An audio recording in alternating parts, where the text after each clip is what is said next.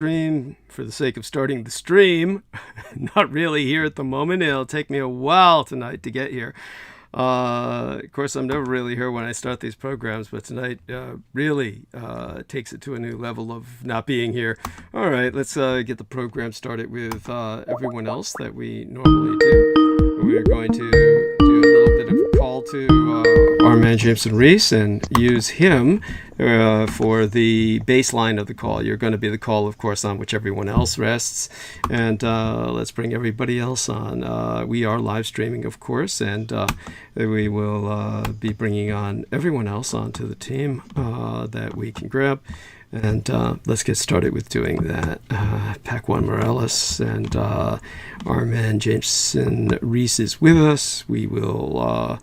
Salman Sheikh has joined us. Allah be praised. And Assalamu alaikum, Brother Douglas and J-Mo. My love to all of you. And our love in return. And with yourself, Jameson, you can also answer. Let's test the quality of your audio. Hey, how's it going? Oh, damn, that doesn't... going, dudes? That doesn't sound good. You sound tired. Do I really? Okay, that's a little better. Yes. Okay, yeah. I just have to get the headset a little closer to my mouth. Okay. The mouthpiece. Yeah, it's like that. Wonderful. And let's see if we can bring anyone else who's friendly with us on. Amanda Ute, I want everyone, I'll announce this later why she won't be able to join us, at least not in the beginning of the program. So just remind me to bring that up to everyone. Let me see. We've got Selena Khan, Pac-1 Morales. Pac-1 has joined us, I believe. Is he on the call? If anyone could check that for me, Jameson. Yes. Oh, he just joined. Wonderful. So Pac-1, if you could say hello, let's test your audio. Okay, his audio's not doing good. Let's add him again. See if that works. Derek Talley as well. There we are. Press the addition button there. And, okay. Let's see now. Who else can I think of? I added Daniel. Oh, wonderful. He can come on if he so wishes. And that's cool. Let's see now. What else was there? Trying to get my head out of my ass, but no, it's not coming out. And so our dear friend Brendan, of course. Brendan is Zogit. He's working with his car, and his car situation has got him down. So let me see now. Peter Moon will be coming on at the top of the next hour. Derek Talley should be joining us by now. We have an all-male group to carry us till Peter Moon gets here. Great. So wonderful. So what I'm going to do is, of course, inform all of my listeners about my situation. Let everyone understand that today is a national holiday in my true homeland and heartland of Taiwan. And in the Nationalist Republic of China, as reestablished on Taiwan, this holiday has always been honored, and it is what is known in the West as Dragon Boat Festival. It has a very complicated history behind it. I'll try to explain just a bit of it when I'm ready to start talking, which won't be for a while. I'm going to be counting on everyone around me to be talking until then. Now, this holiday is also celebrated in the United States via an extreme sport, and that extreme sport is dragon boat racing. The largest dragon boat race events are held annually in San Francisco, and they're part of the Northern California dragon boat racing community. Of course, this has been canceled for the last 2 years in a row. It was canceled last year and was canceled for tomorrow because of COVID-19. Now, remember, of course, that it is always a full day ahead of us this side of the international date line. In Asia, where the dragon boat races are being held. So my son picked me up to go to the estate so that we could maintain various online communications with people in Asia. And this, of course, included some of Beaver's connections. I, of course, do not have established contact with my family, my familial relatives from my mother's side in Taiwan. Maybe someday, but, that hasn't been that case since they attempted to contact my mother before she died, and she wanted nothing to do with them. And there's another story behind that I've shared in the past, and will do so again in the future if it comes up. But because I was involved with all of that, of course, there was a lot of drinking and drugging and the usual access that I have to at least partake in the blood of the various transfusion associates, which anyone who's unfamiliar with the Silicon Valley culture, this would take too long to go into right now, but let's just say there's blood boys there for myself to indulge in. And so this has to do with, yes, actual drinking blood on my part. That's not what the Silicon Valley moguls do. They take their blood by transfusion because, of course, they're simply baseline human. And again, if somebody doesn't understand what I'm talking about, it's too much to go into right now. So what we will do instead is bring on Derek Talley before all others, because what had happened the last time I had brought Derek Talley on with everyone else was that he had very little time. He had been awake since 4 a.m. in the morning. The other person we'll bring on simultaneous with Derek will be Pak One, and what I'll do is we'll find out which one of them has the least amount of time to be with us, and we'll let the one with the least amount of time tonight speak first. And so I would appreciate Pak One Morales to speak as well with Derek Talley. I'm presuming that Salman Sheikh has the normal amount of time allotted with us, and that our man, Mr. Jameson Reese, also has the normal amount of time allotted. So I'm going to, unless they say otherwise, that is the assumption I'm working on. So let us first know, Pak One, because you've got the family and the business and everything else, how much time do you have with us tonight? If he can speak. If not, then we'll let Derek Talley speak first and tell us how much time he's got with us, and just take it from there. Honestly, it's Derek's stage as far as I'm concerned then. So Derek, let us know what's going on with yourself and how much time you have with us tonight, approximately. Well, I got 30 minutes to an hour. So if Pak Hong comes back, he can come on, because I miss corresponding with him. I'd like for him to go, but then after he goes, I'd kind of like to talk to him for a little bit before it switches over to me. But yeah, I'm on a totally different schedule now. I have to do my dialysis 3 days a week, Monday, Wednesday, and Friday. But because they're making so much progress, they want to give me an extra day a week. So on Saturday, I had to do one, and so I'm going to do another one on Tuesday. So in the meantime, the kidney people actually submitted my name to the the transplant list. So the people of the transplant list of the hospital that I went to had actually called me and interviewed me. I did a 30-minute interview over the phone with them, and give me an extra so far day everything looks good. The only question that tripped me up was, have you ever had cancer? So I had to tell them yes, because they're calling from the hospital that I got treated from, and they said, well, everything sounds good, but they said if your name is going to get put on the transplant list, we'll call you. And if we decide that you're not a good candidate for a transplant, then you'll get a letter in the mail. So, I'm just checking my mail every day. So I don't know whether I'm going to get the phone call or the letter in the mail. Hopefully I get the phone call. But, either way it goes, I'm just, I'll just take it as it goes. And, there's still a hold up or delay on my insurance. And come to find out, it's because how my doctor worded his letter, or his letter to the insurance company, the paperwork that was submitted. So in the paperwork that he submitted, he put chronic kidney disease.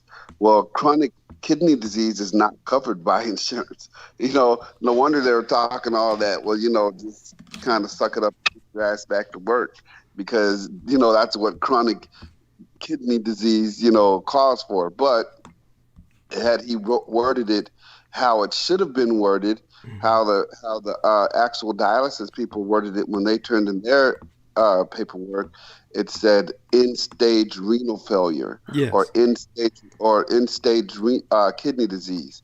Wording it like that gets your insurance going. Wording it like chronic kidney disease doesn't. So I'm on that kind of delay. So it's frustrating, but you can do your part, and you can, at a certain point, there's only so much you can do, and you're at the mercy of everyone else doing their part and doing it right. Now, in terms of that, of course, that's just horrendous, and it's upsetting, and ultimately it really just makes one, first off, you've got to find a new doctor. You can't tolerate that kind of shit unless you feel that somehow this doctor has been sincere and helpful to you all this time and simply fucked up at that point, which strikes me as is, how does a doctor fuck up like that? They should know this by now. They should know much better by now, because a doctor's entire career revolves around insurance. So it's very difficult for me to understand how a doctor could do that without malevolence involved. But in terms of you're explaining that to us, also, one of the things that needs to be taken into account is that, just so everyone understands this here, worst case scenario, Derek Talley has a fallback that no one else does. In terms of the regular civilian population, you just transfer everything over to the VA. If the insurance doesn't cover it, then you just transfer all of your dialysis and everything to the VA. In terms of regular people, quote unquote, if they're in insurance, what I don't understand is all these other people on dialysis, of course, they can't be expected to go back to work. So their doctors must be saying end-stage renal failure if they're on dialysis, because your average person, there's no such thing as working on dialysis, not in any conventional sense. So the insurance has to cover it, or our tax dollars have to pay for it, because otherwise these people would just all die. Now, obviously, most people are just going to say maybe that's what happens. Well, obviously not, because I've heard case after case where you have like chronic alcoholics who are, just this side of homelessness. The only reason they're not homeless is because they don't live in California. In other words, they live in the bumfuck areas of Appalachia or something like that. But I know that's not even the case, because there's all kinds of literally people who live in homes that they've acquired in California, where they own the house simply because their parents owned the house and it was willed to them. Whatever the case is, there's impoverished people who are not paying for dialysis that are on dialysis all their lives. So this is something that usually has to do with severe type forms of alcoholism and pushing themselves into, through various abuses, into renal failure, which is not the case with yourself. So somehow we're paying for all this with our taxes. There's no other conclusion to draw. So at some point, if you were some kind of welfare recipient, you would simply be on the program where this would be done for you. Now, you're in this gray area where you've worked all your life. Since you're going to be going on the Social Security disability insurance because of that, it's going to be different for you. But at the same time, worst comes to worst, you have an option that the rest of the civilians don't. You can transfer into the VA. And right. So my transfer to the VA is going to be probably another year, because the VA just sent me the paperwork to change my grouping because of what I make. I'm in what's called Group 7C, which means that if I were to transfer everything now over to the VA, it would cost me $600 a month, just based on what I make as a cryogenic, hazmat truck driver, So they sent me the paperwork on Friday. I fill it out, and they're going to change my grouping from Group 7C to Group 1 through 5. Now, Group 1 through 5 would get the dialysis for free. I guess Group 1 would be closer to homeless veteran, and Group 5 would just be a veteran that just doesn't make enough to have to pay. So in the meantime, I have my Blue Cross Blue Shield, which I've pretty much been I've had pretty much most of my adult life, Blue Cross Blue Shield. I think there's a couple of times where I've had United Healthcare here and there from, various jobs, but most of my, time of working and paying for insurance, I've been paying for Blue Cross and Blue Shield. And at this company I work for, it's Blue Cross and Blue Shield of New Jersey. And so shout out to them. They do their part. They do a good job. They did a good job for me when I had the cancer. And so, they're doing a good job for me now. So, and I'm glad I got them so that I can make that transition from going from Blue Cross Blue Shield. I guess after a year, it would switch over to something called Cobra or something like that, and that's where it's Medicaid and all that. And then it's, of course, at that point, that's where I can switch it over to the VA. But I got to do that part now to where I have to change my grouping at the VA because I work with another Marine that I asked him if he's signed up with the VA, and he said, "Oh no, it takes too long and this and that." I said, "Yeah, it took me about a year to sign up." I said, "But you know what? While you're healthy and while you can do it, sign up now and just go to your once a year checkup." You know what I'm saying? Mm-hmm. And then when you retire, who knows? You may not need it till you're 65. But when you retire, you can just switch everything over. Mm-hmm. Yeah, very good. And thank you for sharing that. And aside from that, there must have been some other adventures. There must be much else. There's a lot going on in your life. Your son, his girlfriend, you're cooking for them. They're moving in. How is everything going? Yeah, well, I've got bad news about that. She lost a baby. She went to the hospital, she said, for something else. I really don't know all the details, but I'm just keeping them in my prayers. They seem to be real down. There just seems to be like a dark cloud over me, with all of this. So I'm just, hoping that, they heal and she heals and they can get back at it. Well, but what about the living situation? In the meantime, they were going to move into your home. Is that not happening now because of the death of the baby? Which, of course, I'm devastated to hear about. And when, I'm sorry, I know you may not even want to give us personal details, but, exactly when did this happen? It didn't seem like it was going on the last time we spoke, which was just the last transmission.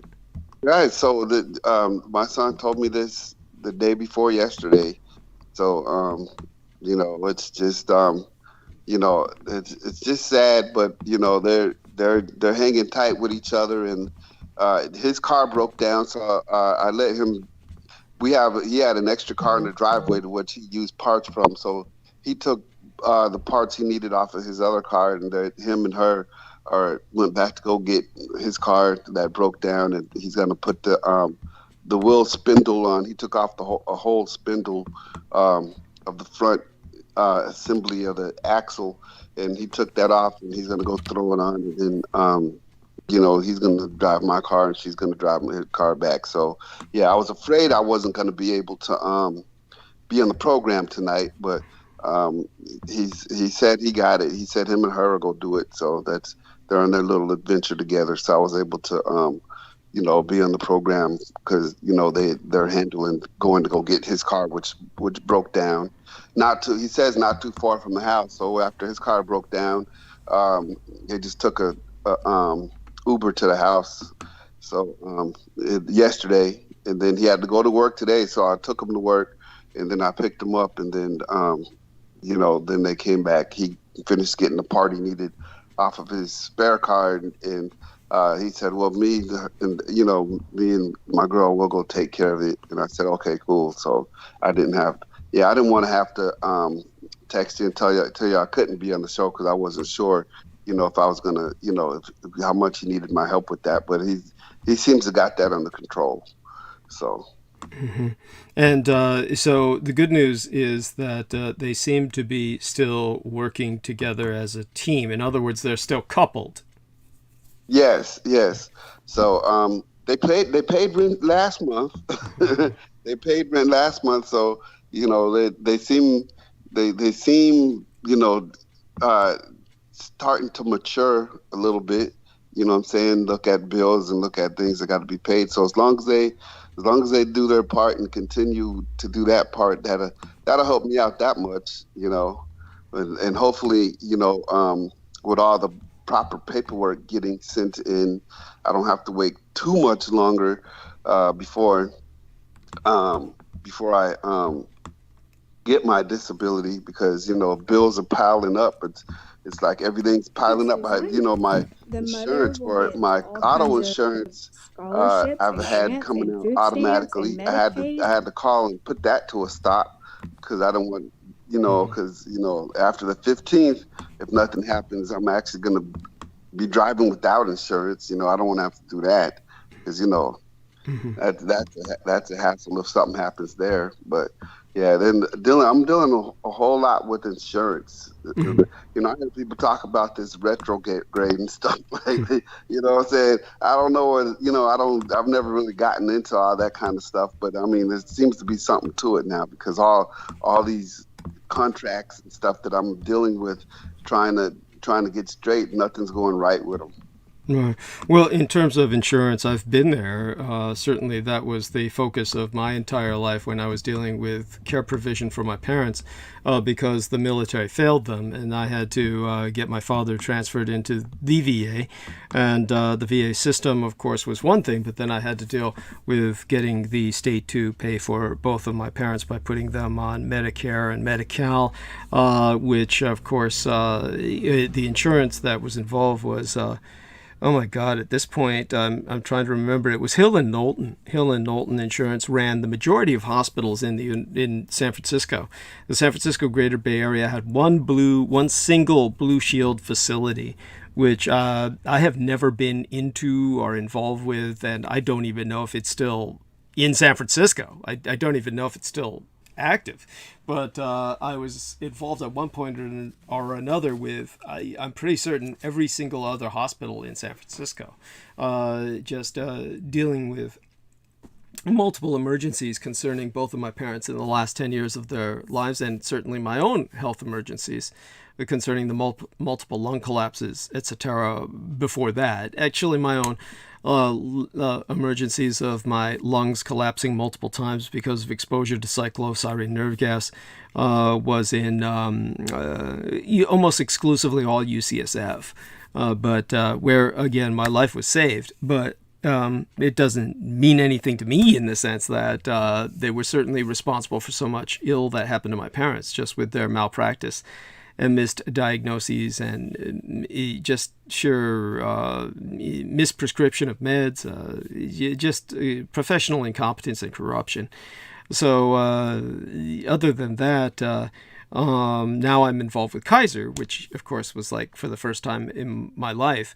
And because I was so good at taking care of everything else while my parents were alive, the transition into Kaiser had its obstacles and its problems, but for me, it's run quite smoothly ever since, comparatively speaking. The most recent thing being the Office of Psychiatry, which within Kaiser is kind of like a rogue department. And so what they've done is they've outsourced myself, as they've taken to doing with many people, because the complaints against San Francisco's Kaiser Psychiatry Department, I guess, have been profuse enough. There's been enough of them where they've taken to the option of simply contracting people out of San Francisco Kaiser into a separate private facility or with people somewhere else. And I'm at this point going to be seeing quote-unquote psychiatrists in upstate New York, as far as I understand it. So this will all be done by telecommunications. So in your case, of course, what you're dealing with is much more immediate, and you're at the stage now where I was when I was dealing with my parents. So this will be your new career, and that's to be expected. This is your new career, is staying alive. So just as it was keeping my parents alive, you're going to be doing that for yourself. So all of this will involve insurance, and it's, forget the Mercury retrograde bullshit. That's not the problem here. This is just normal, quote unquote. This is business as usual per insurance. And of course, what the insurance will try to do is ensure that you die, and your job will be ensuring that you don't. So you will be slotting yourself into a position where they can't let you die, so to speak. And so take it from there. And if you feel that you're running out of something to talk about, which I can't imagine how a person in your position would have the ability to run out of anything to talk about. I'd be bitching myself about anything and everything, and taking advantage of this forum, this venue right now, this venue to cathart, to vent and cathart, and complain about everything I could. But if you feel you're running out of steam in that regard, by all means, then we have many other individuals here who can take your place, so to speak. But we can check and see. What? Yeah, go my on. thing, once my disability comes back, I can concentrate on some other things, like putting aside some money so I could do my day trading, but learning as much as I can about that, so I could do that and work from home, and eventually come up with some new what do you call it? A new profession. And I being that I watched the cooking channel so much, I think when me and Pac-On were talking about his business, I said, I wouldn't mind doing that. So, maybe sometime down the road, I may have Pac-On counsel me about, getting my own business as far as it comes to food. Who knows if I can get a new kidney and everything works out, if I could I'd get a new profession by sending myself to culinary school or something. That'd probably be what I'd do. Mm-hmm. No, that makes sense, and I encourage that. So if Pac-1 Morales is there or can hear us, by all means, speak up. I feel like I'm calling to a disembodied entity while holding a seance, but he just indicated he was going to be available for the call, before I started the call tonight. So let's ask if he's followed through on that. So Pac-1, if you're there, do let us know. And I have a feeling we're not going to get a response. So what we'll do is I would encourage you, I presume you're friends with Pac-1 on Facebook, yes? Yes. Oh, okay. Yeah, So, as a matter of fact, I had another friend of mine in Texas saying, I think I'm going to do it. I think I'm going to start me a food truck. It's something I wanted to do for a while. And I said, everybody was saying, go for it, and sent him a message. So then I left him a message saying, go for it. You should do it. And he said, thanks, bro. Thanks for the encouragement. And then I responded to that saying, well, allow me to introduce you to someone who could help you out. And then I tagged Pac-On in there. And then he came back after that and said, man, Derek Talley, thank you, bro, for introducing me to somebody who's willing to help me out and show me the ropes. So Pac-On, after I tagged Pac-On in the post, and he went back and looked and saw what the post was about, he reached out to my friend in Texas, and that now, he's going to do his dream and start the food truck, and Pac-On's giving him the pointers and what to do and what not to do and whatever else he needs to get started. Mm-hmm. Wonderful. That's wonderful. And I appreciate your helping these men to get connected. I'm impressed. And so, yes, so make certain to do that for yourself, and we'll take it from there.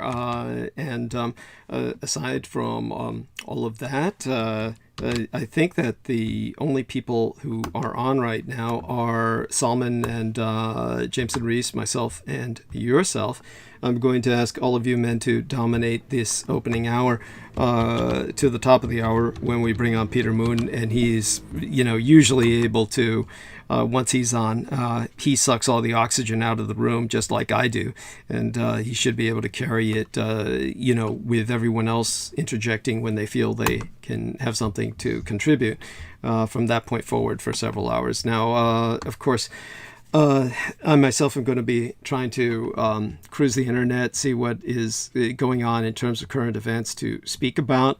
But I'm certain there must be something before I bring on Jameson Reese and Salman Sheikh. There must be something going on in current events outside of your world, which I understand your world is going to become very monofocal for the time being, and that your focus is going to be on staying alive, quite literally, and your immediate loved ones, which is primarily basically your son and his girlfriend at this point in life, if I'm not mistaken. It's pretty much just them, but in the most immediate sense. And we're blessed with the fact that they're still coupled, and that's considering that they've been through an incredible trauma that often decouples people. I am happy that this has not decoupled them, and if you have any more details you're willing to share in that regard, please do so, and then tell us about anything in terms of current events that might particularly be catching your attention. By the way, you are aware that today is the Eve Day of National Flag Day, are you not?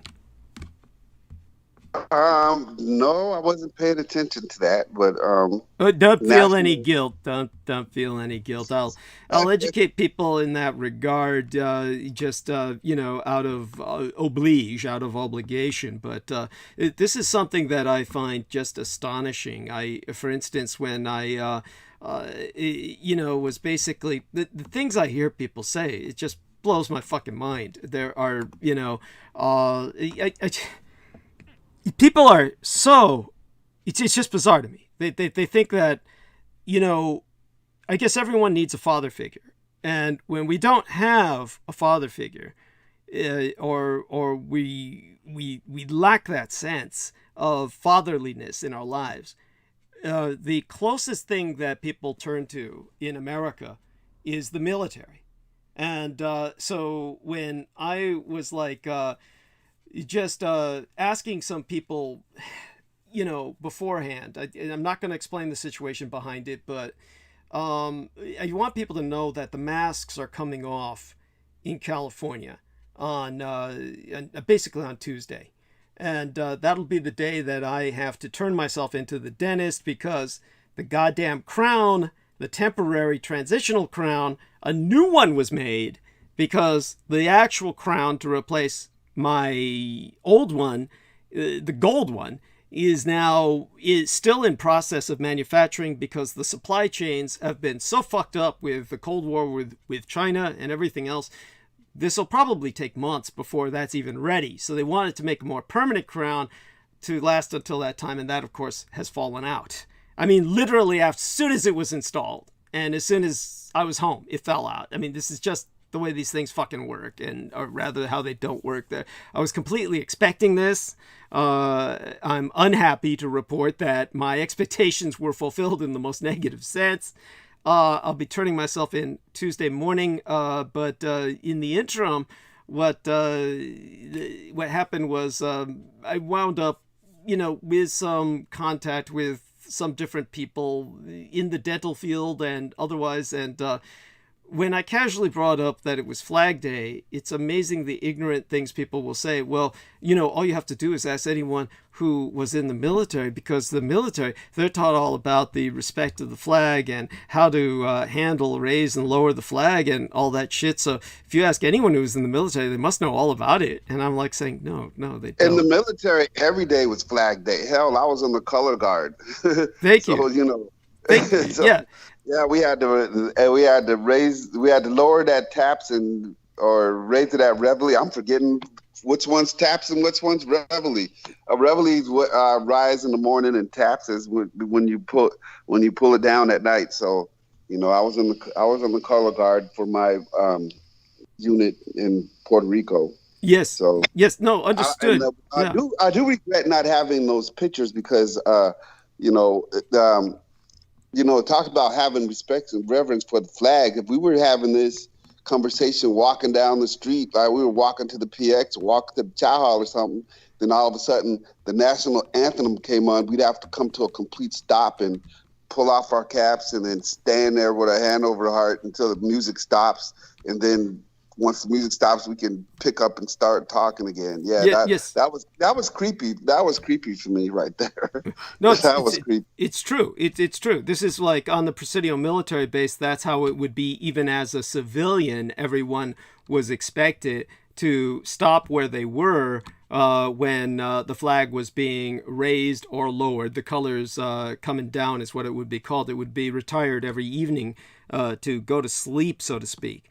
So the idea of it not standing still while the colors were being lowered, you'd be verbally assaulted at the least.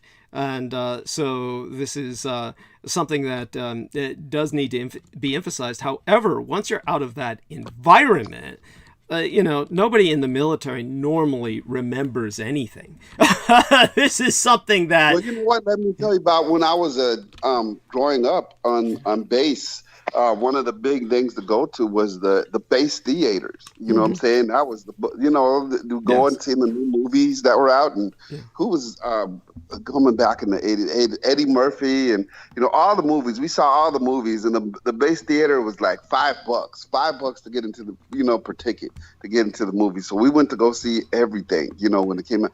But it is the base, so you have to, before every show, you have to stand up and put your hand on the heart while they play the national anthem over the intercom or over the theater system. Yeah. And there was one Indian guy who was always in there, American Indian. He had real long hair and he always had a baseball cap on. And there was one or two times where somebody, he stood up, he put his hand over his heart, and somebody would yell, "Take your cap off." And he's like, "I'm not taking off my cap." I mean, one time somebody came down and almost went into blows because they felt he didn't have enough respect for the flag to take his cap off. Right. So. Right. And bear in mind, this is just an image of a flag on the screen in the theater. Yes.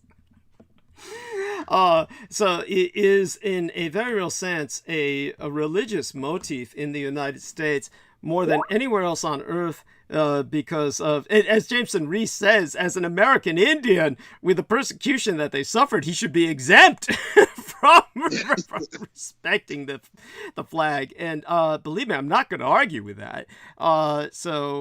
It's God, again, people get my point. It's that when you're in that environment, then you're much more part of this, and I don't mean this necessarily even in the negative, a cultic milieu. You're part of this cultic milieu where the flag is very much the closest you can get to a religious icon in the United States, because the United States lacks any other sense of culture. So this is one of those elements of what you would call civil religion. This is the civil religion of the United States.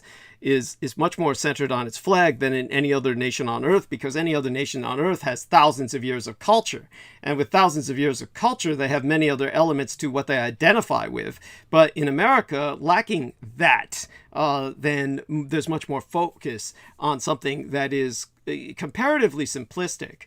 Nevertheless, for a modern flag, compared to the modern flags of many other nation states, the American flag is one of the most complicated flags in the world. And now, this wouldn't be the case if we went back to medieval banners and you have heraldry. And the heraldry involves, of course, very complicated symbols that would be on flags and banners, because most populist movements in the true sense, where you had popular revolutions, resulted in modernized flags that were comparatively simplistic. One of the most complicated flags left in the world is the American flag. And so I'll do a bit of explaining towards that and later tonight. But, I have to pull my head out of my ass before I can even get to that point. So thankfully, we've got Derek Talley here to reminisce a bit about that. And anything else you'd care to reminisce about? I mean, I think it's unbelievable that the only time you went diving in your life was when you were in the Marine Corps, during your time that you had free time, during whatever free time you had. But it was basically only the few years you were in Puerto Rico in the Marines, or maybe 1 year. Was it 1 year or more than that you were able to go diving during your free time? It was like 18 months. Yeah, I went diving the whole 18 months I was down there. So, yeah. But you never dove again ever since. That's so sad. Right, I know. So I need to redo it and get my license now. The pool that I go to, I haven't been in a while because I haven't been volunteering because I haven't been able to get into the pool, and so they were able to replace me with my class. And I've actually had some of my students text me and say, well, the class isn't the same without you. This guy doesn't know what he's doing. Well, they have another guy. A volunteer just filling in my place for the Saturday class. And I've had so many people tell me, well, the reason I, bought this package and came, to these classes and continue to come is because I came to your class first. And once I came to your class, this was the thing that I knew that I needed in my life for me to do. And now you're gone. And these other people that are instructors, bless their heart, but they ain't you. They don't run it like how you run it. So my goal is to eventually get back there. But anyway, the pool, Beyond Aquatics, they have these scuba diver instructors. They're a third party, but they come in and they're training people and getting their license, and so they're training them in the pool because we really don't have.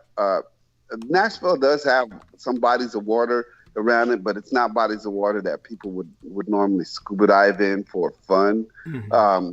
Usually, when you hear about people scuba diving in the waters around here, it's usually firefighters to get out whatever dead bodies or whatever they got to get out of. But, it's not like it wouldn't be like scuba diving down there in Miami. Mm-hmm. So, but these people, they come in and they have a way of doing the training so that you can get your license. So when I'm able to get in the water again, I think I'm going to take that training up again and start doing some travels. That was such, and then it's cool to have a guys to scuba dive with because there was like. In the Marines, it was like as many of us as you could fit in the Capri Classic, 3 in front and 3 in the back. So 4 in the back. You know what I'm saying? We would just go to the Atlantic Ocean, and then we were in Roosevelt Roads is in a town called Saba, and Saba is the very end of the Atlantic Ocean. So we could go south and be in the Caribbean Ocean. This town called Humacao. Humacao, Puerto Rico is where Macho Camacho had his mansion back in the day. So we would go to, one weekend we would go to Humacao and the beach down there, and we would be in the Caribbean Sea. And the next time we would go up to San Juan, and we would be in the Atlantic Ocean. So, but there was always a big group of us. So that's what made it so fun, But yeah, that's something I plan on getting back into.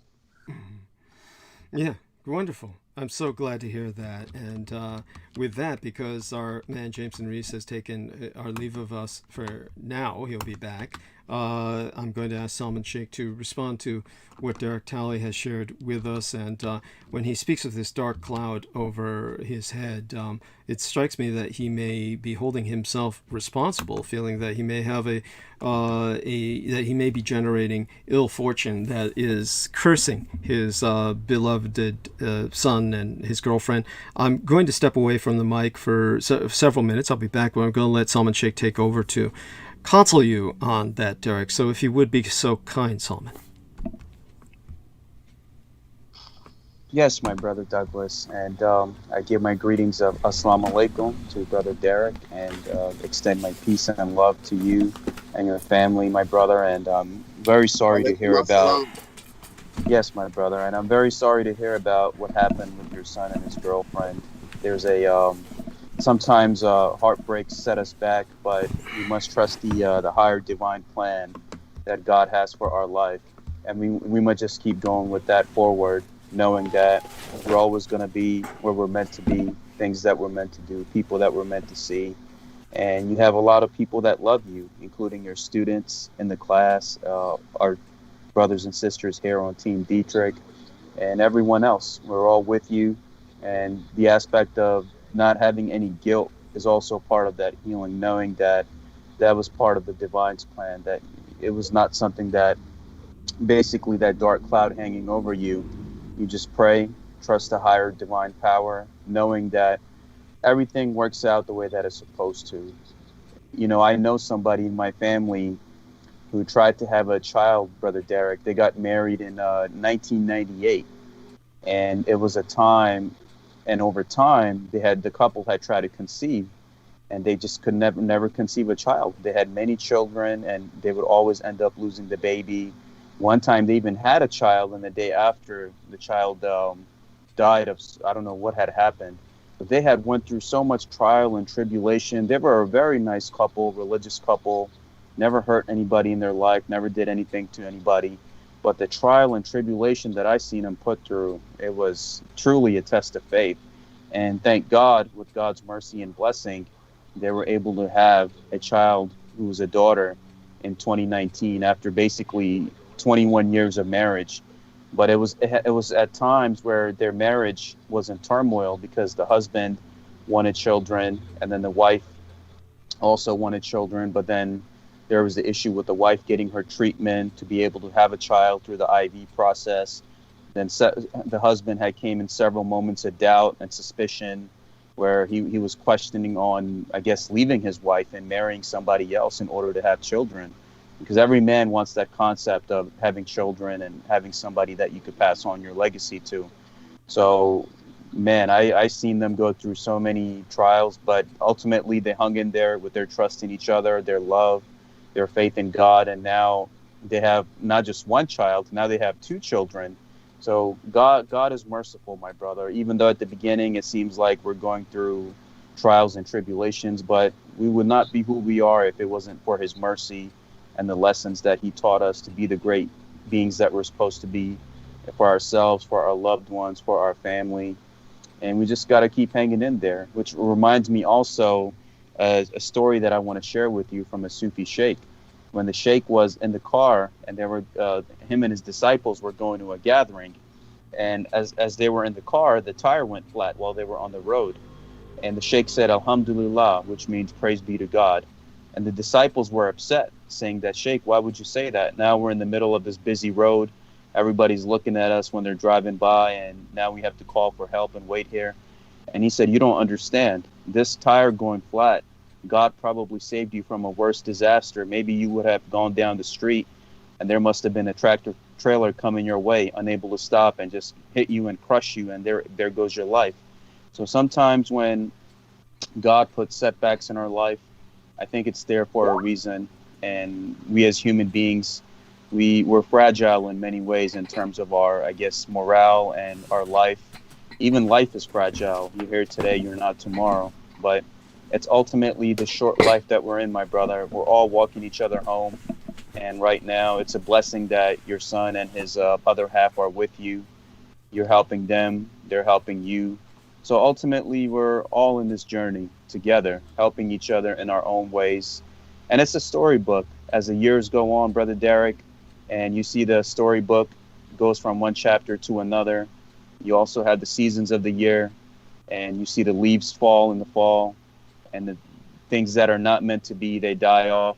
Then you have the winter, the concept of reflection and healing thyself and knowing thyself. Then the spring comes when new life arises and the sun rises after a dark and gloomy winter, with sun, with life, with everything. And things do come back. And I would encourage your son to keep the faith. Don't lose his faith.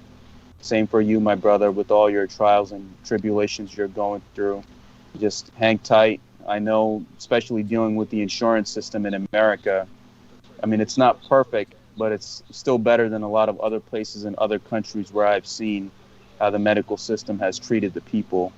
So I will pray that everything with your paperwork and whatever it is that you're dealing with continues to prosper as we trust God's plan for your life, our life, your son's life, knowing that everything will work out accordingly, my brother. And we're all in this together.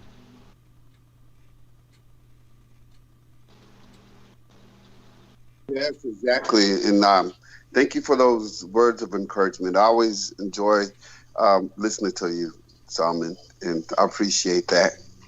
Thank you, my brother. And that's what the main thing is, that in this concept of this human life that we're in, there's a story from a Sufi point of view that says that it takes you 50,000 years to get back to Allah, God. And we think that we might be, let's say, I might be 29 years old in this life. Somebody might be 30. Somebody might be 40. But we think this life is it. But this is a never-ending cycle of that continuous energy of the Creator that we continue basically in this journey, coming back, helping one another. We believe in this life, it's about, okay, where'd you grow up? Who were you affiliated with?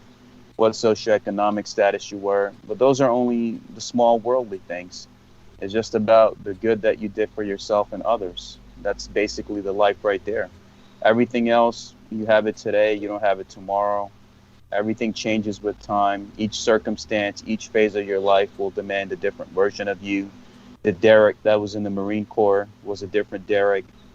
Now after you became a husband, after becoming a father, your sickness, in your current phase, every phase of your life made you evolve in a different way, mentally, physically, spiritually, emotionally, because that's God's higher plan for our life. And that's just ultimately what it is, that whatever the good is, good always wins in our life.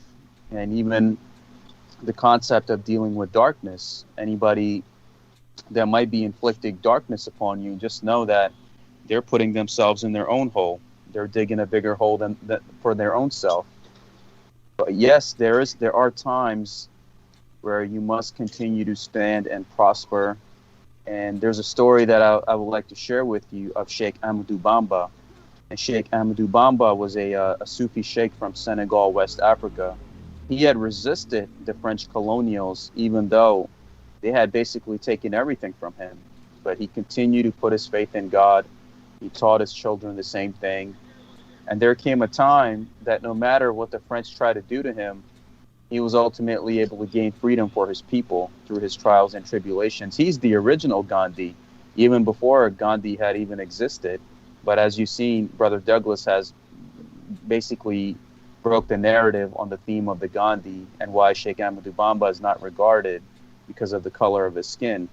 But we do have this unfortunate reality where we do have teachers and all these great beings around us, but it's just we just have to be able to recognize it, know our self-worth, know our recognition, and know in life sometimes that you got to do what's best for you. You got to follow your heart, let your heart be your guiding key. And at the time, sometimes we might feel emotional or might feel like, the world is out to get us.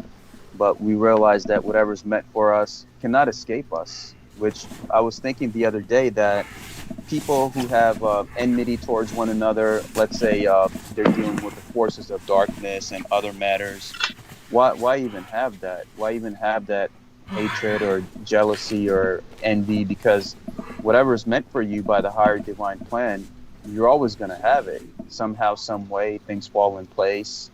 And you get what's yours always. That's something that no one can take away from you. And I know, my brother, for you, the good health, good prosperity, for your health, for your job, for your son, for other issues where you have dealt with in terms of your spouse and all the darkness that you have dealt with, just know that there is a light at the end of the tunnel, and there are good things for those who wait, especially men of God and those who put their faith in God. The path is never easy, but we continue walking it one foot in front of the other.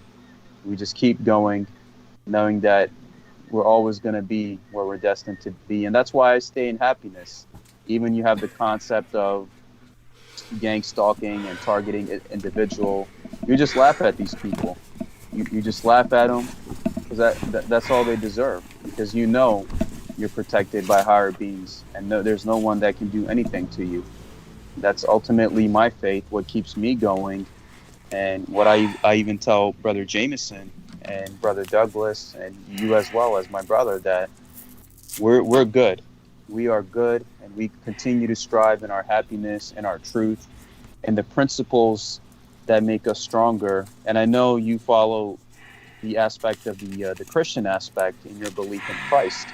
And what I do is like, because it's all about the intention, Brother Derek. As long as you put the intention behind the prayer, everything works. So with the Sufi prayers, we'll have La ilaha illallah or Bismillah ar-Rahman ar-Rahim. We could say that 100 times a day, or 1,000 times a day, to put that shield of protection around us.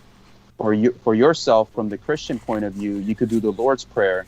If you do the Lord's Prayer 100 times a day, since words are spells, you will put that frequency of light and protection around you, and that intent that you're uttering with your words. I have people who have tried that, and it has done a lot of wonder in their life. But it's all about what background you are and whatever prayer you choose to do in terms of serving the divine. As long as it has good and powerful intention behind it, it works, my brother. So maybe, try that one of these days, like just sit down and talk to God and do the Lord's prayers as much as you can. And that help does come, my brother. That help does come, and that love and healing does come. Thank you. Thank you. Yes, I agree. Wonderful. So I'll be calling Peter Moon in a matter of minutes, and we have a few minutes before he comes on. And would you like to leave on some words? I mean, you're welcome to stay as long as you want, Derek, but I'm under the impression that these days you're pressed for time simply because of your schedule. Now, today was a day that you did get dialysis this morning, yes, I'm presuming? Or Not no? this morning. It was Saturday morning. Okay. I got dialysis. So I've been regularly waking up like around 4 or 5 o'clock in the morning. So I went ahead and woke up at 4 o'clock in the morning today without even setting my alarm. So yeah, but it's about time for me to take it in, and I'm glad I got a chance to stop in and drop by, and of course, you guys can always call me every episode I can. I'll come on and give you guys an update on what's happening with me. But thank you for everything. Thank you, Douglas. Thank you, Salman. And it's good talking to y'all. And maybe next time around I can catch Paco. Yes, I hope so. And certainly reach out to him before then, okay? I would encourage, I encourage you to do that. And by all means, don't count on meeting him here, because most of the time he's, got his own trip going on, and it makes it impossible for him to synchronize with us. But so reach out to him yourself, and I look forward to hearing an update on that. And in the meantime, we all love you dearly, and you have a blessed night. Okay? All right. Good night. Good night. And with that, of course, going to turn towards Salman, so glad that you're here to provide the chaplaincy that we need, and deeply appreciate it. Very moving what you can do. I myself, of course, thought of the tribulations of Job, and I'm surprised that Derek Talley, with his own biblical background, didn't mention that himself during his, shall we say, relation of his troubles, his tribulations. But aside from all of that, Jameson, I take it you're doing well. You can kind of carry us to the top of the hour with Salman while I make to call our man Peter. Okay. Well, I'm a little down right now. I usually would be okay, but I found out that one of my favorite mangaka is dead. Oh, sorry. And that is Kentaro Miura, the creator of the best-selling manga Berserk. Okay. And he died of a aortic dissection. That is apparently when something It's when there's a sort of break in the aortic wall and the person bleeds out internally. That sounds very unpleasant. I mean, I'm not like in tears or anything, but the thing is, this manga was one of the manga that helped me at a time when I was at a very dark place in my life. I understand. It sustained you. Yeah. Yeah, and I hold people who are artists and storytellers in higher regard than most people hold famous stars, or than people might even hold friends, because there's something they contribute to the greater good of humanity that gets people, like myself, out of many a dark night of the soul. So it's very sad. I only found out because I was looking for the latest chapter, and I had found, and that's when I had gotten the news. Apparently, this happened in May, but this is somewhat bleak to me, because I'm always going to wonder now. It's there's that sense of incompletion, and that's a very huge creative hole to fill within one's own soul. But I understand that these things happen, and mangaka are not people who are in the best of health. Let's be honest. I mean, these guys are drawing most of their lives. Yes. I only dabble in art. I can't even call myself an artist because I don't draw all the time. But these guys draw all the time. They're always they're always doing their craft, and they have very little time to really take care of themselves as far as fitness and things like that. So it's very understandable that these things happen. Still, it's a great loss to the community and to the human unconscious collectively. Yes, and so I appreciate your sharing that, and let's what I'll do is I'll try to I can bring on Peter Moon for you. Yeah, see if you can do that. We can both try, and I'll tell him we are calling, and he may be caught up in something, but that gives us more time to go through some of the things that are going on in our world, and we'll see if he's able to respond, in time. In the interim, it looks like he's unavailable. Yeah. In the interim, I want people to understand that Amanda Ute was not able to join us because her cat died in her arms just before the call. So it wasn't a good time right now. And she might still be joining us later in the evening for a little bit of time. And we'll see how that works out. In the meantime, everyone can enjoy the company of Salman and our... Oh, my God. My sincere condolences. That's beyond devastating. I wouldn't expect her later tonight. She's going to need time. Yeah. I mean, that's losing a pet is worse than losing a family member. A human family member. For most Americans, that would be the case. It's amazing how they become so attached to their pets. I'm sorry, whose voice was that? Peter seems to have joined us. Oh, good. Hello, good. Peter. Hi, that is correct. I just joined. Hi, Peter. How are you? Wonderful. And so, Peter, we are so relieved at your presence, and I want you to understand, Peter, I'm going to count on you to hold the stage. I am just in no shape to speak. I hope to be so after at some point tonight, but right now I'm counting on you to relate your adventures and take us through what you've been through, what insights you've gained, what lessons you've learned, and just what things may have amused you or saddened you, etc. Take us through the whole adventure of what you've been through with this loss and with everyone's dealing with this grieving process that you participated in, and how it also brought you together with people you hadn't seen in forever. Please, I'm going to go mute and just let you run with it. Okay, well, I got back Saturday morning at about 3 a.m. From LA, and it was just an incredible. It's an incredible thing to go back to your place of origin. I suppose for anybody. And I went back over the death of my best friend, and my best friend from age 3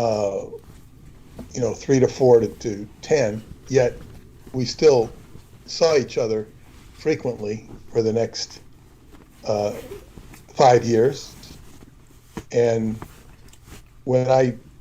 as he got into maturity, he went into the music business. He became quite a musician, played with many notable people, and was very good. And had I stayed there, he would have taught me music, because he taught me everything. He was my mentor, sports mostly. So it was like, and then we sort of divided, because I went into Scientology and he went separate, and he kind of divorced from his family to a large extent. And but we reunited. I remember on the trip when I saw Cameron for the second time, Marjorie Cameron, I took my family out to meet his family and to meet my family as well. My daughter and so my daughter, of course, knew him, and she was with me the whole time. I was with her the whole week, and that was a really great time to be with my daughter. And it was really good. And to be right in the heart of Los Angeles was a very interesting neighborhood she lives in. However, one of the things, she lives in an apartment building, has a rather modest but very modern and nice apartment. She lives next door to a house which was, I think she said, was sold for 1.4 or 1.7 million. What's the difference? 0.3 million. She said, but it was, what had happened is, it actually looked like a quaint house. I mean, it looked like it could be fixed up really neat. However, it was in huge disrepair, because when the owners sold it, the new owners didn't move in. So who moved in were homeless people. And this house is full of debris. Oh my God. Guys with bottles. I saw one guy with 3 sacks of bottles coming out. She says, don't talk to anybody. Don't engage anybody. So I respected what she said. It's, the rules of the neighborhood, I guess. Not that I really had an opportunity. She said they went to arrest, the cops came to arrest some gang member there, but they couldn't arrest him. All they could do is convict him of having a tattoo of the gang, apparently. But they don't appear to cause much trouble, or significant trouble. So she told me something about squatters' rights.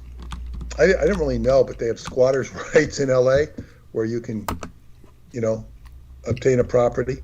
It sounds to me like the mistake the owners made was not to move in. I'm sure they're fighting it in court.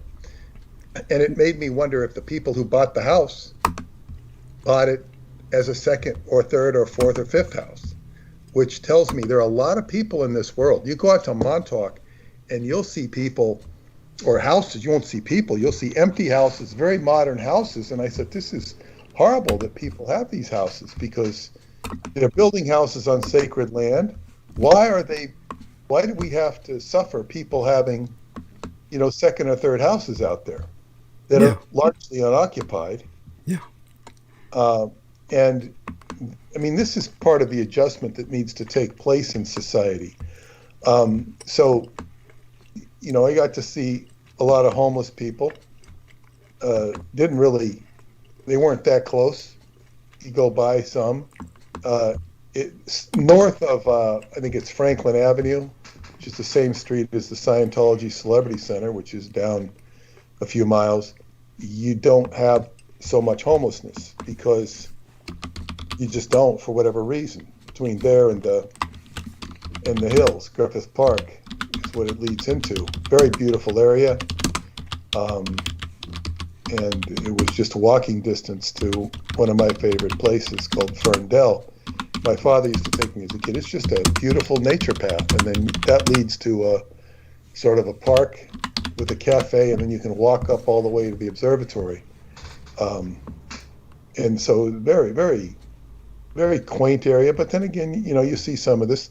The traffic was could be very challenging, but it was nice to just be there in the warm California sun, which is quite different than the sun in New York or even the sun in Northern California. So it was really refreshing to be there. See my sister and all of her grandchildren, or most of her grandchildren, was quite a treat. But as I said the other night, confronting a lot of autism, a lot of not in my family there, but in other people that I encountered, too detailed to go into. My best friend's daughter, she works with an autistic kids, sort of as a side job because she does other things. So that was kind of a weird coincidence. And to as I say, to connect with, you know, a kid I used to play with. I mentioned him before. That's where I learned the Bible, or if I learned it, I'd sit there and hear Bible readings that his dad would read. And so, you know, he was my friend from age 3 to 10 as well. And, you know, he remembered so much, and I remembered so much, and his older sister came along.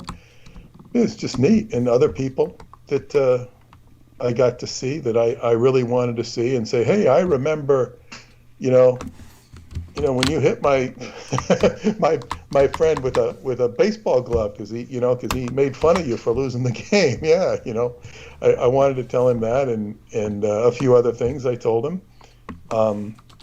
So, and then I was able to connect with my friend's family much more deeply. You know, his brother, his daughter, his wife, and his cousin. These connections go deep. It'll probably result in me going out. Well, I definitely committed to taking his daughter to Catalina, something he never did. He wanted to. I was going to take my daughter to Catalina Island, which is about 26 miles off the coast of LA. And it was just too much. We decided she was getting too stressed out. We have to get up at 6 a.m. to go. Forget it. I'll go out there. When I do it, I'll do it right and take her along one way or another. But you know, the finality of somebody, and he, you know, he was ready to die. You know, he couldn't talk for, I think the last time we were out there was quite a while ago. It seems like yesterday, but I wanted to introduce Paula to him, and he could whisper. But since then, he got his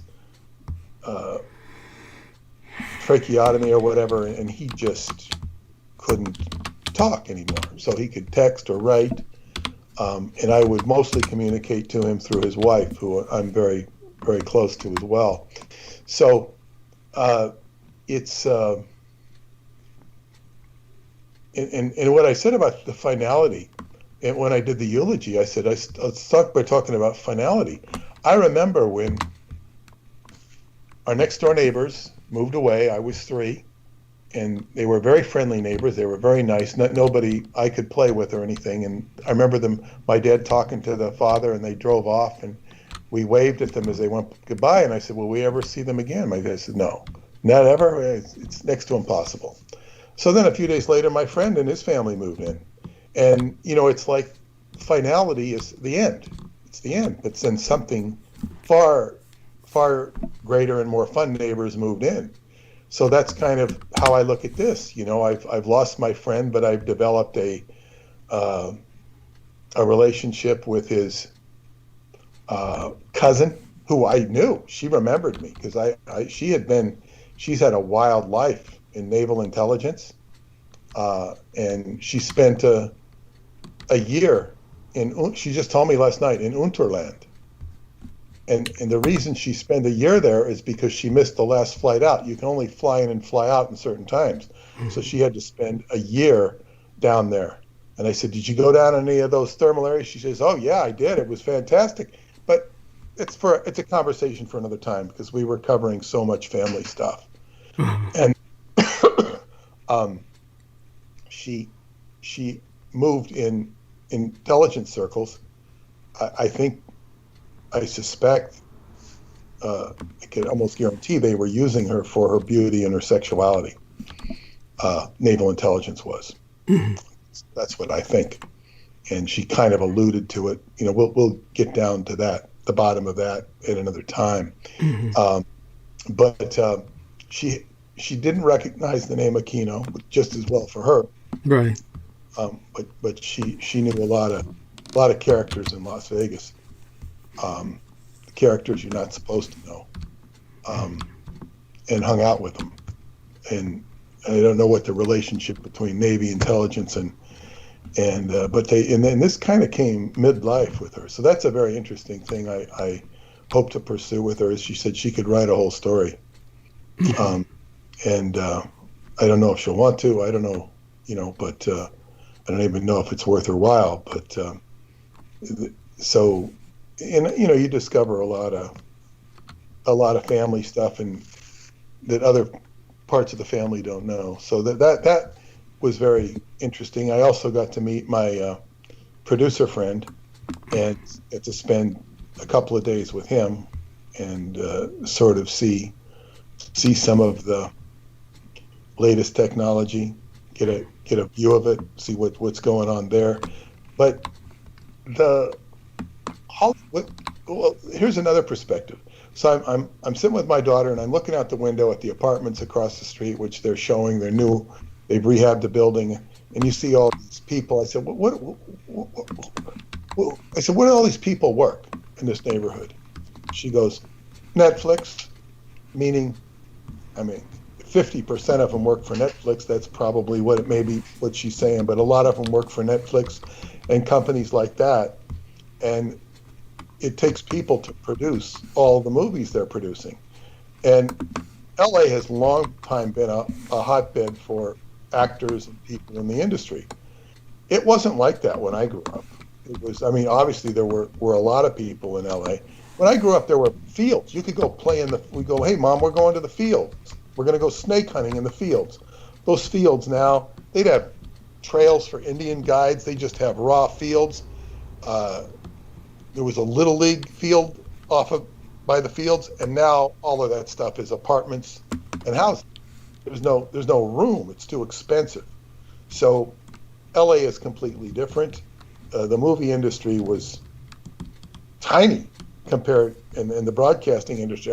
Sure, they had Studio City and all these places. There was a hotbed for movie stars living in Bel Air, Beverly Hills, but now movie industry is just all over the place, and they're producing, I guess what you'd say, content of questionable value. and you see this, and some of it's mediocre, some of it's okay, some of it's kind of good maybe, but it's more of all of this entertainment is sort of a reflection of people's condition. It's a reflection of society, and rarely is it a transmutative element. That movie that was in the 1980s with you were searching for his name, Ben Kingsley, Gandhi. That movie Gandhi was a very inspirational movie, but it was all based on horseshit. This is the problem. You get an inspirational movie, and sometimes there are inspirational movies. I know a guy who took it, he tried to do a documentary on Montauk. He told me that the three most transforming consciousness movie of the 80s were all involved Kevin Costner. He said they were Field of Dreams, which was a very beautiful dream. It was about the dream. If you build it, he will come. And that really rehabilitated people's interest in baseball. Baseball was got a big surge out of that movie. So I don't know if that helped consciousness at all as far as interesting people in baseball, but it did. It was very beautiful for the dreams. He said the other movie was JFK, Oliver Stone's movie, which, you know, brought a tremendous awareness of the JFK assassination, because there had been the House Committee, or is it House Committee on Assassination or whatever, investigate the President Kennedy's assassination, and they concluded it was a conspiracy. House Committee. Now they backpedaled on that because you can't make the Congress out to be conspiracy theorists, but they admitted it was a conspiracy. Gerald Ford, even, who was part of the Warren report, even Warren Commission, he says, I never said there wasn't a conspiracy. He says, we just said we found no evidence of a conspiracy. He was making, a pointed distinction. However, this guy, he'd make a good, be very competitive with Joe Biden on Jeopardy. They put the two of them together. They'd be very competitive. Gerald Ford was, of course, infamous. And the reason they say he lost the debate and the election with Jimmy Carter when they debated was he insisted that Poland was not a Iron Curtain country or a communist bloc country. He insisted that Poland was not, basically a communist country. I forget the exact wording, but it was outrageous. And of course it was.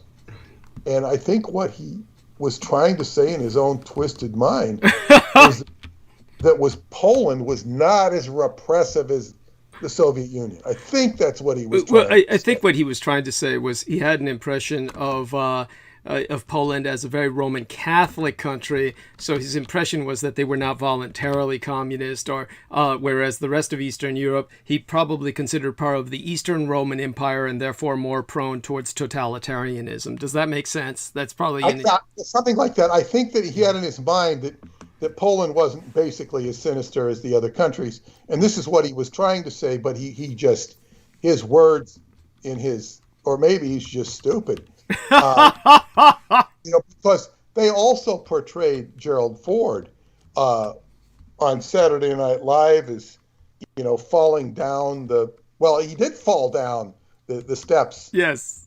Onto the tarmac twice. He was so Chevy Chase would just, be Gerald Ford and would fall over. Well, do you remember the Pink Panther film portrayed Jerry Ford and Henry Kissinger, and they were showing Ford tripping over everything and dropping everything. I don't know if you remember that Pink Panther film. I didn't see the Pink Panther. I saw the early Pink Panther movies way in the 60s, but too long ago to remember. But yeah, he kind of like, this was before Jimmy Carter had encountered the giant jackrabbit. Now, which they had no end of fun with, yes. But the thing is, if you look at history, there was no jackrabbit. It was all a press thing that caught on, like Michael Jackson bought the Elephant Man's bones, and it's like people want to believe it because they think Michael Jackson is so screwy, or they think Jimmy Carter is such a I don't know what you call him. What is the word? Goober. Yes. Such a goober. Yes. And he's running from jackrabbits. Also, he was, just so ludicrous for, we had an oil crisis, an oil shortage, and he comes in wearing a sweater. He says, you got to wear a sweater and turn down the thermostat. And it was just, so demeaning that the president should have to turn down the heat in the White House. And it was kind of ridiculous. And he was trying to set an example. This is like Arnold Schwarzenegger, telling his kids to unscrew the light bulbs in the governor's mansion. It's just, it's stupid. It's like, you're setting an example. It's like, Kamala Harris and Joe Biden wearing masks when they're on TV when they don't need to. Even, it's just they're wearing it to posture. It's just a show. So this is what, but anyway, Gerald Ford lost the election because of his just ridiculous stance in the debate. And that was how Jimmy Carter became president, or at least a lot of people think so. And Jimmy Carter had a very nice smile. He had a very nice smile. I don't know that anybody really listened to what he said. I don't think so. In the Church of Scientology, we were encouraged to vote for Gerald Ford because Jimmy Carter was a firm supporter of the national something with mental health. He was a big backer of psychiatry, and so they viewed Carter as a very dangerous person for that. But anyway, that was. Well, you remember Gerald Ford's wife started the Betty Ford Clinic and checked herself in as its first. She had a substance abuse problem. Yeah. And what was worse? What was and as they say, Jimmy Carter basically ruined the morale of the country. As far as the country, he ruined the morale. He wasn't particularly helping poor people until he got out of office. Then he'd build homes for them, and this is something that would actually be good if we had people building homes for people. This would be good. Yeah. Well, it's a lot better than them simply squatting in homes and making it their own. For those of you who don't believe what Peter Moon said or think that he was mistaken, believe me, in California, it is entirely possible for a squatter to become the legal homeowner. It is, possession is proof. Possession is 9/10 of the law. It's also been done in Brooklyn. Yeah. And they don't talk about it on the news. Yeah. But one of my friends in the court system talked about it, is that Hasidics, this is the Hasidic sect of Judaism, would go into backyards and just set up. And it was very calculated. They go set into a backyard and they would actually usurp the occupants legally. Legally. Yeah. I don't know how often it was done, how many times it was done. There are certain things the legal system doesn't like to talk about. If they had everything on court TV that took place without editing or discrimination, you would learn a lot that you don't learn. There's a lot of outrageous behavior that takes place in court, and of course we hear some of it. And I'm not talking about the politics with the election and that sort of thing. That's a whole different level of politics. I'm talking about just cases with people that don't necessarily attract attention, like the more highly publicized cases and what goes on. But anyway, it's very good. Anytime I go away to get out and get another perspective on the world, it's good. It's good, and I will look forward to my next trip. But right now, I have to get back to work. I'm hoping to get your book. I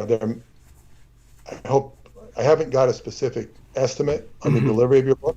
Right. I would hope it would be a week, a couple weeks away at the most. I've got a delivery coming this week, which is the reprints. It took them a long time to do those, so I'll try and get an estimate out of them, so that the people who have ordered the Roswell Deception can get the book and begin to read it and circulate the information.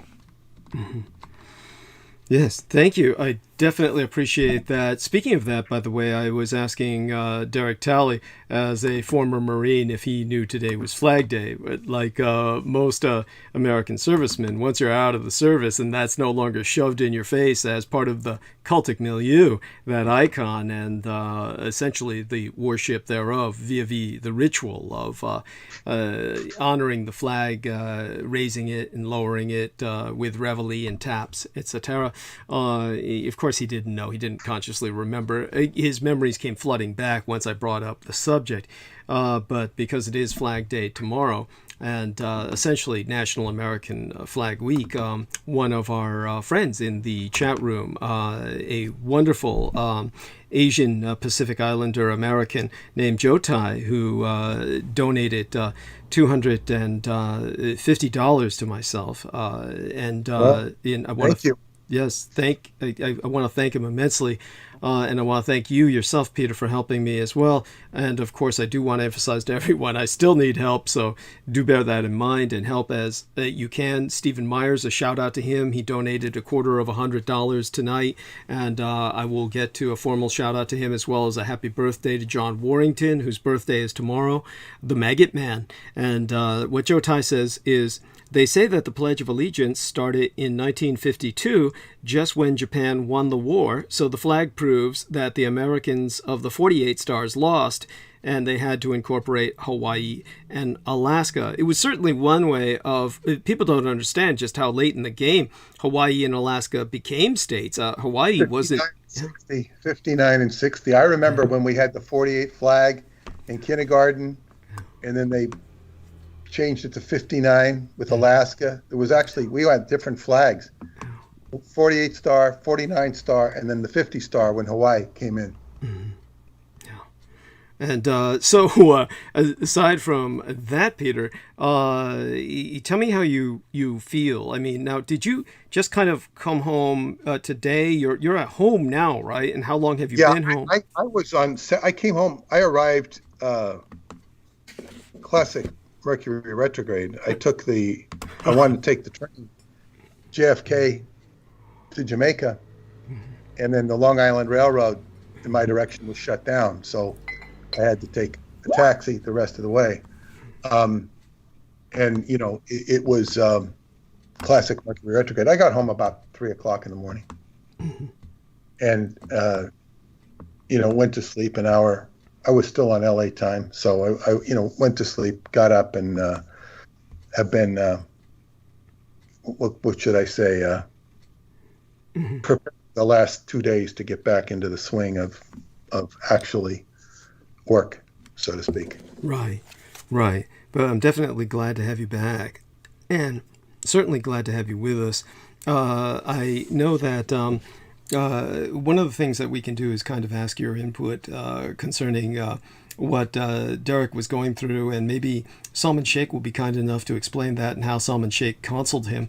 And this will give us a kind of impression for you to give your insights on this, because Derek Talley was talking about Mercury retrograde and saying he's been dealing with nothing but the insurance lately, and it was very convoluted, very much a nightmare, as these things are. And I told him this was essentially his new career, certainly for now, which is ensuring his staying alive via making certain that the various institutions around him keep him alive. Ultimately, he will transfer into his dialysis treatment at the Veterans Administration. So this is just that transition period, which is very challenging. And he shared with us that sadly, the infant, which his daughter-in-law to be, his son's girlfriend, was carrying an infant, and she miscarried. So that died, and so he felt almost like he was cursed or generating ill fortune for everyone around him. Salman, if you would share with Peter Moon what you counseled him with, and Peter Moon can respond in turn. And that's if yes, Salman's... my brother. Yeah, thank you. So with Derek's situation, he's just feeling a form of guilt in terms of what has taken place in his life recently, and suffering from the kidney issues, the medical system he's dealing with in terms of the bureaucracy and the paperwork, and on top of what he's dealing with in terms of his son's girlfriend unfortunately miscarrying the baby. And I had relayed the story to him, Peter, about this couple that I knew who got married in 1998. And throughout those years, they had tried many times to conceive. And the woman did end up getting pregnant, but she ended up miscarrying. There was even a child that they had one time. and she had ended up delivering a stillbirth child. So there were a lot of trials and tribulation that the couple went through, even at so close to coming to divorce many times, especially with the man who had desired to have children, but then his love for his wife. So he was like stuck in this predicament between having children and the love for his wife. And it was through those trials and tribulations that I believe it was 2019, they had their first child, and now they have 2 children, and they are happily living their life as a family of 4. Life is going good for them. And that's what I encouraged our brother Derek as well, Peter, that in life sometimes we do have our difficulties, trials, and tribulations, but we're always where we're meant to be. And those moments of grief, sometimes they shape us to who we are. And there's always a right time and place for everything. In life, as human beings, sometimes we get upset when things don't go our way, or if things are basically putting us through in a time of tribulation. But even from my perspective, even at age 29, I realized that there's always a right time and place for everything. And there was a reason why certain events in my life had to take place the way that they did, at the time that they did, at the climb that they did in. So that's what I had tried to counsel Derek, to just put his faith in the higher power in whichever way he perceived it. And just had to hang in there and take things day by day. That's the best we could do in our life, in our daily struggles. Well, thank you for that. It's if you think back to when I was a kid, I don't know if they even had dialysis, certainly not to the extent we have it now. When a person had a heart attack, usually it was very common for a father who was working a job, had the stress of the family, and this is kind of like when advanced middle age sits in their 50s. They sit on the easy chair and whatnot. They have a heart attack, and they're pretty much done. Usually cancer. Now, my friend that I hadn't seen in 50 years, I remember when his mother got cancer. We'd moved away, but I see him, and his mother, she was getting cobalt treatments. I mean, it didn't do anything for her. She died. And, he was only about 13, 14. And, he survived fine. But she was like a bit of a mother figure in my life as well. It's like, but people, they get cancer, they're gone. Now people can fight cancer, even though they don't fight it the most effective way, they can still fight it. And the medicine is so much better. I mean, if Derek had this condition 40, 50 years ago, he'd probably be gone by now. Yeah. Oh, definitely. Definitely. He wouldn't even be allowed to go on dialysis at his age, but go on. Yeah. Well, yeah. So, we're in different times, and it's, everything is just different. And when we learn, and I learned about the kidneys that I really have to pay attention to my kidneys. Even though I'm not suffering, I monitor them. I monitor them because if I get extra tired, I know it now because of what I went through. I know, hey, this is adrenal fatigue. So I put more adrenal supplements. I basically take 1 or 2 different types of adrenal supplements a day. And I mean, that was from I was doing mega doses. And I just, if I start to get like, okay, aside from getting some rest, I pump up the adrenals. And it's kind of funny. I was like, you have to pay attention. I went to football today, but we didn't have a game. We had a good game last week while I was gone, but not this week. Guys didn't show up. I hung out with some guy there for a while, did my exercises, and then I'm walking by the pull-up bar. And I finally figured out why I can't do a pull-up. Well, there was a time when I could do a pull-up, but I probably weighed somewhere between 30 and 50 pounds less. That's why. It's not that I'm weaker. I got a hell of a lot more poundage to carry. So I realized when I do these certain lat exercises at the doctor's, with his machine, I realized, and I'll go anywhere from 4 to 7 pounds. I realized, well, man, if I'm going to be able to pull, and I was doing this to help myself, I realized I'm going to have to pump up to where I can, work my way up to 50 pounds, 100 pounds, and, I weigh about 230, 225, depending on how much weight I'm carrying. And I got to be able to pull up 235 pounds. And then now I know what to do. It's like calculated. How important is it for me? I don't know. But it's sort of like I would like to be able to do it. That's more of a physical feat than, say, your kidneys. But you have to be paying attention. One of the things my Qigong teacher used to give us sheets of stuff and gave us a whole pack of information to study. One of them included what's called the Bagua, which is call it the Chinese medicine shield, but it has all of the elements, all of the characteristics. It's the same thing. The Bagua is what you use for feng shui in your house. And boy, did I do a number on my daughter on the last day. I kind of wanted to tell her things about the layout of her apartment, but instead she started telling me, and then I'd say, well, do this, do that, and she was just overjoyed. We set up her apartment to have more space, more work, so she could work. And she was just thrilled with it. So this stuff really works. You have a wealth corner. Like one of my friends in Romania, she's an acupuncturist, and she's been to China. And we were talking about her wealth corner. She says, I've realized I have the toilet in my wealth corner. You don't want the toilet in your wealth corner. Her wealth was in the toilet, and she had, by that, I mean, she made some moves which did not give her a lot of remuneration. And she's capable of working a very, well-paid job as a translator. So I don't know what her status is right now. She said she's not in that apartment anymore.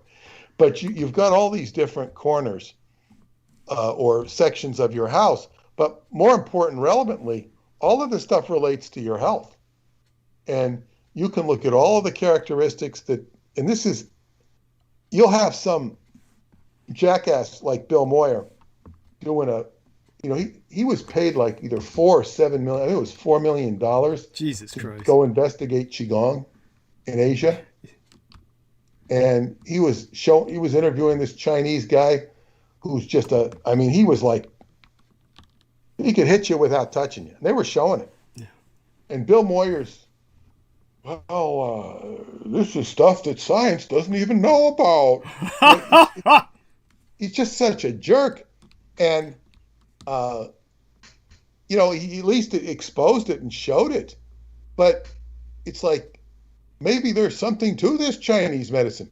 Whereas in the Jamaica hospital, Trump's hospital, they had to accept Chinese medicine there and West Indian medicine because of all the Jamaicans. And in fact, it's not necessarily called Jamaicans because there's a lot of Jamaicans there, but it's true.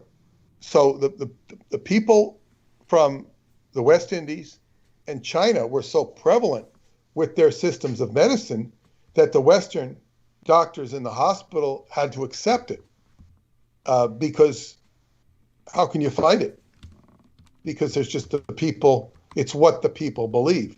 It's what the people follow. It doesn't mean that they weren't using Western medicine, but they had to accept certain aspects of it. So learning the five Chinese elements of fire, earth, metal, water, and wood. Yes. This is different than your 4 Western elements, and they're all tied to the meridians, and it's so if you have an affliction, you can look at this stuff and you can get enlightenment, at least get some sort of a handle. You're probably, if you're really serious, you're probably going to need to see, seriously ill, you're going to need to see some sort of doctor to help keep you on the rails. But sometimes you can spot this stuff if you educate yourself. And our teacher would always say, do your homework. Do your homework. He wasn't going to teach us these things. You have to learn it independently, and then you become... Another side of the coin is one of his students was an acupuncturist, and he was far too arrogant for my teacher's liking about his knowledge. In other words, he knew certain things inside and out, but my teacher was not impressed with him at all, because there was, in his opinion, there was more arrogance than there was actual knowledge. So he told me not to get lost in studying the meridians, because even very successful doctors I've talked to have told me it's really challenging to learn these. Yet, as I don't know if I mentioned her, this beautiful Korean woman, she put needles in me, and I kicked her 3 times. Not going to kick her directly, but my was like a reflex. Right. Like boom, boom. I never had that by an acupuncturist. She said that's the gallbladder meridian. So it was like, she was really knew her stuff. She was most likely trained in Korea, but she knew her stuff. And sometimes you can find these Asian people who really know their stuff. If you go to a typical Caucasian person who's studying acupuncture, they've kind of done a course and they kind of know the theory, but there might not be any juice behind it. So, I've had both, and I think the practitioner is very important.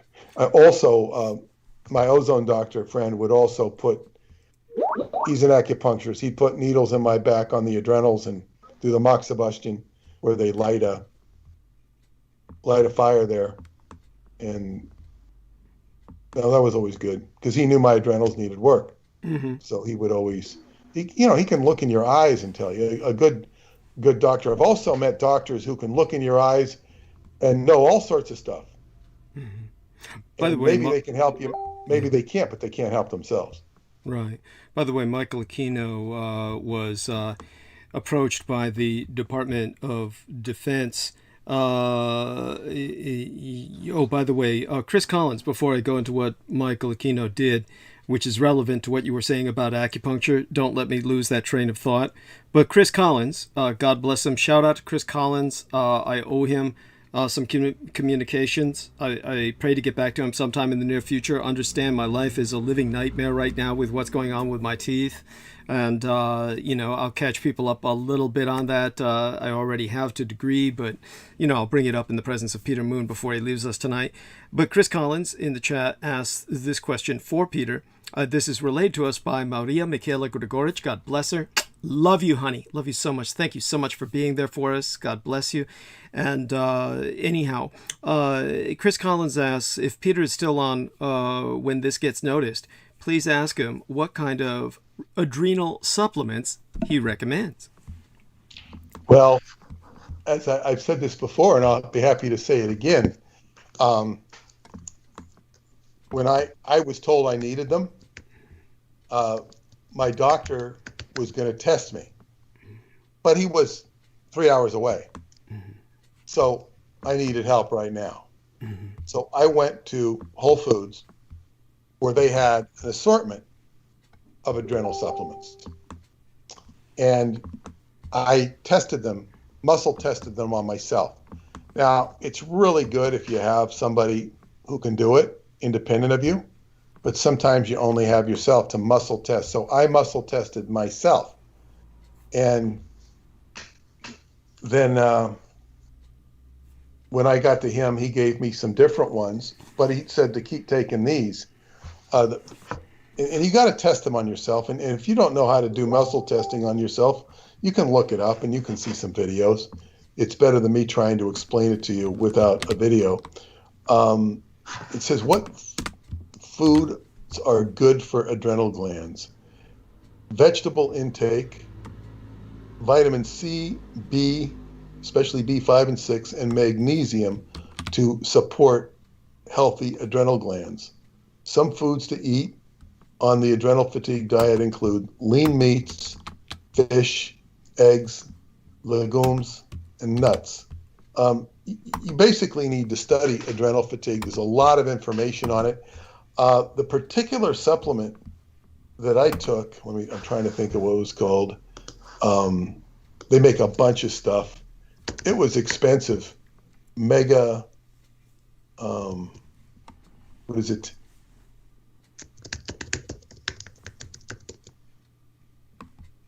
Okay, here, this company called Megafood, adrenal strength. And then if you buy it on Amazon and you calculate it, you buy it, what do you call it? Get it on monthly. It's much cheaper, and you can always cancel the monthly. You can actually order it monthly and then cancel it 2 weeks later. And you'll still get the lower price on Amazon. That's for Amazon Prime, if you're Amazon Prime. So I don't know that Megafood Adrenal Strength it's pretty strong stuff. And then there were even supplements that he had that, so where can you get these? He says, you can't. Well, I don't know if those were supplements. I did.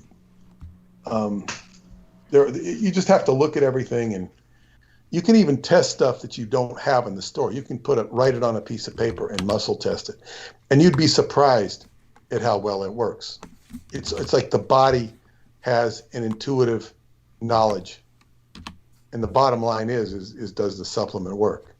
And I would think that anybody who is suffering from adrenal fatigue could probably do well with Megafood Adrenal Strength, and just following the diet but if you study your own condition, and this was something that was one of the definitions, very powerful, and I will modify it for real use in Scientology. In Scientology, the whole trick to counseling somebody or auditing them, as they called it, was to get the pre-clear or the counselee interested in their own case and willing to talk to the auditor or counselor. The case means the way you respond to the world by reason of your aberration or dysfunction. So in other words, if somebody wants to improve themselves, you have to get interested in your own dysfunction. And why are you dysfunctional we're not even talking about the mental dysfunction. We're talking about your kidneys, your health, your joints, your this, that, and the other thing. You start to study it, and you study why am I this way? And it opens the door to understanding. You can also look at mudras, which are hand positions, which inculcate better situations and circumstances. I hope I can offer a course on that sometime, but that's first things first. Just you put your hands in certain positions, and you can look up mudras to get you wealth and prosperity. Like I know that my wife's stepmother was having serious financial challenges about the time I met Paula. And it was the first time she'd ever had these. A lot of her students were, acting inappropriately. And this man who I met gave her a mantra. She did the mantra. She's been prosperous ever since. She directly attributed to the mantra by putting, and sometimes when you have a person who's really works with energy like she does, they're much more sensitive to these things than, say, somebody who's just, more physically oriented, because she's always working with energies. In fact, I called her for her birthday the other day, the day I left, and we really couldn't get much of a connection besides the fact it was Mercury retrograde, people like that, like my Qigong teacher, they don't really do well with media. Media kind of like doesn't like to, it's not a good medium for them, like a transmission, radio transmission. It's not that they can't talk on it, but sometimes it just backs up. So I was not allowed to communicate with her. It'll happen when it's supposed to happen. But that's my very lengthy answer. Help fill some time for you and help give him a very thorough answer. Yeah, very important. I'd like you to respond to this as well. I'll get back to Michael Aquino because it's relevant and it has to do with acupuncture and the American campaign against it. But before I go there, I'd like both Salman and Jameson Rees to come on and talk about what it was that they remember in particular about something that I feel obligated to try, perhaps, to complete tonight, which is the arc of narrative concerning the ghoul and the Nyagas. But I believe I've said what I'm ready to say about the Nyaga until another episode in which Peter Moon and I can speak about that more personally because it involves my mother. How do you spell it, Douglas? Oh, the Nyaga? Yeah. It would be spelled Naga. Naga. In Okay, the I know English. what Yeah. I know what you're talking about. And the ghoul would be AL apostrophe GHUL. But Yeah, I know about Al those. Ghul. yeah, but but they're not going to get him any information by Arabicizing it. Of course, he won't get anything by looking at it in English either. With either of those cases. Oh no, yeah. The results will be worse in English. I assure you. There's at least, in the very least, you will probably find some occult lore on it. You can probably find some occult lore on the ghoul because occultists try to work with certain entities who are associated with the ghoul. Right, I'll bring that up perhaps tonight, but I got to get myself psyched up again to do it. It's been a hard time, but I'm in such a negative mood anyway because of this goddamn tooth and everything that's been going on that I'm happy. Not happy, but Momo said happy to make myself more miserable by trying to just complete the arc of narrative on this subject, which has been very difficult for me to confront. I want Jameson to come in because I'm certain he can provide more of the details, but I want Salman to give us what he remembers. I think Salman would probably have a more abstracted view. This is my impression, my stereotype, whereas Jameson would have the more detail-oriented perspective. This is, again, based on my stereotype. So, Salman, if you could tell us what you remember about my mother and the Nyagas, and what you feel is relevant to relate about the ghoul, but they're obviously very different experiences.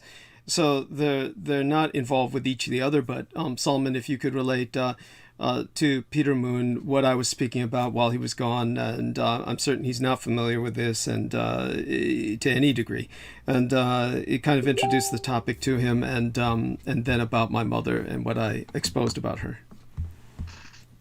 Oh, yes, definitely, Brother Douglas. And the way that you had conducted your monologue on the Naga was so beautiful.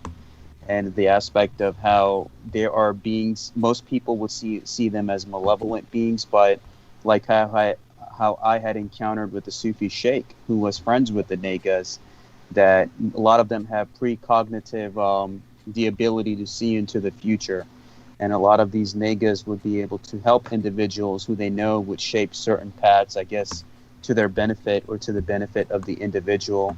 And they would pop up at certain times, certain places, kind of like destiny, you could say. And these Nagas would do those kind of actions. Also, they don't interfere in humanity's free will unless they believe that humanity is at a point where they need utmost basically intercession in their lives before they hurt themselves or hurt anybody else.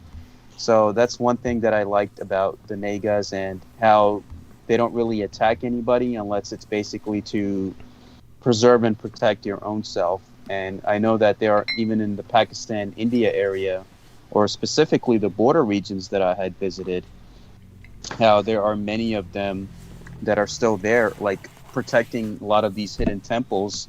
And it's interesting, Brother Douglas, that recently I had ran into a retired Sergeant Major of the United States Army, And he also, I asked him about the ghoul, and he said he knew about that, and he had reiterated the same. Was this after I had Sprackathon them that you asked this individual that question? Yes, and he's basically reiterated the same thing that you say about the military, and he was saying the same thing, that I never wanted anything to do with that ever again. And I sat down and I talked to him, and he shared a lot of his stories, and it reminded me a lot of the aspect of the ghoul, and he talked about a lot of the Bedouin tribes that he had encountered while he was over there, and that I just found that parallel interesting in terms of like. Thank you. What we is basically just to show you that to the listeners that are listening, that everything that Brother Douglas is telling you is basically the truth, and you have to support him and basically spread the word on the types of teachings which you won't get anywhere else, including the aspect of the nega, how they're precognitive, and how Brother Douglas had explained in his monologue that any normal man that has that ability, you basically go insane. Like that one guy I know from the Sufi order, who basically keeps himself in a state of alcoholism to keep himself sane, because not everyone is able to pierce through that veil. And that's just what the nega are in terms of their interactions and what they do. And it's just the aspect of how if you're a enlightened being, like how a lot of the Sufi masters are, whether it's a ghoul or nega or anything that's of a being that your normal human can interact with, a lot of them don't even register as a threat, because they don't see them as a threat, because they know they've already let go of all of the material attachments to this world, or what your average human would be attached to. And it's interesting, Brother Peter Moon had mentioned about the different types of healers that are there. I remember when I was in Pakistan, a lot of these Sufi elders, they would call them hakims. So a lot of these hakims you would go to, they would be different from your average conventional doctor. They would give you herbal medicines. I remember there was this one guy I had visited in Karachi, and in Karachi I was having issues with my spine. I was having trouble standing up straight, and he told me to stand up in front of him for like a few seconds, and he said, "Okay, I know exactly what's going on with you." And then he gave me this herbal type of medicine, and he said, "You got to sit here with me. Don't go anywhere, because you're going to sweat, and it feels like you're going to pass out." I don't know what he gave me, but I sat there, and I felt like I hallucinated for a bit. And then he made me lay down on this table, and I had to lay there for 30 minutes to make sure that I was okay before he let me go. And as soon as I got up, my bones were relaxed, my nerves were relaxed, my body was relaxed. And I was thinking I would never get that type of, treatment or medication here. Like here, the medical system just gives you the runaround in terms of one place to another, the medication. But at the same time, in Derek's situation, I'm very grateful that he's here, because I had explained to Brother Douglas that one of my aunts, also in the Karachi area, she also had dialysis. And the system over there in terms of the kidney issue is a lot backwards in terms of how America is. And one day she was getting her dialysis on time. One day she was just sitting with her family, and a huge vomit of blood came out of her, and there she just passed out and passed away. So, in terms of America is not perfect in terms of its medical system, but I'm glad that Derek is here on a positive morale support. And on getting back to the negas, the Brother Douglas's monologue explained that perfectly about their precognitive ability and how they only interfere when they need to. And on top of the aspect of Brother Douglas's mother's, God rest her soul in peace, her interaction with the negas, and it's all tied in together, that we humans believe that we're the only humans that are walking around here. But there are many humans that are here. We just don't have the ability to accept that, including both non-human and human species, where some of these Sufi masters I had visited, your average human cannot live there. And you can only go there when they require your presence. So I was grateful for that. And also to confirm Brother Douglas's monologue, when I was there, they were telling stories about that when a nega gets to 100 years, 100 years of age, he or she starts to resemble a human in many ways in their appearance. And they might have slim, slender bodies, but they have like these scaly human-type bodies. So that just basically confirms everything in the monologue, and plus what I saw over there in terms of what I heard from the village people and what I saw in person as well in terms of the grave for the Nega serpent that was in love with the sheikh. So it's, Brother Douglas, you are a gift to humanity, my brother, and I have a lot of love and prayers and support for you. And I thank you for what you're doing for all of us. God bless you. And I'm assuming that the Master Sergeant that you spoke with, many times people will claim they're part of the Special Forces, even if they were not. But I'm assuming he was, or was he just a regular serviceman who was on the front lines and happened to be exposed to a lot? Well, I mean, he didn't exactly share exactly what unit he was in or what was actually going on, what type of basically branch of the army he was in. But he showed me a picture of the unit he was in, and the unit he was involved in was called Order Out of Chaos, and it had like a picture of a skull on it. So that's what he had shared with me, that basically what you have been saying about the military. He said, I want nothing to do with that ever again. Thank you. He said, I survived with my sanity, and he said we would deal with a lot of elements of darkness, and how he had showed me, like when he was in Iraq, he had shown me pictures of the ziggurats and stuff when he was there. Yes. And I have a picture with him. I will send that to you privately. Thank you. And the aspect is that whatever Brother Douglas is saying, the individual that I spoke to, he confirmed all of it. So it's the aspect that the glorification of the military, or how you described the cult-like behavior many have in terms of the Flag Day and just basically respecting the flag and not knowing the true history behind it. And that's, you're going to get that truth from Douglas Dietrich, to whoever's listening. Thank you. You have no idea what this means to me. It's very vindicating, very validating, very affirming to just hear all of this, because it's wonderful to hear that there are men in the military who are basically confirming what I said, instead of just covering up and just perpetuating the lies. These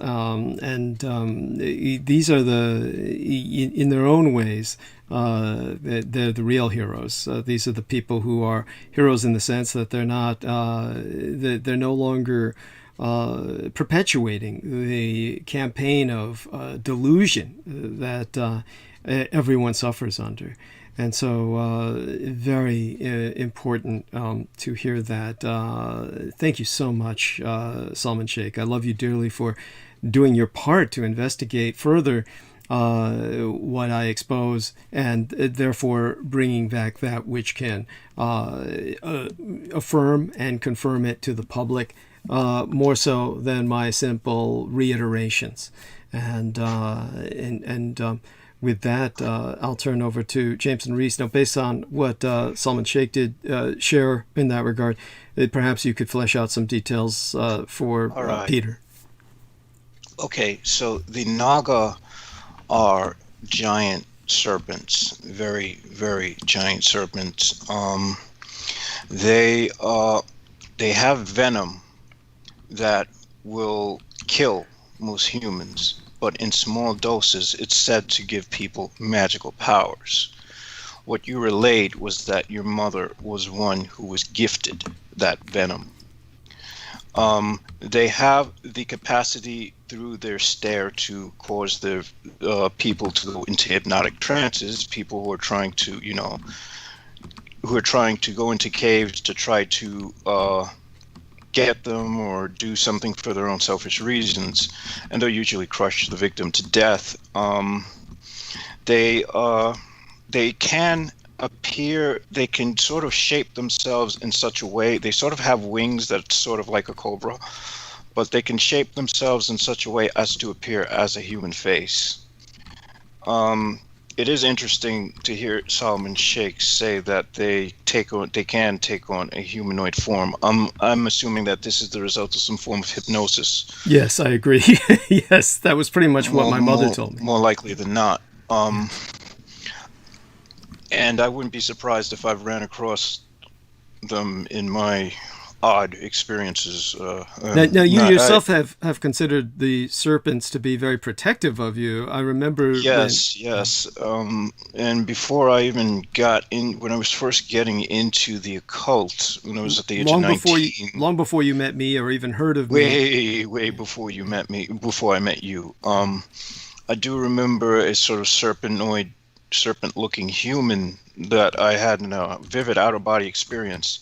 He was trying to explain something to me. He was cloaked, like robed. They would like the sort of magician's robe. The thing was massive. I've encountered these sort of serpent-like people on multiple occasions in my own practice.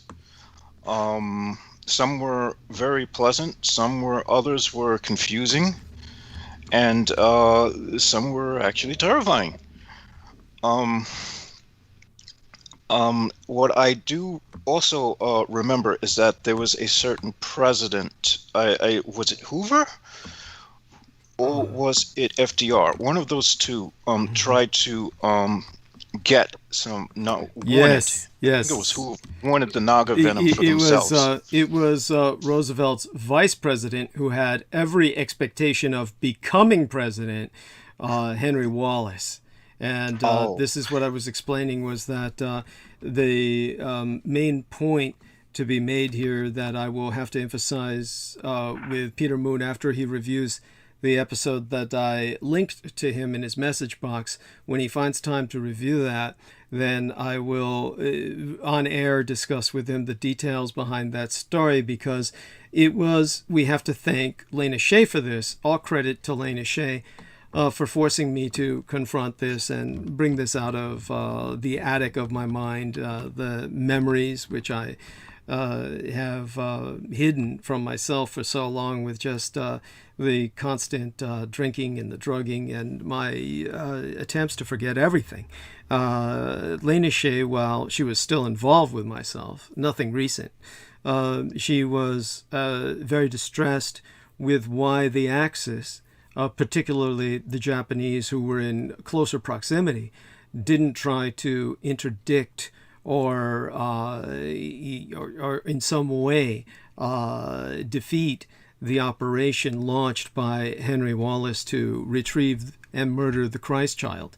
And what Peter Moon will likely remember, and I reshared this memory fairly recently, and Peter Moon might or might not have seen it on my timeline. I believe what he sees is generally what I simply post on his timeline, period, and not necessarily, he's not one to necessarily visit my timeline per se.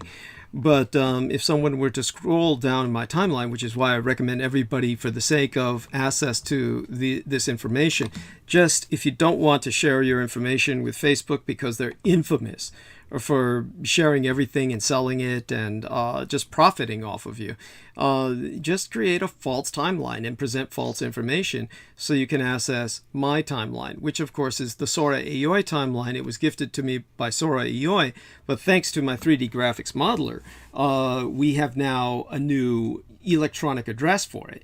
And that's facebook.com/Douglas D. Dietrich, with all the D's in the uppercase. So if you just look for facebook.com/Douglas D. Dietrich, everything in the lowercase except for the D's, you will be able to access the Sora Aoi timeline. And once you're there, just scroll down and you can see the memory that I shared about the grandson of the former Vice President of the United States attacking myself online, Randall Wallace. And, yes, I remember that. Yes, and it's very important to remember what we're dealing with. Henry Agard Wallace III was a corporocratic communist, and he was a card-carrying communist. This isn't defamation of character, where I'm just in some sense of slander misusing a term or abusing a term. This was a card-carrying member of the Communist Party who was rewarded the office of the vice presidency in every expectation of his inheriting the ultimate office of the executive for his orchestration in the killing of the Latter-day Christ child circa 1934. And this individual was a multi-billionaire because he was the man who ran the first GMO, genetically modified organismal agribusiness, an agricultural business based on modification of vegetables to increase yield productions. And so he was obsessed with agrarian collectivization.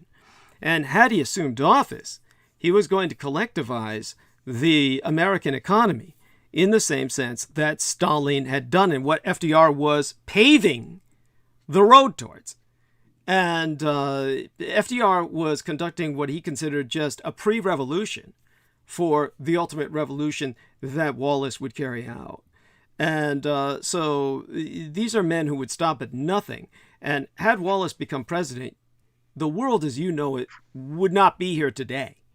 And this is why the industrialists, the same industrialists who tried to overthrow Franklin Delano Roosevelt, but were exposed by that Marine Corps traitor, this son of a bitch who's portrayed as a hero, Smedley Butler. If these same people were the men who made certain to railroad in Harry Truman just days before Franklin Roosevelt died, if these men had not done that, you would be living in the wasteland of a collectivized economy that would have been identical to that of the Soviet Union. These industrialists were the goddamn heroes. Not fucking Smedley Butler, who won the Congressional Medal of Honor twice. And think about that. Ponder on that. The overwhelming majority of men who win the Congressional Medal of Honor get it posthumously. They get it after they die. You have to die to get it, the majority of people who get it. And not only that, when you do win it, you never pay income taxes the rest of your fucking life. So once you get the Congressional Medal of Honor, like Audie Murphy did, he never paid a penny in income tax the rest of his fucking life. That's something that otherwise, to get that kind of treatment, you've got to be Elon Musk, who doesn't pay a single dollar in American taxes. You'd have to be a multi-billionaire to arrange for that. Audie Murphy got it because he destroyed a couple of German tanks. But he was so fucking whacked out on post-traumatic stress disorder, he drank himself to death like an idiot and went flying in a plane and crashed himself because, of course, he was in the end just a fucking moron. And as for Smedley Butler, for him to win such an honor twice, ponder that. How does that even fucking happen? I mean, that it's simply like, how many times do you have to die and how many people do you kill before they award you that twice? Obviously, there was politics involved, and this man was deep state. And so when these men did what they did and rescued us from communism, then their grandson, Randall Wallace, he wrote on Twitter that basically, as Peter Moon described, he was basically describing himself. And he said, why does Douglas keep posting photographs of his sex dolls? Obviously not even registering myself as human. He has never posted one photograph of a human being on his own Instagram page. It shows you what he thinks of myself as some kind of playtex doll or something. This strange post suggests that FDR killed the Christ child. Yet on every page he writes some strange conspiracy theory so that people will think he has something to say. Who knew you could even write a post when you're on crystal meth?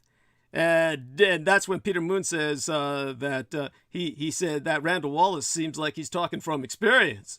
And that's when Randall Wallace said Douglas likes to make up long words, as you can tell, so that he sounds intellectual and doesn't have to actually read a book. As if you could be illiterate and somehow make up long words. Absolutely paradoxical train of thought. But he says on a different post, he says, my grandfather, Henry Wallace, killed the Christ child. Another fantasy of his. Evidently, he can't figure out who actually killed the imaginary Christ child in his fertile imagination. Of course, I never said FDR killed the Christ child. FDR gave the orders. And Henry Wallace didn't kill the Christ child. It was the Special Forces troops on the ground. But Henry Wallace was in area, and he was ultimately the commander of the operations. So Lena Shea pretty much kicked Randall Wallace's ass at that time. This is what makes Lena Shea so puzzling. Her incredible understanding of everything I said, and she understood everything I said better than most people because she was very intensive about reviewing everything I said. She said, if you think this post contains long words, maybe you're the one who can't read books. Then again, it must be hard to read when your eyesight is so bad you cannot tell the difference between hashtag Douglas Dietrich and hashtag biofacsimilacre in his photographs. Disambiguating myself from the biofacsimilacre, whom Randall Wallace kept mistaking me for. And she says, for clarification, Wallace was in charge of the mission to kill the Christ child and bring the blood back to FDR. It's not like FDR, like either FDR or Wallace personally killed the Christ child themselves. There were special forces soldiers involved. For someone who is related to a former U.S. VP, you either have surprisingly no clue how your own government operates, or you are deliberately posting a convoluted comment to distract from the truth Douglas is exposing. So that was her response, and very admirable. And as I said, this is what makes it so puzzling in one sense that she turned, but in another sense makes it perfectly comprehensible why she did, because she was, of course, an asset and just responded to her programming. And so she's a very intelligent person at baseline, but also someone who's not necessarily responsible for her actions to degree. And so always contextualize that. And so that having been said, she approached me and she was very distraught. She was very wondering why the Japanese in particular, but the Axis in general, did not apprehend or interdict this operation. And I explained to her what had happened with my mother in area. The Kempeitai had actually been dispatched to do just that.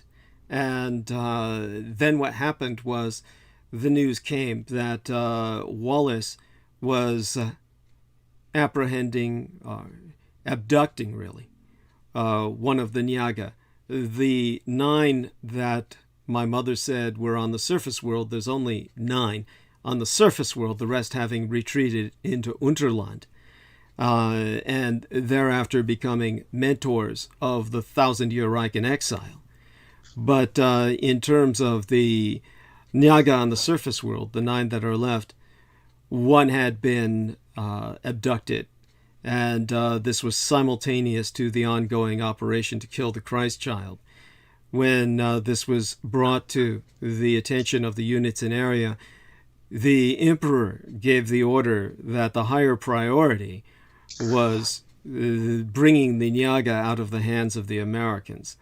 And Randall Wallace, being in charge of one of the few GMO operations in the world, in fact, probably the only industrial-scale GMO operation that was active in the world at that time, had every capability of synthesizing what my mother called Nyaga milk, or the venom of the Nyaga. And so it was considered a higher priority by the emperor to apprehend the Americans and bring the Nyaga back into Nepal, the one that had been abducted. Understand, of course, the Japanese are not of the Christian background in the same sense that the West is, and they don't perceive, and in terms of the priorities, the Christ child, or another manifestation of the Christ, to be as impacting on their concept of reality, their cultural paradigm, as the Nyaga, who are much more intertwined with the birth of the Buddha and the protection of the Bodhisattva. So this is what happened, and why all resources went into the rescuing of the Nyaga, at which time, when I did ask my mother aftermath if she was rewarded with any of the Nyaga milk that I had detailed in my monologue, she never answered that. But I really presume she was. That was an answer enough in itself, the fact that she did not answer.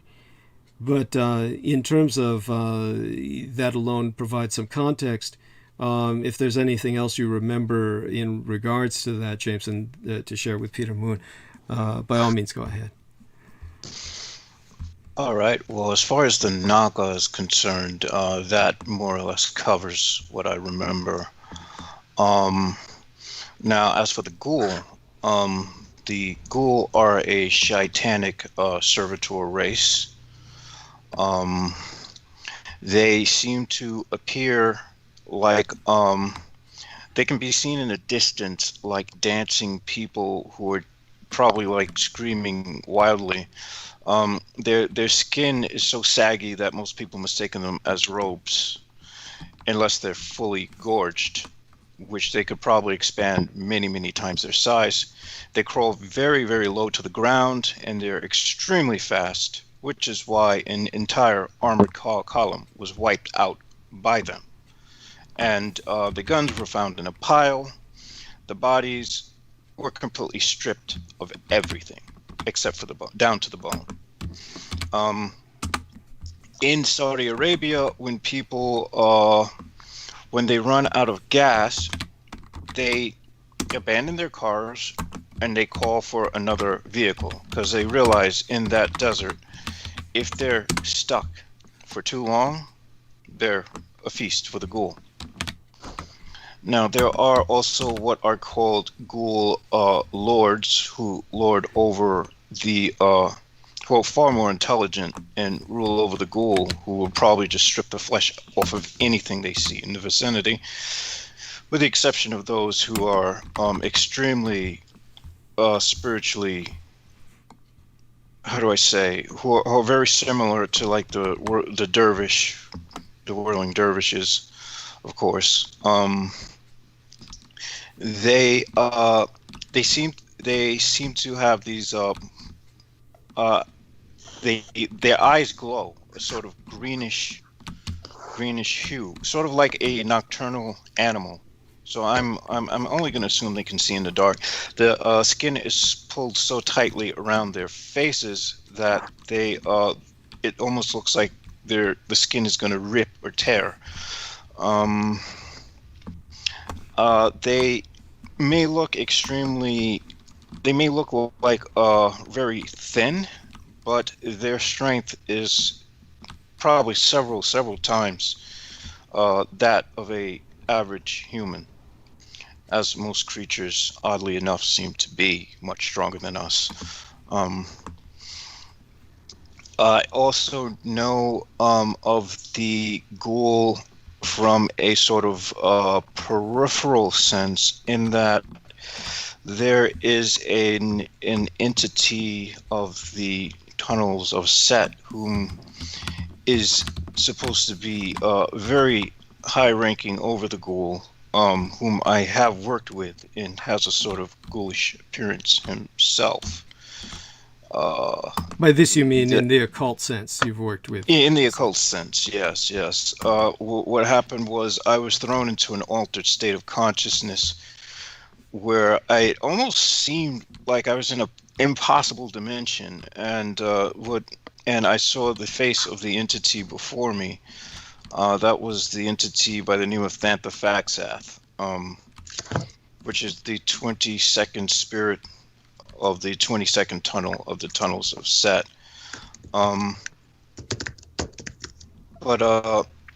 Yes, so that's what.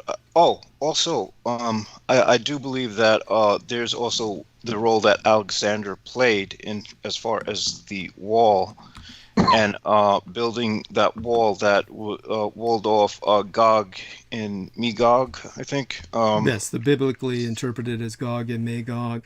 And I was curious if Salman Sheikh knew of any Muslim parallel to Gog and Magog, because Alexander the Great does appear in the Quran.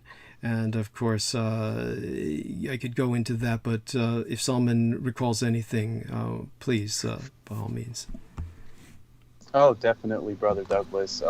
Alexander the Great is regarded as, in Pakistan, they regard him as Sikandar-e-Azam, the Sikandar, or the basically the king of the whole world. and he is Ḍul-Qarnayn in the Holy Quran, how you had shared on your monologue.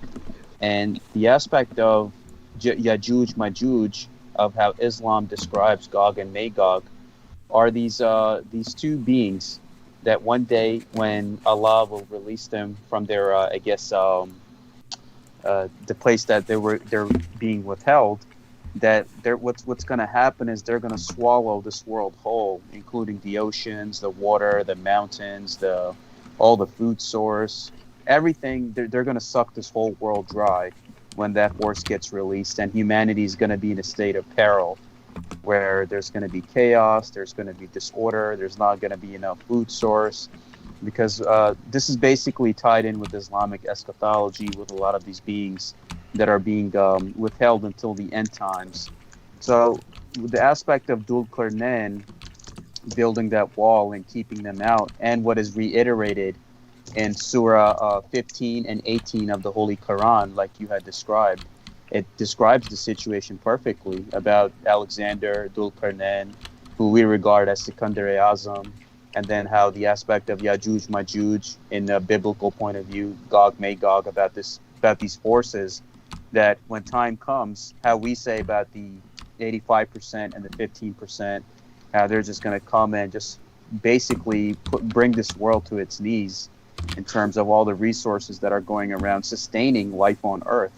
And that's basically tied in with the end times, where then we believe the son of Mary, the Messiah, Isa, peace be upon him, is going to return with the Imam Mahdi, and together they're going to destroy the evil on this earth, and have like that 1,000 years of peace. So, which also describes a lot of, with the Reich and the 1,000 years and Unterland. So it's very parallel to the 1,000 years of peace that Islam describes as well, when the time comes for those forces to come and save humanity. So again, my brother, much love to you, and hats off to you. There's nobody out there that does what you can do. God bless you. Thank you so much. Well, hopefully that gives you some perspective, Peter. And honestly, the best way to deal with this is to probably, on your own time, review what I've time stamped for you in that link that I sent you in the private messages, and then we can speak about it in the episode after that. But that being said, I'm sure what you've already heard probably raises some questions. You can ask them now, or bring up some other subjects that you feel are relevant, and take your time with it, because honestly, I value your time with us to hold the stage and buy myself some time with all that I've been going through. I'm just, I've been enjoying myself throughout the day. My son will pick me up tomorrow, and I'll enjoy the rest of the day.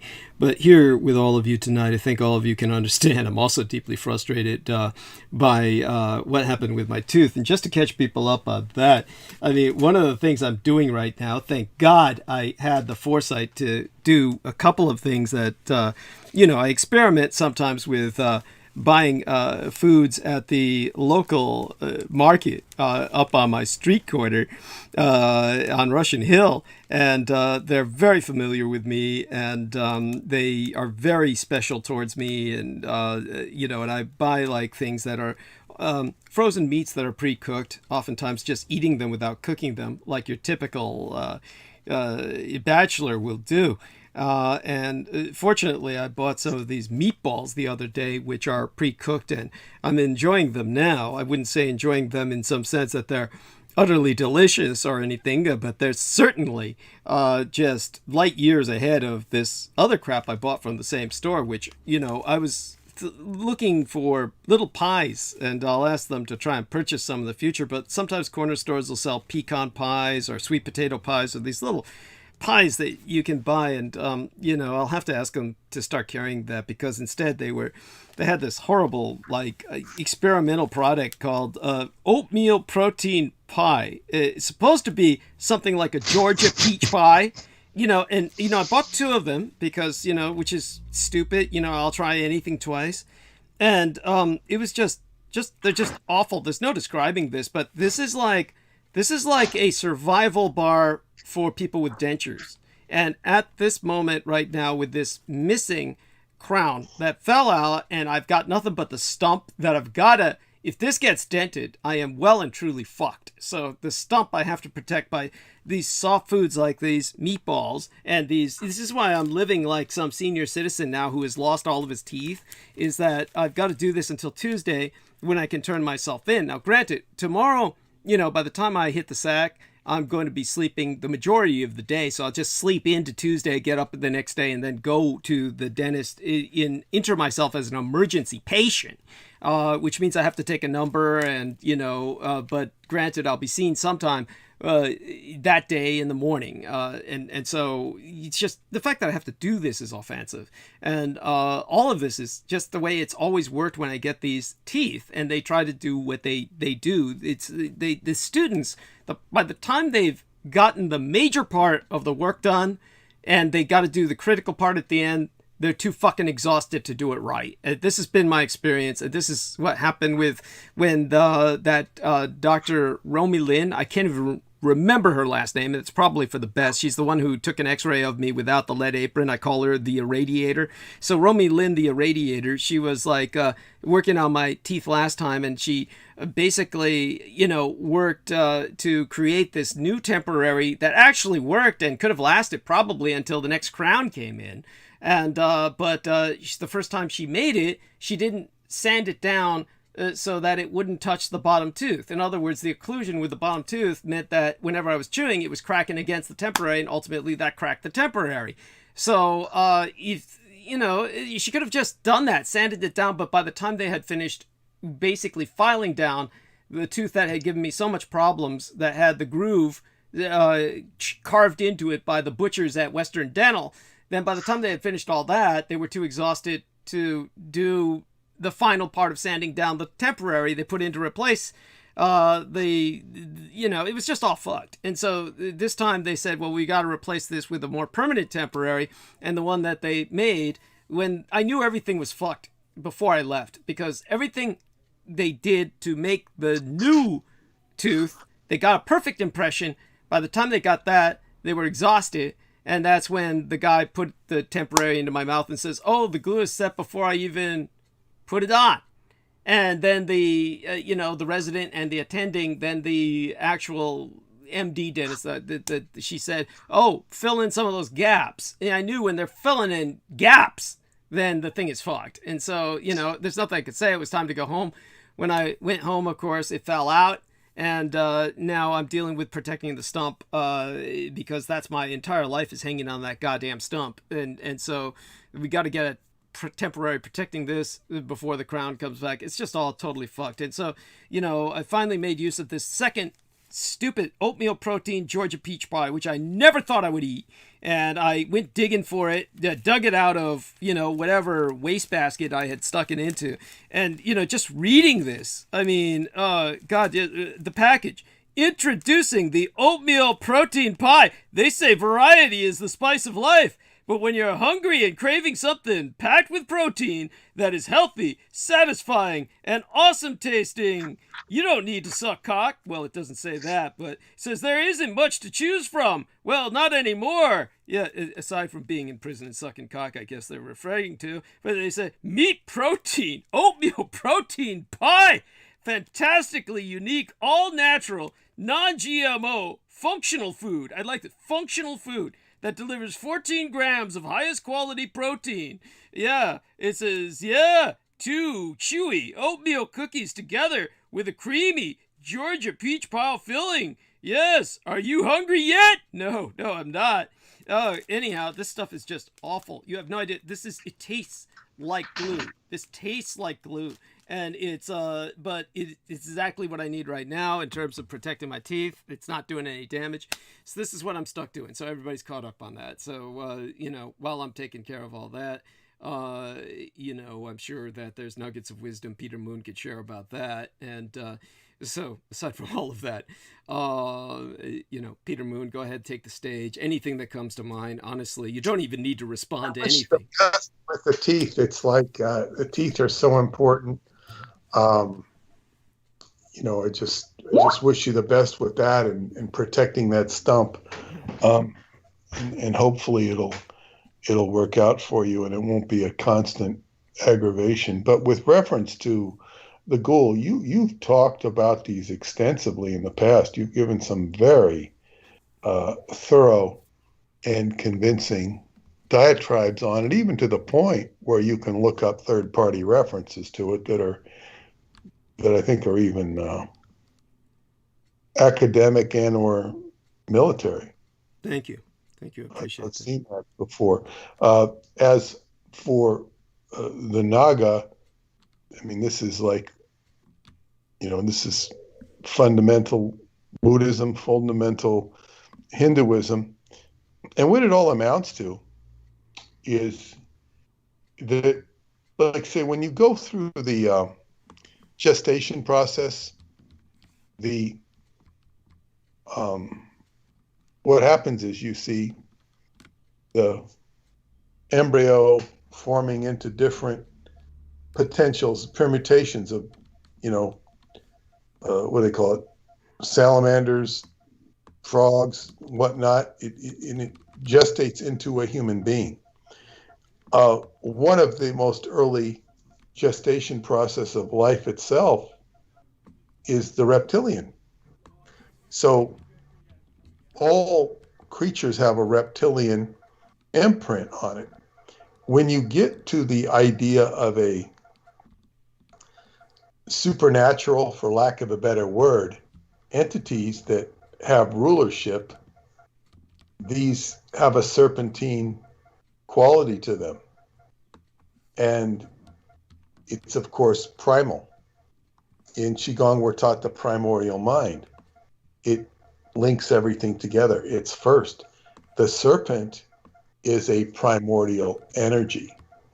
The mammalian brain, which I've been looking at a little bit, I wouldn't go so far as saying study it. It's not like a little appendage of this is where all my mammal juice is. It's a network of neurotransmitters that responds in a mammalian fashion. And it's not a specific appendage. So you have a mammalian, a mammal deals with much more complex emotions and functions than the reptilian, which is much more, down to brass tacks, so to speak. And then when you have these beings or godlike beings, they're just like any creature, God. When I say God, I'm talking in terms of mythology. Any creature, they all emphasize different parts of the tree of life, and the reptilian is a core aspect. So when you have somebody who's ahead of the game in so many respects, it shouldn't be surprising. But their role is not so much the same as a human being, which is kind of like living here, taking up time and checking out at a certain point. Very interesting to see, especially when I go back and I go back to my hometown and I hear of people who have passed, and some of us haven't passed and some of us have passed. And you wonder, like, how come that person only lived so long? Well, what, did he get cheated? But everybody here is on this earth for a different time, a different journey, a different agenda. And we're all here to experience certain things. So sometimes people will reach into the other regions, if not nether regions, and have experiences with these things. Some of us won't. One of the most stirring experiences I ever heard was from a Scientologist, or he really was a Scientologist, and I had befriended more his girlfriend, who became an ex-girlfriend, and he was very sharp in a lot of ways and very talented in a lot of ways. He had some really deep issues, but one of the issues was he needed an operation on his fingers real bad.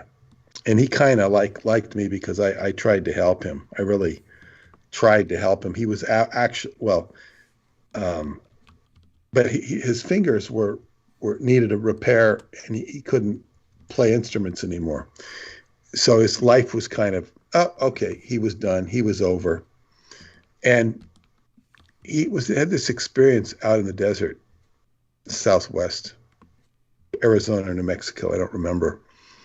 And he was approached by what he called a starman. He didn't know how else to describe it. Sort of a huge starman. It was a being from, another realm, and he basically told him he was here to take him away. His life was over. And he kind of sat down and talked with the starman and conversed with him and said, really, there's some things I'd like to do. And they had a conversation about it. And the starman said, okay, you want to continue? You continue.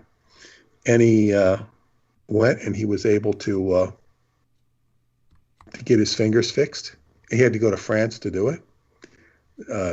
There was somebody who could do this operation, and he knew of it through a fellow musician who was a celebrity, and also arranged for him to get bumped up. He got the operation, recovered his fingers, he could play again, and he went on to live. As far as I know, he's still alive. But it was a very gripping story. He told me this to me personally, because he knew I would understand him. It was like, wow, he met this creature who came to, his time was up, and he was able to negotiate a new deal. And I would also tell you, as talented as this individual was, I was filled with negative, I guess what you say, descriptions of him from his ex-girlfriend, who had, she really had to deal with a lot. And it was a really, I never really talked to him about her, but it was a crazy relationship, and she had to get rid of him like one would get rid of a vampire, and she did. But she would still hear about him and tell me about him, and he was, getting along, whatever he was supposed to do. So I'm saying is the fact that he might have had some character problems, he still had this incredible experience and was a very talented and gifted man, extremely so. But we have things to work out, and sometimes these beings will come down and interface with us, sometimes in our dreams, and sometimes, it just doesn't happen. So that's just a story. And as for these, all of these characters, sometimes it's better not to interface with them. Sometimes it's better not to know about them. But when we're dealing with the world of Douglas Dietrich, we have to take stock of them because they are a factor in his life. And he is a purveyor of information,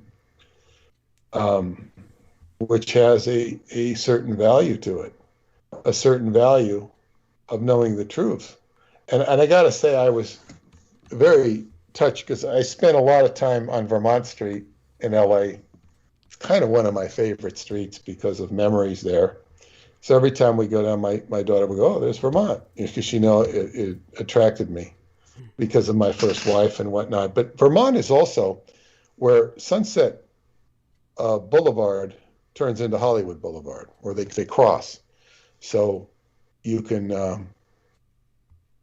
you can take Sunset Boulevard and then go on to Hollywood Boulevard, or continue onto Sunset and go out to the coast if you want. So it's, but Vermont is where one of the dirigibles or one of the planes crashed. It's mentioned in the paper. Yes. In the book.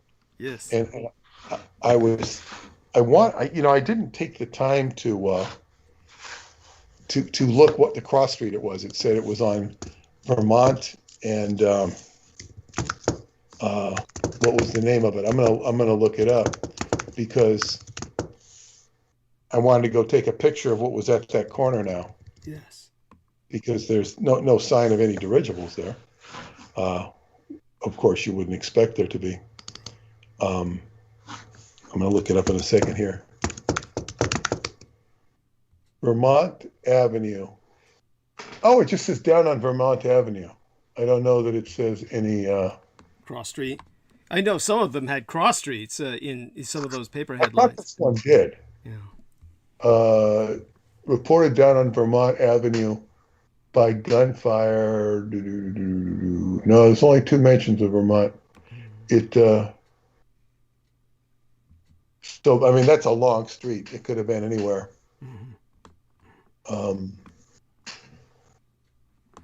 Well, thank you for bringing that up. And certainly it's something, again, everybody read the book, make certain that you get yourself a copy electronically. Salman Sheikh will reiterate the fact that you need to report the negative commentary and how that works. There are 2 single-star comments that need to be reported, as well as reporting the accounts from which those negative comments source from. This is all political, these attacks, and we have to respond in kind. The enemy is mobilizing their forces to prevent this truth from getting out. You need to be part of the forces we mobilize to make certain the truth does get out, and we need to counter the enemy by reporting them. So take it upon yourself to do so, and by all means, report the Richard comment of 1 star on the Amazon book reviews. Report that other negative comment that Richard put up, Richard K. Cole Jr. put up under a female's name. He's always going in drag electronically. It's something that the individual is completely shameless. So the only way to combat him with the resources that he has, based on his support by the cult and his original master, Michael Aquino, is for us to rely on you, the listener. So as the listener and the potential reader, it's your job. This is your war. You have to fight it.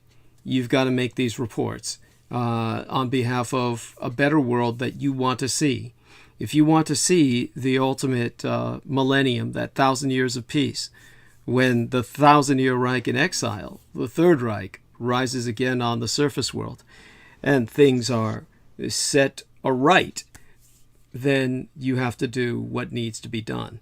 It's your way of making yourself worthy to survive any great culling or extermination by Gog and Magog, which is basically a metaphor for the ghouls. And in terms of that apocalypse that we hopefully will never see in the ways that we perceive it, then we need to operate in the here and now to deal with those agents of chaos turned loose by Michael Aquino. That was something I was going to bring up about the acupuncture. When the Department of Defense approached Michael Aquino about holistic medicine, particularly Chinese acupuncture, it was a confluence of both the medical industrial complex in the United States and the Department of Defense, because the medical industrial complex felt threatened by the great popularity of Chinese medicine during the Zen Revolution that was popularized by, who's that British son of a bitch again? Thank you. Couldn't get that out without you. And when it came to Alan Watts, there was something chillingly similar about how Alan Watts died and how the Magus Anton Szandor LaVey, the founder of the First Church of Satan, died. There was an astonishing similarity between the two, and I know the two of them met because they were both San Franciscans. And I know for a fact that both of them and their pursuits, not necessarily anything as salacious as child predation, but just their pursuits philosophically drew them together. And they both, when they died, there was all of this desire to reform them in the popular mind. In the case of Alan Watts, people would be told that, oh, he died in this childlike state in the hospital bed, playing with balloons in glee as he approached the end. And then we were told by many sources that, and when Anton Szandor LaVey died in the hospital room, on the hospital bed, he died converting to Christianity on his deathbed. Bear in mind, the man was of Jewish descent. And he would have to have basically kind of, given up all that culture and going to Christ is something Jews just don't often do, because it's almost a betrayal of thousands of years of culture that are inculcated into their very genes. The exception would be a group that calls themselves Jews for Jesus. In particular, there's some other Jews who, in various ways, just convert to Christianity. It just doesn't happen often. And for Anton Szandor LaVey, who was a very cosmopolitan Jew, to suddenly, just say, oh, I find myself in Christ, it sounds to me like just a Christian myth that is proposed either by the Christians to kind of emphasize some kind of power on their own to entrance other people or convert other people by sheer goodwill, or it's just absolute bullshit that's being promoted to rehabilitate Anton Szandor LaVey and make him more palatable to the public. Either way, I'm very skeptical about that, and there doesn't seem to be any evidence on film about it.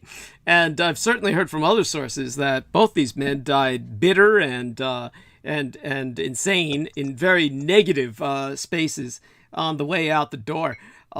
So there's something very suspicious about both of them dying in San Francisco and being propagandized as having died happy. But all of that being... Can I interrupt for a second? Sure, by all means. Okay. Now, what's very interesting is I had a friend in Scientology, and this poor guy, last I heard about him, he split up with his wife, who of umpteen years.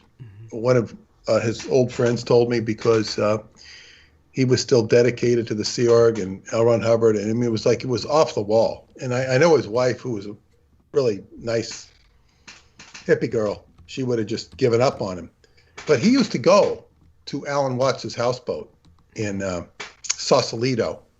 Sausalito, just a little harbor town north of San Francisco, and he used to hang out on Alan Watts's houseboat. That's how I know Alan Watts had a houseboat there. Right. What is interesting, it struck a chord, and I just there's a guy named Vincent Bridges who was actually really worth listening to.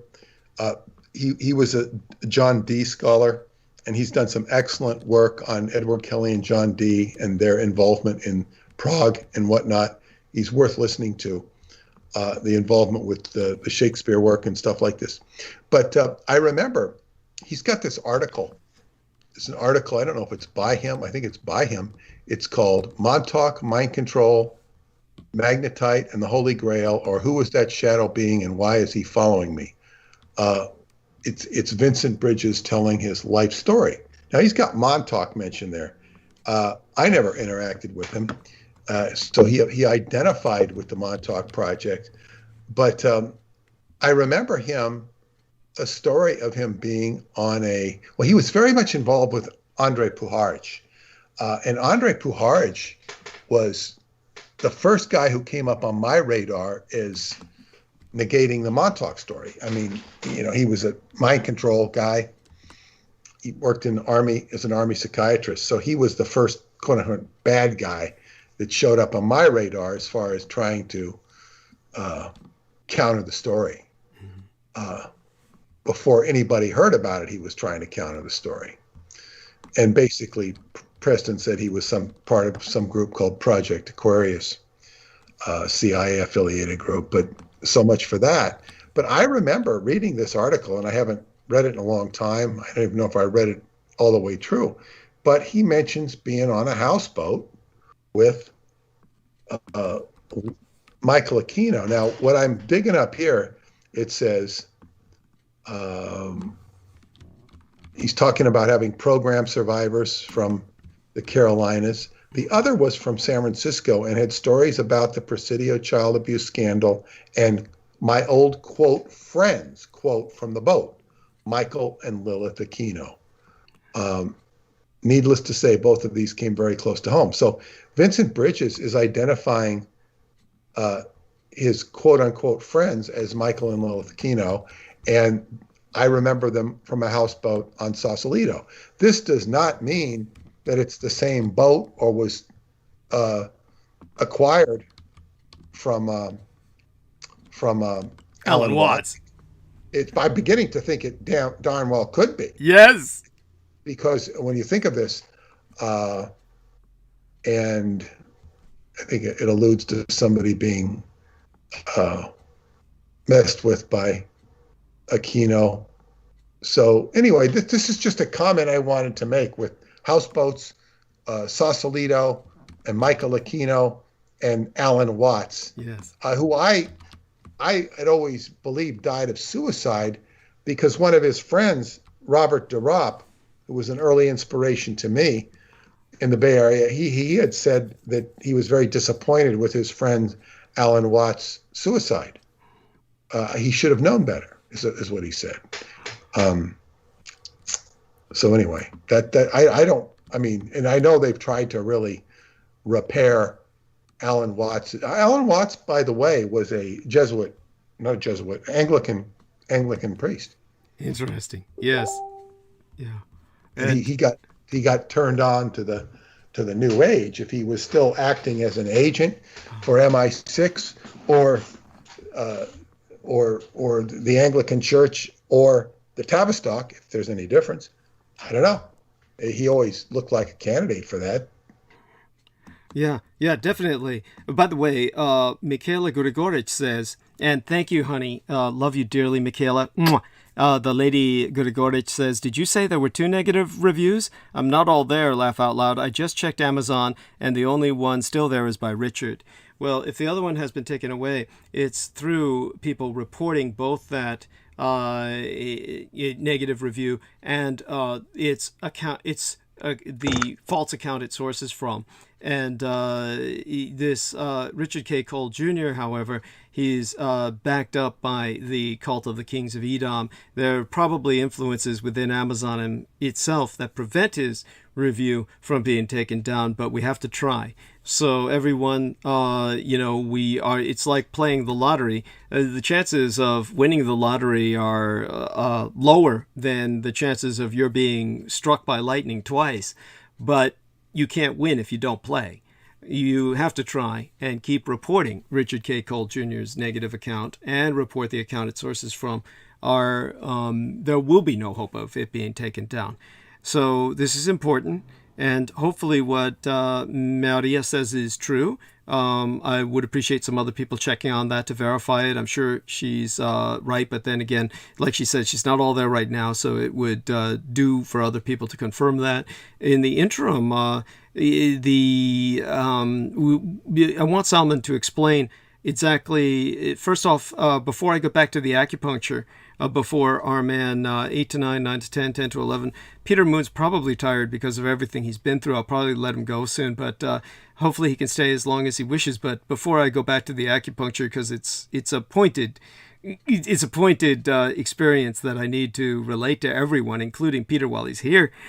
Salman, plug your own book and tell us what happened with the negative reviews that you've seen on people's books and how this was combated, why this is important. Well, yes, Brother Douglas. Oh, yeah, go ahead, Peter. No, you go. I thought he was talking to me. He's talking to you. Go ahead. Yes, so with my book and the other books that I have come across, what you do is, before Amazon used to give you an option to have like a general category where you could report a specific type of abuse, but now it's a general type of abuse. So they don't notify you when somebody leaves a review, and on top of that, you have to manually check it and have enough people report the reviews so that way they could take it down. And I just checked for you. Barbara G and Richard's 1-star review is still there. You have to scroll down a bit to find Barbara's review. So I would encourage everyone to search the Roswell Deception on Amazon and report Richard K's comment and Barbara G's comment and leave your own 5-star review. So that increases the probability and statistic for Brother Douglas's book. And I'm also happy with the fact that I received a copy of the Vampirology book today, the paperback edition. And I look forward to receiving the Roswell Deception as well, the paperback version when Peter Moon is done with that.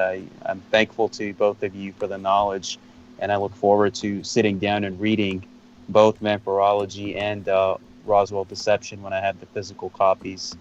And with my book, it's the you just search Sufi Freemasons and you'll find my book. And it's available both in paperback and ebook format. And it's important, the aspect of reporting these reviews and also the accounts that are associated with them. So if you have an Amazon account, report the reviews, plus the click on the name of the account and report that as well, if you're able to do so, because that will only help Brother Douglas in terms of combating the agents of the kings of Edom that are there basically spreading lies against him. As you can see, as soon as he released a book with Brother Peter Moon, here comes of all this stuff from the Pentagon about the UFO papers and all this other stuff. So it just goes to show you that he is a threat to the enemy and the forces of darkness. And what the Holy Quran also teaches about Gog and Magog and Yajuj, Majuj and the 1,000 years of peace. It's all intertwined, but the stories told in different ways. So that's the aspect of making sure that those that are listening to you stand beside you and support your work, report those that are against you, and ultimately just spread the word. That's the best way that they can fight this war, because it's all a war too. It's Brother Douglas has been leading the forefront, but this is a struggle that we're all going to get impacted by if we don't do our individual parts. Thank you. And that's very important. I hope people realize that. Honestly, what you do now is really what decides your fate. And always remember, you cannot be neutral in this. Think of what the Lord Christ said when he said, be thee either hot or cold, but if thou art lukewarm, I will spit thee out. This is the kind of positioning that I see everyone saying is, oh, I'm not part of this. I'm not part of this. Yes, you are. It doesn't matter that you may not want to be a part of it. What you want to be a part of doesn't fucking mean a thing. You're a part of what you're a part of. You have no choice in it. It's as they've always said, you may not take an interest in politics, but politics takes an interest in you. They'll usually back that up on a meme with some anti-Nazi image, showing, of course, people behind barbed wire in the death camps, something of that nature. The reality is that only allows people to rationalize themselves away from any action, because they all think, oh, well, that Nazi shit is dead and gone. It's all taken care of and has nothing to do with me. But, oh, by the way, so Our Lady Maria Gregorich says, maybe it's because I'm on Amazon Canada. I just checked again, and it does say there are 8 global reviews, but it lists only 7. So in Canada, they're not even showing this Barbara G review that Richard K. Cole Jr. stuck up under a different name. So that's interesting. This makes perfect sense to me. And this is kind of like how these organizations work, or rather dysfunction.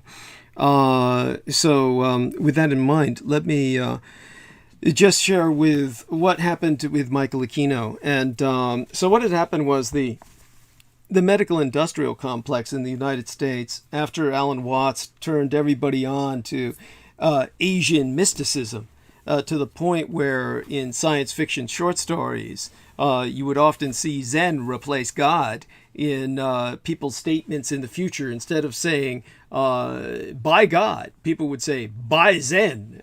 And this was because at the time, people honestly believed that the Zen wave was the wave, that it was going to become the religion of the future, quote unquote, not understanding Zen as a meditative practice more than a religion per se. And so when it came to Alan Watts, of course, his descriptions of Buddhism, Noreen Halpern, that young lady who was a member of the Soka Gakkai, Buddhist cult in Japan. She would laugh at Alan Watts and the British bullshit whenever they talked about Buddhism. She called that the London School of Buddhism, which meant it was all a bunch of London academicians spreading bullshit about Buddhism that they had no knowledge of and just providing some ersatz interpretation that they pulled out of their ass so that Americans would think they would know what they're talking about. And so when it came to Alan Watts popularizing the East and then people turning to the East for medicines, for health practices, and particularly acupuncture, then what happened was that they began to associate this as a national security issue. Now, if you think about what's going on with Chinese technologies companies today and how Chinese technologies companies are being blacklisted, this is not something that is necessarily wrong, and it's not something that's not necessarily a genuine national security concern. But at the time of the Communist Chinese revolution, you had a situation in which the modern Chinese republic, established under Dr. Sun Yat-sen, who was, people must know, if you didn't already, he was an honest-to-God medical doctor, and he got his medical doctorate in the West. So he went through over a decade of medical school and then came back very politically minded to revolutionize China as, quote-unquote, the sick man of Asia. And so he felt China was sick unto death with a terminal illness that could only be cured by revolutionizing its health system. So Dr. Sun Yat-sen, he was the first notable or pronounced Western-trained Chinese doctor, and he revolutionized China by a campaign against all native Chinese medicines.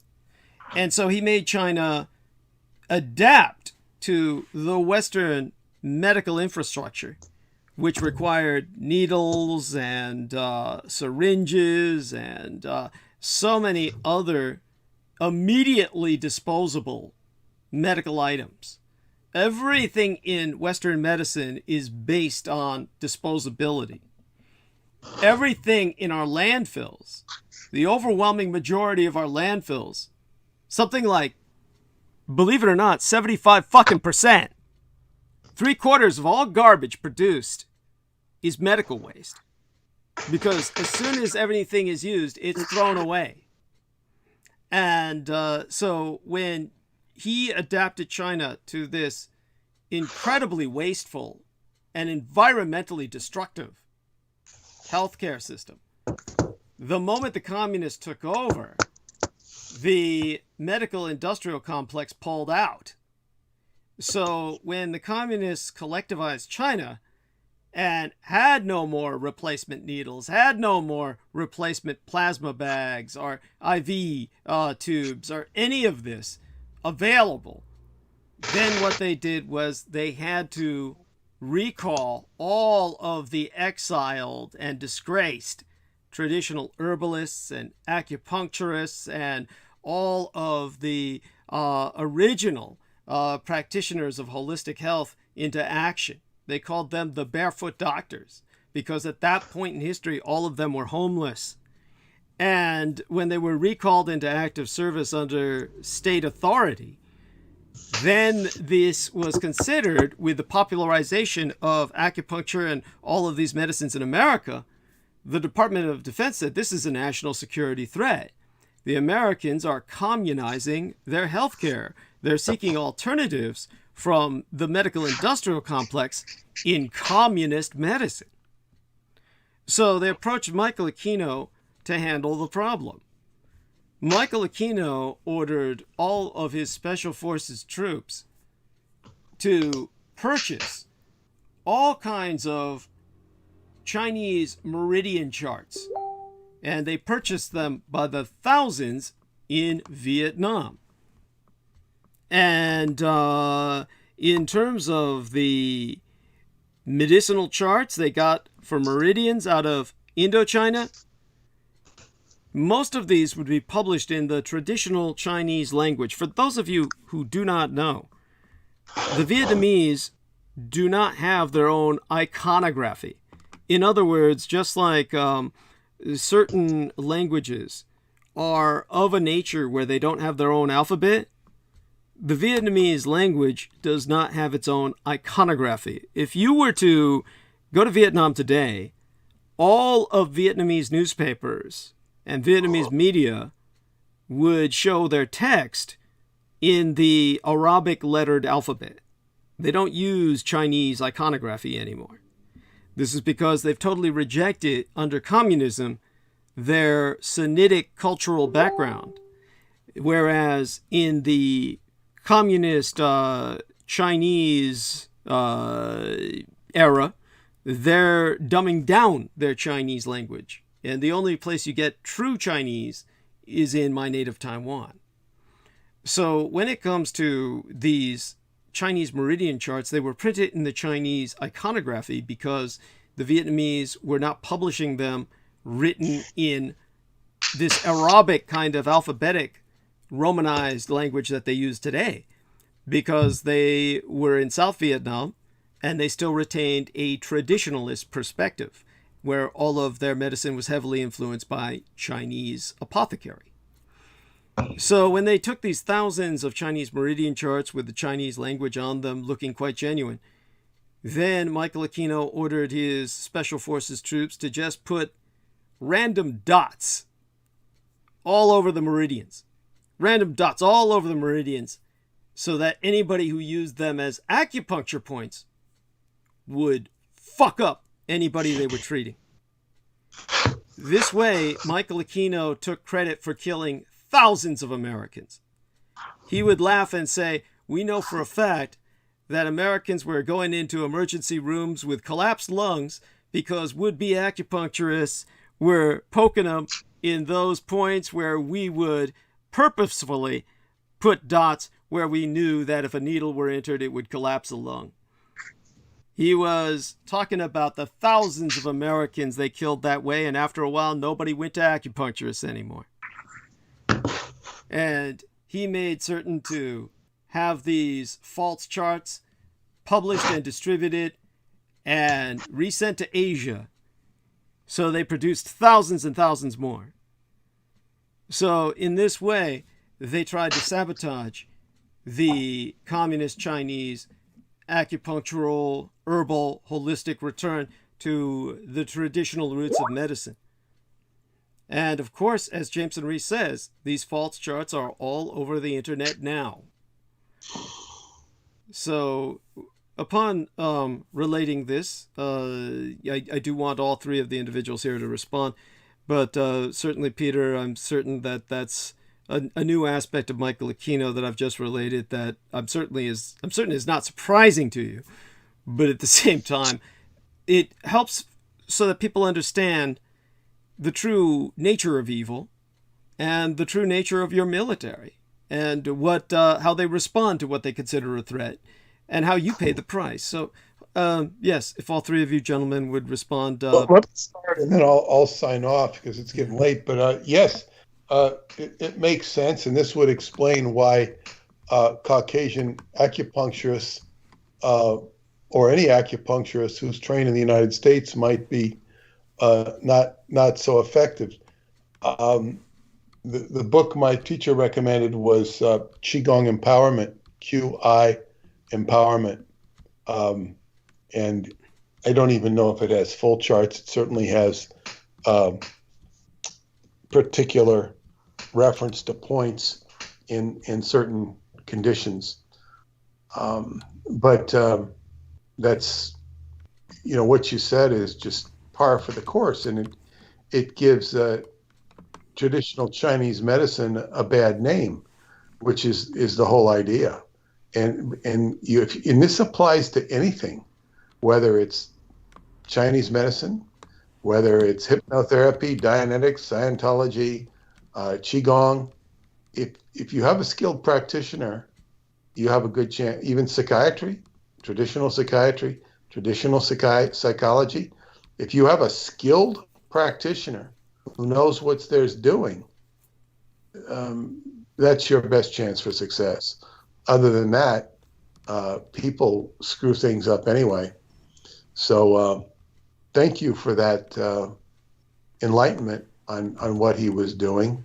Also, for the record, I was doing some more searching.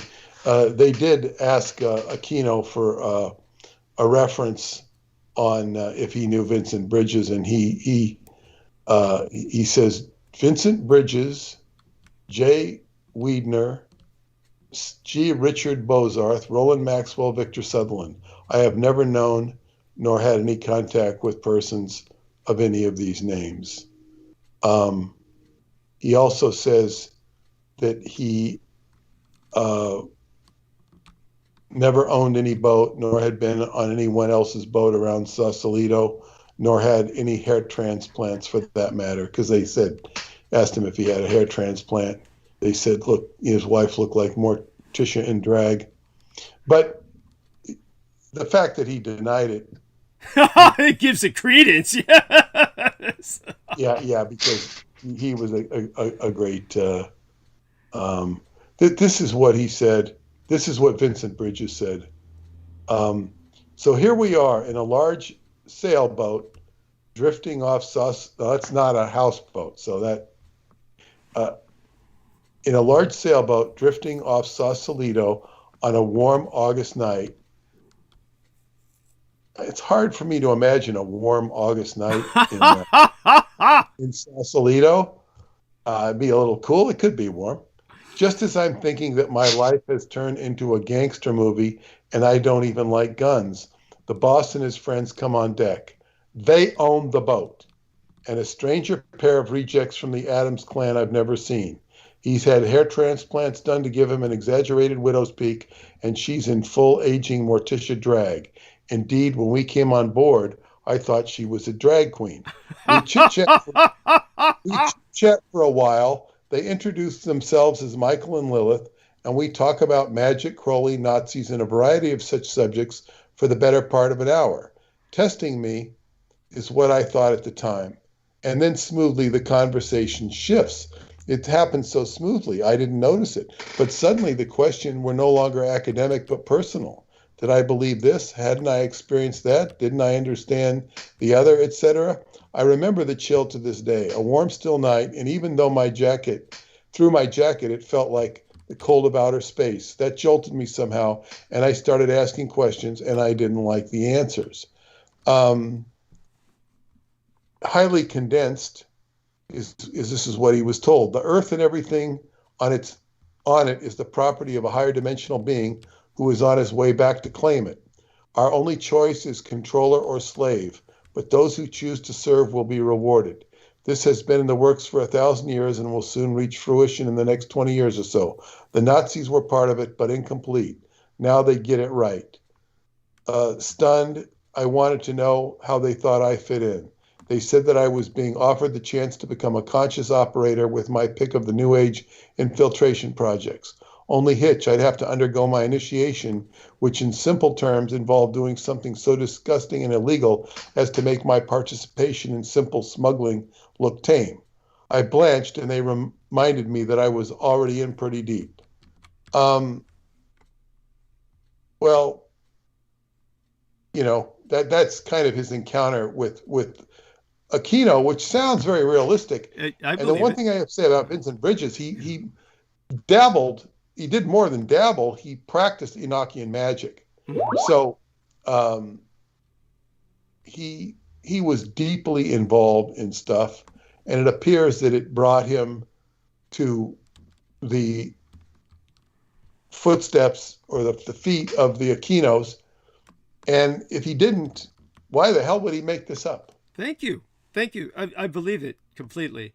And as Jameson Reese says, did he do it? The answer is yes. And this is something that I'm very glad that you brought up tonight, and glad that you shared that with us. So it's something for all of us to retain, and also do know this. It's something that I was told that if you're going to get acupuncture at all, there are places that you don't go to, even in China, because you'll get hepatitis. It's almost as if they're reusing their needles and they're not disinfecting them or bleaching them properly. It's remember, these needles are used forever. Acupuncture needles are not thrown away. This is one of the reasons why the Americans tried to replace them with disposable needles. That's not how the traditional doctors ever worked. But they would disinfect or bleach them. My understanding is it's a very, very sensitive subject. We're not saying that we're not saying don't get acupuncture. Just be an informed consumer. And as an informed consumer, Jameson Reese is saying no thanks. But I don't want to deter people from getting acupuncture, but yes, be a very informed consumer and be very careful what you do. I'll try and look up a little more about it in the near future. I'm not an expert. My mother knew where to go. She took me places as a child, but with her passing, all of that is gone. That resource is gone. And okay, Penny Bradley, everybody maintain her in your thoughts and prayers. She okay? What's wrong? What happened to her? Oh, she's been through an enormous amount of pain. She's basically contracted a stomach flu. She figures it'll take a couple of days to recover, and so she's definitely want everyone to maintain her in thoughts and prayers. And of course, we had the cat die on Amanda Ute. Her cat died in her arms today, just before transmission. Please, everyone, maintain these ladies in your thoughts and prayers. Maria Michaela Grigorich has just had to remove herself from the chat room because an ambulance showed up at her friend next door. We're in the midst of turmoil, and thankfully Peter Moon is here with his own island of stability, and Salman Sheikh is always the spirit, the essence of calm. I'm hoping he can stay with us a while longer. Our man Jameson has just left us for a few minutes. He'll be back. But, honestly, what we've been through tonight already has been quite a bit. I look forward very much to Peter Moon's review of what he hears in the link that I sent him, from where it's timestamped to the end of the show. And then after that, he and I will hopefully discuss more in depth what he heard on air, and by that time, hopefully tonight, I'll speak more upon these subjects as well. Not on the Nega. I will speak on the Niega, which is the correct pronunciation of their name when it's not Americanized or bastardized into the English. I'll speak more on the Niega only when Peter Moon has reviewed what I've said about my mother. And of course, Salman Sheikh and Jameson Reese do their best. But with such a nuanced subject, you have to hear it yourself. And I'm sure you understand, Peter. I'll start tomorrow. And with that, I'll say good night. And thank you all for your contributions. And I'll see you. Plan to see you on Wednesday. And I'll start listening to that tape tomorrow morning. God bless you. We love you dearly and share our love with Paula. Okay, thanks. Bye-bye. Bye-bye. Yes. And, good night, Peter. Yeah. And so that was Peter Moon. Remember, skybooks.usa.com. And aside from all of that, Jameson is back with us. And Jameson, I'd like you to share some things with Salman Sheikh. And you'd like to hear his response to what you have to share about some of the things you've been dealing with as of late. And honestly, I'll tell the public. Yeah, please take your time, take the stage, share it, and then Salman Sheikh can respond, and then he can go to bed shortly after that, because he has to get up and bake his bake his bread to feed the birds. Yes, not to mention do his pull-ups, which Peter Moon can't do anymore. Salman Sheikh does his pull-ups, and and they've increased the number. Yes. It's funny because our man Jameson Reese looks like he could be a Chippendales dancer. He's got enough definition on his six-pack abs. You'd think he'd be doing the pull-ups, but no, it's Salmon Shake, and the world's all. I can do them. I mean, the best I do is usually 50 push-ups. Holy shit! Fuck, I can't even do that. I mean, dude. I can't do, as far as I'm concerned, I can't do them at all, except maybe at gunpoint. All right, let me let you guys take the stage. I'm going to go mute. I'll be here. I'll be listening. I'll interject if I feel it's constructive, but honest to God, I'm going to be finishing these meatballs. I'm saving this oatmeal fucking chemical pie. This is like a sugarized mud pie. This is like a mud pie. It tastes like mud. This is at least it's. I was expecting you to say it would be something that Brendan Zogert would eat. But yeah. Oh God. You know why they call it health food? Because you have to be in peak physical condition to choke it down. That's why they call it health food. Fuck whatever Brendan Zogert eats. I mean, most of the stuff he eats is, as far as I'm concerned, this is like what.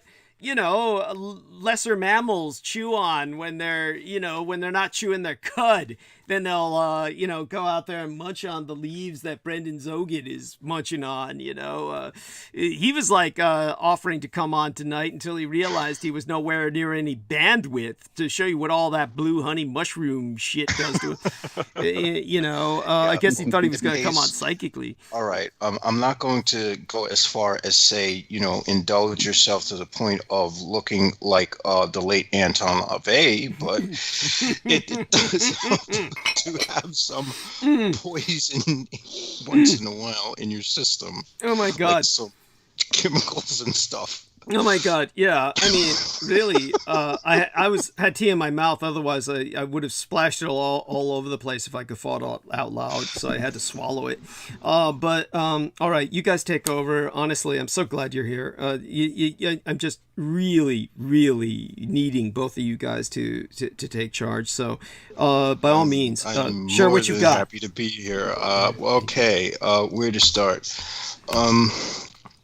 Personally, things with what I would call spell work seems to be doing well, although a magician who I hold in high esteem has not gotten back in contact with me. But then again, he usually goes on vacation around this time, so I wouldn't expect him to get in contact with anyone. Although I suspect me sort of disagreeing with this sort of Trump cultism might have something to do with it. So we'll see. I think of all the magicians, he seems to hold more promise than most of them, and I still do, comment and like his videos and stuff. That's VK Jehanum, because again, his service did open a lot of doors that were shut by my last handler, or rather, I would say that those doors were reopened.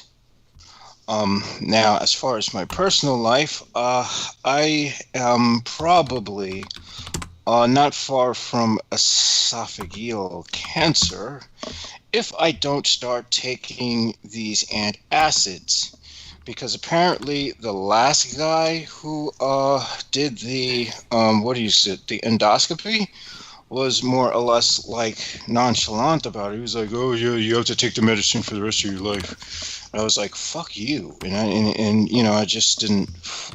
Whatever. Of course, there's no telling as to whether the H. pylori infection is still there, but they were supposed to give me one of those poo sample scoopers, and they didn't. So I'm just going to be like, okay. Without that, I'll just go for the, I have to get another endoscopy. I shouldn't say this because apparently, I'm fairly certain they already know that I'm probably going to kill myself anyway, so why the fuck would they even bother trying to kill me? But anyway. Brother JMO, it's interesting you mentioned that, the aspect of the magician you're dealing with and how he has opened up a lot of these doors for you. And it's interesting because there's always a right time and place for everything, including this handler that you had. Supposedly that was your friend. Yeah, being yeah. removed What from the your life. what the handler did was he had tried to close those doors. And against his judgment, I decided to reopen them myself Right. because I was like, there's something empty in my life. I'm sitting here and talking to you, and watching your dog while you go to work most of your days, and this fucking sucks. You're trying to convince me that being sober is worth it, yet there's something deeply missing in this. So when I reconnected to magic, it was like, all right, I got to do this. I got to do this the right way. And so I did something. What I wound up doing was I wound up revisiting the Tunnels of Set, because when I had read the Tunnels of Set originally by in Night Side of Eden by Kenneth Grant, he orders them from the first tunnel all the way down to the 22nd. And that's not how you're supposed to work it. He assumes that everyone who's reading the book is going to automatically know how to work it, because it's one of those things that they would assume that you're a member of the IoT Illuminati of Thanatos or some shit, which I wasn't. I was a solitary practitioner, and so I did everything completely backwards. Which so I decided, and even at this time, when I did use the information that was on on VK's WordPress at the time, which utilized the rituals exactly as they were from the Orders of the Nine Angles, I did not realize that you were supposed to spend a month in each tunnel doing a path working. So I conjured and evoked each of the archdemons and asked them for what I wanted, and sure enough, my life just fell into shambles. And my relationship with the asshole who was my last handler fell apart. So I was like, well, holy damn, something did happen positive from it. So it worked. So I needed to understand how to deepen this. So since I had already been using his information, I decided to use his services to open up what I felt I was missing. And what that led to was a fallout with my old friend, which completely got him out of my life, which was necessary for the next step. So that said, I am now going back into all the initiations I did last year, which included the Qlipoth, the Tunnels of Set, and the and the transclepothic void, which of course Douglas does not recommend any of you do. I am doing this because I made an oath to myself at that time that I was either going to go through these tunnels and see this through, or I was going to kill myself. And that was all the way back in 2019. So I pretty much knew that I would be devoting the rest of my life to this, and I probably will be doing that. That said, as far as recent events are concerned, so there's that. I have to schedule all these appointments for different doctors and whatnot. I keep putting off the digestive doctor thing, but the gang stalking has gotten kind of weird. That's just that's to be expected. But there are people who are, and it's always the same. Oh my God! I mean, listen, I'm just gonna be fucking blunt. You house niggers and the crackers you worship can all go fucking die. And now I know you prison faggots are sucking those crackers' dicks who are telling you to go fucking fuck with me. So a message to you, and I hope you are listening. I truly hope those pieces of shit are listening, but I don't think they have the intelligence to even fathom what I am saying. So they wouldn't have the intelligence to listen. But, you know, as far as I'm concerned, the blacks and whites in this country can fucking die because they're all fucking retards. I had to deal with some, you know, at first I didn't, it's only on retrospect that it doesn't strike me as offensive, but, you know, I was on the ferry boat about to leave the boat, and this chick just like walks right in front of me, and I'm like, well, what the fuck? You know, there's no one standing in front of me. There's someone standing almost like really close in front of me already. So she's pushing me aside like I'm not shit, like I'm not there. And I'm like thinking to myself, damn, bitch. It's like, yeah, I know I look like a fucking nice guy, but don't go fucking trying to trample on me. I will fucking kill you. I'm sorry. It's that side of me is coming out. So I gotta kind of pull it in, and I gotta kind of just let that go. The thing is, when I remember these events, unlike most people who remember themselves from the third person, I remember it as if I am standing right there having the experience. It's fucking vivid. And so what happens is when I'm remembering something, all the exact emotions come right back. This is why we're working this is why I'm in therapy. And we happen to be making progress with what's called schema therapy. So that's doing well. And, you know, I'm getting off the boat and, you know, so I say excuse me to get past people who just have like a shitload of space in front of them, so I could, you know, get off the ramp first because I gotta take a piss, and so some dude, you know, Mr. Oh, I'm thug nasty, I'm thugnificant, you know, motherfucker's trying to like, he's cutting all these people and he's just pushing through them, and this motherfucker's looking at me like he's gonna push through me, and I stand there and I just stand there and I'm like, motherfucker, you try it, I will knock you the fuck out right here. Oh, sorry. Yeah, I'm doing it again. This is so difficult. Oh my gosh. I almost envy the way regular people remember. I envy how regular people remember situations, because my mind processes things vastly different. So again, as I'm giving the story out, I'm reliving it, and it's irritating. But of course, I realized, I was like, yes, I do that, and I'm going to wind up in prison, and that's exactly where the assholes want. Then they'll murder me in the first night. So I'm like, screw that. But the thing is, like, if he knew, he pretty much, I was able to project that aura where I was just like, I relaxed all my muscles, but it was like, any second you make a move, I have already thought about all the ways I would take you down. A much bigger guy. They're always bigger men. Big guys are assholes. Guys who are bigger than 6 feet are all fucking assholes for some reason. I'm sorry. Again, I gotta pull this in. Yeah, JMO, that makes perfect sense in terms of the gang stalking that you're going through, in terms of the initiatic stuff too, because the reality is that even the Sufi masters will tell you this, is that when you unlock a part of yourself or your being, whether it be physically, mentally, emotionally, or spiritually, your body kind of sends off a shockwave to the system, which is like the aspect of, you know, basically coming online with your spiritual mode. And the good people will know who you are, and the bad people will know who you are too. That's where the gang stalking comes in.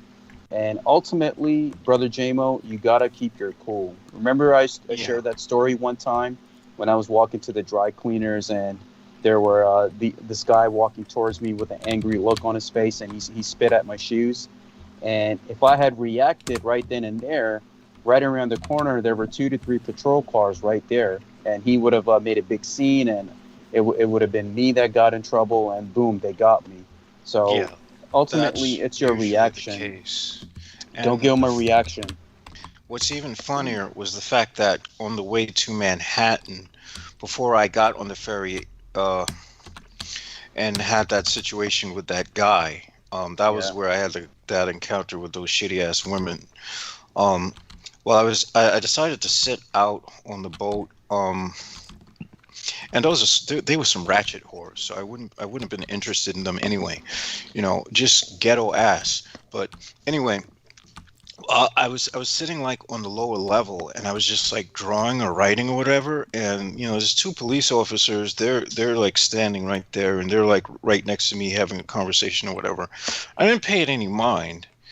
And I only pay mind on retrospect, like as if they knew someone was supposed to trigger me that day, but they didn't know who was going to do it, or maybe they did know, but they usually do know. That's they probably knew, but they probably knew that for some reason that the people who were supposed to trigger me weren't there.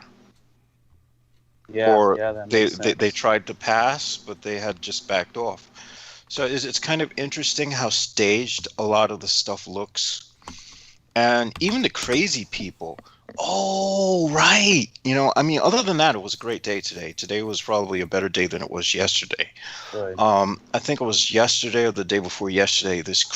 I'm walking up the hill to like get to my community, and this dude's wearing like a winter cap, and he's like dressed in winter coat, and there's like the storage facility that that heads up to where I live. And so, I'm going up the hill to the store, to walk past the storage facility. The guy looks like he's coming from there. He's pushing some shopping cart, and he's like wearing a winter jacket in the middle of like summer. It's 90 degrees out. And I'm like, okay, paying it no mind. So this dude approaches me, and I'm like, why the hell is this guy coming near me? I'm like thinking to myself, don't come near me. And so it's some weird looking white dude, but I can tell he's not there. It's like this dude was just completely gone. And he says something about my hat, and he says, wear this instead. And he holds up like this beanie cap that looks like something you would wear when you're skiing or some shit. And I'm like, I was just like, get the fuck away from me. And so I keep walking, and so he keeps walking. But basically, I think what I said was I'm not interested, and I just kept going, because it's almost like unconscious for me to do that when people are like trying to beg or hustle me, because that's just what you get used to in New York. People are gonna beg you and hustle you for types of stupid crap. And your best bet is to ignore them or just to shake your head and move on. And that's essentially what I did. And so I'm walking up the hill, and this guy starts screaming, I do get, and he starts yelling like these Street Fighter moves. And I'm like, what the hell? Right.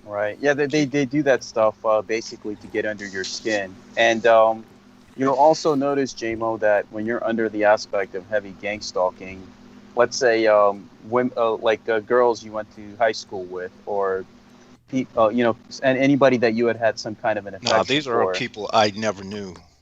No, that is an element that gets used against you. So because they look deep into your history to see who was it that you liked, who was it that you had a crush on, and they will use these elements to pop back into your life and to basically make you vulnerable in a way. So in the path that you're on, you do notice that past love interest or past relationships, past friendships, anything of that sort usually also gets used against you in terms of the current gang stalking shenanigans that they do, in terms of trying to make you mad, or people saying random stuff, or like crowding you on the ferry, using like color-coded coordination with I think they use red and blue, and there's like a few other colors that they use to try to get psychologically trigger you in some way. It's So usually red. It's usually red and blue. I see red and blue a lot. It's usually like a bright blue. It's not even like a sky blue. It's or a navy blue. It's like the ugly bright blue, and it's like the ugly like bright red. It's yes. like, why the hell would you wear something that's so bright? I don't know. It just doesn't go with my aesthetic. If I were to wear red, it would have to be like a dark blood red, or something that's really, really light. But I wouldn't wear anything that's just like bright. I just don't like bright colors. That's just my aesthetic, because they seem to scream at the eyes, and I think that's exactly why they use them.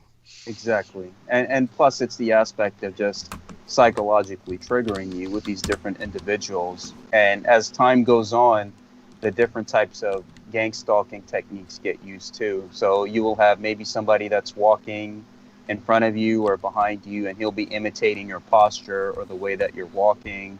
That's also used if somebody's like driving by, let's say he has his hand out, so you look at him in a way. Then you have the aspect of crowding, where they'll crowd you in places where you frequent mostly. So it looks like the ferry boat. I've seen that. I experienced that when I was at a store today, and some guy was just too close to me behind the line. Yeah. And I'm thinking, like, what the hell, man? Get back the fuck up.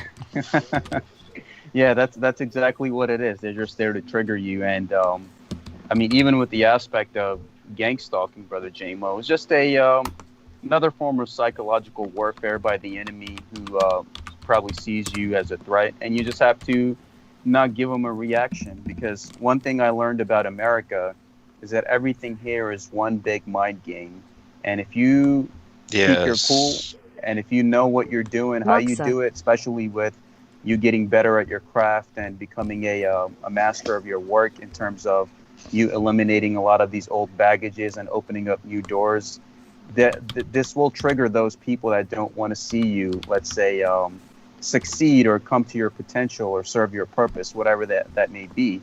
Now, a lot of people might not agree, but everybody has their own purpose in this world. God created everything with a purpose. You too have your purpose on who you are, what you stand for, what is it that you like to do, and some individuals or entities won't like that, and they will use those psychological techniques against you.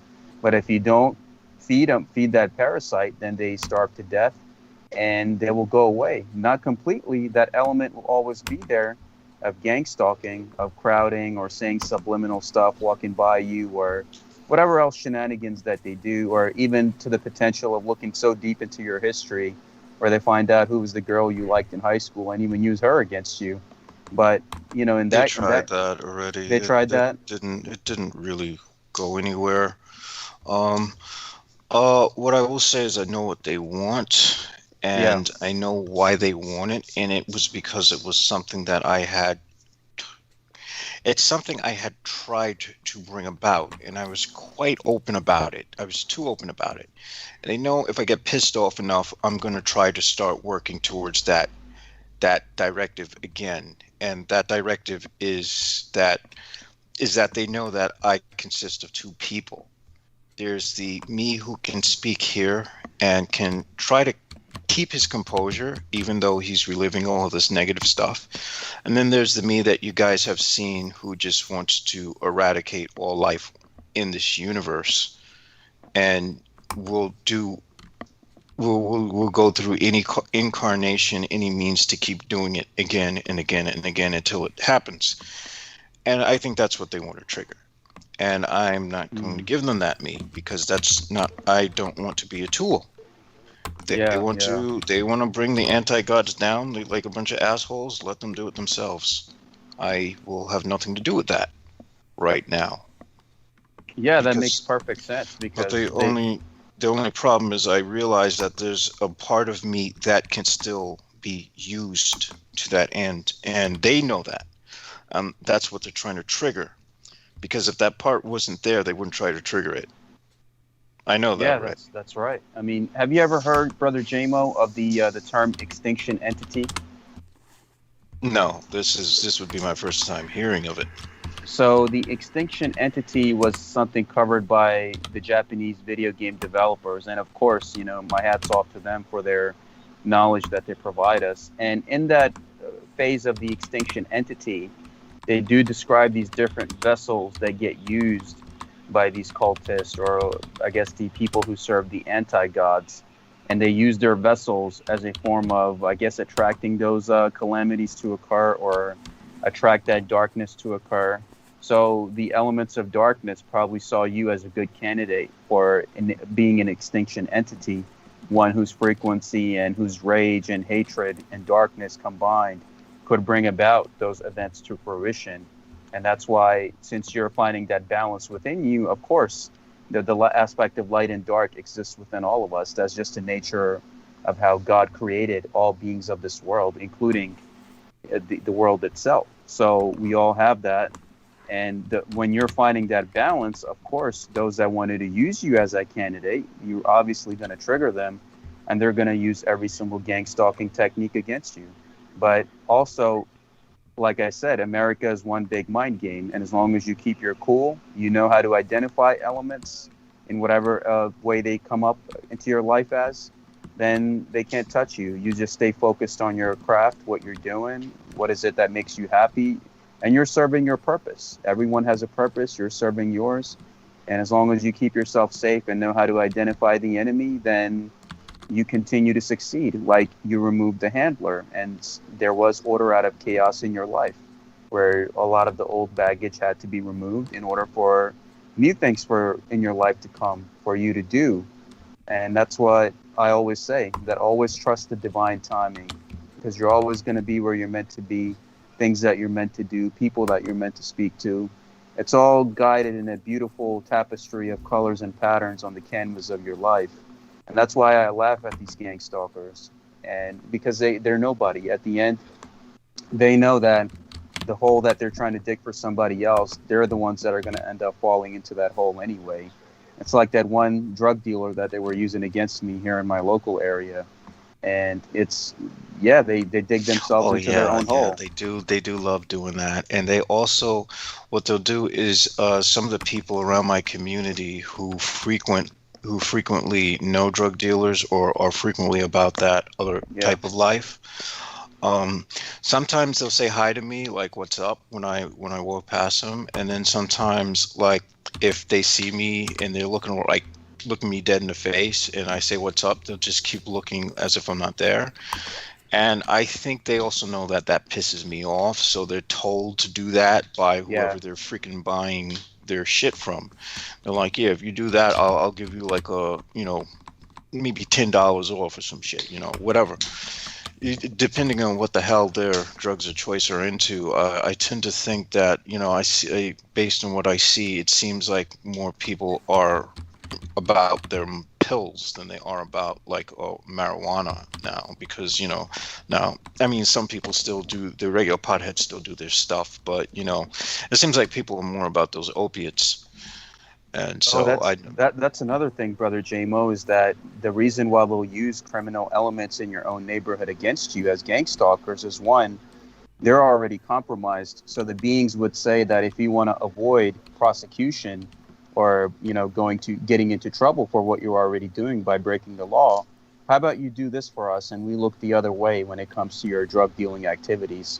So a lot of the, let's say, in charge individuals of the area who are organizing these things, they will, even though like you're not doing anything, you're not committing any crime, you're not doing anything wrong, but they will use criminal elements against you, even in your own neighborhoods, in terms of psychologically getting under your skin, or the aspect of, and why a lot of these individuals do that is because they themselves are already compromised. So they would, like this one guy used to do with me. He used to come up to me, say, "Hey man, Sal, I love you like a brother," because he would want me to open up and be vulnerable to him. But I always identified him.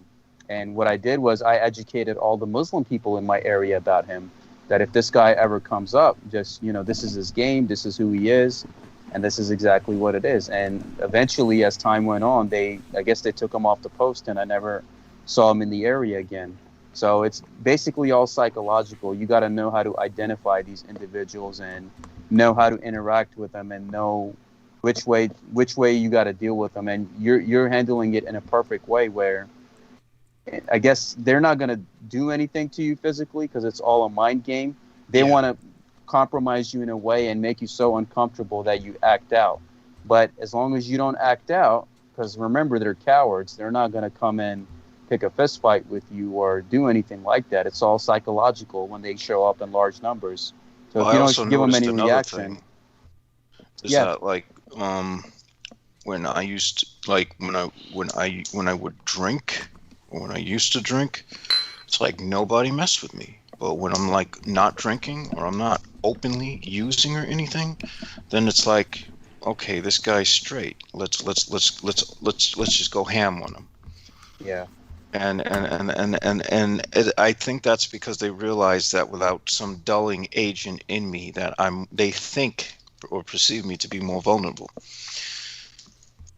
Yeah, that's right, because they want you to be in a state where you're abusing yourself, and if you're abusing yourself, then you're doing their work for them. If you're keeping yourself in a state of, I guess, alcohol or anything that's basically bringing you down, your physical or spiritual power, because a lot of these beings, they mess with you because they know who you are and what your power is and your capability. So they want to see JMO in a condition where he's just drinking, he's drunk, he's not expressing his true nature and power.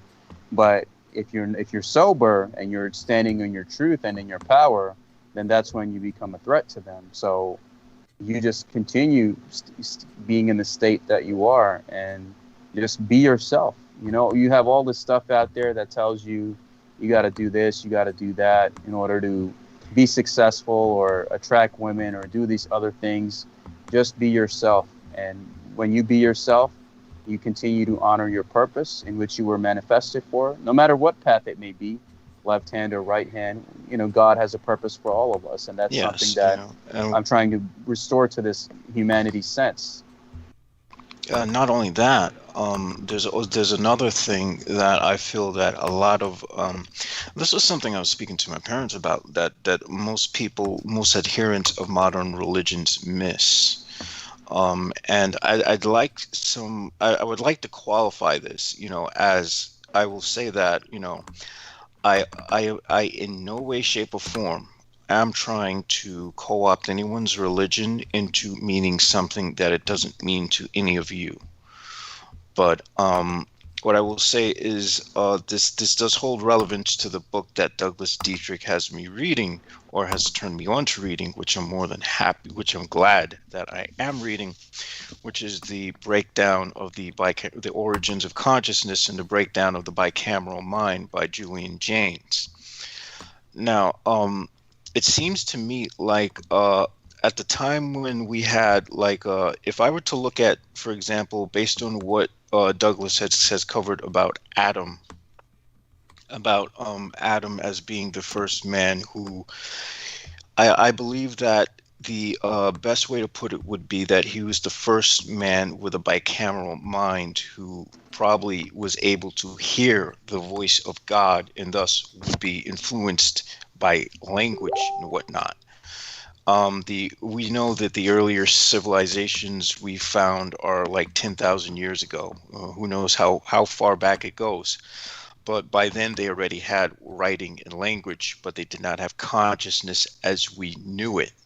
So a lot of what was happening, and if we go into the Old Testament, you can even see where they were being directed by God.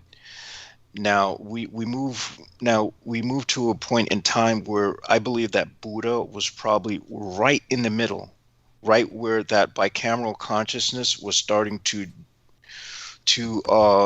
where the two hemispheres of the brain were starting to come closer together, and so he represented a way of quieting the voices and finding something within. I believe he was ahead of his time. He's way ahead of his time. And what he was teaching men who were always being assaulted by the verbiage of the gods and had no control over this sort of hallucinatory state, I get the feeling that he had found a system and a system of belief that would negate that, so that you can sort of start to develop where we are today. And I believe that Christ, or the emergence of Jesus, or Yeshua as he's better known by the Hebrews, I believe that he would correspond with with a period of time where humankind no longer hears the voices of the gods, because by the time Christ had set in, he was sort of like the herald of a sort of new way of thinking, where humans have the I, they have the self, a sense of self. And so what Jesus teaches us in the New Testament is a sense of self-responsibility. And that's something we don't get before that point, with the exception of Buddha, of course, who I would say was way advanced, and he was probably definitely working with the Nage. Now, I suspect that by the time they had tried to assassinate William Wallace, tried to assassinate the latest Christ child, I would suspect that at that time Henry Wallace. William Wallace was the Scottish freedom fighter, but I do want you to remember that our man has to go to bed around midnight. Maybe he can stay a few more minutes. Are you okay to stay with us a while longer, Solomon? I just wanted you to I wanted you to share what part you thought that the Prophet Muhammad, peace be upon him, would have in comparison to what Jameson Reese is saying about the Buddha Is it? Do you feel that he too was in this kind of context, or to be seen more simply as having received the message of the angel Gabriel? Or was it the warrior angel?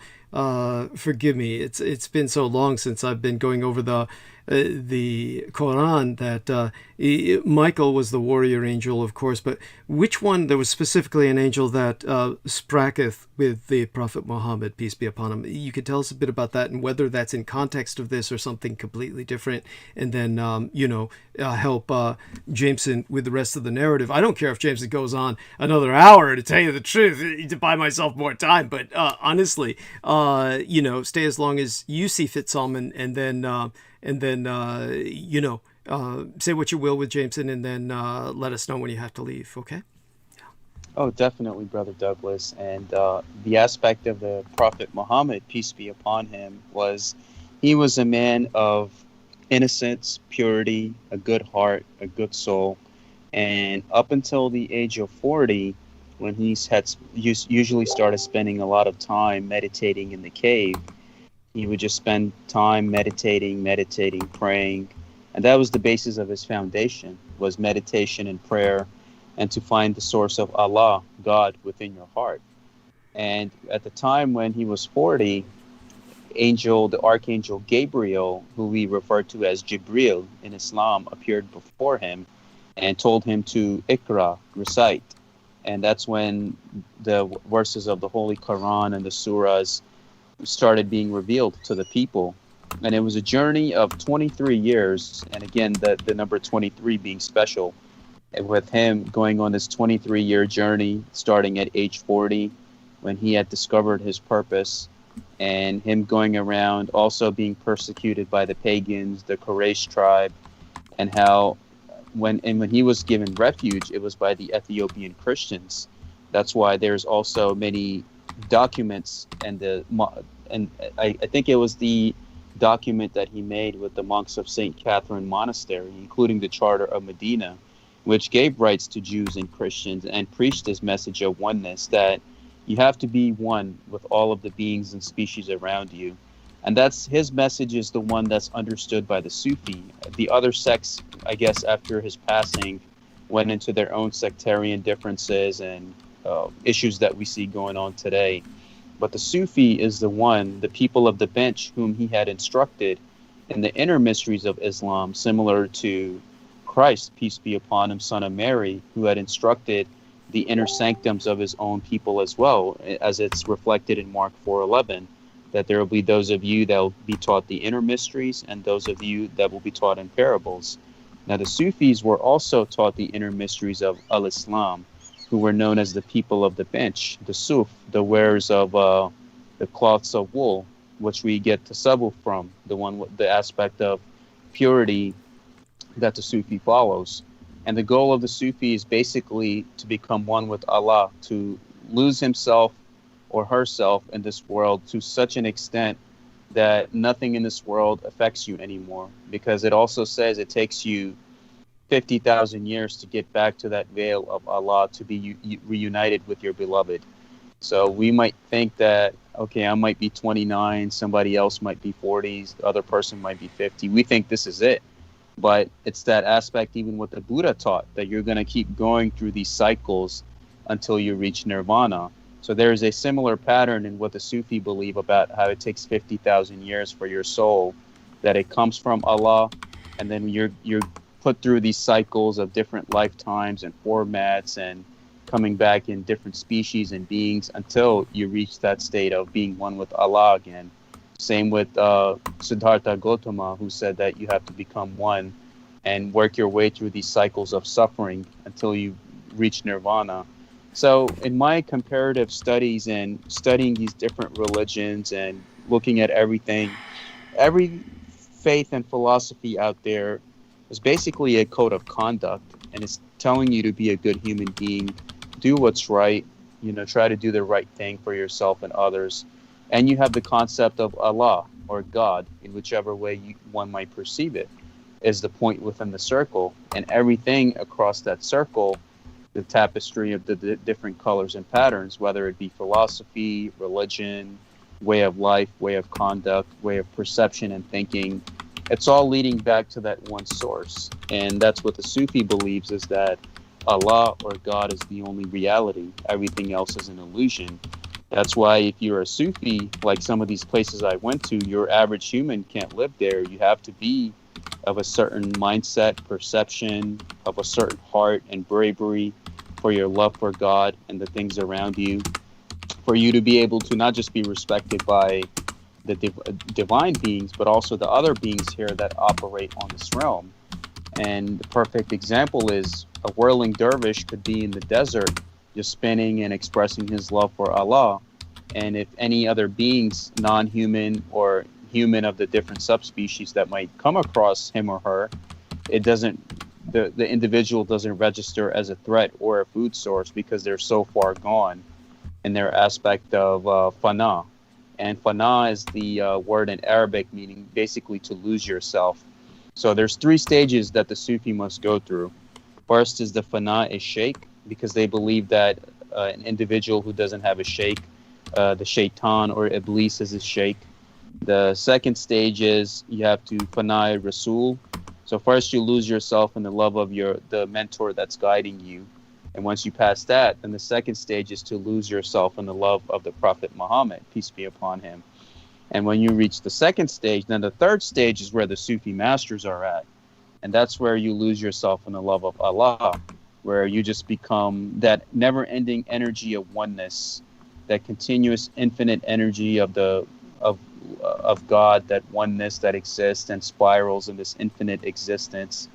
And that's when the Sufi becomes not just respected by his peers, but also the other beings and entities of this realm that are walking around, that will also give the Sufi his or her due respect in terms of mastering yourself and basically elevating yourself out of that fallen state. How many cultures and religions describe that we're in our fallen state right now and we have to get back in the graces of God. So that's basically what the Prophet Muhammad had taught if you really study his inner esoteric teachings, which unfortunately most of the Muslim world is so lost in their own sectarian differences that they do not know that. And I thank Brother Douglas for what he has done in terms of defending Islam ever since I've been listening to him in 2015, and even before that a little bit. He always defended Islam and, exposed the elements of darkness that were targeting Islam and those that would demonize the aspect of the Prophet and his personal life and many other things. So the aspect of just searching these things and searching for the truth, one has to find it. There's truth in every faith and path that you look in, and we all serve a purpose. And that's even what I tell Brother Jameson, that you just continue being who you are. You have a purpose. You have a purpose you were made for. Whatever clicks in your heart, with your heart being your guiding key, you follow that. And yes, there will be aspect of gang stalking and the other elements that get used against you. But then again, the whole thing is psychological. And these individuals, whether they're targeting Brother Douglas or JMO or even myself, they dig themselves in their own grave. And that's just the reality, that those who follow their heart and those that are on the side of goodness and justice, they're always destined to win. And we're here, and some of those elements that were used are not here. So that's basically the reality that we're dealing with. Thank you. That was beautiful. And with that, dear Salman, you deserve to rest, retreat into the gentle night, and blessed be thy slumber and sweet be thy dreams. And of course, our love goes with you. Share that with all your own. And I really appreciate the sense of peace you bring to us. And you're obviously very therapeutic for everyone on the Team DSREC. And that blessings be upon you. Thank you so much for pursuing. Thank you, Brother Douglas. Yeah. And my love and prayers with you and with Jameson, with Peter, with Derek, all our brothers and sisters of Team Dietrich. I bid you all farewell with the greeting of Assalamu alaikum, peace be upon you, on all of you and yours. And my love and prayers are always with you. And thank you all, and I wish you all good night. Good Yes. night. Good night. And so with that, we turn towards counting on Jameson Reese to help me hold the stage because, as he says, it's probably doubtful we'll hear from the lovely Amanda Ute tonight with what she's going through with the death of her cat. Jameson, I'm going to count on you to read some stories, do what you can while I go take some painkillers for the headache caused by this tooth. And I'm going to, can you handle that? Yes, yes. Okay, You can good, take good. as many as you want, good sir. Yes. Yeah. Thank you. I appreciate that. Okay. So I'm gonna go mute. Our man Jameson is gonna take over by talking about some current events, and obviously we've got way too much going on. So whatever you do, you've got probably way too much to choose from. Have you prepared any stories for tonight, or do you need some hints? No. I'm pretty much gonna be jumping right in. We have something really good. Israel swears in a new coalition, ending Netanyahu's long rule. So, Yes. I mean, I can certainly read that, or Oh yeah, by all means. And understandably, some people are alarmed because, of course, this is a individual who is taking over now is very much a far right-wing individual. I don't know if he's the prime minister, but certainly it's a coalition government of left and right. We're talking extremes at both ends, and both of them were determined. Yeah. Yeah, that's when you know it's bad. And, yes. Yes. In reality, we're nearing that point here in America. Well, no, I mean, we can't because the people on the radicalized right are effectively Trump now. It's different here. It's different here. But I appreciate what you're saying. Yeah. Actually, thanks for bringing that to memory. Yeah. What I'm so concerned is that people are still talking about this fucking 2024 bullshit. If the Democrats have any intelligence, they'll have his ass behind bars before then. Yes, thank you, and I may go into if they don't, then we will wind up having to take him. More drastic means will have to be. Yeah, civil war. Basically, This is like obviously we can't advocate assassination on no. But nevertheless, that anything. Is we're not going to advocate anything that will get anyone arrested or would be seen as questionable to the status national defense, because we don't want any of you to have feds knocking on your doors or shit like that. Clearly, that comes with its own unpleasant stuff. Yes. So what we'll just say is hopefully we have some people who are reporting to Joseph Biden listening to this stuff and are going to ensure that Donald Asshole does not get another round. Yes. Or chance. Yes. To one. There we are. And, okay, my love to you, son. I'm going to go mute for a little bit. Take the stage. It's yours. All right. So,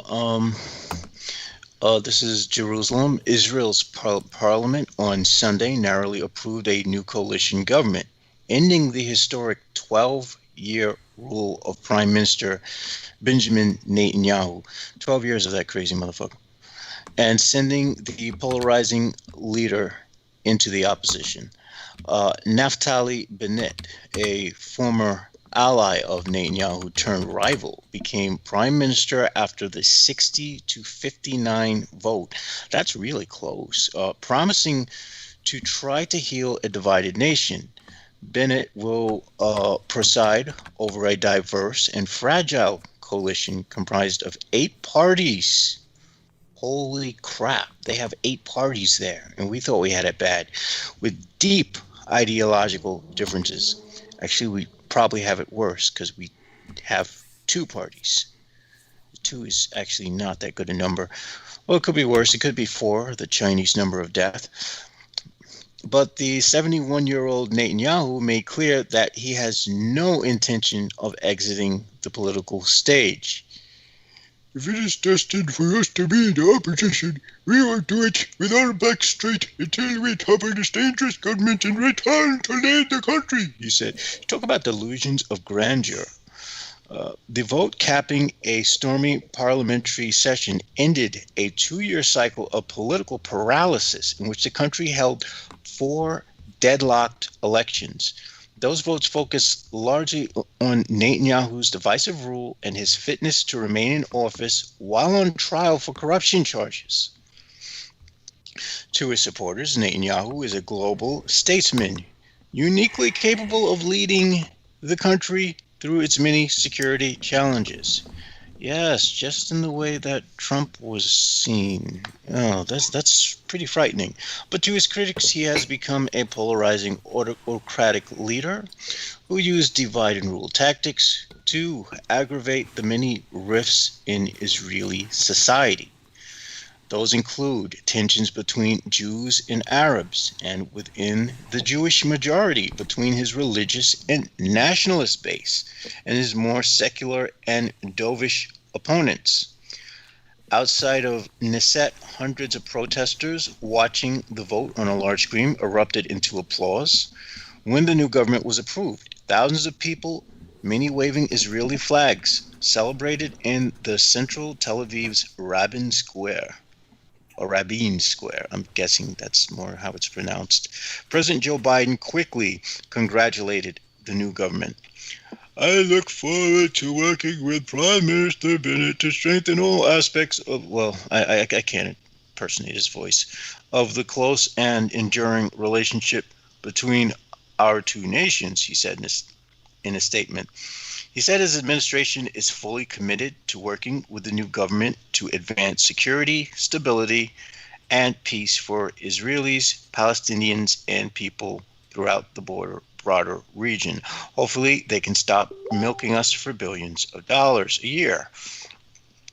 Bennett's office said he later spoke by phone with Biden, thanking him for his warm wishes and long-standing commitment to Israel's security.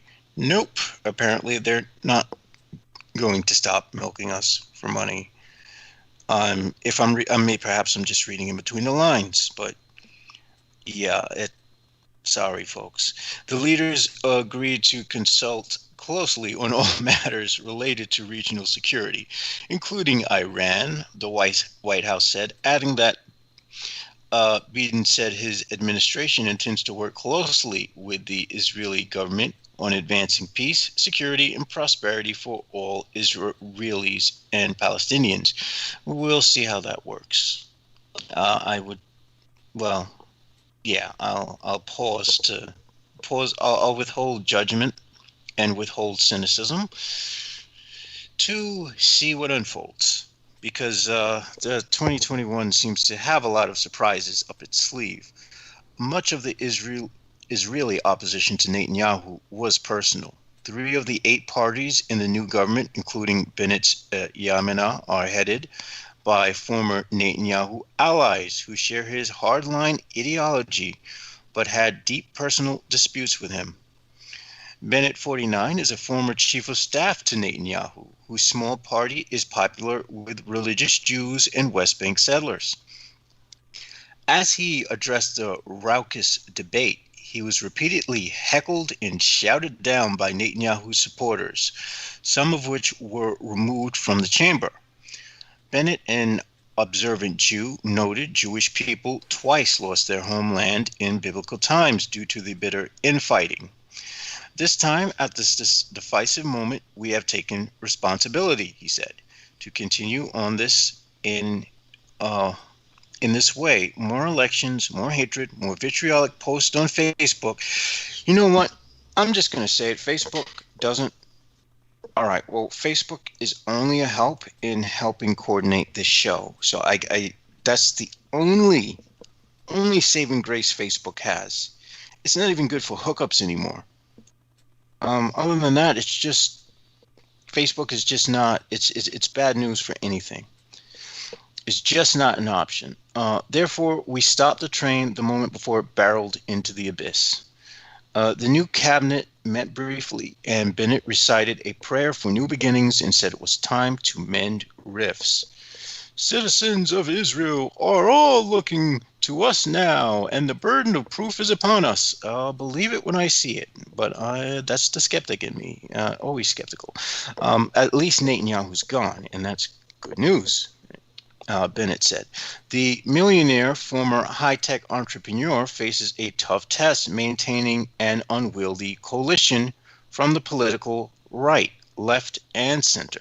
The coalition included a small Islamist faction that is making history as the first Arab party to sit in coalition, agree on little beyond their opposition to Netanyahu. They are likely to pursue a modest agenda that seeks to reduce tensions with the Palestinians and maintain good relations with the U.S. without launching any major initiatives.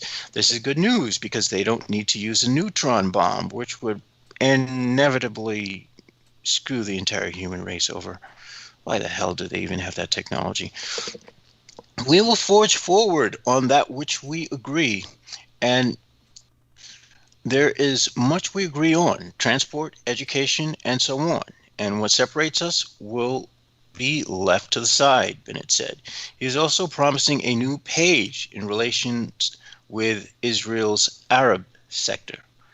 Israel's Arab citizens make up about 20% of the population, but have suffered from discrimination, poverty, and lack of opportunities. Sound familiar?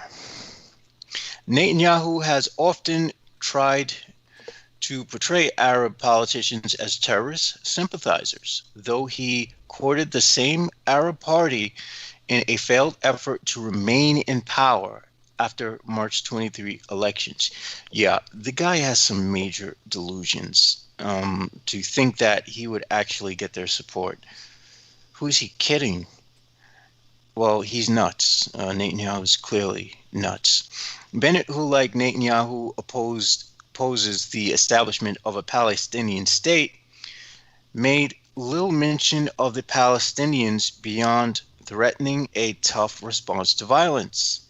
He also vowed, like Netanyahu, to oppose U.S.-led efforts to restore international nuclear accord with Iran. Well, there you have it. My skepticism might just be justified. Israel will not allow Iran to arm itself with nuclear weapons, he said. Israel is not party to the agreement with and will maintain full freedom to act. Now, I'm going to go off on a ledge here and with some speculation, and I'm sure when Douglas is back, he can probably, I might just ask him just to be absolutely certain. But since, based on what he said during the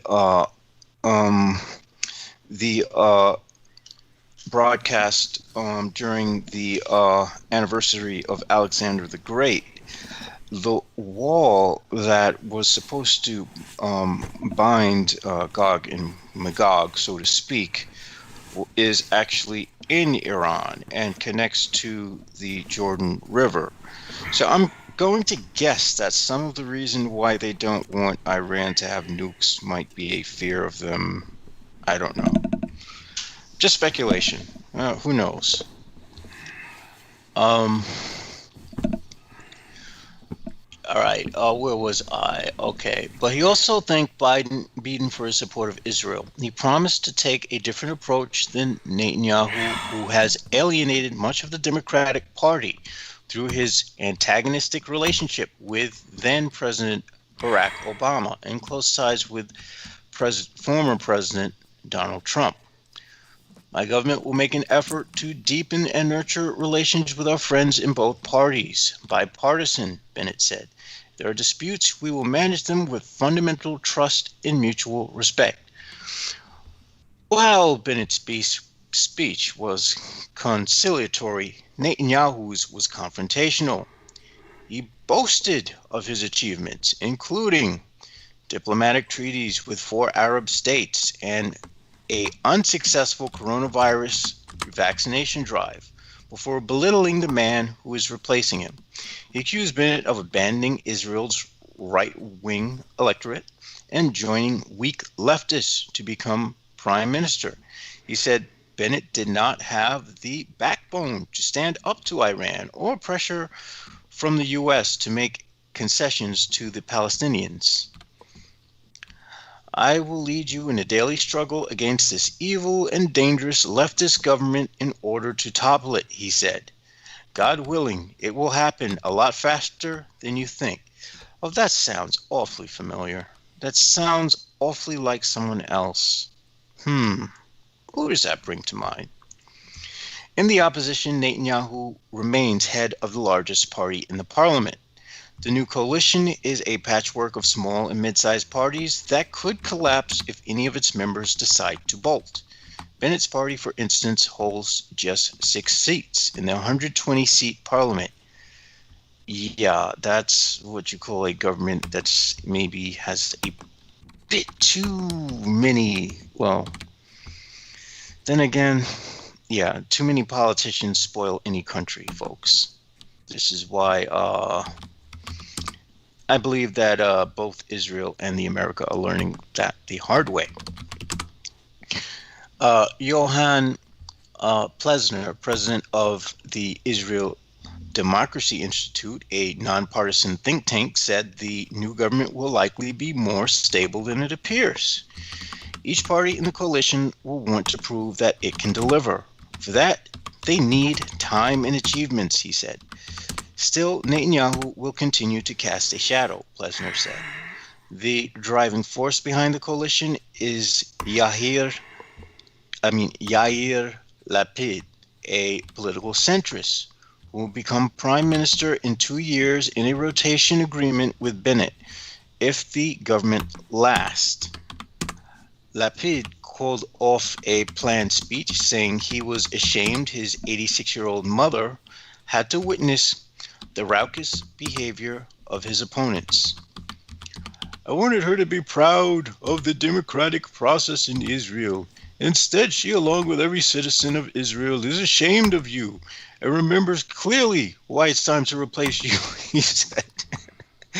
Netanyahu's place in Israeli history is secure, having served as prime minister for a total of 15 years, more than any other, including the country's founding father, David Ben-Gurion. But his reputation as a political magician has faded, particularly since he was indicted in 2019 for fraud, breach of trust, and accepting bribes.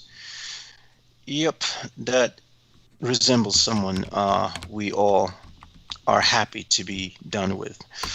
He refused calls to step down, instead lashing out on the media, judiciary, and law enforcement, going so far as to accuse his political opponents of orchestrating an attempted coup. Last year, protesters began holding weekly rallies across the country, calling on him to resign. Netanyahu remains popular among the hard-lined nationalists who dominate Israeli politics. But he could soon face a leadership challenge within his very own party. A less polarized Likud leader would stand a good chance of assembling the right-wing coalition that Netanyahu had hoped to form. Or he could wind up becoming a completely prop for the entire party, like Donald Trump has for the Republican Party, which will hopefully go extinct and can't vanish fast enough. All right. We have the, I'm fairly certain that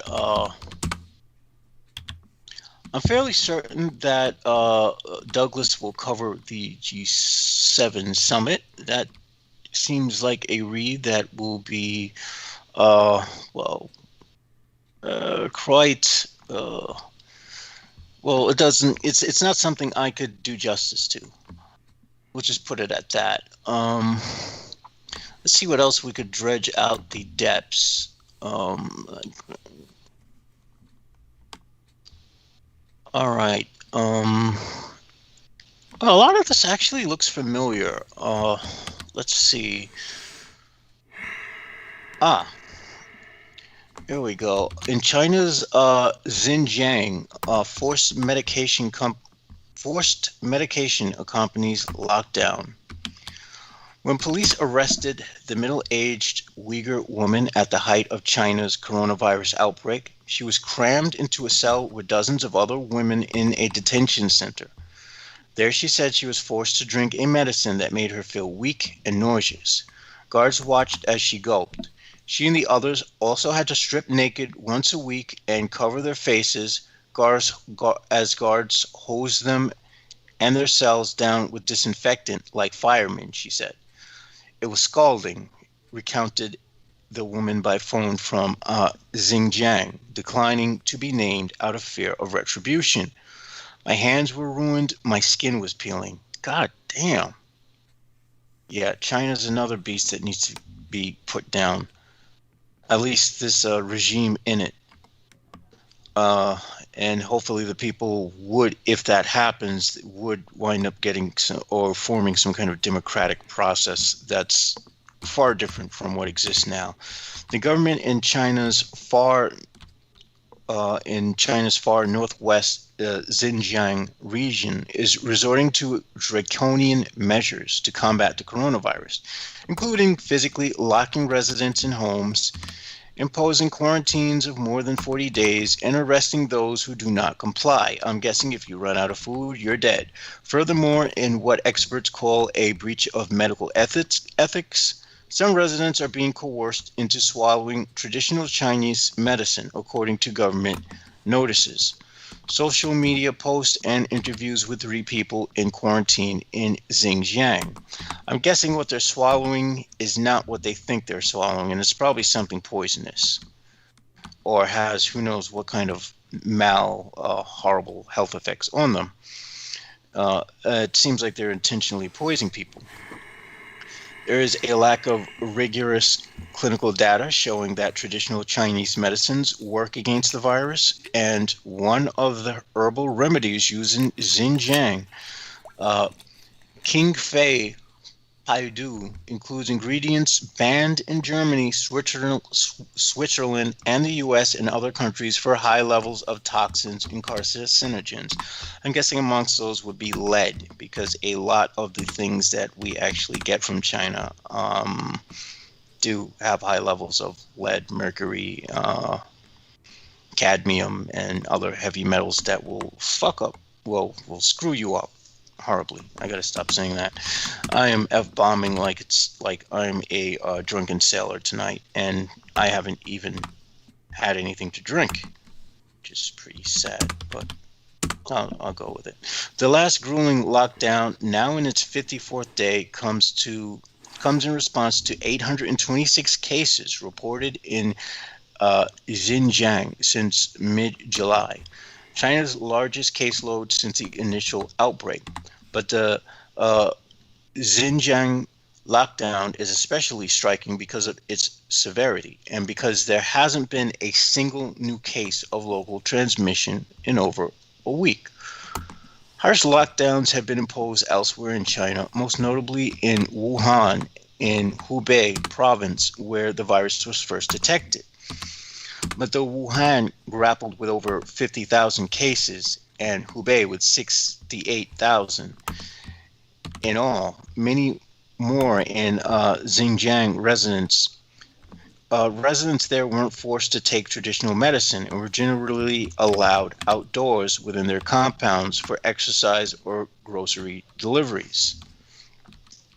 It's obviously clear that this entire lockdown is more of a racist attempt to just exterminate the Uyghur population, which is common sense. The response to an outbreak of more than 300 cases in Beijing in early June was milder still, with a few select neighborhoods locked down for a few weeks.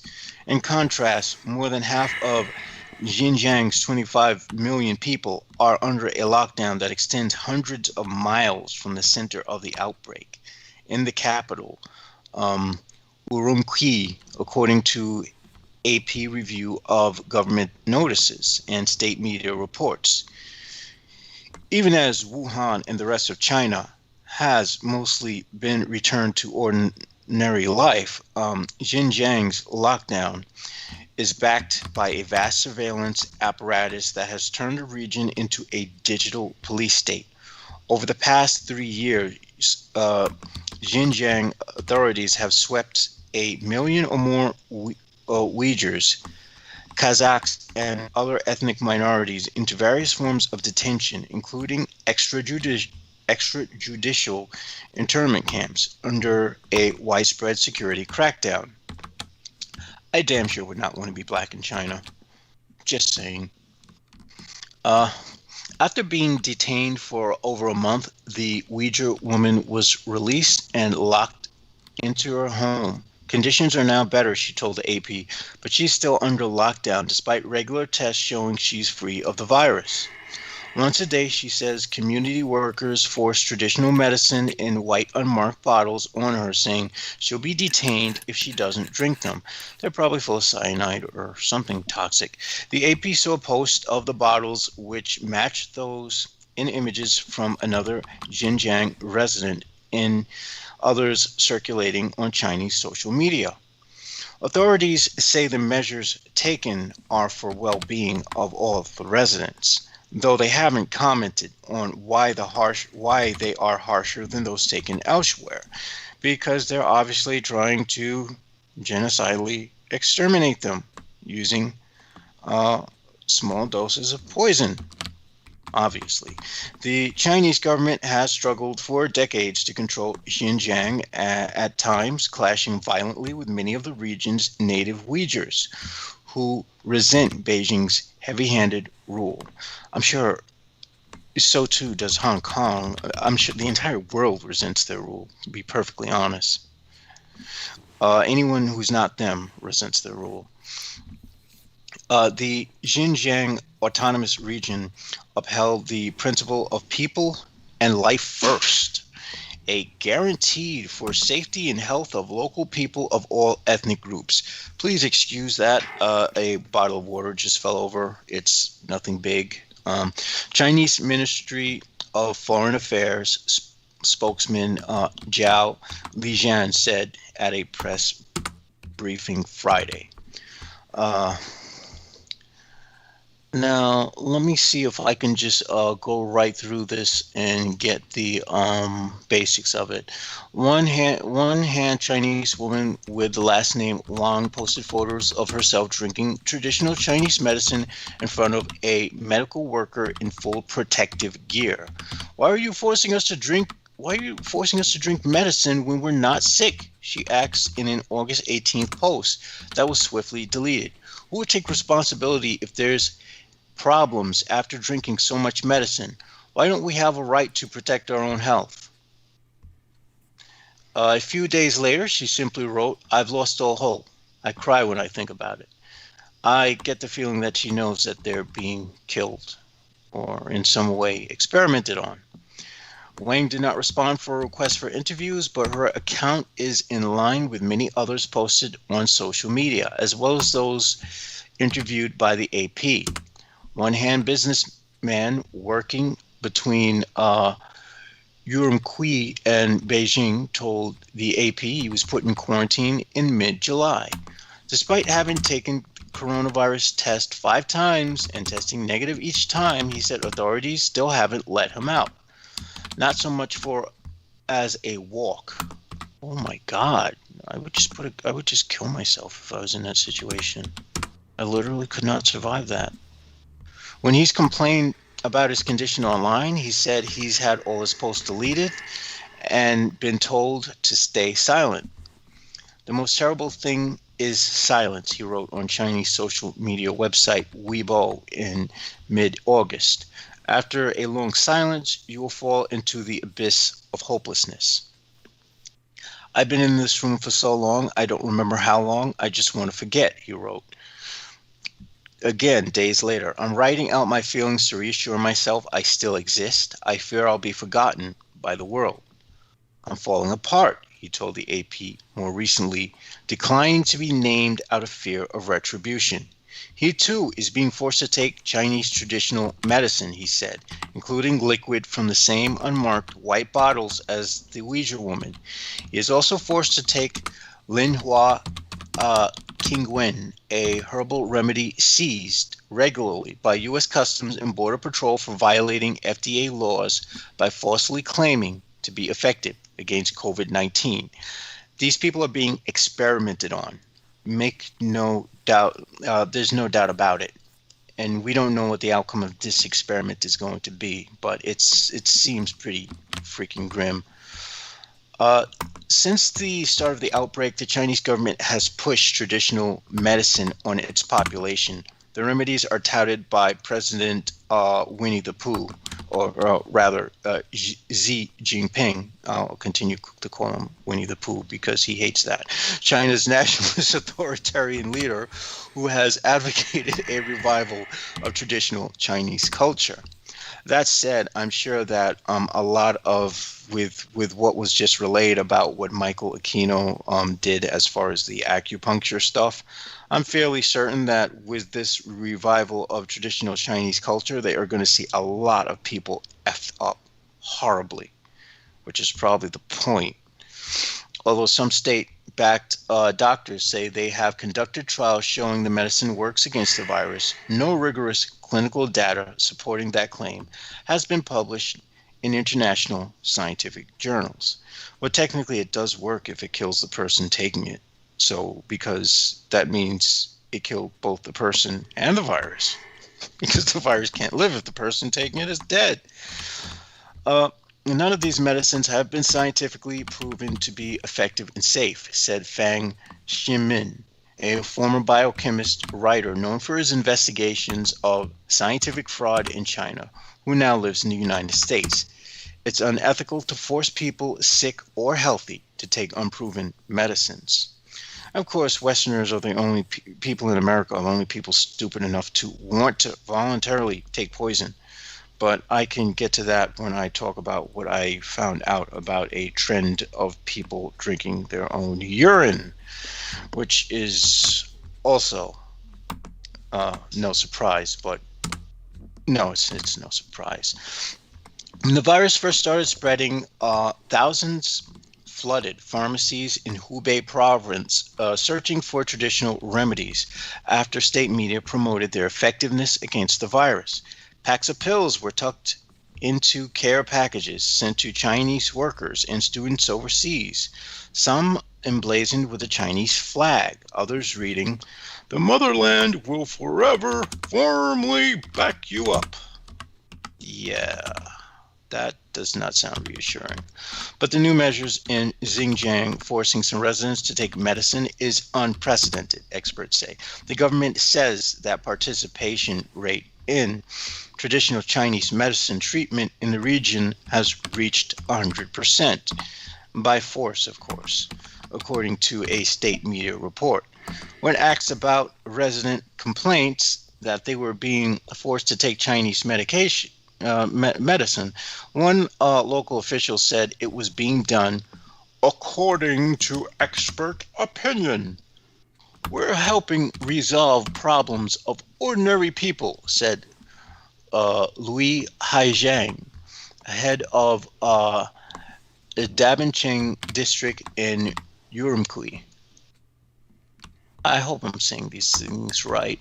Like getting their children to school, delivering the medicine, or getting them to a doctor who will probably cut your testicles off if you're Uyghur, which is just horrible. It's honestly.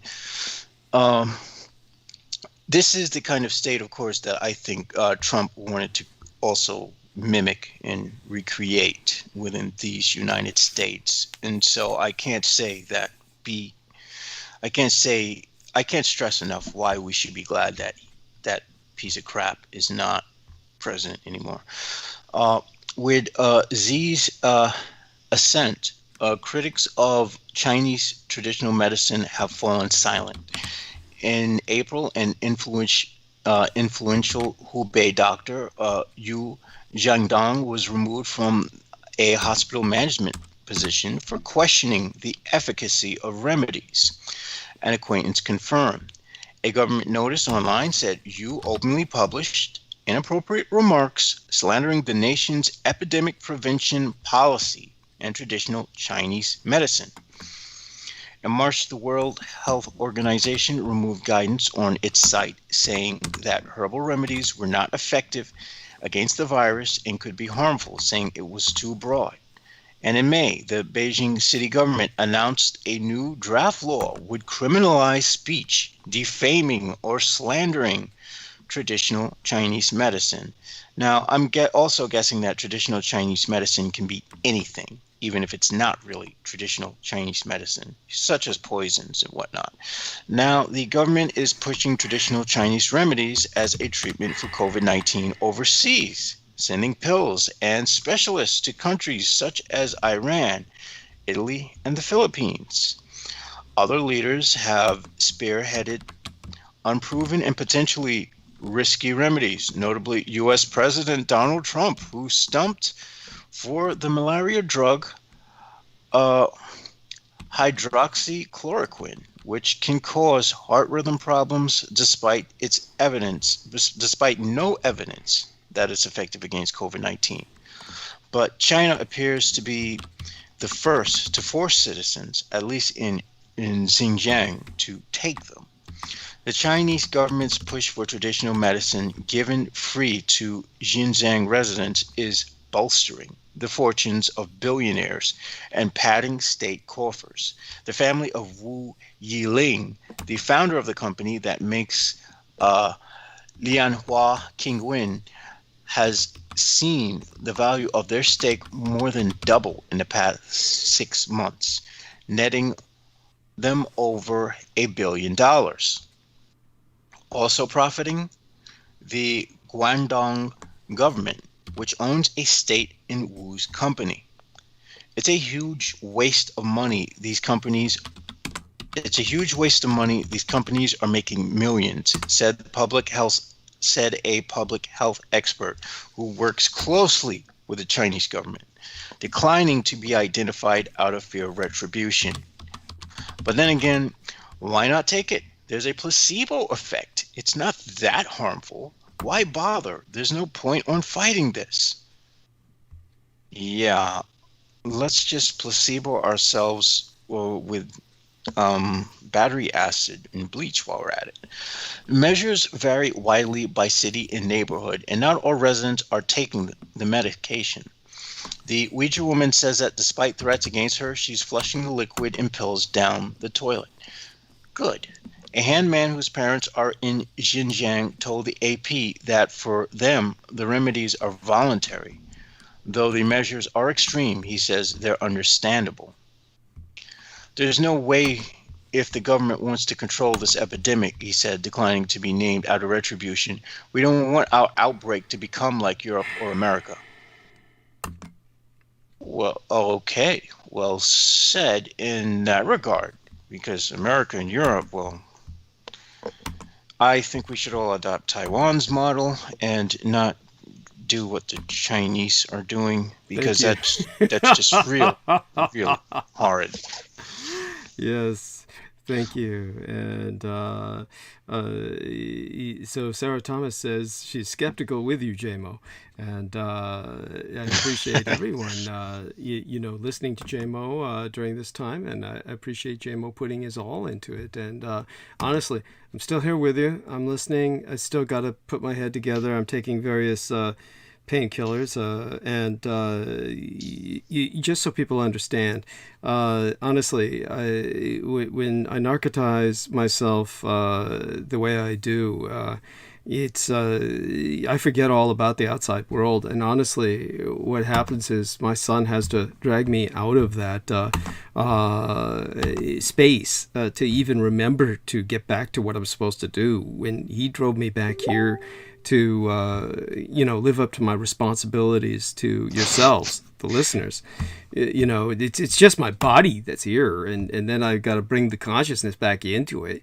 So it's kind of like holding a seance and just bringing myself back into, that which I can, communicate to you with.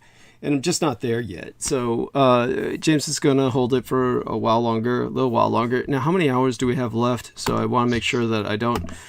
Okay, we've got 5 hours. So when it gets to the point where we've transmitted for 5 hours so far, so we want to make certain that, I have around 6 hours left at least to transmit with, because we probably got a lot to talk about. But in the interim...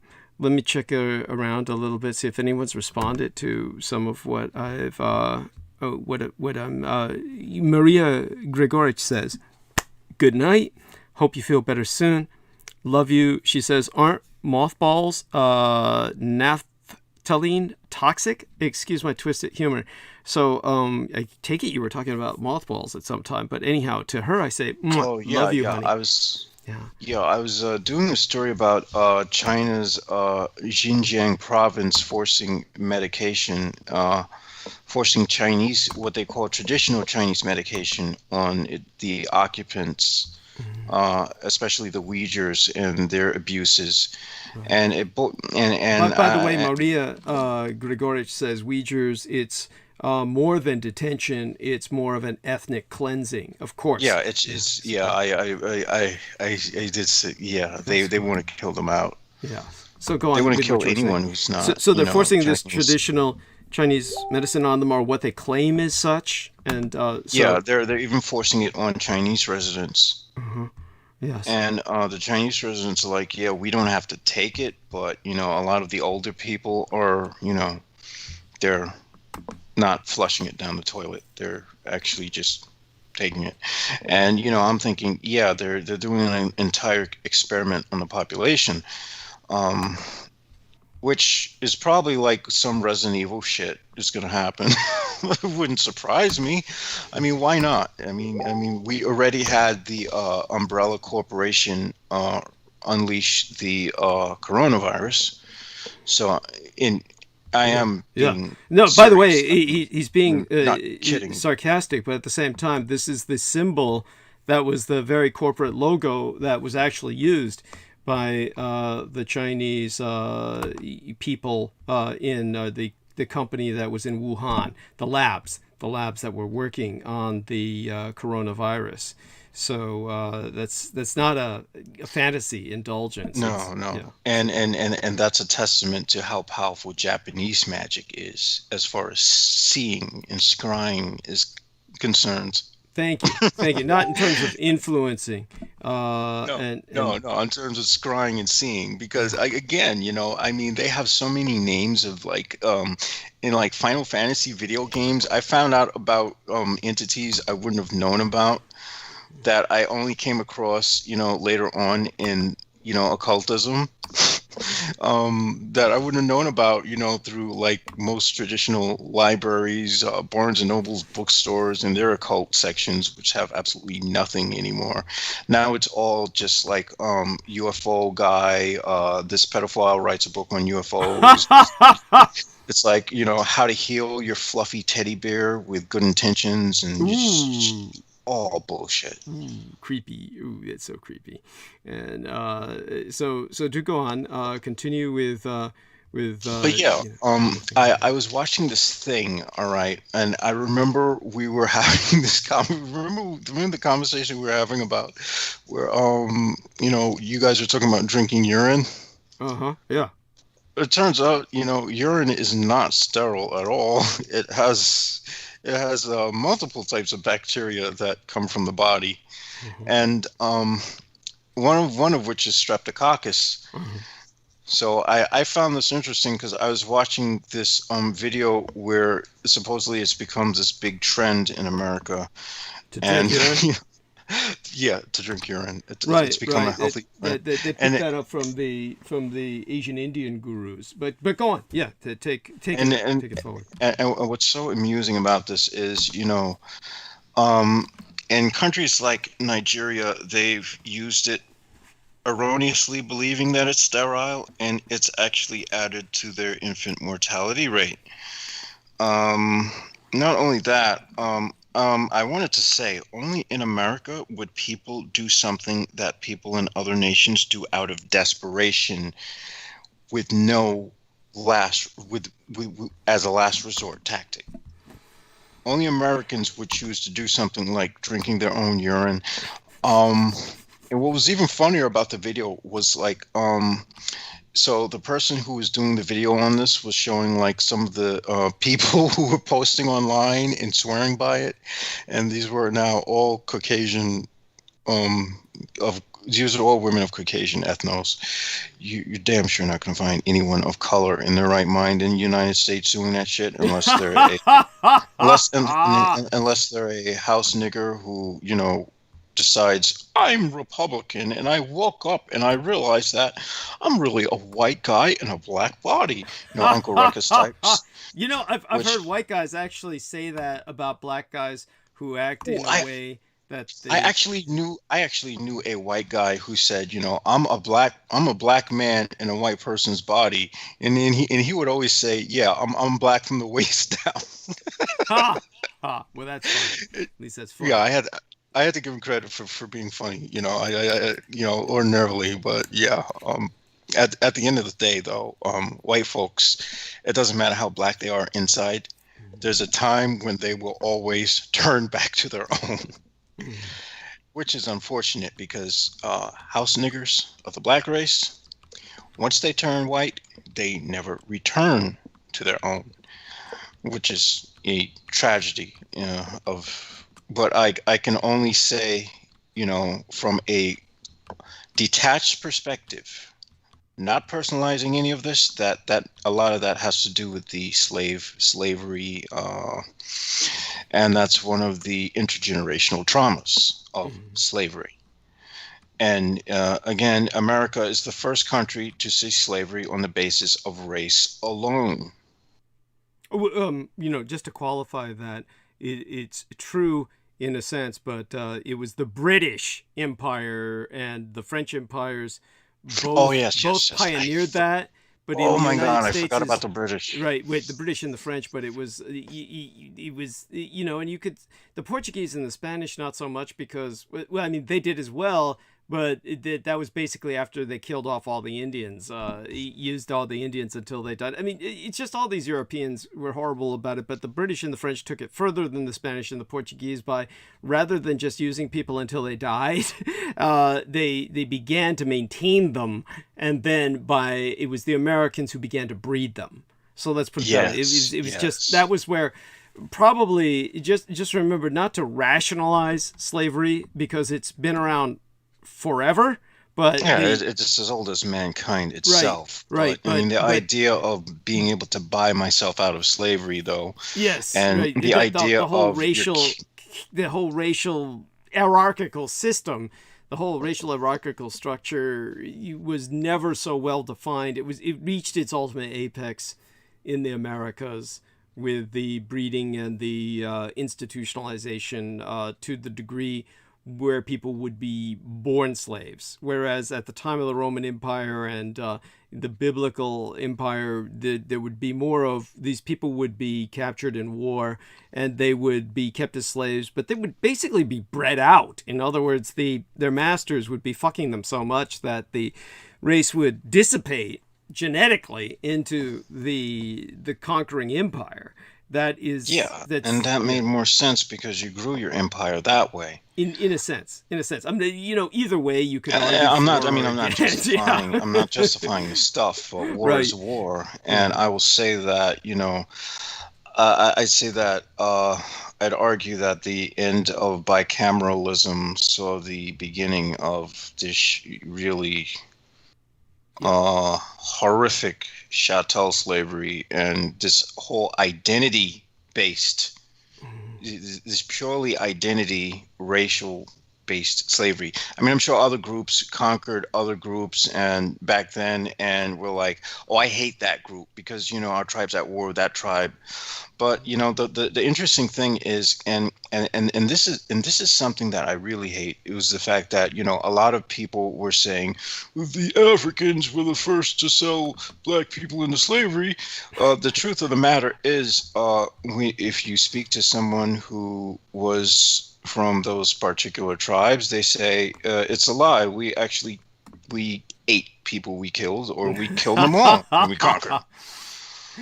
So, I mean, I would probably rather take the word of people from Africa than the propaganda bullshit we get from our whitewashed global history. Thank you. And so I'm going to say that, you know, perhaps the first people to capture African slaves would probably have been the people from the Arabic regions. Yes, thank you.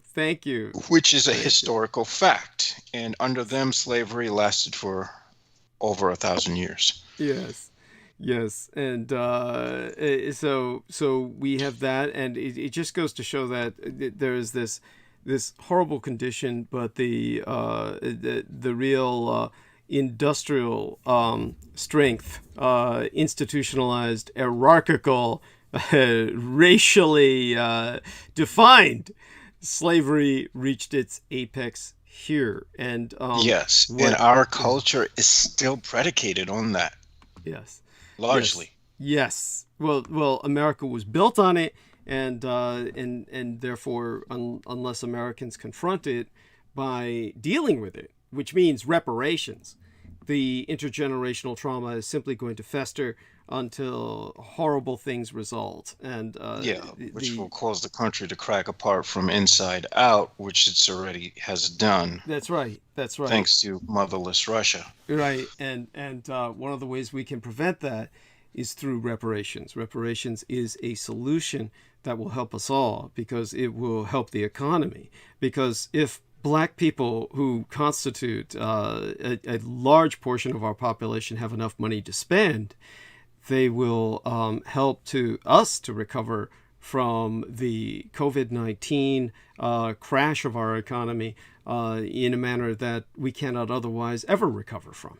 So understand that. It would be a win-win situation. Yes. And the only people who don't believe in win-win situations are the red Republicans, and who are a product of the cults of the kings of Edom, who damn sure don't believe in win-win situations. They believe in lose-lose situations, which is we all lose and go bye-bye, baby. Yes. And I, for one, despite how much animosity I may harvest towards human beings due to my various day-to-day misadventures, will perhaps say that reading about the human mind and its transition from bicameralism into whatever it's turning into, we're still in the middle of transition, I believe. There's something fascinating about the human mind and its structure. So I can sort of understand why demons and other entities seem to find humans as find something so amusing about humans. For me, it's more or less the mechanical architecture and meta structure of the stuff, because I'm just like an autistic freaking geek like that. But more or less, you know, my survival also hinges on the human species, much as I hate, especially sitting on a bus crowded full of people who want to sit right up on you. Is that what you were complaining to our man? No. What I was complaining about with these morons on the ferry boat. Okay. All right, granted, I did not really have to take it offensively. The first incident, which was these girls, which is like this girl who just decided to cut right in front of me when there was no space between me and the person in front of me. And then she starts dancing and whatnot. And I'm like, what the hell? Act like I don't even freaking exist. And then it's like, by the time I get off the boat, I realize, oh, maybe she was interested in you. It didn't click right away. Yeah, you're kind of you're kind of retarded in that sense. And I say that not to insult you. You get my point. You're kind of... No, I am very, very much retarded in that sense. And it's one of the reasons why the first woman I was with, when she was like, when she looked at me and she was like, and I was like, I'm a virgin, I'm new to this. She was like, what? She was like, you got to be kidding. She actually started laughing. She found she thought I was lying to her. But no, there is a sort of glitch in processing when it comes to that stuff. What I lack there, I make up for in everything else. But when I suffer from the deprivation of sexual contact and human touch, I suffer severely. Well, so we all do. Just so people understand, this is a universal problem. You're suffering the same problems that many incels or involuntary celibates do. The difference is you're dealing with it through myself. I'm helping you deal with it. Not only that, the difference is also that there's a reason why many of them are incels, and physically speaking, I should be anything but an incel. And I wouldn't call myself an incel only because I'm able to channel a lot of this energy into other pursuits, which of course I have to give that disclaimer. Douglas is not someone who endorses my pursuits of the arcane sciences, because you should probably be able to get a date and hold down a job first before you start doing this stuff. Yes. And it also helps when you're not turfed. But there you go. We can argue that there's a sort of threshold you don't want to be past. Then again, I am, after all, a chaos magician. Not a chaos magician as these people who want to bring chaos and disorder, but chaos as was writ about by Phil Hines and Peter Carroll in regards to some of the practices they kind of pulled from Austin Osman Spare, which is basically sigil magic. Mine is just very extremely unnecessarily complex sigil magic, and the more complex it is, the more it seems to work for some reason. I don't know why. But again, I'm probably doing what I shouldn't and veering off into that tangent, which I don't want to go down. So I'll go back into other affairs. Now, what I found funny about these people who were, championing this drinking your own urine thing was that these women had no problems sharing pictures of themselves on social media, drinking urine. Well, it's kind of like one of those dare, I dare you. What do they call them? Those challenges? It's like ice bucket challenge bullshit. I could see if it was a challenge, but I can see if it's an ice bucket challenge.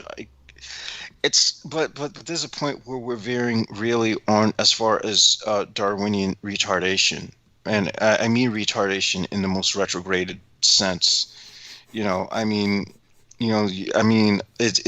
just kind of ridiculous, and it's quite telling that it's only white folks who.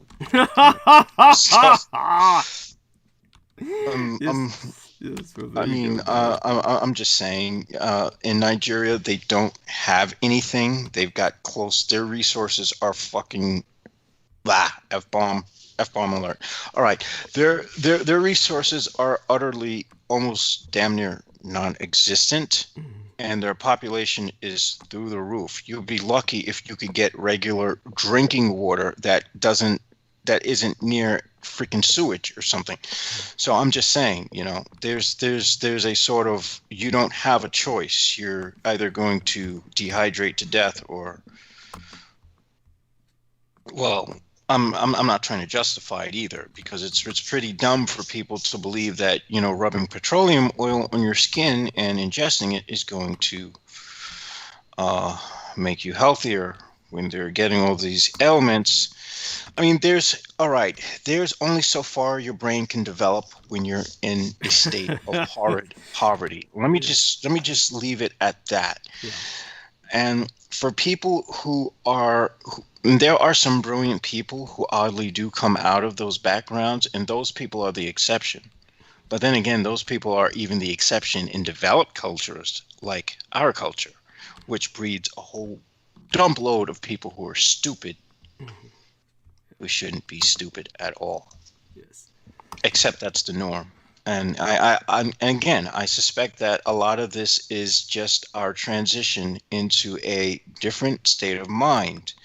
Now, it's interesting because I'm reading about the schizophrenics now in the bicameral mind, and how realistic these hallucinations are.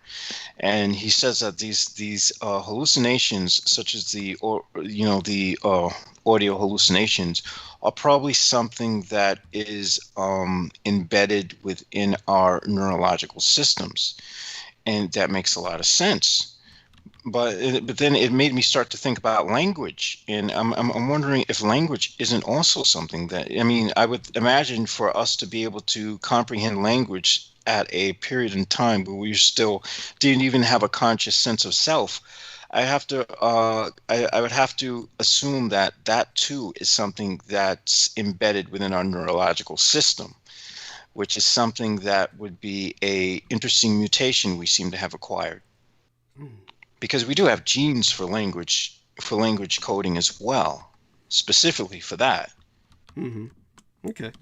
And, by all means, continue. I'm going to go mute here and let you... there's some other current events I'm sure you can bring to our attention. We've had an incredible series of mass shootings recently where... Wow, really? I wasn't even aware. My head was freaking deep in my ass in like a sort of semi-depression. It wasn't a depression as much as it was a lot of introspective thinking and an attempt to really take the therapy I'm attending seriously, because as I had relayed to my therapist at the time when I was actually getting therapy those decades ago, up until just recently, I wasn't really serious about it. It was like going through the motions. It was like, why do I have to do this again? But now I kind of realize I have a problem that needs to, be addressed. So what I'll do is I'll go looking for some of these shootings. And I think that this is something that we all have to worry about going into the summer. Really, it's... Yes. Well, this is the most depressing time of year. For a lot of people? Oh, but why? Well, for me. Okay. Because... the creative juices just sort of die, and there's a desire to just go out, but then the desire to go out is countered by the fact that there's too many people out there, so I wind up restricting myself from going out because I want to stay in more because there's too many damn people and I can't really enjoy myself at all. And it's damn near impossible to sleep because it's so damn hot sometimes. But that said, wow, total U.S. mass shootings total reaches 270 so far, and that's only of 2 days ago. Holy crap! Yes, so that's certainly something we have to confront as a nation, and we have to basically ask: is first off, are the Republicans unleashing a bunch of mind-controlled incels to do this to basically strike at the Biden administration? And that Clearly. That's a legitimate question. That's a resounding yes. Thank you. They are doing that because these men are being programmed on QAnon. They're being programmed by Reddit, by all these places that can harbor these incels as if they're normal people rather than helping them seek the help they need. Yeah.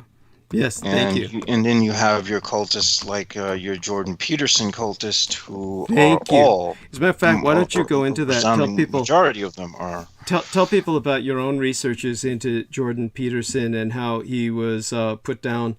How you feel his time is short in terms of his ability to do any more further damage, and how he was put down by a civil rights leader. And give us your own, shall we say, experience with being a cultist of his, or flirting, your flirtation. Well, I wasn't a cultist of his. Rather, I looked at People tried to enjoyed. seduce you into becoming a cultist Yes, of his. Thank I you. was tried. Yeah, they tried to seduce me into it. I learned about him from the occultist Curtis Joseph. So I checked him out, and I liked what he had to say on Carl Jung. I liked what he had to say about mythology. That stuff, based on what little I know about psychology, is probably true. All right. Now it's when he gets further into his political stuff that I started to disconnect from him, and I was like, why is he doing this? I was like, he should just stick to what he's good at, which is talking about Carl Jung and all this psychological stuff, Freud and all this other stuff about, going on your hero's journey and all this other bullshit, rather than going into this, political swamp. Mm-hmm. And so that's where I stopped listening to Jordan Peterson, and I was like, okay, this guy's just, why is he going to be conservative? Why is he going to go right? If anything, someone with his level of intelligence should be trying to steer people towards being more liberal and more left. Mm-hmm. And more embracive. So it was around that point that I stopped listening to what he had to say. And of course, I listened to what he was saying on Joe Rogan only to hear what he had to say on psychological issues. And that was where I learned that he had an affinity for collecting Soviet memorabilia. That's where I learned. I was like, oh, okay. Because, again, I wasn't as interested in that stuff. I wasn't interested in the guy's personal life. I don't really care about what you went through with drinking. It was interesting to hear him relate his experiences about drinking, and that was before I knew his political ideations. So when he looks like a former alcoholic. He looks like he's still an alcoholic. Well, he's worse than an alcoholic. Once you reach the point where you're doing opiates, and you don't have the nano blood to kind of keep you looking young. Yeah. Oh my God, those people age so horribly. Yes. Especially opiates. The opiates are as bad as alcohol because what opiates do. All right, what alcohol does is it actually halts your digestion, and your liver decides it's going to break down. It's trying to get rid of this toxin before it breaks down any more fat, anything else. So your digestion stops, and you back up with the shits for a few days because of alcohol. And I've experienced this on basically beer. Weak stuff, because I've got my tolerance for alcohol is that of someone who would be from Japan. I'm serious. I kid you not. One bottle of beer, like I'm talking the 12-ounce bottles, the glass ones, and I'm completely done. I'm like, oh, it's horrible. I don't have a stomach for it like I used to when I was smashing, entire bottles of Bacardi 151. And that was at a point where I would have, like, as far as beer was concerned, maybe like 2 whole boxes, those big boxes and shit, it was pretty bad. But beside the point, opiates, back to the point, opiates also halt your digestion and halt your intestinal motility. I can't remember what the terminology was, but basically your all that shit just backs up in you, and you also start to look like shit. Now Jordan Peterson, during his wife's death, he his anxiety while she was dying, he wound up turning back to the cold medicines. Not cold. Did I say cold medicine? You just did, yeah. Freudian slip. Damn, that's bad. That's really bad. Addiction is a form of possession. I'm just gonna say. But getting back to the point, he was going to be. They were trying to work with him here in the United States. And he felt that their treatment wasn't working for him, so he decided to go back to Moscow. Oh my God! Use the term "back to Moscow" as if he's done this before. So I can only. Did I say back? You said back. So he decided. Yeah, I can't. Just the fact that he decided to go to Moscow is absolutely. It says it all. But to give you an example of this, there's this Marine. A former Marine who is now in prison in Russia because he got into a drunken brawl. The police were called in, and he got into a fight with the Russian police, and they put him under arrest, and he's under arrest for quote-unquote threatening their safety or their lives, which means that it doesn't mean shit. It's just whatever. They just put him in jail, okay? and when he's in prison over there, he's given no access to any American diplomatic personnel. So the American staff from the embassy are not allowed to see him. And so he's rotting in prison, and he's contracted COVID-19. And so as far as I'm concerned, you can damn me for this. This individual deserves everything he gets. Why would anyone go to Russia? Yeah, I mean, it's not like he was voluntarily. Yeah. If he decided to go to Russia, he was up to no good already. Yeah, we're not talking about a Marine who was on duty at the American embassy in Moscow or someplace in Russia. We're talking about somebody who basically went to Russia on his own. He's a former Marine.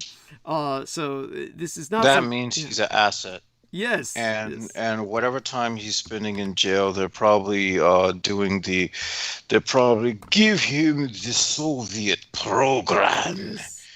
Make him the candidate. And they're gonna probably send him to the United States, and he's gonna be like, the voices in my head told me I have to attack President Biden.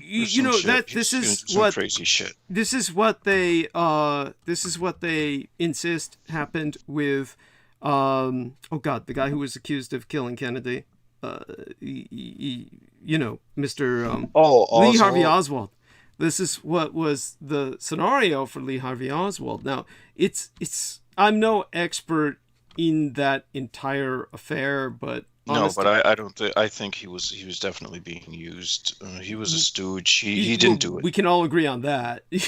Who's stooge? I mean, for goodness sake, how the hell are you gonna? He would have to have some skills to shoot from a roof and have the bullet ricochet off we know that's all bullshit. Yeah, and then go back and hit Kennedy from underneath the chin and blast the back of his head off. So I mean, really. Yes. We all know that's bullshit. We all know that's bullshit, and so he's definitely, as to whether or not the individual who, I may ultimately, recontact and reestablish communications with Joe Fetzer, or James Fetzer. He's this former Marine Corps officer, and he was, he was always nice to me, but I broke off communications with him when he got into the Holocaust denial. And he, at that time, I was just saying, I can't deal with this person anymore. Now, it's not that I would approve of Holocaust denial, which is essentially what he keeps flirting with. But honest to God, he's literally so much. He understood my background, and at this point, honestly, I'm willing to reach out to him. And because of that, one of the things that he might be able to provide more detail on is Lee Harvey Oswald, because he investigated the JFK assassination much more thoroughly, and he feels that Lee Harvey Oswald was a hero who was very much trying to warn the American authorities of the coming hit on JFK. But it all went wrong for him. He was in a situation where he was boxed in and just made a convenient scapegoat. So the potential for that is there, that he had been deployed by the various intelligence agencies into Russia. And then when he came back to the United States and got involved, was trying to warn Americans of this upcoming hit, then he just became the scapegoat. It sounds like something that is all too possible, and it seems plausible, because it would seem plausible that Russia wouldn't want anything to do with a hit on, JFK, knowing that we were far more ahead in the nuclear program at the time than they were. Yes. Yeah, and so it definitely was, as I said before, it was something domestic, and it was much more the Strategic Air Command. Again, when I say I'm no expert on the assassination, I'm talking about the technical details of it, because the technical details of it, of course, I can go into that simply by calling up some old notes and, going over the Zapruder film. Nobody needs that. There's all kinds of people who have written books on that. Yeah, go on. That's been done into the ground. Yes, thank you. So, it's definitely what I can tell you is the strategic aspects of it, how it came to pass, and that involves the Strategic Air Command. And see, that I found was the more interesting aspect of the assassination, because prior to that, I didn't know all that stuff about. I didn't know that he was actually on a gunboat patrol and that his ship was clipped by a Japanese vessel. I didn't know any of that stuff. And all the sources that I did hear that were going to it, like, I just listened to them while I was playing Guild Wars 2, because I was like trying to kill time. And they were going, and God, do not listen to, the last person to listen to is what's his name? Oh my fucking God. Peter Levenda, because he will swear he had the Aleister Crowley's Book of the Law on his license plate.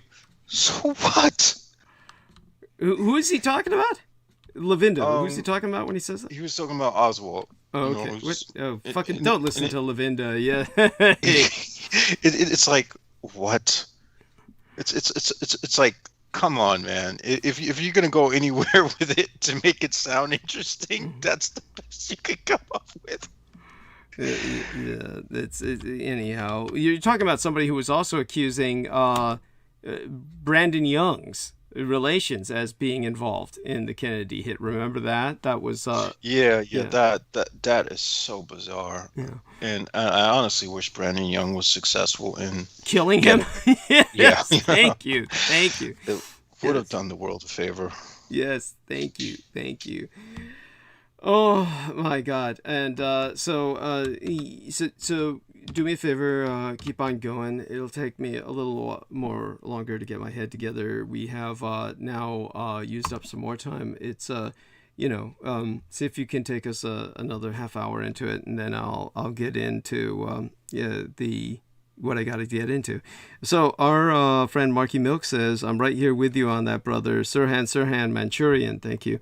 And he's talking about, of course, these mass shooters. And other than that, I want to say thank you to Brendo. Now, I'm wondering if Brendo is Brandon Young. Brando is you didn't get the impression that was Brandon Young, did you? This is someone else, right? Is in there? The chat room? Yeah. I don't know who. It doesn't matter. It's fine. He's fine. So it's just curious. Well, they seem to be helping us. They seem to be on our side. So that's all that matters. Yeah. Honestly, it is at this point, because having allies who we can keep seems to be they seem to be like a penny a few. Yes. And having allies that we can keep who aren't being knocked off by circumstances that are just freaking bizarre is even rarer. Yeah. And I will definitely have to send my condolences to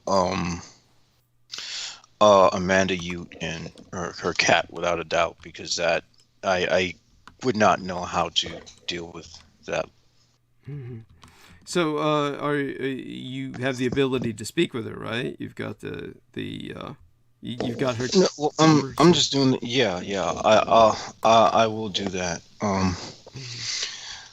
All right. And I'm just doing that on air, in case she's listening, which I doubt is going to be the case, because when one's grieving, it's not the thing someone thinks of to do, is to listen to a broadcast for knowledge. Of course, I've done that, but I'm just a oddity in that sense.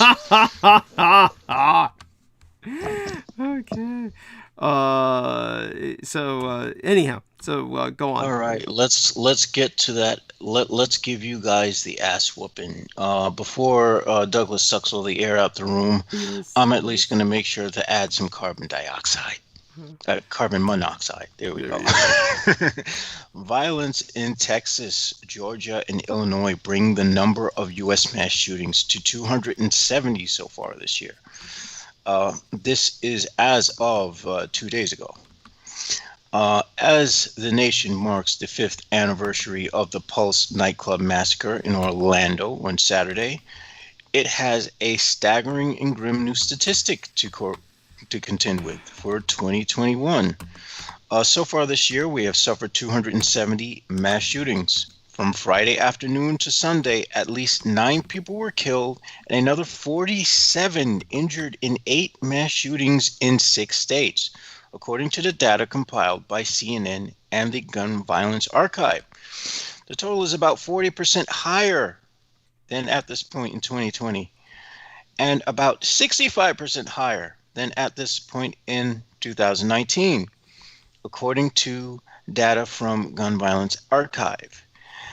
There were an estimated 194 mass shootings in the U.S. during the same period in 2020, and an estimated 164 mass shootings in the U.S. in the same period in 2019.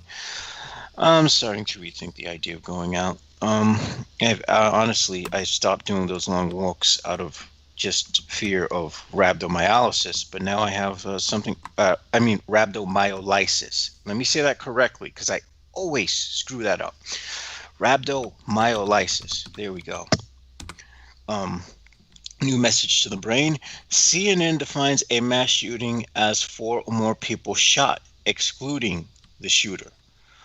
This weekend's mass shootings include incidents in Georgia, Ohio, Illinois, and Austin, Texas, all places where I would not want to be. We are saddened that Austin has joined the far too lengthy list of communities that have experienced mass shootings. DeWitt Pert, president and CEO of the Downtown Austin Alliance, said in a statement, "Our nation has endured heartbreak time and time again, resulting from the acts of deranged individuals intent on killing and harming others.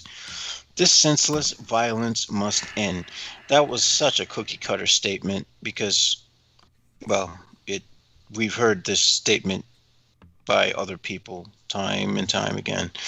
On June 12, 2016, a gunman attacked a nightclub in Orlando, killing 49 people and upending countless lives.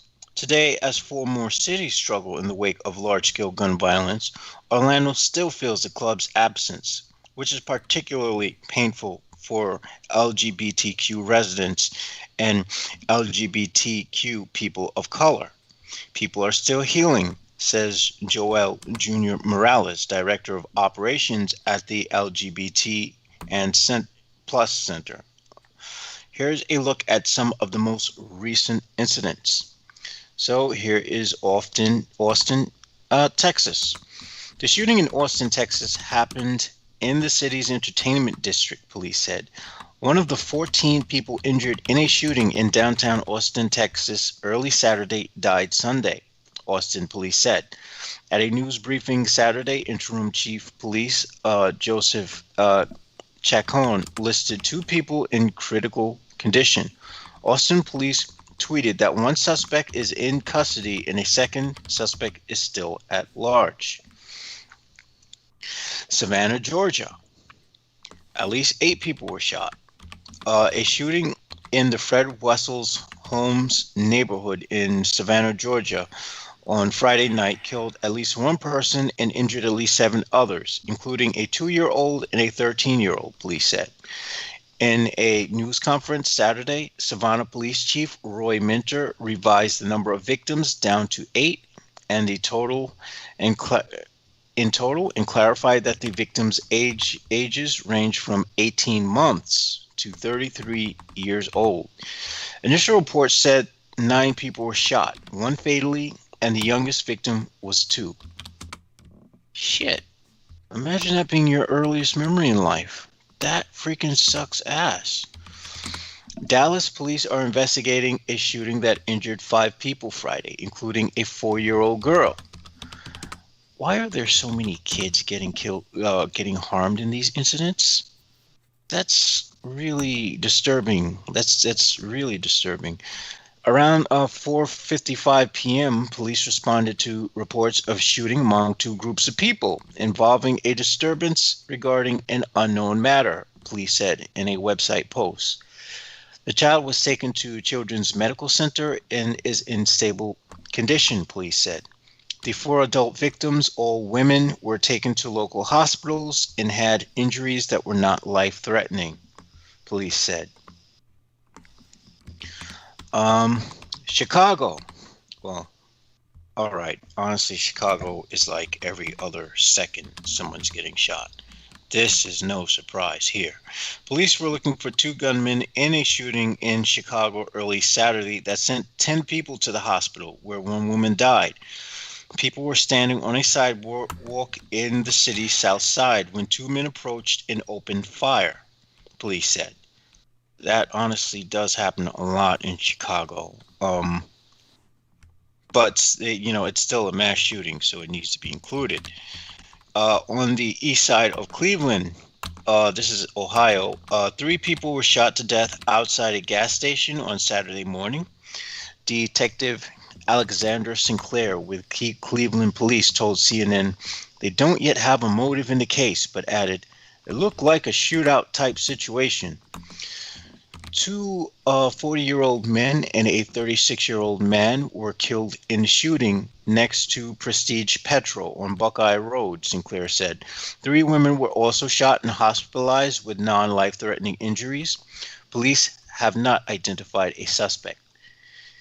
In Cincinnati, Ohio, at least 4 people, including a 6-year-old and an 8-year-old, were wounded in a shooting Saturday, according to local police. Ohio is definitely not a good place to go either. The 2 children are in critical condition, with 1 sustaining possible life-threatening injuries. Emily Czink, a spokesperson for Cincinnati police, said in a statement. 2 adults described as men in their late teens suffered non-life-threatening injuries. Wow. Okay. Well, that was definitely a busy weekend. And let's see. We have a New York Times article, which is probably going to ask for me to, pay for their articles or whatnot. Screw them. I could get the same article for free elsewhere. This is according to the AP News 1 day ago. Rash of mass shootings stirs U.S. fears heading into summer.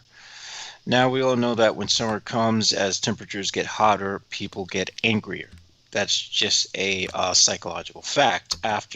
Once the temperature goes above 80, people become more volatile.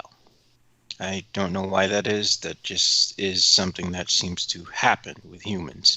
2 people were killed and at least 30 others wounded in mass shootings overnight in 3 states, authorities said Saturday, stoking concerns that a spike in U.S. gun violence could continue into the summer as coronavirus restrictions ease and more people are free to socialize. All the more reason to keep the lockdown going. In fact, I was happier last year because there was the lockdown and everyone was scared to do everything and there was less crowding. And now that everyone is outdoors and everyone's acting stupid as hell, I just don't want to go out anymore. Anyway, that aside, the attacks took place late Friday, and the helicopters are just flying overhead really, really, really low. You guys all heard that, right? I'm fairly certain that was audible. Yeah, that was way too low. They just don't give a shit because this is a black neighborhood and they know it. And they do this crap all the time. In Austin, authorities said they arrested one of two male suspects and were searching for other after a shooting early Saturday on a crowded pedestrian-only street packed with bars and restaurants. 14 people were wounded, including 2 critically in the gunfire. Yeah, they're just going down a list of many of the shootings I already talked about.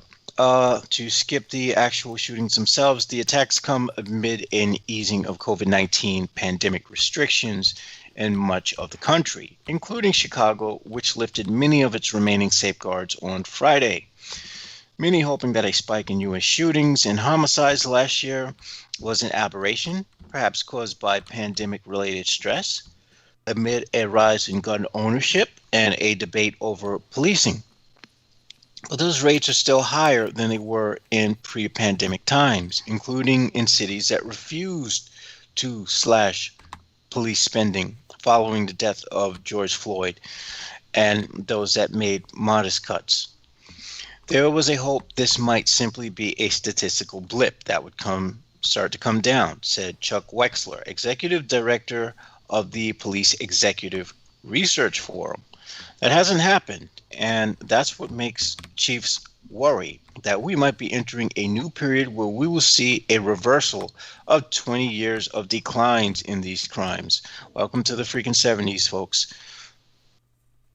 Tracking ups and downs in crime is always complicated, but violent crime commonly increases in the summer months. Weekend evenings and early morning hours are common windows for shootings. Noted. I know when not to go out. Many types of crime did decline in 2020 and have stayed lower this year, suggesting the pandemic and activism and unrest spurred by the reaction of Floyd's death didn't lead to an overall spike in crime. According to a database compiled by the Associated Press, USA Today, and Northeastern University, only 3 mass shootings occurred at public places, the lowest total for that category in a decade, out of 19 total mass shootings in 2020. The database tracks all mass killings, including shootings defined as 4 or more people dead, not including the perpetrator.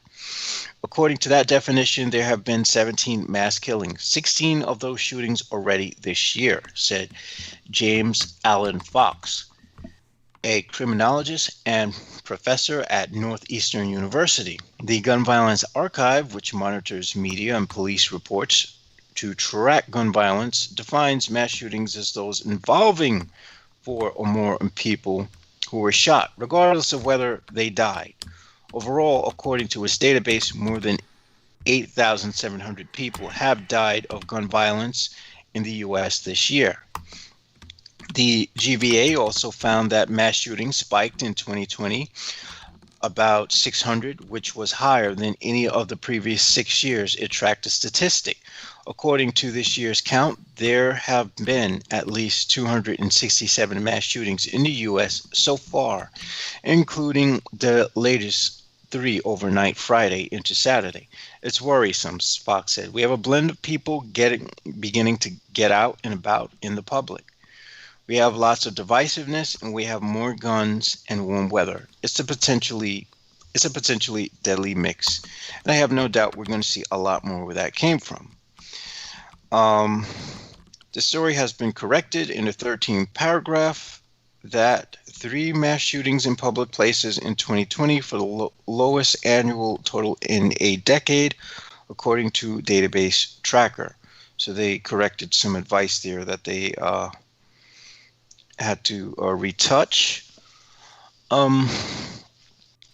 Now, as for what can be done about it, why don't they just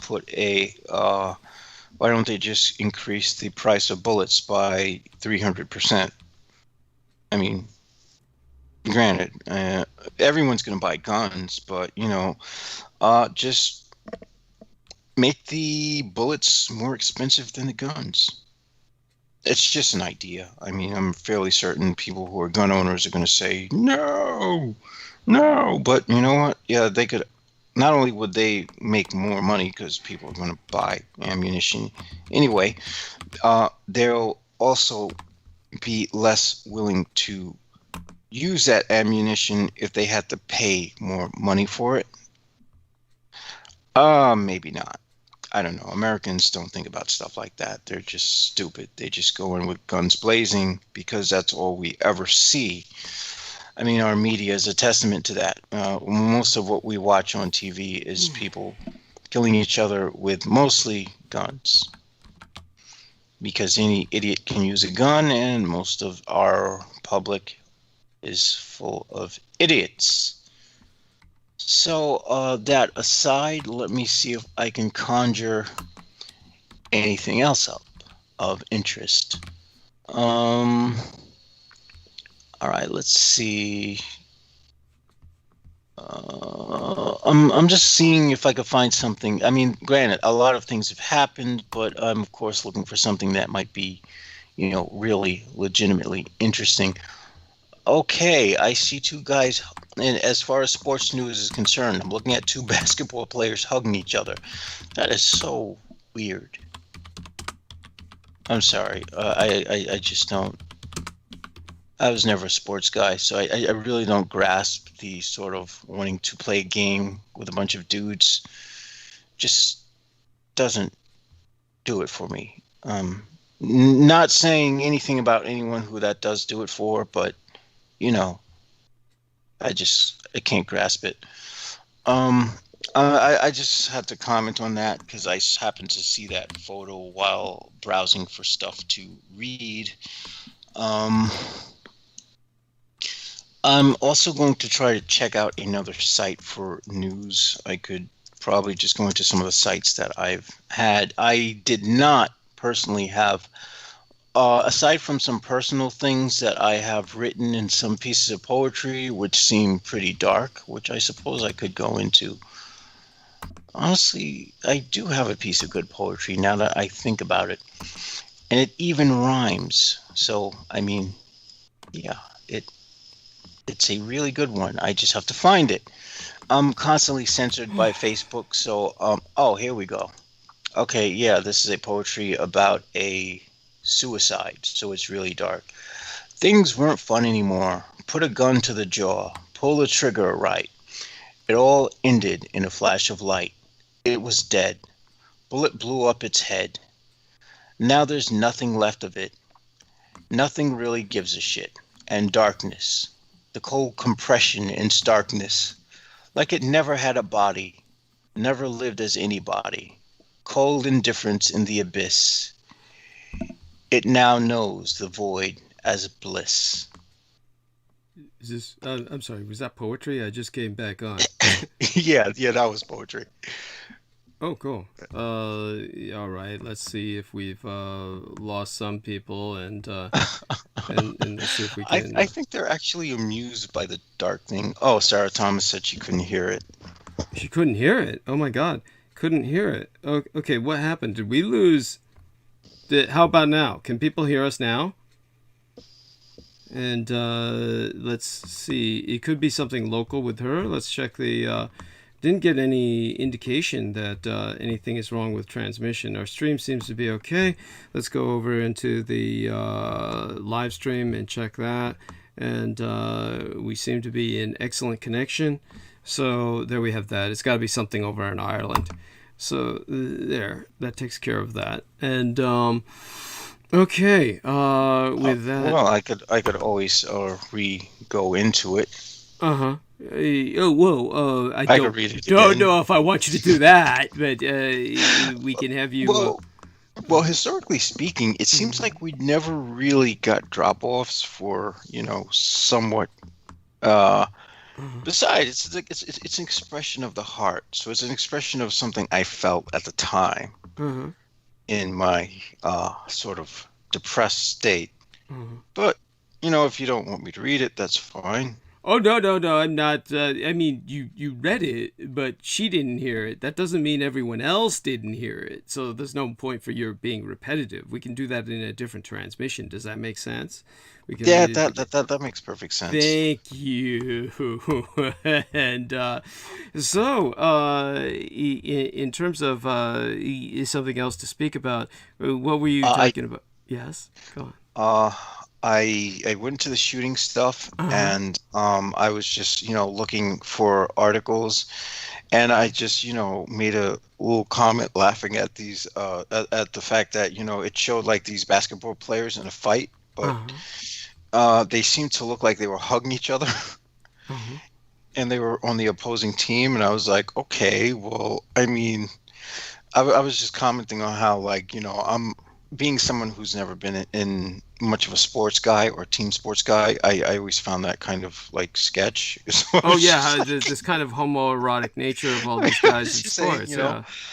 yeah, I was just saying, I'm not saying that everyone who's interested in sports is of that nature, but I mean, it's just kind of questionable for guys to want to go and play around other guys when you can play with women.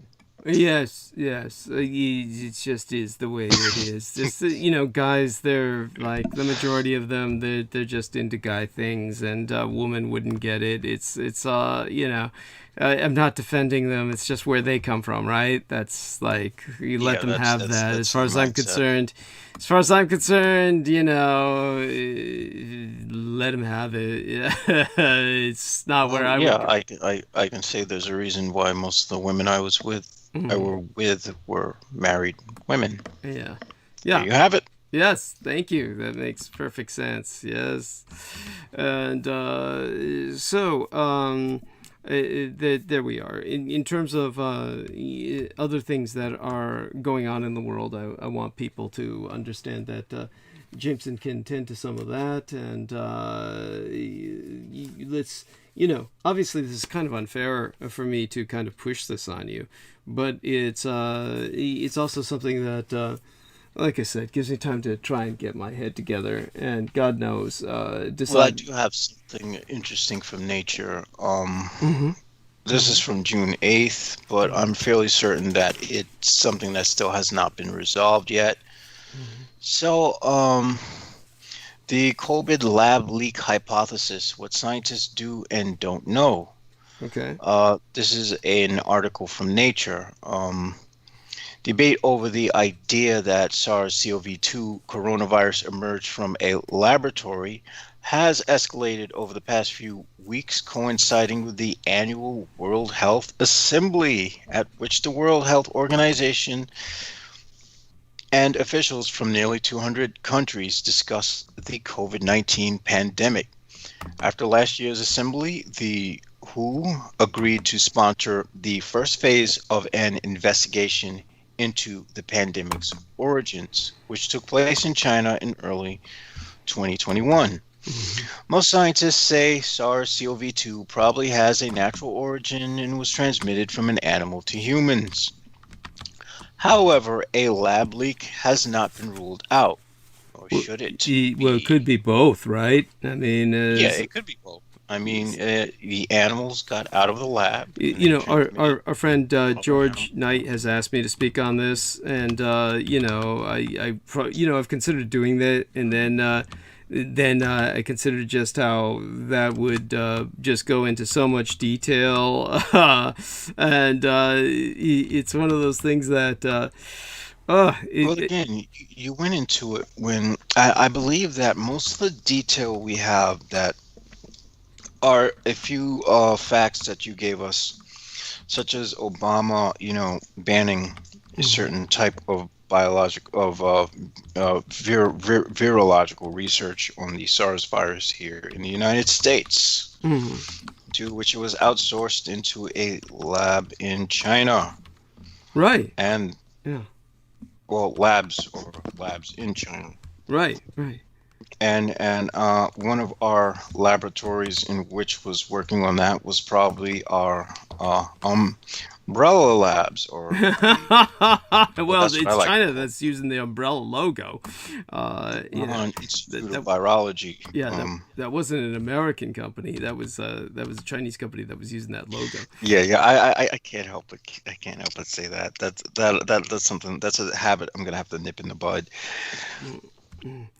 But such being what it was, I definitely appreciate all the efforts you put into, burning bandwidth for me. And I'm, going to do my best to try and live up to my responsibilities soon enough. Let's see the live stream, how much I better start soon enough. I mean, we've lost too many people. So Sarah Thomas says she loved the poem. She couldn't hear the helicopter.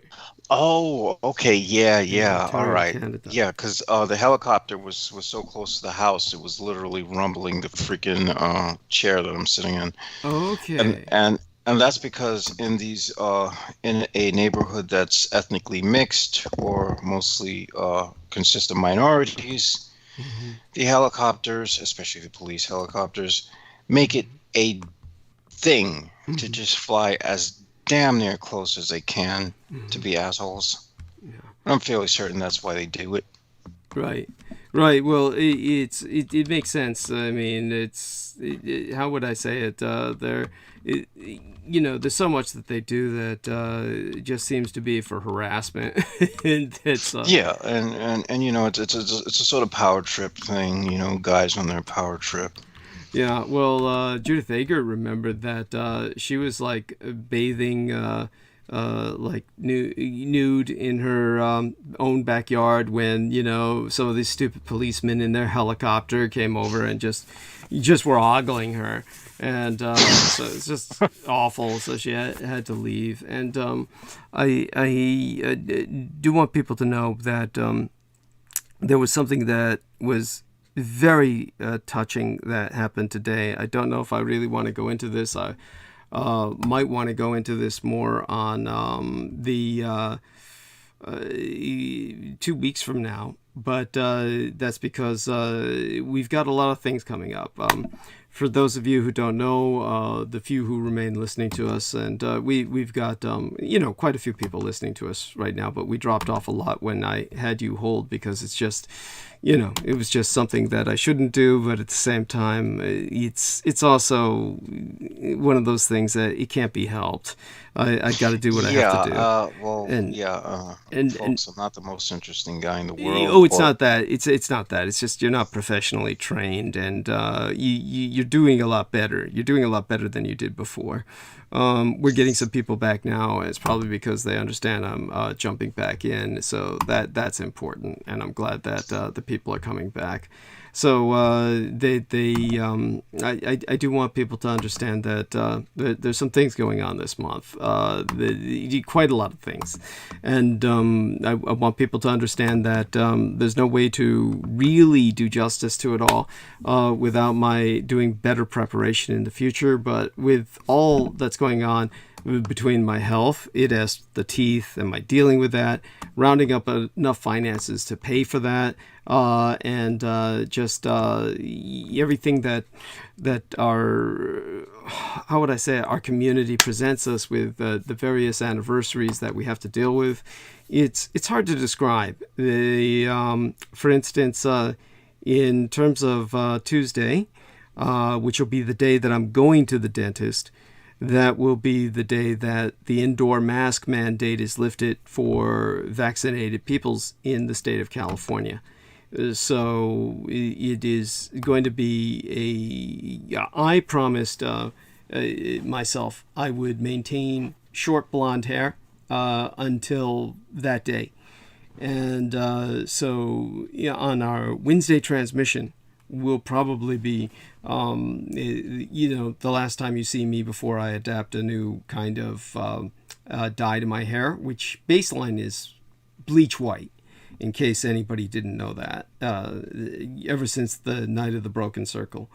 And then on Saturday of this week will be the weekend of not only Father's Day and the first day of summer, it's also Juneteenth, which, for those of you who aren't familiar, that was when the slaves actually finally found out that they were free. They were never told such. They were never told they had been freed by their Confederate slave lords. And Lincoln, of course, freed only the slaves in the Deep South.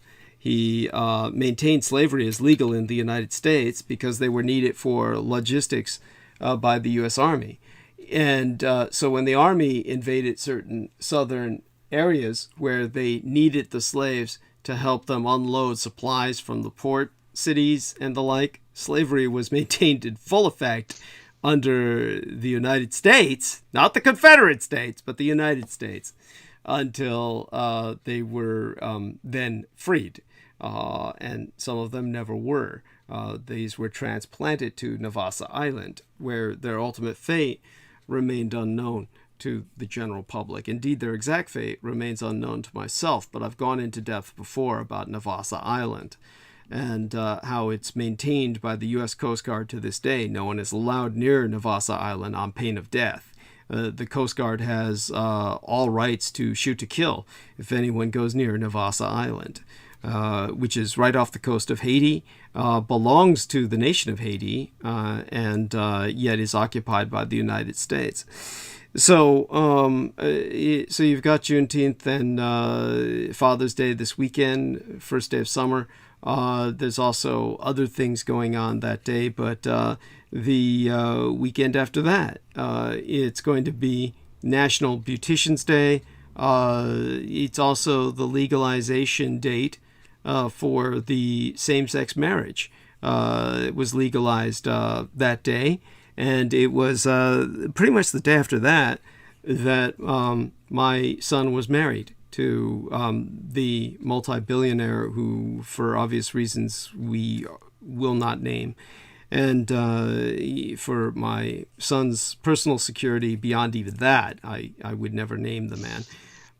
And so his anniversary is coming up, and that is a very big deal to me. But before that, it was today's date, or rather yesterday's, by now. Understand that it's still the 13th day in June here in on the West Coast. It is now the 14th. It is Dragon Boat Festival Day here in North America now, for Chinese who celebrate it here. Only there's nothing for us to do here. This is why I was celebrating it with my son yesterday. I will gather with my gang brothers to an extent tomorrow after my son picks me up and we do something. But in terms of the day before then, what will be to people on the East Coast the day before yesterday, that was a very hard and tragic anniversary for us in another sense. My son almost died the day before yesterday, for all you Eastern Seaboarders out there, the people on the Atlantic coast, back in 2016, when he was headed towards the Pulse nightclub with other friends of his, which is a gay nightclub. The Orlando Pulse nightclub was a known gay nightclub.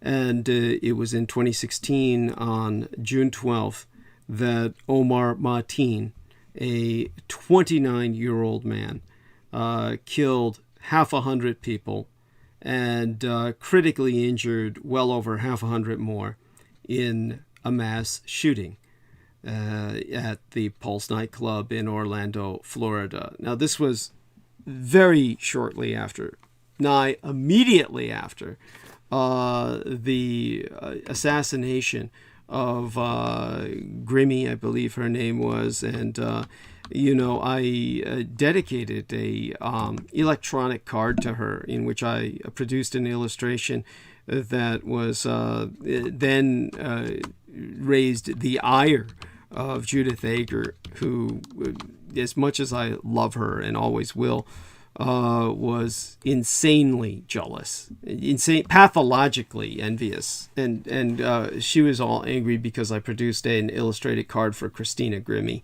Grimmie's last name was spelled Grimmie, and she was killed during her concert on the 11th of June in 2016. So literally, when I produced that card for her and published it on the 12th, her death would have been a national event that would have been remembered by us all, except for the fact that the Pulse nightclub shooting took place within 24 hours.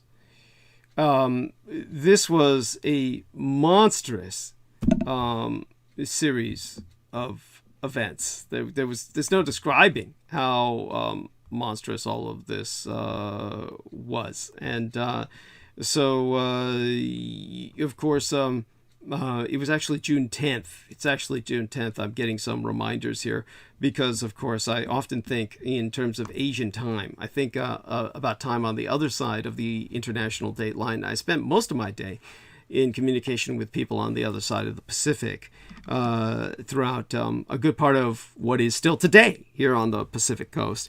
So I'm still on the other side of the date line and thinking a day ahead. So it was June 10th, and within literally 48 hours, you had this horrible massacre. So for any of you who don't know who she even was, look up Christina Victoria Grimmie. And so Christina Victoria Grimmie was the young lady who won The Voice. And for those of you who don't remember the reality show The Voice, that was where they were looking for the next big singer in the United States, and she won that series of reality shows, talent demonstrations, and this incredibly beautiful young lady. By the way, if I remember correctly, and I'm sure I do, her killer would have escaped if her brother hadn't apprehended him. Her brother was on site, and this son of a bitch came up and killed her, and then the brother apprehended him. It was just awful. It's so painful for me for whatever reason. Maybe because I had a crush on her, but obviously from a distance, I did not know her. For whatever reason, I feel personally violated by what happened to her, and I can't stand even to relate what happened to her without feeling a sense of incredible rage. But in terms of her brother, he tackled this son of a bitch, and I think he was critically injured while tackling him. As a matter of fact, he received a gunshot wound, point blank, and he honestly has done everything he could to try and hide that so that he could move on with his life, I suppose, or he didn't want to detract from his sister's death by his own tragedy. It is what I think was more what happened there. But when I try to relate all of this, it's brought to back by what happened while I was with my son. And we were in contact with his friends in Florida, and so that was how we were able to see on their own cell phones. They showed us something that was just incredible. They showed us that a rainbow, which of course has been taken as the symbol of the gay movement and the alternative lifestyles pride, because it symbolizes so many of the different variations in which the alternative lifestyles manifest. Well, a rainbow rose over the Pulse nightclub memorial on the 5th anniversary of the mass shooting at that Orlando venue. So it really was a manifestation of hope.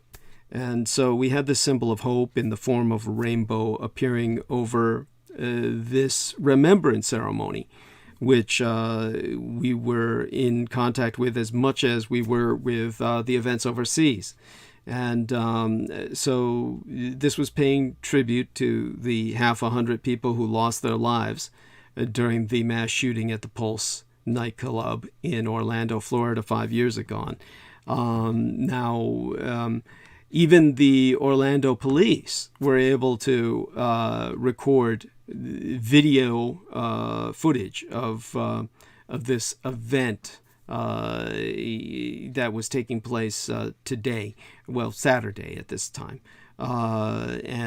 So, as a matter of fact, my understanding is that the colorful arch in the sky was seen moments after the CNN affiliate, the WFTV anchoress, Nancy Alvarez, was speaking at the memorial ceremony. So I'm hoping that people will look into this and just kind of avail themselves of this miracle. There's really no other word for it. And it does a lot to provide a sense of hope to me in the world around us, and I hope other people also derive a real sense of hope from this event. I think that when it comes to how dark the world can be, without this kind of happening, this manifestation, our world would be much the darker than it is even now. And aside from that, let me see if I can remember some other aspects of by the way, to George Knight, I want him to know, now that Peter Moon is back, I should be giving him and Peter Moon what my son transcribed from what I said the other day, which wasn't much because there wasn't much to say about the so-called UAP report, and just how basically they tell us definitively it's not aliens because they know it's the 1,000-year Reich in exile, obviously. But in terms of the anchoress,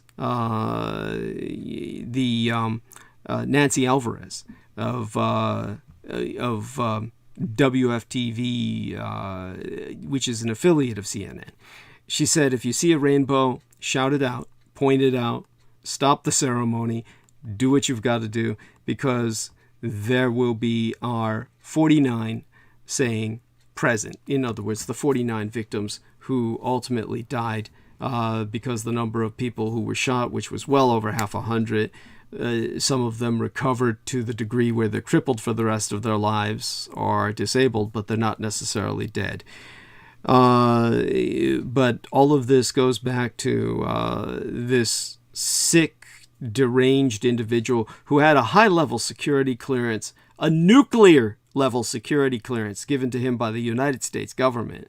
This Islamo-fundamentalist madman 5 years ago opening fire, and it was just a miracle that my son escaped, just simply by not having arrived there in time for that to happen, missing it by minutes, but literally able to hear the gunshots. As a matter of fact, he called me on his cell phone, and when the shooting was going down, he was close enough where I could hear the gunfire. By the way, this shows you how close he was if you have any knowledge of the reality of firearms, because normally, I want people to understand this, firearms are not loud. Firearms, people might need suppressors, meaning silencers. They might need silencers to do professional assassination work, but the reality is most of the time in a major city, you could get away with firing off full auto without a sound suppressor, without a silencer. And most people will never even know anything has happened. They'll think it's, party poppers, firecrackers. Gunfire is barely audible to any normal city dweller You're just not, there's so many background noises that the ambience of the constant sorceress of automobile traffic will drown out the overwhelming majority of automatic fire of just on any given day. So when they make movies and they try to make firearms sound impressive, those are all sound effects, and they have nothing to do with guns. When you hear the sound effects on television or in films of guns and they sound bam, bam, bam, there's no normal gun that sounds like that. Guns actually sound like, literally, like that. And so when I was able to hear that over the cell phone, of course I told my son, get the hell out of there. There's somebody killing people. And get out of there now. And he followed my advice. And if he hadn't consulted me about that, he probably would have gone on into that free fire zone simply thinking that that was party poppers going on inside the nightclub. Think about the horror of what I'm describing right now. That was, thank God, something just told him, I'd better call my dad about this. And when he called me, that's what saved him. So yesterday, all these people gathered in Orlando to remember those who were killed, honor those that survived the shooting. And of course, the rainbow flag has become a universal symbol for the LGBTQIA plus movement, the lesbian, gay, bisexual, transgender, queer, intersexed, and allied movement, and beyond, the plus representing that. It's a symbol of hope and peace. Now, in 2016, well, that's what we were all hearkening back to, as the names of the 49 victims were being read at the vigil in Orlando. That was when, back in that year of the shooting itself, and the memorial that they were conducting for it in that first year of its having been perpetrated, that was when a photographer captured an image of a flock of birds flying by. Now, by the way, that flock of birds that was flying over the Pulse nightclub on the first memorial of that atrocity, you can find the photo of that online. And what's truly astonishing about that photograph is that if you count the number of birds captured in that photograph, there's 49 birds exactly. 49 birds exactly. So it's what was captured in frame. There may have been more in the sky, but the birds captured in frame, they number 49. So the photographer herself said that that was statistically miraculous, and certainly comforted her with a sense of peace about the tragedy. By the way, that photographer has to this day remained anonymous because she wants the people to focus on the victims of the tragedy and not herself. So even though this is a photograph that could have made her career if she were professional, that's not what she's aiming for. So I'm just astonished at the magic here that we're presented with in terms of the world around us, and I hope other people appreciate that magic as well.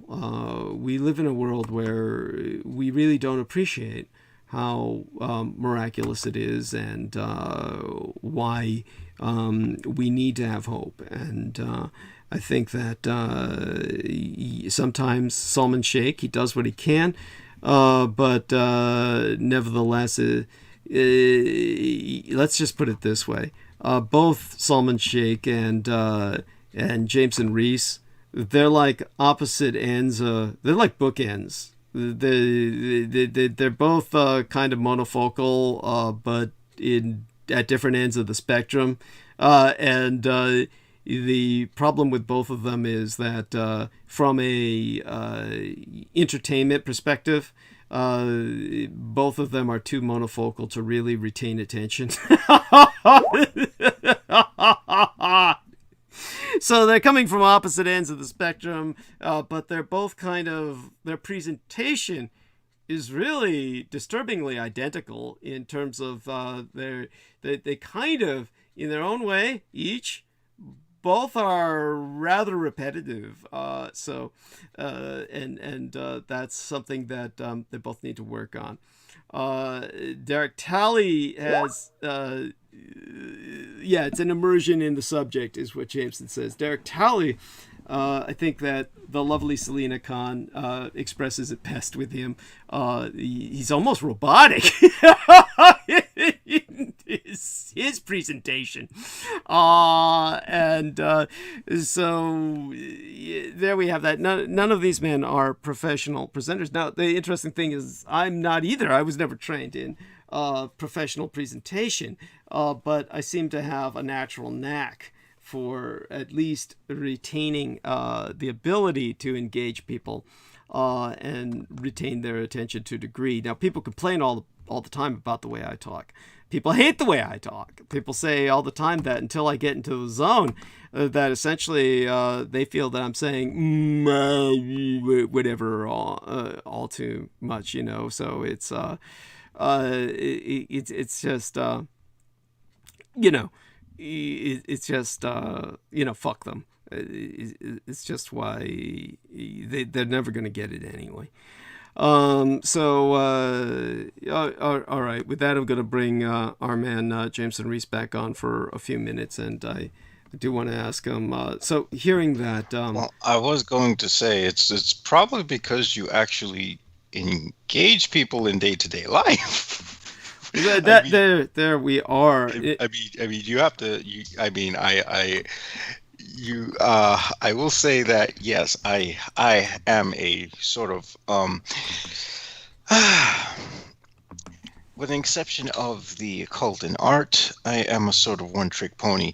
That's which I honestly don't see a problem with. Which, by the way, you could see why some people say that about Salman Sheikh, who I love dearly and would never discourage. Yes, because he has an immersion in his spiritual pursuits in much the same way I have my immersion in my arcane pursuits. And the thing is, in my case, I don't actually outside of my parents and sister and cats, and therapist, I don't actually engage people on a day-to-day basis.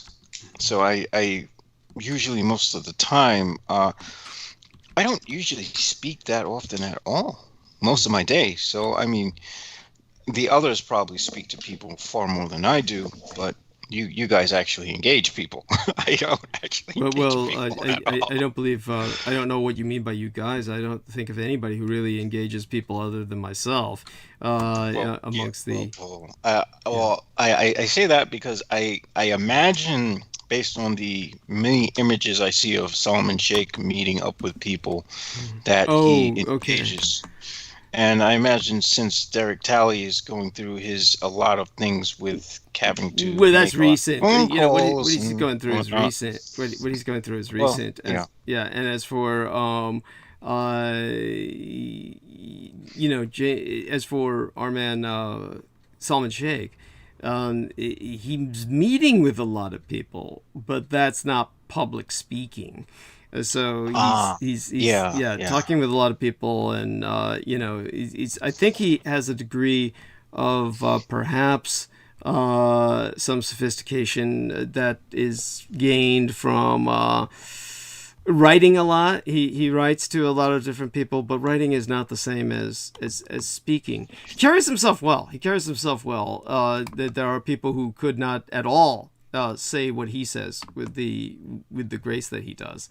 But that is true. Yeah, but it's not necessarily something that would hold an audience in public speech, and so that's. Yeah, I absolutely cannot hold an audience in public speech. I actually when I hear my voice, I sound a hell of a lot less robotic than other people hear me, and it was at a point where when I was taking a public speech, speaking class in college, like I was looking at the professor like, well, how much more animated do you want me to get? I mean, for goodness sake, do I have to be like an actor or something? Apparently, that's what I had to do to pass the class. And I had sworn to myself after that, never again. Never again. Yeah. Am I going to stand in front of an audience? And hopefully, with any luck, never again will I have to stand in front of an audience and talk. Although this is sort of pushing me to try to emote a little more. Other than when I'm talking about people who I want to beat up because they're assholes. That's the only other time where I kind of emote, and usually that's a whole slew of expletives, which I don't know if that's going to hold an audience any better. So in terms of, I'm getting some questions here about Christina Grimmie, and that was, of course, national news 5 years ago for all too short a period of time because it was drowned out from the tragic Pulse nightclub massacre that happened the same weekend. I mean, think about this. It was like literally one. It was on Friday into the weekend. The next one was on Saturday or Sunday of that weekend, the same weekend. So it was, she was 22 years old. She had just performed a concert at the Plaza Live on a Friday night. She was touring after gaining fame as the finalist on the NBC show. It was National Broadcasting Company program, The Voice, when she was murdered by this deranged individual. Now, this kind of bleeds into what Miguel Andahar is asking us in the chat room. Now, this is not to get confused with Miguel, who's our dear friend in Facebook? The guy we all know, Miguel, do you know his name, full name? A friend of mine, he sent me a care package. Good God, I put up a memory I shared about him just the other day. Is it Miguel Gonzalez? I think so. Think so, yes. Yeah, because I only remember because he's asking a question in the chat room. Okay, now, no, but I'm talking about Miguel Andahar is the friend of mine who I've known for many years. Has been a fan of mine who sent me the care package years ago that I shared the memory about, right? Miguel Andahar, right? So Miguel Gonzalez is someone different, and I can't remember whether I know him very well or not, or whether he's a friend on Facebook. But I don't think you are. Gonzalez, I'm not sure. He shows up in the chat room quite a bit, I believe. But he's asking a question which could be taken as almost a subtle backhanded slap. This might be trolling. It could be taken as trolling if I were in a mood to look at things negatively. Of course, I always try to discourage myself from doing that.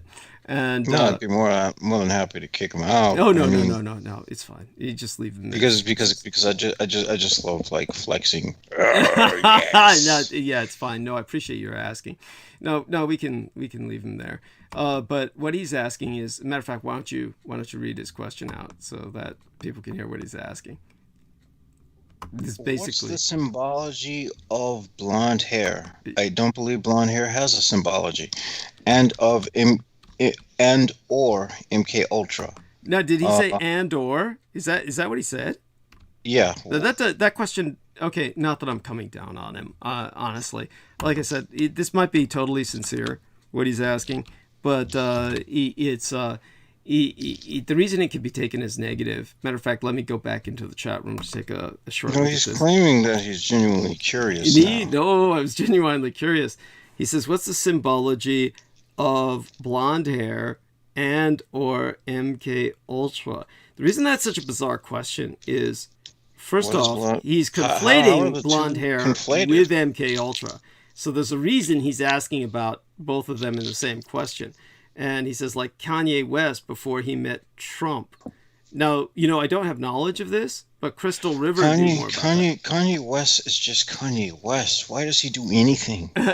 But now, did Kanye West sport blonde hair? before he met. He sported just about every hair color you can imagine. He's Kanye West. Yeah, he did. Okay. But then again, that's like asking why did Salvador Dali, sport the mustache? Yes. I mean, it's like such an arbitrary question when dealing with some of these people who are artists and entertainers. But I'll answer this because there's validity to the question, believe it or not. So there is. There is, in terms of the what Miguel Gonzalez is asking, which may or may not be trolling, but he's conflating blonde hair with MK Ultra, and the reason that there is some validity to what he's asking about comes from the horror of the fact that when it comes to child predation, and as I said, the best example of something that was able to manifest an awareness of this without going into it at all was this lesbian witch. And I'm not saying that as an insult or defamation. People would probably consider either one of those two comments, or those two categories, to be an insult, let alone the both of them together. They would think absolutely I'm just steamrollering someone, but that's not the case. Starhawk is the pseudonym, the literary name, the pen name, taken up by a woman whose real name I do not know because I've never bothered to investigate, but she is lesbian and she's a Wiccan. She practices her witchcraft. By the way, we'll see how much further Miguel Gonzalez goes with this. You don't need to keep adding to it, Miguel, because I'm trying to answer the question. If you ask further things or say something else, you might just dig yourself into a hole.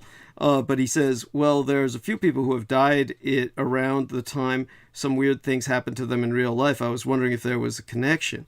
And then he says, did. In other words, he couldn't spell the word died. D-Y-E-D. Okay. Yeah. I see exactly what he's asking now, because there does. He's insinuating, is there something happening with me, is the way I would personalize it. That's obviously because I brought up the fact that I said I would retain it until around the time we took our masks off.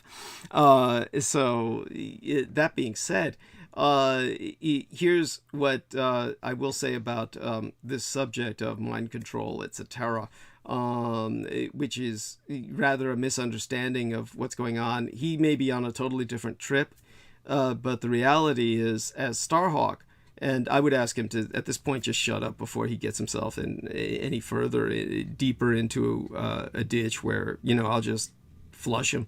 By the way, we're getting no data now, the moment that I'm speaking about this, so I do need people to confirm whether or not they're hearing me. Now I'm getting an excellent connection, but the live stream studio was fluctuating there for a second, so hopefully there's been no fluctuation in what people hear. But in terms of when it comes to the blonde hair, this lady Starhawk, in her book, The Fifth Sacred Thing, as I've brought up before, she brought up something which should have been a book in and of itself, but nobody has the guts to go there. But within her book, which is about basically San Francisco in a post-apocalyptic world, San Francisco is targeted for invasion by Los Angeles. And so she presents this Southern California under this racist apartheid system that then decides they're going to invade San Francisco to dominate Northern California, San Francisco being the strategic locus, the nexus which needs to be taken to dominate California north of the rest of California north. And so within context of that plot, it is collaterally presented that this elite, which is, of course, Hollywood-centered, the empire of Hollywood, really, with the U.S. military in area servicing the elite that was once the Hollywood elite, that they genetically breed a victim class of children who are all blonde-haired, blue-eyed Nordic Aryan, whom they raise specifically for sexual exploitation, gratification, and sacrifice. That none of these children are allowed to grow past legal age. That they are all literally raped and tortured to death before they would ever reach the age of 18. And those that do escape, they have formed their own underworld gang, so to speak, called the Avenging Angels, because all of these children are referred to, and this is, by the way, standard in human trafficking. They're referred to as angels, these child victims. In case you didn't know it, and you can look this up unless it's totally scrubbed from the internet. Let me look it up now and see if I can find it. Man who published Boiled Angel. There was a man who published a magazine of child pornography that was named Boiled Angel.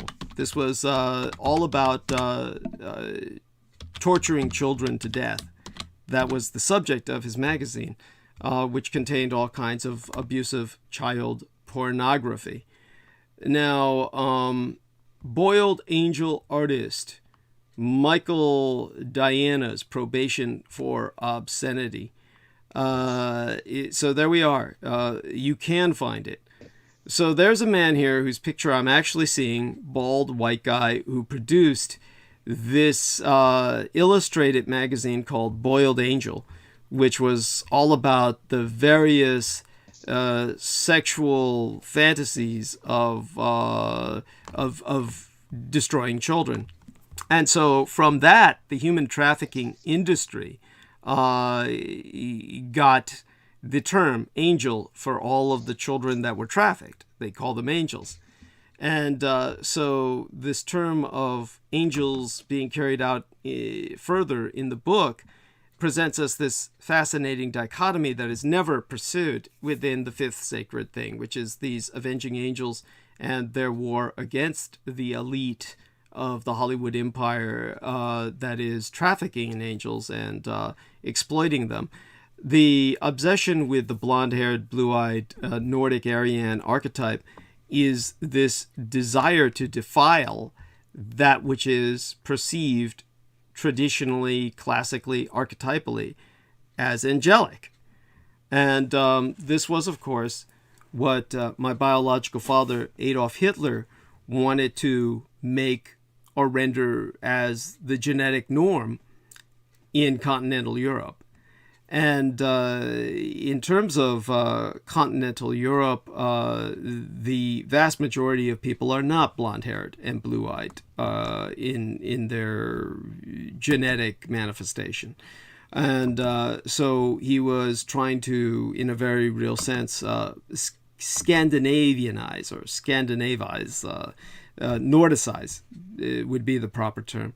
He was trying to Nordicize the continent of Europe, and this was something that I feel was very much a admirable objective. That's not the reason why I went blonde for a period of time longer than I have normally. I've gone blonde plenty of times in the past. Usually it's just a mood changer. But the reason I maintained it longer this time was to prove a point. My audience has increased and people have responded positively by taking myself more seriously online since I maintained a blonde affect. And this is because many people simply, whatever they know about me, doesn't matter. They're interpreting me subconsciously as white. And that is the point that I'm making. So the point that I'm making has been proven. The longer I've maintained the blonde hair and maintained it short so that it has a more masculine affect, then the more seriously I'm taken. Now, this can be proven by anyone. Just going to the Sora Aoi timeline on Facebook, where you can reach it by establishing your own Facebook timeline or account if you don't have one, establish a false one under a false name if you don't want Facebook to exploit your information, and use that to access facebook.com/Douglas D. Dietrich with everything in the lowercase other than the D's. Facebook.com/Douglas D. Dietrich with all capital D's, everything else in the lowercase. You will see the Sora Aoi timeline, which was gifted to me by Sora Aoi, the actress. Now, when you're there, you can scroll all the way down, and you can see that my hits in terms of my promotional banners that I've published, the hits have increased in number just by orders of magnitude since I've gone blonde and maintained it. In other words, once people began to think of that as essentially my natural look, they began to respond to that far more positively than when I was maintaining myself with any other appearance. So our friend Jameson Reese says that's the Fox News effect. So can you come on to Yeah, because if you look at the no, I don't watch Fox News, but whenever you see Fox News or you see the Fox News anchors, 9 times out of 10, all the females are blonde. Yes. And even if that's not their natural hair color. And so there seems to be within the right, a sort of sickening sexual fetishization of the blonde hair, which is probably the only reason why Fox uses it to begin with. Hence their name, Fox Network. And the chauvinistic piece of shit who funds all that, Rupert Murdoch. Right. Who is, like I said, one of the primary factors why I've told people that the concept of the Confederate States ideology, the concept of the racially segregated slavery that was perfected in North America will be migrating down to Australia via Rupert Murdoch. One of the things that you will notice on Fox News is very much a pro-Confederate States stance that I basically stated on air before, that here you have Donald Trump, who hated losers, quote unquote, always hates losers, and yet is profoundly sympathetic to, quote unquote, the loser of the American Civil War, the Confederate States of America. And while we can argue over the nuances of that, and I've brought that up before, so many ways that the South won the Civil War,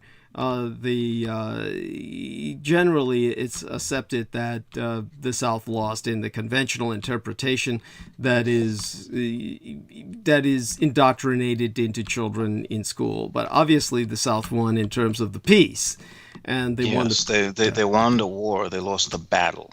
Yeah. And now, of course, if people go down further, they'll find that there are very good responses to some of my other posts, which are not necessarily blonde themed. But in a sense, these are odd in and of themselves, because one of them would be the montage of images that I presented when Crystal River was with us, which is biofacsimilacra and some dolls. And so therefore it's not really myself. And people are responding to that montage pretty positively. They're responding very well to the image of myself with my son. But it could be to my son more than I, who is sporting the lighter hair shade, more pinkish in nature. Now, granted, there's one with my dark hair that is doing pretty well, but overwhelmingly, the people are generally responding to the more Caucasian image. And so we could argue that for some reason people are just beginning to recognize me and respond positively. But it is happening synchronistically with my maintaining an overall much lighter hair, and therefore combined with my very light skin tone, it definitely seems to be far more appealing to people. Honestly, past the date of, shall we say, let me get it exactly here.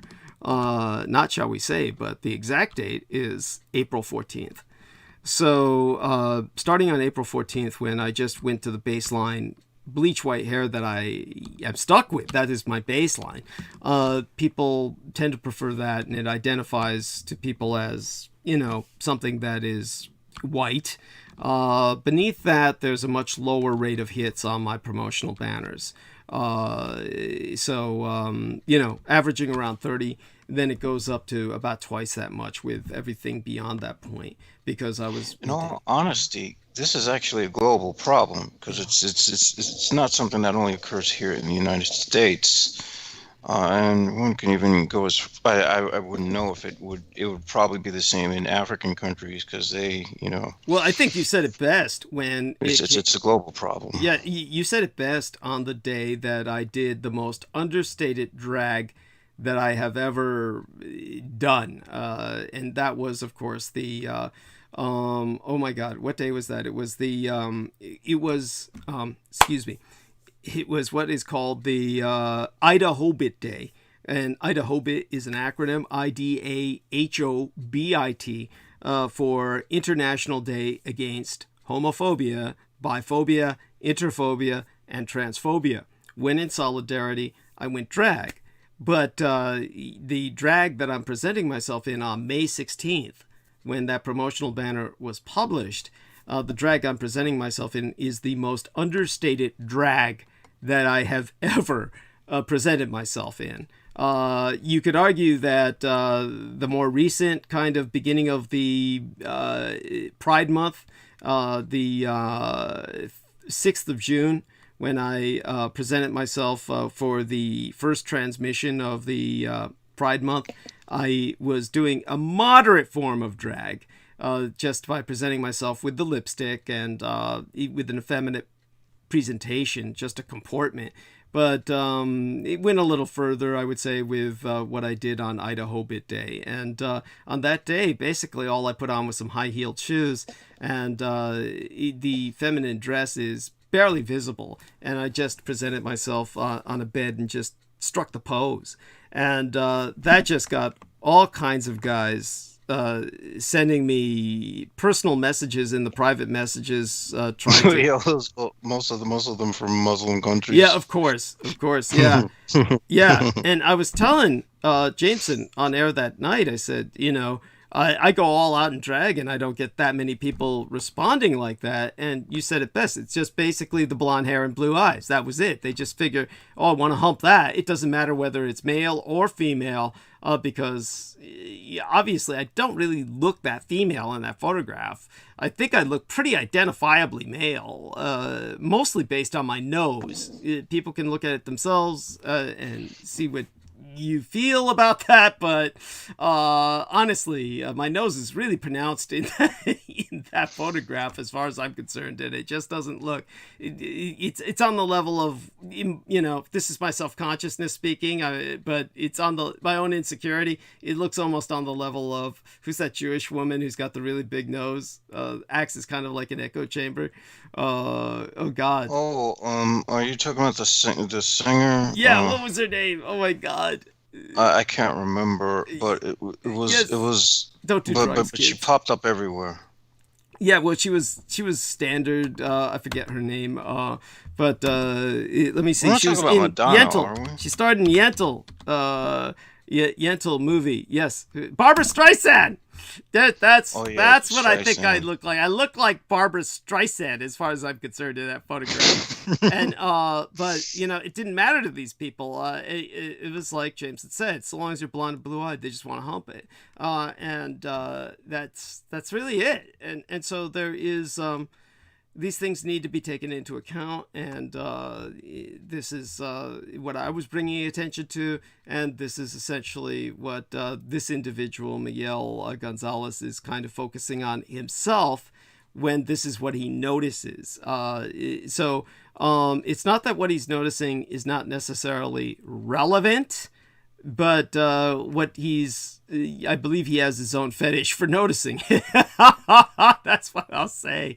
It does reveal about him. And so he's, let's see now, the Real Tech Geek says, Douglas, I've always taken you seriously. Your hidden information is invaluable. Bless you. Thank you. I love you for that. Hugs. And so Miguel Gonzalez says, okay, I was just curious. Sorry for my typos as well. I've been coming to your channel for a long time. I've always known you've always had gold nugget information. I'm not a troll, just genuine lost soul trying to get home. I appreciate it. Thank you. There, that's fine. I'll take that seriously. And so there we have that. Hopefully that helps to answer some questions, put some things into perspective. And with that, I will do my best now to try and take care of some of these serious issues that I feel need to be emphasized. I'm going to rely on our man Jameson Rees to again take the stage for a little bit now. Let me. You need to do something first. Bio break. Okay, just tell me when you're back. And so with that, I am going to try to hold the stage myself for a bit of time, even though I am not, how would I say it, in the mood for it right now. And with everything that I've experienced over the past few days, honestly, I just appreciate all of you being there to bear with me while I fade in and out, so to speak. And really what's going on with me tonight is I'm actually just kind of fading in and out. I'm not particularly into it, and when I do veer towards that, I'm just how would I say, like right now I'm even dry because of, no doubt, the narcotics having an effect on me in that sense, and of course the lack of hydration from eating a normal meal, which I have not been able to do because of this goddamn tooth. So, and of course, you would think that the blood I had would take care of a lot of that. Well, it does, in a sense, that I'm not out and out, sick or something, which I normally would be, or any normal human would be, from all the drugs that I was indulging in. So, in terms of one of the things that I think the biggest challenge with, in terms of talking about Flag Day, for instance, this is what's going to kill me, is basically getting into Flag Day, because I'm going to have to take into account what all of the average Americans think when they think about Flag Day, and I'm going to have to tell them what I feel when I'm confronted with Flag Day. And I'm going to put that into perspective of the holiday that is the Dragon Boat Festival. Now, Jameson Rees is back with us, but before he comes on stage, or he can come on stage while I say this. Now, understand that today, this side of the international date line, for the Chinese who live in the Western Hemisphere, this is Dragon Boat Festival Day. It falls today on what is the date, which is a fixed date on the calendar for all of America outside of New York State. This is the fixed date for Flag Day. Now, as I explained before, just as the Sino-Viet calendar, which is the calendar of the Chinese, the Vietnamese, the Japanese, and the Koreans, in the classic agrarian economic sense that they sustained themselves on for millennia before modernization. This was the Lūnisólar Calendar. It is a combination of both lunar and solar chronometry.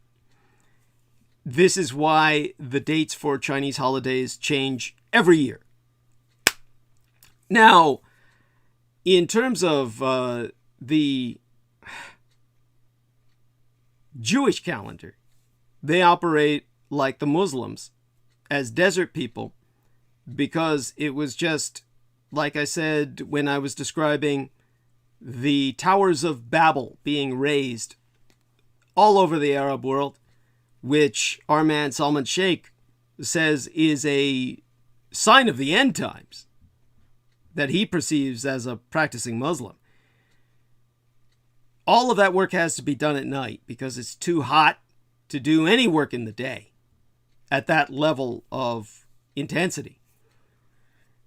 It's, in fact, if you were ever there in that heat, in that Sahara-Asian region of the world, that arid crescent from Sahara through Central Asia, you would think it was too hot to do work of any intensity during the day. Everything's done at night, so they have a lunar calendar. The Muslim and Jewish people have a purely lunar calendar, not lunisolar, like the Asians, the East Asians do, but purely lunar. And therefore, because we use a purely solar calendar in terms of the Gregorian calendar, Jewish and Muslim holidays change every year. So the point that I'm making is that every few years, maybe every 10 years or so, the Jewish holiday of Kristallnacht, a day of remembrance for the Holocaust and the starting point of the Holocaust, that falls on the day of my biological father, Adolf Hitler's birthday. So every once in a while, when that happens, then you are dealing with a very awkward situation. And so the only way that you can deal with that is to realize that and accept the fact that Adolf Hitler is this inescapable figure in Jewish history. That my biological father is probably more part of the Jewish consciousness than their own God. And that's not to be offensive. That's simply the reality. There is, it is consummate. It is consuming my father's impact on the Jewish people. So when it comes to this kind of phenomenon, it is something that they have to confront and that they have to deal with. And the way that they tend to deal with it is it can be healthy or it may not be. It's generally unhealthy. And so when we Chinese are confronted with American Flag Day, and you have someone who's got the Dragon Boat Festival occurring on the same day as American Flag Day, this is the equivalent of what Jewish people feel when their Holocaust Memorial Day falls on the same day as Adolf Hitler's birthday. That is what I'm going to have to explain to all of you. And it is simply not going to be easy. So bear with me on that while I try to get my head together, and I will probably go in all different directions anyway. But for that reason, I'm going to bring on James and Reese again to hold the stage for a while I go over that. I hope what I said is coherent. Yeah, it's coherent. Thank you. Now, I'm just wondering if it's also possible that the fetishization of the blonde in U.S. psychology after the World War might also be an attempt to, by sexually itemizing them, to defile the image that Hitler held sacred. Yes, well. Absolutely. And that can never be overstated. Thank you for your astuteness in that observation. So it's definitely appreciated. So go ahead and take it from there. I don't know if anything can be found on Derek Talley's timeline where he might have provided some stories, but certainly. Oh yeah, he had a story about someone getting swallowed by a whale, which I found. I'm not going to say I don't believe it. I'm going to say show me the footage of the person getting swallowed by a whale and spit back out. I mean, obviously there's a joke I could derive from it, which is the fact that the guy obviously was not worth eating. All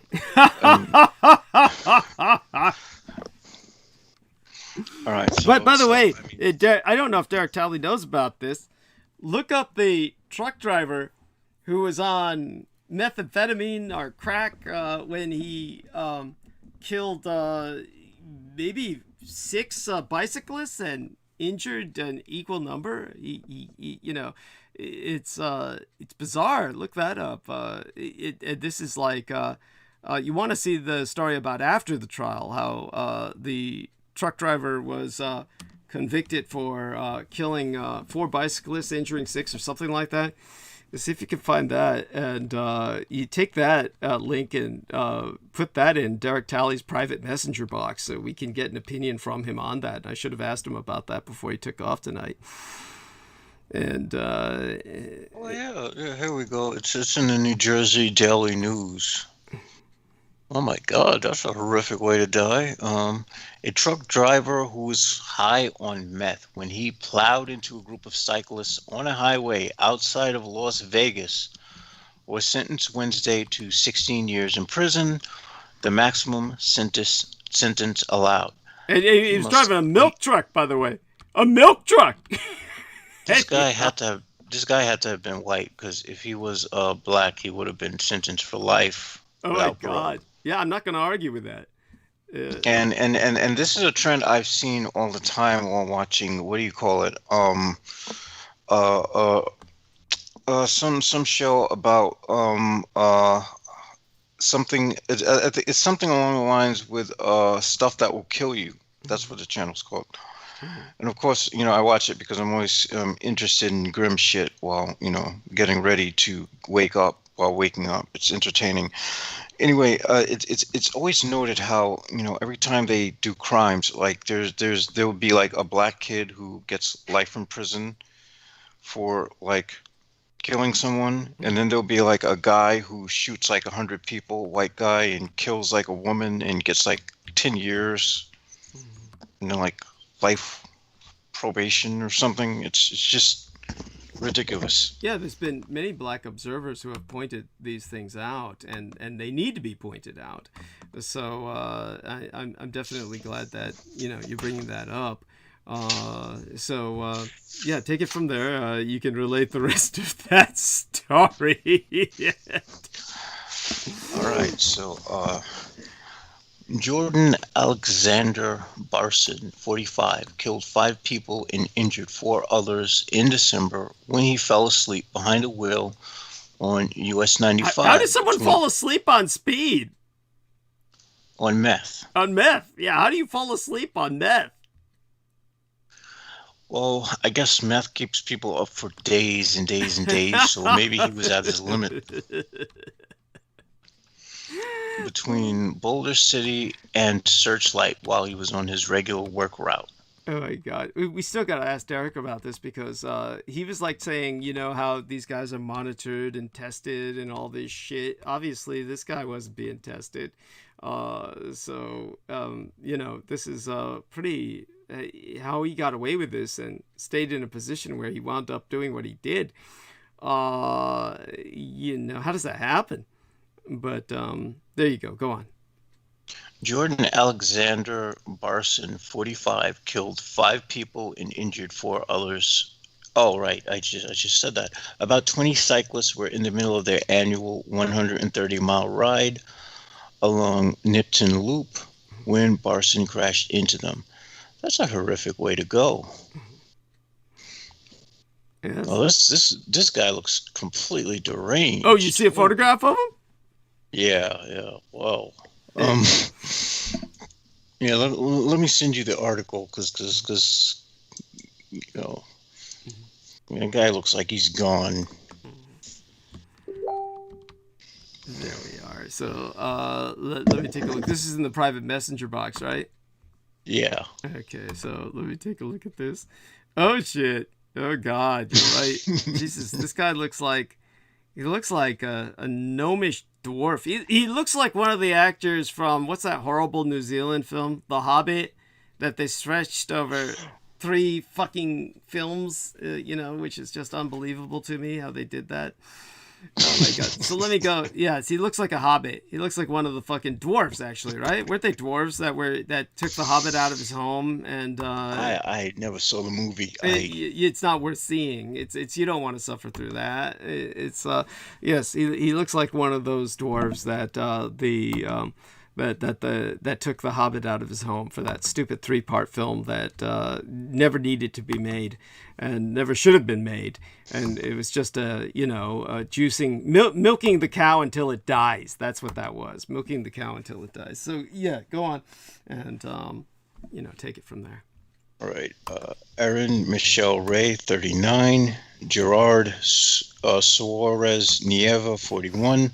Michael Todd Murray, 57. Oh my God! This is the list of the victims, right? Yep. Oh Jesus. Aksoy Ahmet, 48, and Tom Trauger, 57, were all killed. Barson pleaded guilty in April to 2 counts of driving under the influence, resulting in death, and apologizing tearfully in court Tuesday. But Clark County District Judge Bitter Yeager showed no leniency. What showed no leniency? 16 years in prison. For killing, half a dozen people, and yeah, that's no leniency, and this is being said. This is what they're saying. The maximum sentence allowed for what? Killing 4 people. Hell, I gotta go down there. You had no business driving, Yeager told him, reminding him of the impact his mistakes had on the mothers, fathers, siblings, spouses, children, nieces, nephews, and grandchildren of his victims. The lives are forever affected because of your poor choice. Many of the victims' relatives spoke during the sentencing hearing, urging the stiffest sentence. Knowing I caused the death of 5 people and severely hurt 2 others is unbearable most of the time, Barson said on video, according to the Las Vegas Review-Journal. He doesn't look like he lost any sleep over that. He's probably secretly laughing his ass off. Well, I wouldn't know about that, but... Because he got away with murder. Yeah, I don't know if he really has the... How would I say it? If you look at him in that photograph, he doesn't have the constitution to make it through prison. Yeah, I don't know about that, but he just doesn't look like he cares. He looks like he's pissed off about being arrested. He's just sorry he got caught. Let's just put it that way. He's sorry he got fucking caught. Anyhow, so by all means, go on and whatever other stories you can find that sound interesting, I'll try and rally myself. Okay. All right. And when you're finally ready, I will definitely go and grab a snack. Well, all right. I'm chewing myself, and I don't want anybody to hear that. What kind of do you need to go grab a snack now? I can shoot the shit until until you come back. And of course, you can't chew while you're talking. We don't want that. But no, I'll wait till later. Reuters has about the same stuff that AP has. Okay. All right, here we go. Taiwan says it will be a force for good after unprecedented G7 support. Wonderful. Wonderful. So, what date is this report?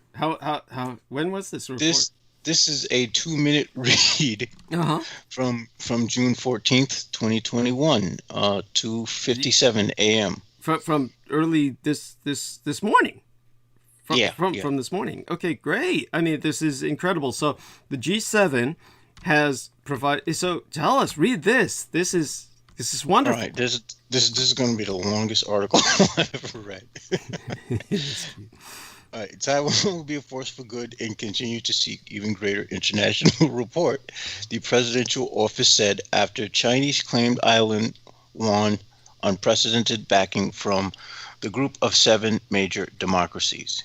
And that's the end of the story. They have little captions here. British Prime Minister Boris Johnson, U.S. President Joe Biden, France's President Emmanuel Macron, Canadian Prime Minister Justin Trudeau, Australian's Prime Minister Scott Morrison, German Chancellor Angela Merkel, blah, blah, blah. They're just showing the people at the conference. And the second caption, Taiwan hangs flags above street in Taoyuan, Taiwan, May 13th, 2021. Reuters, Anne Wang. Okay. Great. I wish I could get paid for writing stories that short. Oh my God. Well, there we have that. Okay, what else can you find that's out there? That tells us absolutely nothing, but it says much by saying nothing in the sense that this is monumental. This is monumental. So my nation of Taiwan, the G7 is recognizing it, and that is probably more important than, you can imagine. So go on from there.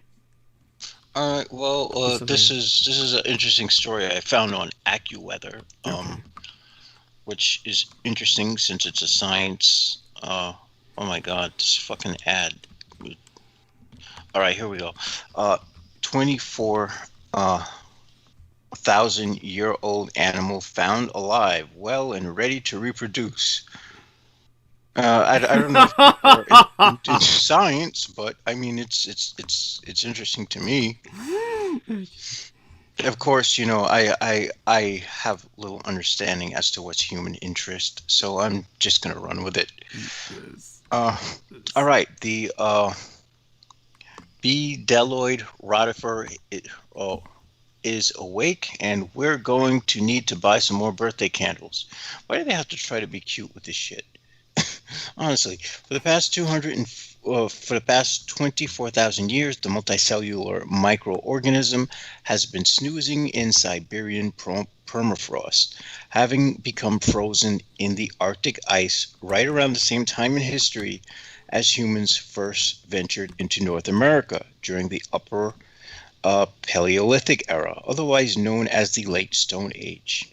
The bedeloid rotifer is a freshwater creature that can be found around the world, measuring too small to see with the naked eye at 150 to 700 micrometers. I think that's what that is. The unit for micrometers, which is used to measure microns. For comparison, the thickness of paper measures 70 to 180 micrometers. Not only did the animal come back to life from its frozen nap, but it also successfully cloned itself multiple times with an asexual reproduction form known as parthenogenesis. I wish I could wind up freezing myself for that long and come back and live to tell about it, although I don't think there'd be much of a world left by that time because the sun will, I think people will be well off this planet or gone. Hopefully off this planet, and they'll evolve in space and not rape the Earth anymore. The remarkable discovery has experts raising new questions about the mechanisms for cryptobiosis, the state in which metabolic activity is reduced to an undetectable level without disappearing completely. The finding was made by researchers from the Soil Cryology Laboratory in Pushchino, Russia, who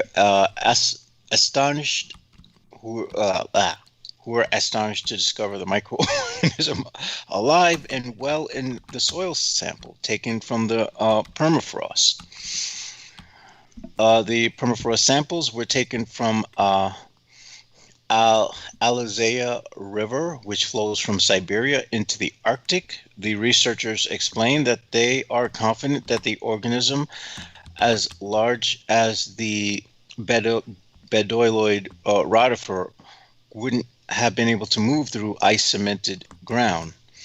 Thus, no Thus, no significant vertical movement could have occurred in the studied sediments, and therefore the isolated microbes were trapped in permafrost. At the same time as the radiocarbon dated organics, the study reads, before adding the age analysis data from the University of Arizona laboratory shows the material to age between 23,960 and 24,485 years old. Why is that significant? Who knows? Maybe someday they might find out, splice those genes on the people so that we could live for very long periods of time and stave off death while being completely miserable and depressed in the process of staving off death. Now, could you imagine how corrupted and completely degenerate someone would be living that long? If they could keep their body in shape. I've thought about it. I've thought about it, and because I do think that we need to try to extend our lives. We need to get used to living for longer periods of time. So it's a valid question, and with that, go back to your narrative, please. All right. The takeaway is that a multicellular organism can be frozen and is stored for thousands of years, then return back to life, a dream of many science fiction writers. The full scope of these fiction dreams, however, is still far away, Malvin explains. The more complex an organism is, the trickier it is to preserve alive, such as for mammals. But the team's findings are still a revolutionary addition to a short list of organisms that have been found to be able to survive such extraordinary time spans. Previously, a pair of prehistoric nematode, otherwise known as roundworms, were nematode. No, I'm not making fun of you. Not making fun of you. I mean, that's, it's not. It's like you say tomato, I say tomato. I'm sorry. It's understandable. I'm the guy who had a speech impediment until he was like around 10 years old. Oh, that's right. So, that was. Tell us about the speech impediment in the Air Force. Would you say that was one of the factors you were kicked out of? No. It wasn't in the Air Force. It was when I was 10 years old. Okay. I mean, it was up to the age of 10. It was one of the factors that made me a target of many jokes and criticisms and bullies, to add to whatever jokes and criticisms I met at the hands of my own family, because I couldn't pronounce anything correctly. So, of course, to compensate for that and to not feel like one is a living piece of shit, one has to fight and get ready to get thrashed quite a lot, to fight anything you can find on two legs. And boy, did I get my ass whooped a lot. But it was worth it, because it has added to a greater resiliency in fighting now, which never goes away, might I add. And after your first time getting knocked out, the second time, third time, fourth time, and fifth time, it you wind up recovering from it faster and faster and faster, to the point where people think you're like a living dead zombie. If they knock you out in one fight like 6 or 7 times and you keep getting back up, it's like, what the hell? Because most guys who haven't been knocked out before, when they first get knocked out, I would think a lot of that would be your drugs that you're on. Would basically it's kind of like PCP, right? No. Because I mean, not that you're on that, but I'm just saying, wouldn't the effect be similar to the drugs that you do use, which is the well, usually when I have gotten knocked out, I have been drunk, and only drunk. Mm-hmm. So you knock out someone who has been drinking, they should be sleeping for a long time, which usually is the case. I can't get back up. They're dazed and drooling, like, oh, fuck, why are you like so cruel to me? Because you're an asshole who's drunk. Why else? But yeah, I don't know. I mean, there are some guys who you can tell they've never gotten knocked out, because when they get knocked out, they're like looking up at the sky and they're like They're like they're just laying there, and their eyes are open. They're like just. Well, I've always made the joke that you always know rich boys, they smile when they work because it's a new experience for them. So Oh my God. yeah, this is why you see rich people enjoy doing things like sailing and shit like that. And I'm going to assume you've never been on a sailing ship, like, these little sailboats and shit, but it's hard work. And No, I've been on one of those big old time sailboats during a class trip. The Okay. ones that rock back and forth to the point where they make you nauseous. yeah, you're talking about what they used to call the tall ships. And Yeah, yes, yeah. so- The ones with the big ass. They almost look like the pirate ships or the colonial ships. Yes, these are the old actual fucking ships. And so And yeah. God, does it get cold on those things? Oh, Those yeah. things just the Atlantic air just pierces right through the hull of those things. It does. So unless you're a wasted and relatively drunk person of probably European descent, you're going to suffer. By the way, the old sailors used to have a ration of rum. The original sailing navies would have alcohol that they would ration out for just that reason, to make life more bearable for the sailors, their sailors, and. I can understand why, because it's not something I would relish, and I'm fairly certain that some of the guys who run the ferry boat are probably taking a swig here and there. Although I remember when we did have that ferry boat accident, that was all the way back in 2004 or so. That killed a lot of people and completely totaled that boat. The guy who was piloting the captain of the ship was freaking wasted, and he shouldn't. I think he was on other stuff too. Mm-hmm. So this is kind of like the truck driver. He had no right to be doing what he's doing, right? Yeah, but I get the feeling that it's something that's not as uncommon as people think. Right. In the case of the truck driver or this other individual you're talking about? Both. Yeah, there we are. And important point to be made. Thank you. And so with that, to continue, and with what you're on now. Let's say the theme you're on now. To go. All right. The the rocking ship. Or anything else you want to go on. Are there any other current events before I take over soon enough? It will be too soon as far as I'm concerned, but it has to be done. But I could squeeze out some more 1 or 2 minute things. I already went into the Netanyahu thing, which they seem to have. Toshiba, I'm fairly certain your audience isn't that interested in business. NATO to toughen G7 message on China despite Beijing's cries of slander. Wow, this one's actually maybe a 2-minute read instead of a 1-minute read. Okay, NATO leaders are expected on Monday to brand China as a security risk to the Western Alliance for the first time, a day after the Group of Seven issued a statement on human rights and Taiwan that Beijing said slandered its reputation. That's the end of the story. All right, I love rooters because they get right to the point. Thank you. That was okay. There's got to be something else you can bring up. In terms of how about the foreign trips that are being taken by our man Biden and Our Lady Kamala Harris? As a matter of fact, here's something for you. Why don't you take a look at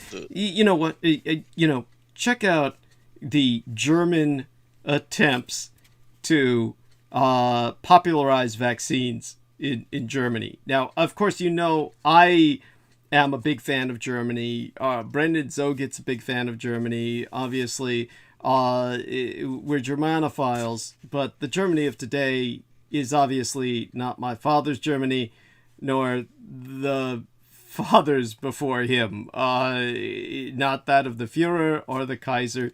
Take a look at, you know how to spell David Hasselhoff? Yeah, kind of. Look up Hamas supporter, David Hasselhoff, Hamas supporter. Look that up. David Hasselhoff, Hamas supporter. You should be able to get a correction on his name if you don't spell it right. Yeah, they do have it. Read that. All right, give me a second. Let me finish. All right. And they give results for David Hasselhoff, human supporter. Try Hamas, Hamas. Okay, this is Yahoo. Got it. Heroes of Laziness, a Hamas supporter, and David Hasselhoff, the stars of Germany's absurd COVID vaccination publicity campaign. Now, by the way, if this were the Germany, the fatherland, which they no longer use that term, if this were the fatherland of the Kaiser or my biological father Adolf Hitler or the Holy Roman Emperor of the First Reich, which lasted 1,000 years, all the authorities would have to say is, take the goddamn shot. And people would take their goddamn shot. The idea that they have to convince people to take the shot in Germany shows you how things have gone wrong. Anyhow, please go on. Relate this. No, this shows how things have gone wrong globally, honestly. Understood. But this shouldn't be happening in Germany. It should not be happening in Germany. No, it shouldn't. No, they they are need to be paying supposed to be. Yeah, go on. Yeah. Yeah, they're supposed to be leading the world. Yes, now I'm convinced Europe is doomed. Yes, thank you. And that's bad news, because we'll be stuck with the more ignorant American cousins who are just unbearable. Oh God, yes. Anyhow, go on. I mean, Americans. Tell us what they're saying. All right, public awareness campaigns launched by governments are usually anodyne affairs. Not in Germany, where officials have managed to spark a number of controversies during the pandemic in their push to keep the public safe. From spending millions on videos deemed insensitive, commissioning an alleged Hamas supporter to promote the vaccine for the country's Arab-speaking population, to getting Baywatch star David Hasselhoff to promote the jab while millions of people are still waiting desperately. The government is facing some heat for its absurd approach on the public awareness campaigns. The debate about their advertising strategy began back in last November, when the federal government released a trilogy of tongue-in-cheek videos using the hashtag Besonder Helden, which means special heroes. I know I butchered that. But it's special heroes like in special education or Special Olympics. Yeah, go on. The clips portrayed war heroes from the future who fought against the spread of COVID-19 when they were young by being couch potatoes. The aim of the videos was to address young people who are normally hard to reach using conventional government communication. Stefan Seibert, German Chancellor Angela Merkel's spokesperson, said on November 16th. He explained that young people played an important role in controlling the pandemic. Therefore, the government's unusual approach is justified. Most young people have played an important role in spreading the pandemic. But that's just me being. To tell them to stay home. That's what. Yeah, that's me being painfully honest about it. A vaccine campaign poster hangs at Berlin Cathedral in March. The government is facing some heat for its absurd approach on public awareness campaigns. Oh, the image caption. God damn. See, now I know I'm starting to slip. You're like the truck driver. Yeah. Yeah, But I'm gonna have all to the have speed like. isn't helping you. All the energy drinks, you're beginning to crash anyway. Oh, so. All right, the clips were hit with many praising their humorous take, including comedian Jan Boerman, who tweeted, "On the 14th of November, humor has reached Germany's government communication." So I'm guessing they were always serious back then. But at some time, their trilogy was criticized sharply on Twitter for its lighthearted tone during a time of national crisis and severe loss of life, as Germany lost nearly 90,000 people to the coronavirus. Well, they haven't beaten us yet, have they? No, nobody's beaten the United States. No one's beaten the United States. But then again, it depends on how you're looking at it. And when they're talking about all the people who died in Germany, remember that as bad as that may sound, Germany got off lightly compared to everyone else in Europe. So, the Germans are saying this is bad, but, everybody else wishes they had the numbers the Germans had in Europe, and much of the world wishes they had the numbers the Germans had. So people understand. See, there you go. Most of the European population in the future is going to be German then, because everyone else is going to have died off. That's good news. I mean, I wouldn't say that because then, they breed so slow, but go on. Yeah. Well, then again, the only thing, but then American Germans will go and try to annihilate them again. God, I hope not. I don't they're think so self-hating. Yes, yeah, I know. It's something that if they all don't just die off in this wave of World War II Trumpism and domestic gun terrorism, which seems to be every freaking day of the week. Yes. Yeah. The Americans they're annihilating themselves, and so yes, by all means. So go on. Yes. While the plea of staying home and reducing contacts is a serious one, it is conveyed ironically, Siebert maintained. But nowadays, irony doesn't work as well with people anymore. Joachim Treb, a media and communications professor at Free University of Berlin, told CNN, "Apart from the amount of wit being debated, the question of budget was also a point for contention. According to the federal government, $386,000 and $887, in their German equivalent, and taxpayer funds was used to produce the videos, and $2,138,000 and $159 were actually used on advertisement and distribution measures.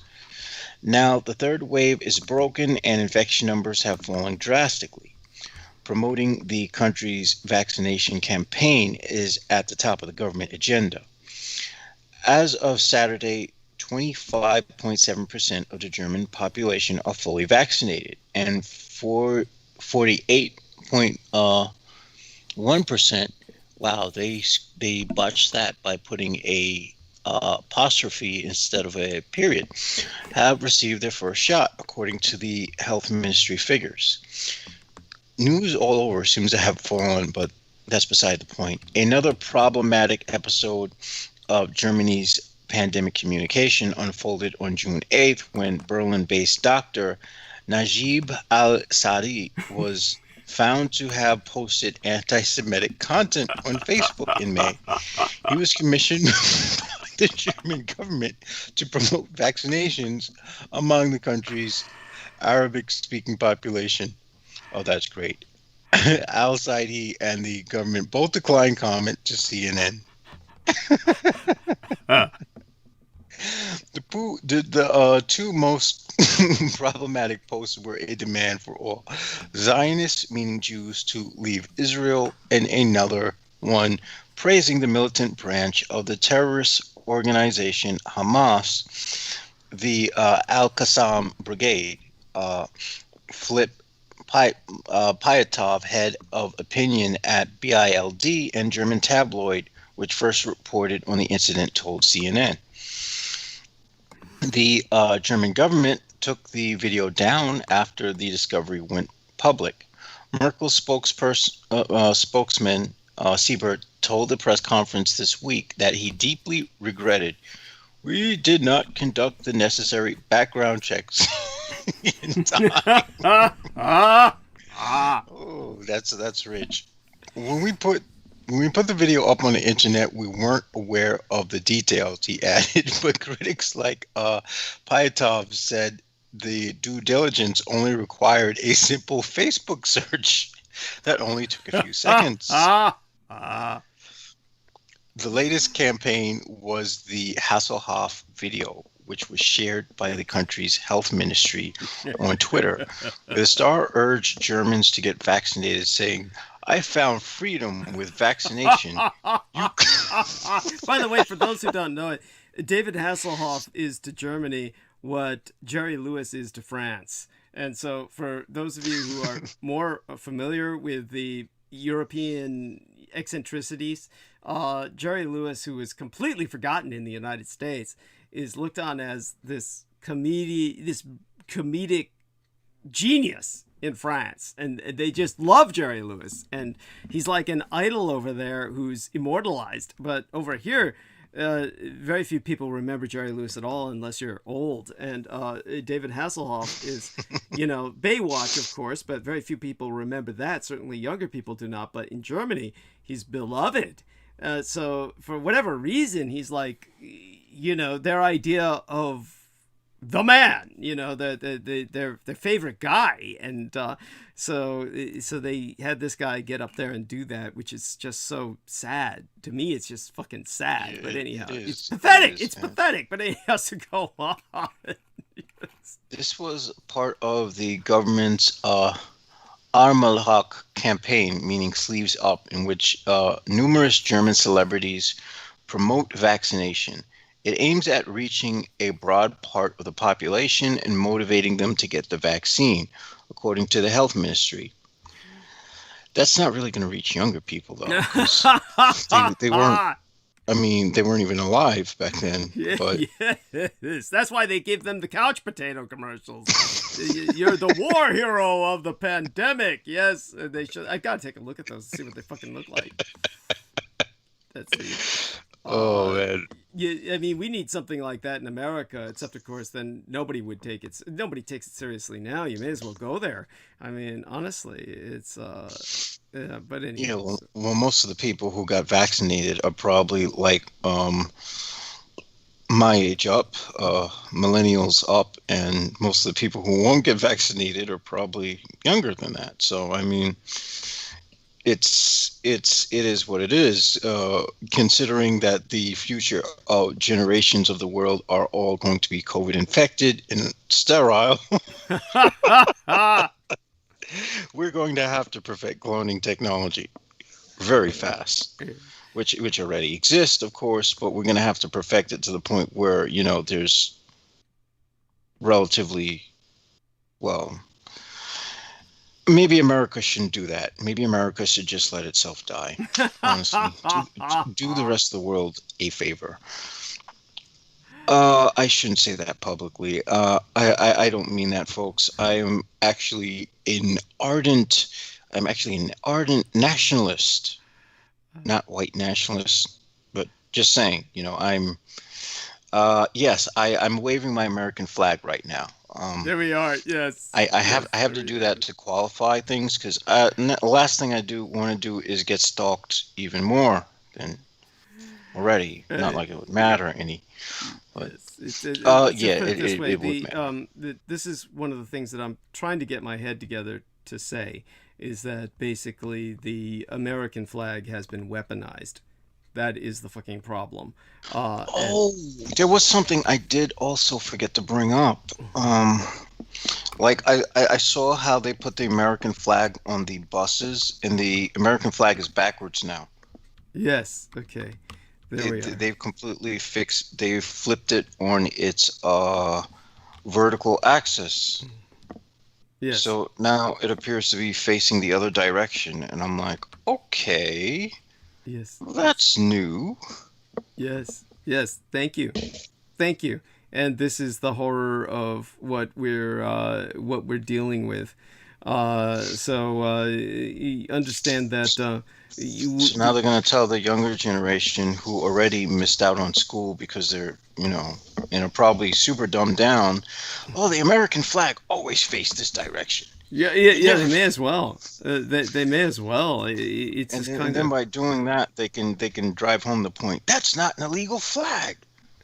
Yes, that's right. This is what they're trying to do. I mean, shows how desperate they are. So we are in a upside down world, and do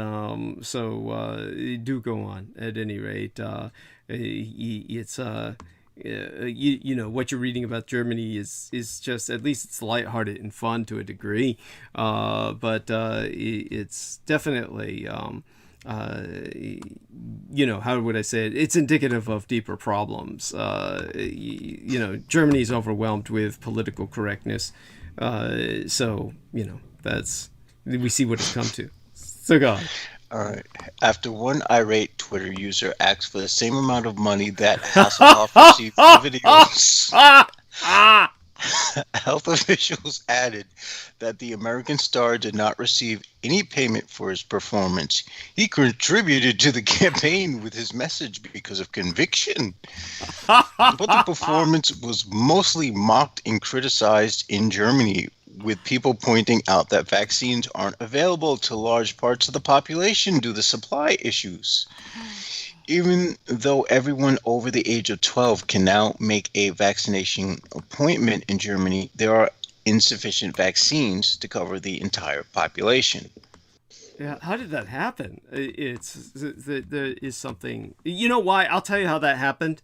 That's because Angela Merkel, who I have always been a big fan of, defended her against all these assholes and idiots and haters who hate her because she's female, and because she's a scientist and an intellectual. All these scumbags, who kept claiming she's the daughter of Adolf Hitler. I don't know if you knew that, Jameson Reese, but that is what the haters and the QAnon freaks and all the white supremacists all try to claim, is that she's the daughter. But they've pretty much called everybody the daughter of Adolf Hitler, who they don't like. Thank you. But they actually. So I mean, she's no one new. She's added to the list. Yes. It's there's that, but you get my point. This is something in her case, they try to make it stick. Okay, you get what I'm saying. Gotcha. And in terms of what I have to say is that her problem, and this is where it becomes a problem, was that she is so ardent against any sense of German nationalism or German exceptionalism that she tried to deal with the COVID pandemic as a European issue. So all of their shit went to everyone else. Everything they had went to everyone else in Europe, with nothing left for her people.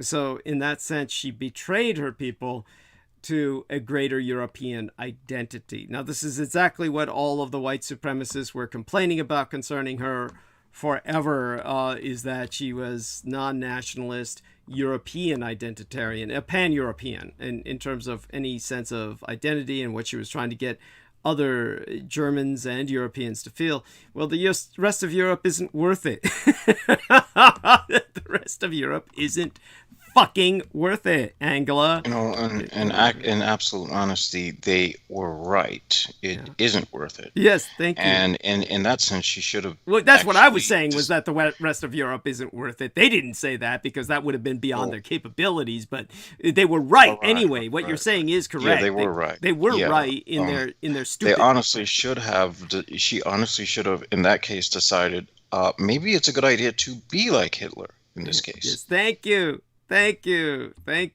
Yes, please.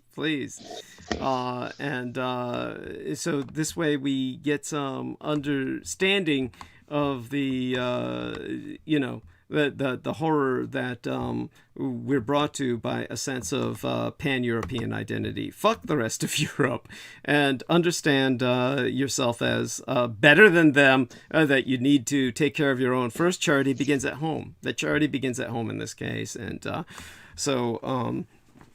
I want to thank Jameson so much for his understanding and his and of course he even said not white supremacist when he brought up the terms. I mean, it's horrible when a person has to qualify themselves like that, who is patently, obviously not white. But this is what we're left with, you know. And so do go on. And with anything else, is there anything further in the article? I don't remember. Yeah. Testimonies like this one have positive effects on people's behavior, but it came too early and they advertised something that wasn't yet available. Trev said. Wow.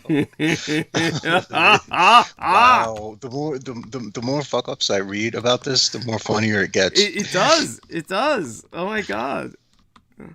Now, the willingness to get vaccinated is very high among Germans, according to Lohar Wheeler, head of Robert Koch Institute. By the way, I believe that because, of course, Germans have a faith in science, and this is why they elected a scientist to be their leader. I have no doubt that they would get see, if you had just kept all the vaccines for your fucking self, they would have all gotten vaccinated. And instead of passing them out to everyone else. Okay, so there we are. So go on. It's just so sad. He said during the May conference that 73% of those polled declared they'll definitely get vaccinated, and another 10% want to be vaccinated than not. The figure is not as high as in the UK, though, where according to latest data, 93% of adults reported positive vaccine sentiment. Well, yeah, that's because you only have like 7% of the population left after the first after the first few waves wiped everyone the hell out. Oh shit! Yes. Oh my God. In one key regard, the German campaign was a success. It got publicity, but at the cost of mockery, criticism, and embarrassment.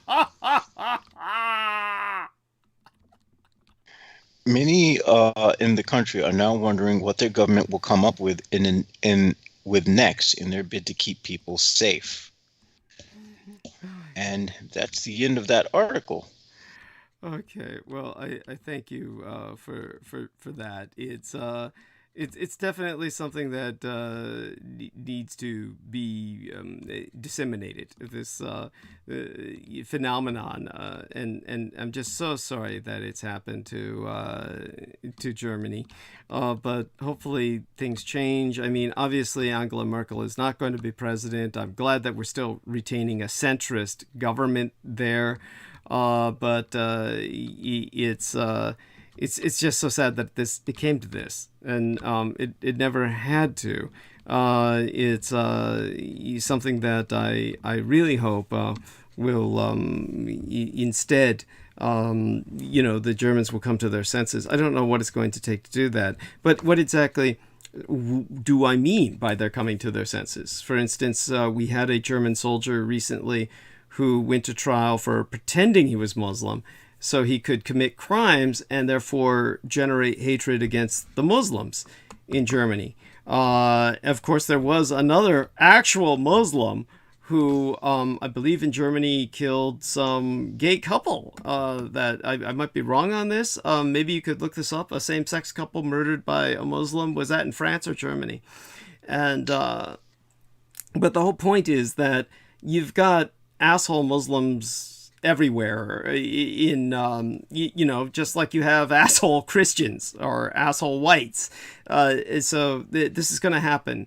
But when the German guy was going to pretend to be a Muslim in Germany, this German soldier, so he could... Oh yeah, it wasn't Germany. Okay. It was. Okay. Yeah, so this has happened there. Then you got this that generates hatred enough on its own. Then you got the German guy who's trying to generate more hatred. What I'm saying is that the compromise will be at some point a resettlement of the millions of Muslims who have been brought into Germany by Angela Merkel, mostly of Syrian nationality. They will become German in their nationality within a generation, but because of their Muslim background from their parents, ultimately their ethnic background, you want to resettle them into what was formerly Ost-Prussia. The Prussians were, for the most part, exterminated. The majority of them still live in what is now occupied still by Russia, which is this little sliver of land on the Baltic Sea is occupied by the Russians. Okay, get the fucking Russians out of there. Get them out of the neighboring nation of Lithuania, or is it Estonia, excuse me. Get them out of the neighboring nation of Estonia, which of course is closest to Kaliningrad, which of course Kaliningrad is a Russian name that was imposed on the original German name for that city-state, which was Königsberg. And so everybody who lives there wants the name changed back to fucking Königsberg, because Kaliningrad is a city. Grad means city in Russian. Kalinin is just named after this obscure Russian revolutionary. It's meaningless. It has no history. So everybody who lives there wants to go back to the historical name of Königsberg, and that, of course, they have a Prussian heritage.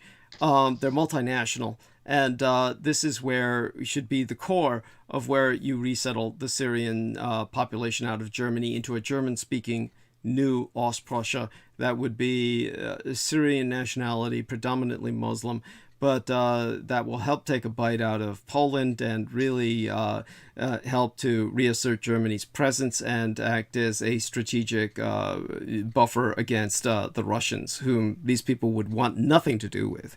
And they would act as loyal Germans. I have every confidence they would be loyal. They would be very pro-German, and with their own sense of identity, they would serve as a new nation state on the Baltic Sea that would be up there with Estonia, Latvia, and Lithuania. This is the geopolitical solution. So that is what I recommend would be Germany coming to its senses. You would have a better sense of German identity, and then a better sense of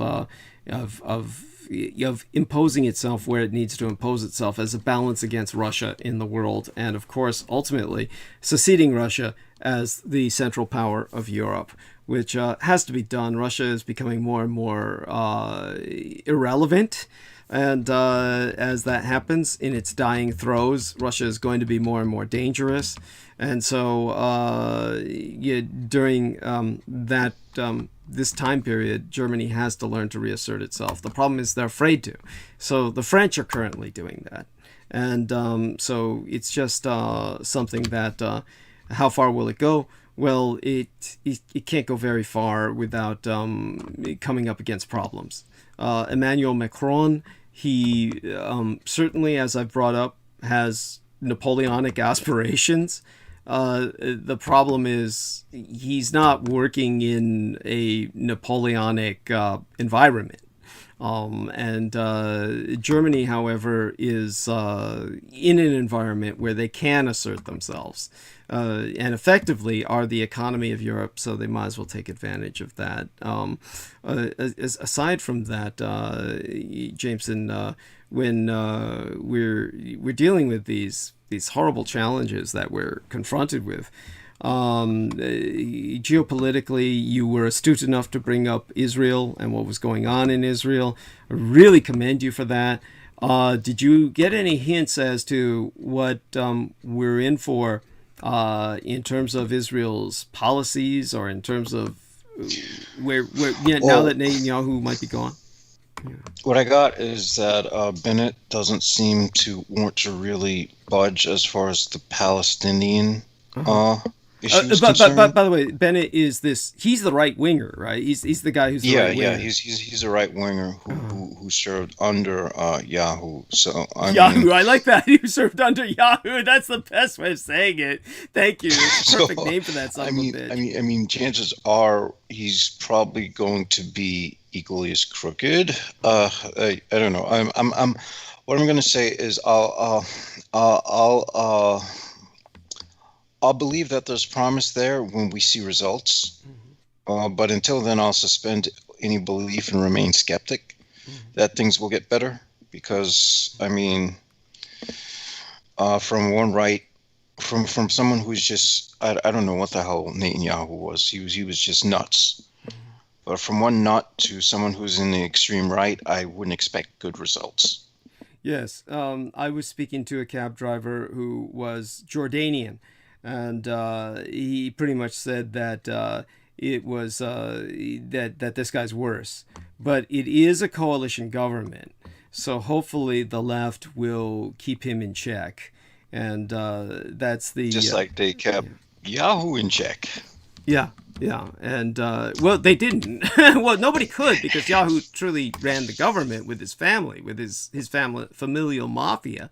So in terms of the where we're at now, there is at least room for improvement from where I'm looking at it, and hopefully, hopefully that will be proven to be the case, but we don't yet know. We just have to hope. So to go on, anything else that you find out there, natural news or otherwise, should be interesting in terms of what you can bring up. Otherwise, I'll take over soon enough. I don't want to, but I will because I have to. When it comes to hope, I'm someone who likes to suspend that as much as I equally feel I am obligated to suspend my pessimism, but most cases than not. Having a history of that pessimism being justified, and having had instances where I was truly legitimately hopeful and was like, you know what? I honestly knew I should have been pessimistic instead. Screw this. I am one to have no faith in hope. I've learned to have a faith in patterns, and I have faith that patterns seem to recur. So because patterns seem to recur, I will say this. It does seem like Bennett wants to communicate with at least the Islamic population in Israel. Is that the impression you got? That's incredible. That's what he says, in the very least. Okay, so at least he says that. At least he says that. Yeah. That's coming ahead. I mean, that's coming ahead. That's like light, that's advanced by light years ahead of Netanyahu. So at least we've got that. So go on. Yeah, Netanyahu was pretty much like F everyone. Yes, I'm doing what the hell I want.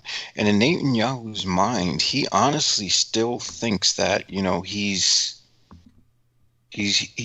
still thinks he's dictator there. Yeah, it's true. It's true. Just as Trump feels he's dictator here, and he's talking about how he's going to overthrow the government, and he's going to be. He's like, wait, you'll see, I'll be back, and it's like, okay, is this guy having delusions of grandeur much?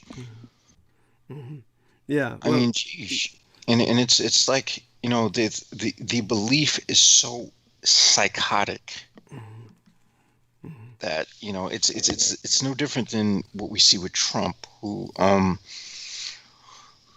honestly think at some point when he realizes that he lost, when that actually does, I think when that actually settles in, that will be when he dies of heart failure. Mm-hmm. Mm-hmm. Yeah, and we'll have like a quadruple bypass, like heart failure, and he'll just be done. And I think that's the only reason why he refuses to believe it, because he knows that if he accepts the fact that he lost, he'll die. Yes, I agree. I agree. It's this is where we're at now, and it's it's something that we're dealing with this horrible individual who believes himself to be the president in exile. I'll probably have to cover that in the future, the very near future. I'm talking about like the next episode or so. But it's something that it's something I hate talking about. Just like I hate talking about all this evil shit concerning the American flag and what it's come to represent, which is literally it's a weaponized tool against people that are not deemed to be Americans. at this point in history. It has become something it never should be. A symbol of hatred. It is now a symbol of hatred. And so I hope I can get people to underscore how that haunts anyone like myself on a day like today, on Flag Day. In terms of that, Jameson, I'd like to ask you if there's ever been a moment when you personally have found the flag almost used as a threat. Maybe not against you, but have you ever seen an environment in which that was how it could only be perceived? Yeah, it's called Staten Island. I kid you not. When you start seeing those, when you walk by what I know is this. And this has started to, there was a time when I would say, I would just, just not paying any mind, or I'd be like, all right, well, I know that those people are assholes and I want nothing to do with them. And that's always been the mindset. But now that Trump's out and, I keep seeing the, what I would call the, and please, well, to our white audience, please take no offense to this. I call them the cracker compensation mobiles. They're like the trucks that are just so, the Ford F-150s and the rest of those pickup trucks that are like on freaking tires that are the size of your house. And they have like American flags popping off the side of them, and the guy driving the trucks is always some white dude who's either bald, angry, and they're always wearing sunglasses. And I'm like, okay. And so now it's become something where if I know there's a neighborhood where they have a lot of American flags, I won't step foot in those areas, because those are literally like nigger keep out areas. Yeah. Yeah. And I don't want to go there. And I'm sure they know that they have their their black whipping boys, but they know seeing someone like me that I'm not one of them. Mm-hmm. Yes, that's true. And they would sense that. Because, yeah. And they would sense that because I'm not, walking around with my ass showing. And like, I'm gonna fuck someone up. Oh, hi, sir. I'll kiss the ground you walk on. I'm gonna fuck up a nigga. It's gotta be someone black too. Yeah, those pieces of shit. Those are the same pieces of shit who pretty much they used to stalk me. So I mean, yeah. What did Solomon Sheikh tell you about his stalking experience, and what do you make of that? Why do you feel they were stalking him?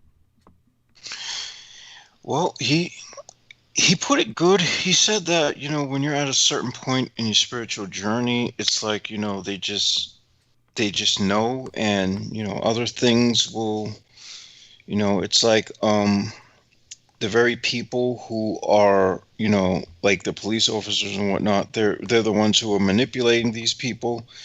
And he said that, in his case, they had tried to use someone who was like someone who was like into drugs someone who was like a drug dealer to try to, get him to share information with them. Mm-hmm. And he told other members of his community not to speak to that person because that person's clearly someone who's not to be trusted. Now, in my case, it's not like I'm part of a minority community that's being actively stalked for, after the post-Bush insurgency. In my case, I belong to a community that's actually being used in the stalking. Mm-hmm. Right. So his thing was just to, just don't give them what they want. They're going to try to use certain colors, and I've noted that they have used certain colors, especially red and blue, which they do use a lot.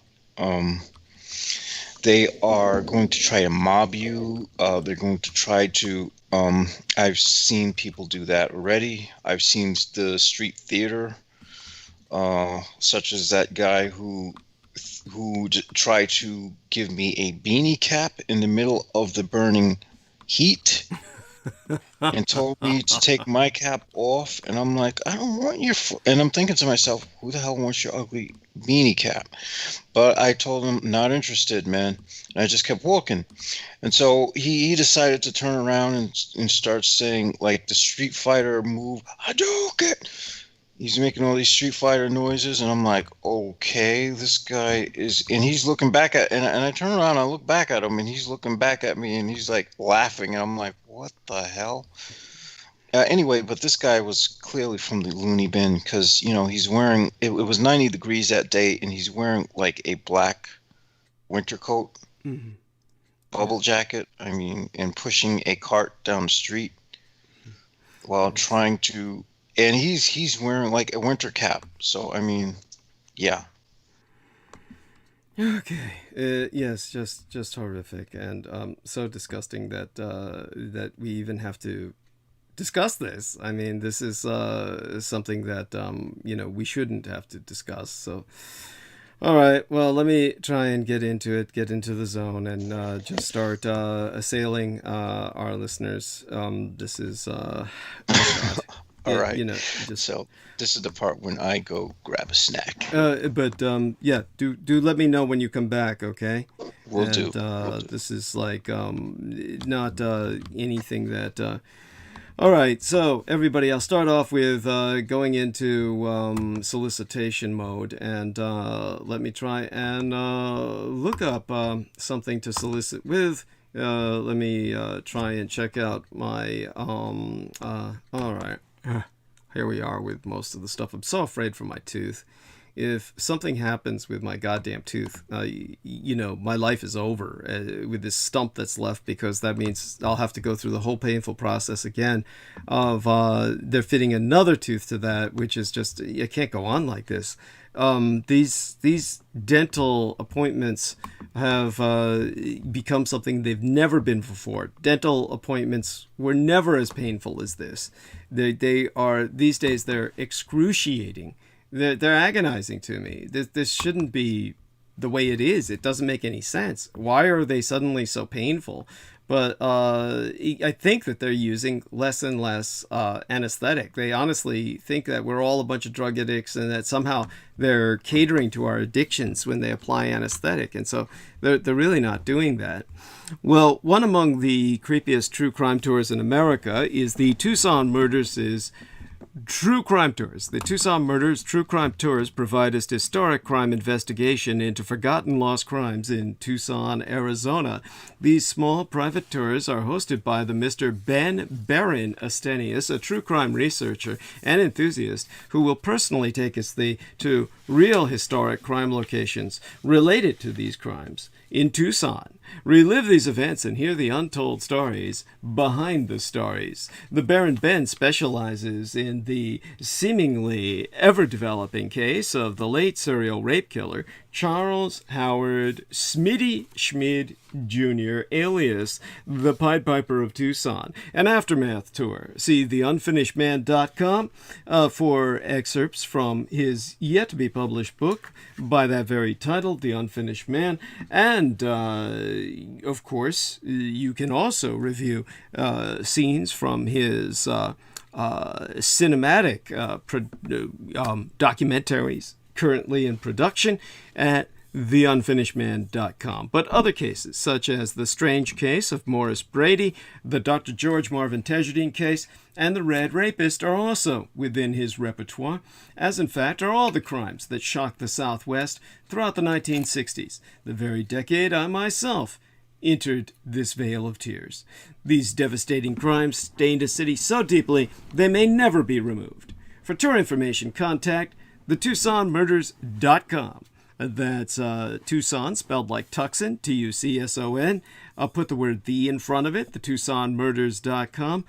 Tucson was voted the stupidest city in the world by Family Guy. Certainly you don't want to miss out on witnessing that yourself, personally, firsthand. And you can telephone the Baron Ben personally to privately guide your tour through the stupidest city in the world at 1-520/323 3406. By the way, you don't need to call him up and tell him I said that. He would tell you that himself. Again, call him at 1520-323-3406. Okay, with that, just a final look at the messages around us. Got somebody else, Heart and myself. That's nice. And with that, I want to check into live stream. Okay, we've got 8 to 9, 9 to 10, 10 to 11, 11 to 12. How do I always come down to this? I come down to just 4 hours left because it's so painful for me to be talking these days, and it takes me so long to just ground myself after all the drugs I'm doing. Hopefully Wednesday will be different, but honestly, yes, it should be different on Wednesday, but it's still just awful. I want to let's see now, get into the horror of today's holiday, Flag Day. Our man Jameson is back, and that way he can back me up if I need him to do so. Otherwise, let's try and give you some cultural education here. Today is, in this side of the international date line, Zhongye Shiren Dwann-wǔ Jié, the Sino-Việt Poets Dragon Boat Festival. The Vietnamese word would be Tuen-Ng-Jit.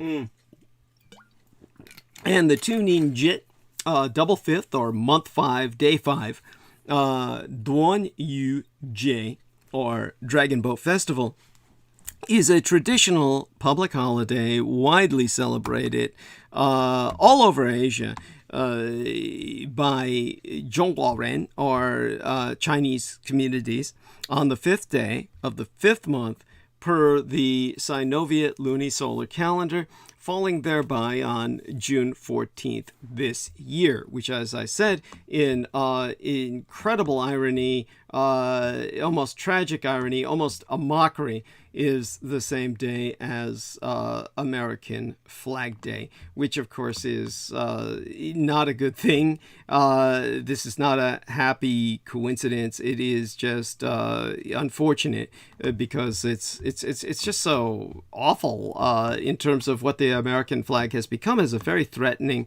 and weaponized symbol to any of us who are not white supremacists. This may be hard for any white person to understand, regardless of whether you're a supremacist or not. And you might see that flag and find nothing but comfort in it. Let me try and put that into some perspective for you tonight, where hopefully you will know better, where you'll learn something, maybe learn to see a bit beyond what is comfortable for you, so that you learn to appreciate the pain that others feel that's been caused by everything you've done and continue to do to the rest of us on planet Earth. It's like there's no way that most Americans seem to comprehend what any of us are going through. The fact that we are we're a minority that is still undergoing persecution, and nobody seems to really relate to that in the Black community either. So that's a problem. So I want people to understand that we're really on our own. We're just suffering from these hate crimes. Nobody has got our back. And so we're stuck with trying to prove, and this is the horror of it, prove that we're somehow American. And this is like what I've told people before. Why would anyone want to do that? Prove that you belong. So, okay, let me try and dive into that, get into the zone, and it's a zone I don't want to be in. So bear with me. This is a public holiday off for the general population in both Taiwan and Zhonghua, the Middle Kingdom itself, it as China, along the occupied territories of Hong Kong and Macau.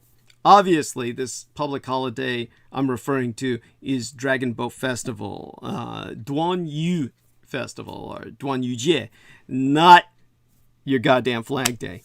So in much of Asia, schools and most businesses are closed. Indeed, both mainland and island China, it as Taiwan, are enjoying 3 days of public holiday, 72 hours off, from Saturday, June 12th, through to Monday, June 14th.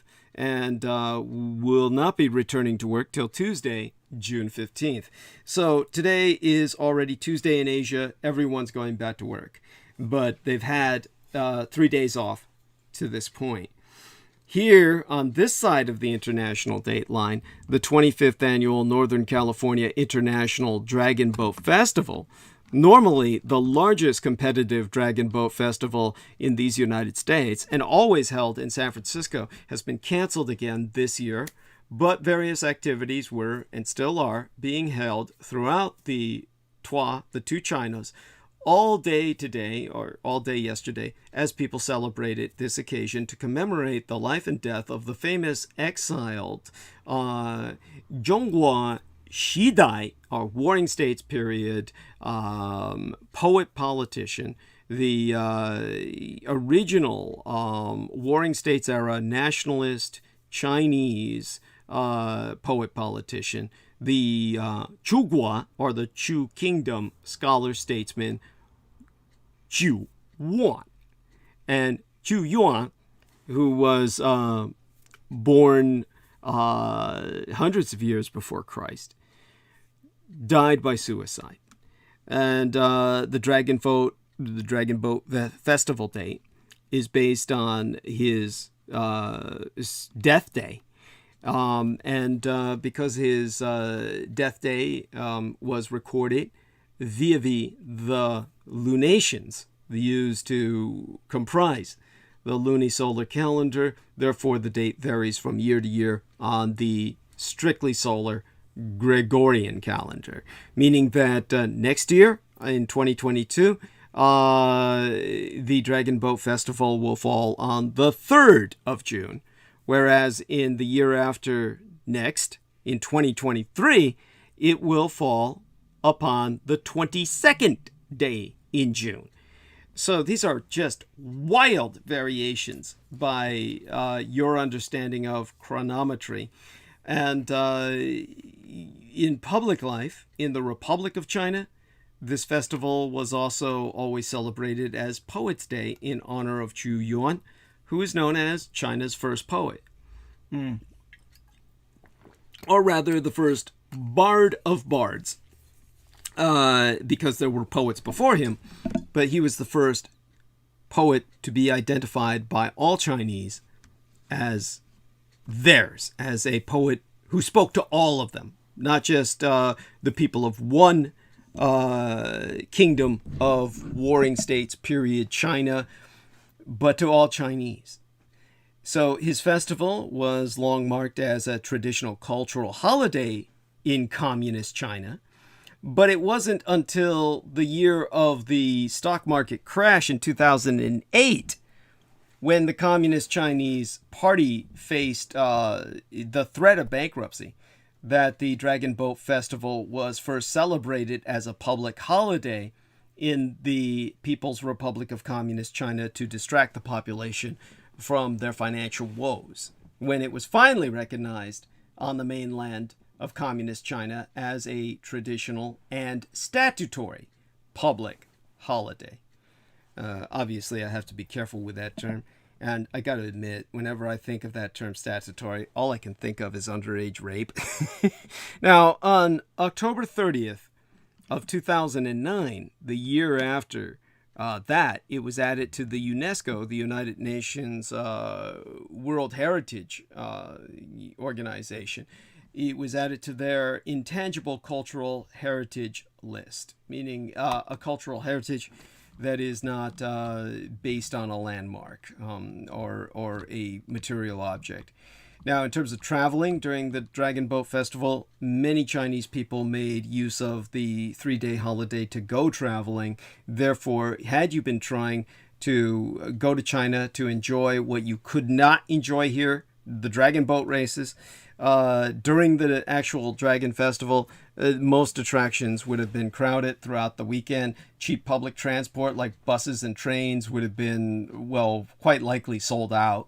And accommodation would have been slightly more expensive.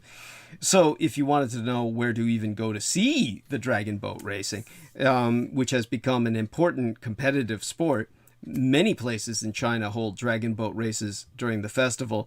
And the foremost ceremonious places would be the Hong Kong Dragon Boat Festival in Victoria Harbour, Kowloon, Hong Kong, the Yueyang International Dragon Boat Festival in Yueyang Prefecture in Yunnan Province, the Guizhou Dragon Canoe Festival of the Miao ethnic people, the Qiangdongnan Miao and Dong Autonomous Prefecture in the Guizhou province is where you would find that. And then there is the Hangzhou Dragon Boat Festival in Jiji National Wetland Park in Hangzhou City, Zhejiang province.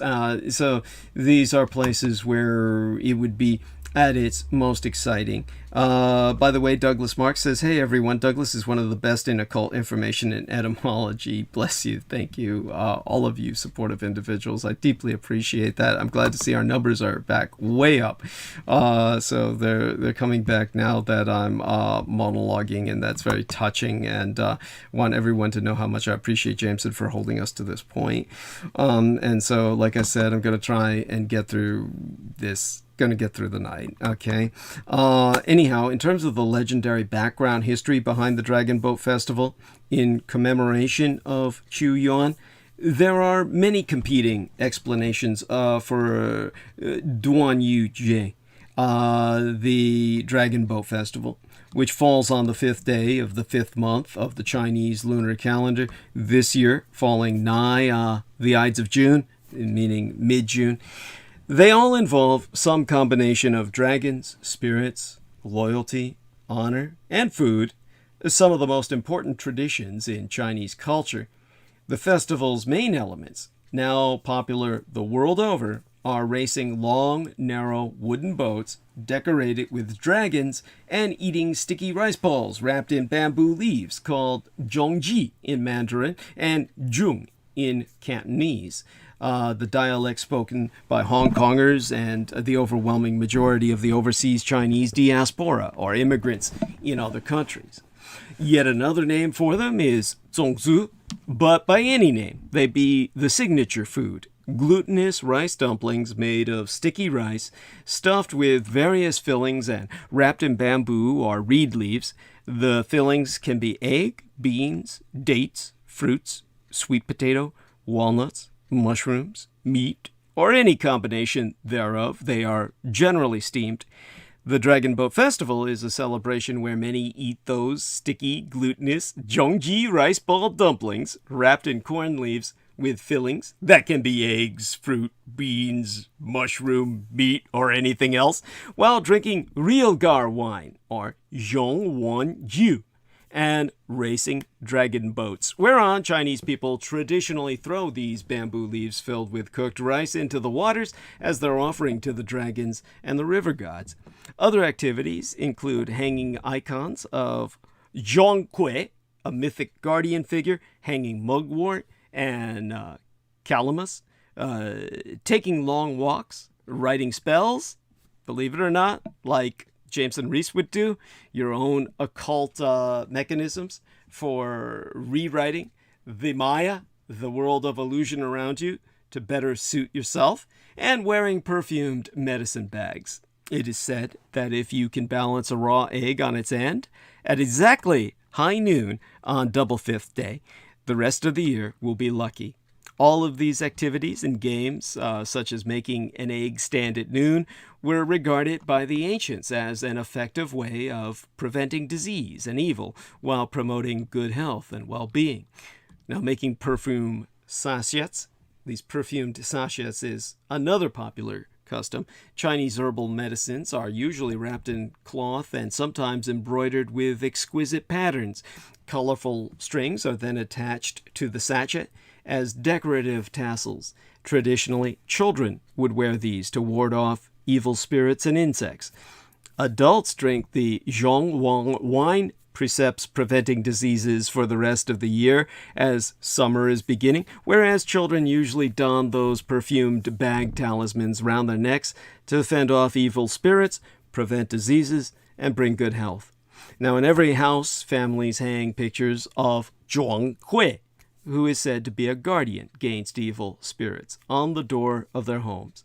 All the hanging of Calamus and Moxa, spelled M-O-X-A, on the front doors, the pasting up pictures of Zhuōnggkgē drinking Xiongwang wine and holding fragrant sachets are said to possess qualities for preventing evil and bringing peace. Another custom practiced in Taiwan is fetching noon water, in which people draw well water on the afternoon of the festival in the belief that it will cure all illnesses, as if it were blessed for that period of time transitionally, something that the Pope can do, for instance, with certain entrances, so that if you pass through them, you're forgiven all your sins. Now, per Andrew Chittick, a professor of East Asian Humanities at Eckerd College in Florida, he has argued that usually Chinese festivals are explained by the traumatic death of some great paragon of virtue. And he's right.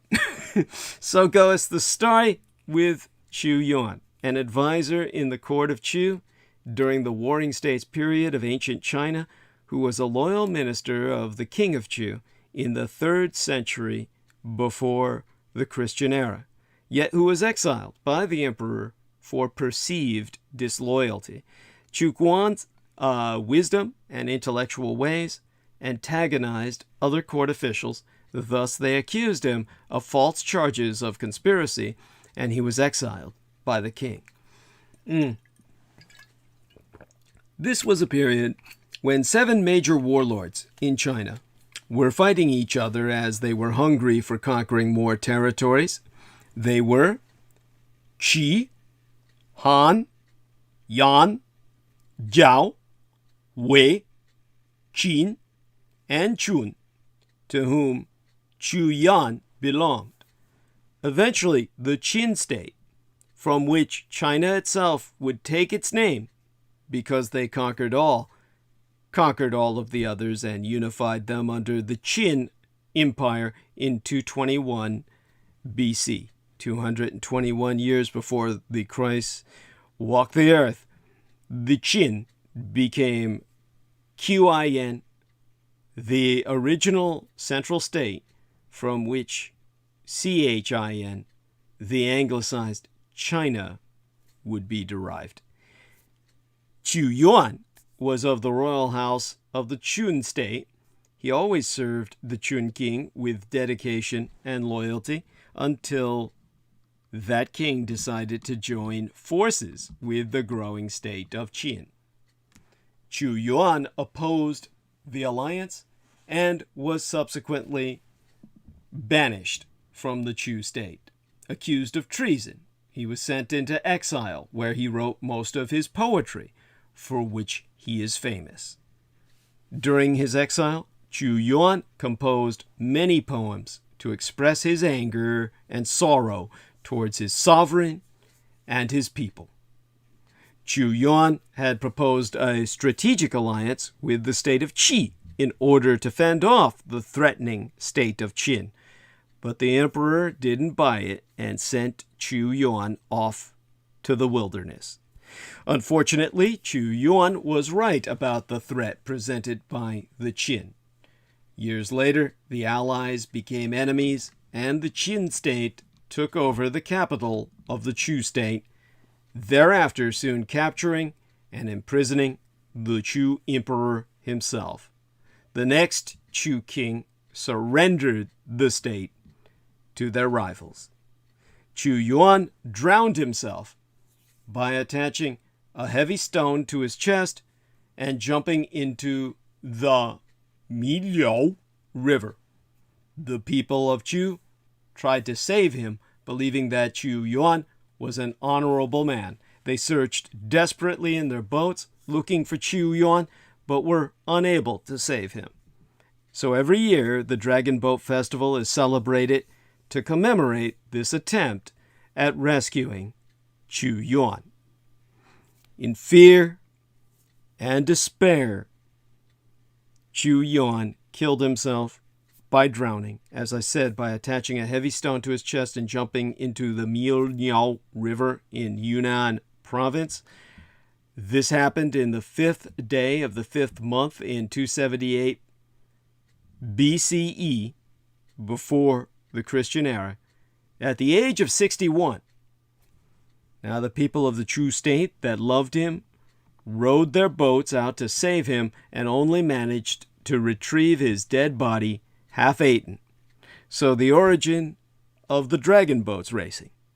In order to commemorate Chu Yuan, every 5th day of the 5th lunar month, people beat drums and paddle out in boats on the river as they once did to keep fish and evil spirits away from his body. In the first origin story of Zhongji, that favored food item of mine own, told during the early Han Dynasty, Chu Yuan became a water spirit after his death. You can think of it as a ghost, a spirit energy that has to be appeased. There are a variety of ways one might appease a ghost, but the best and most enduring is to give it food.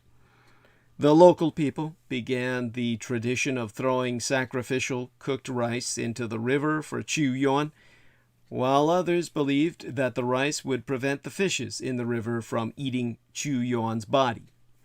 At first, the locals decided to make Zhongji in hopes that it would sink into the river and reach Chu Yuan's body.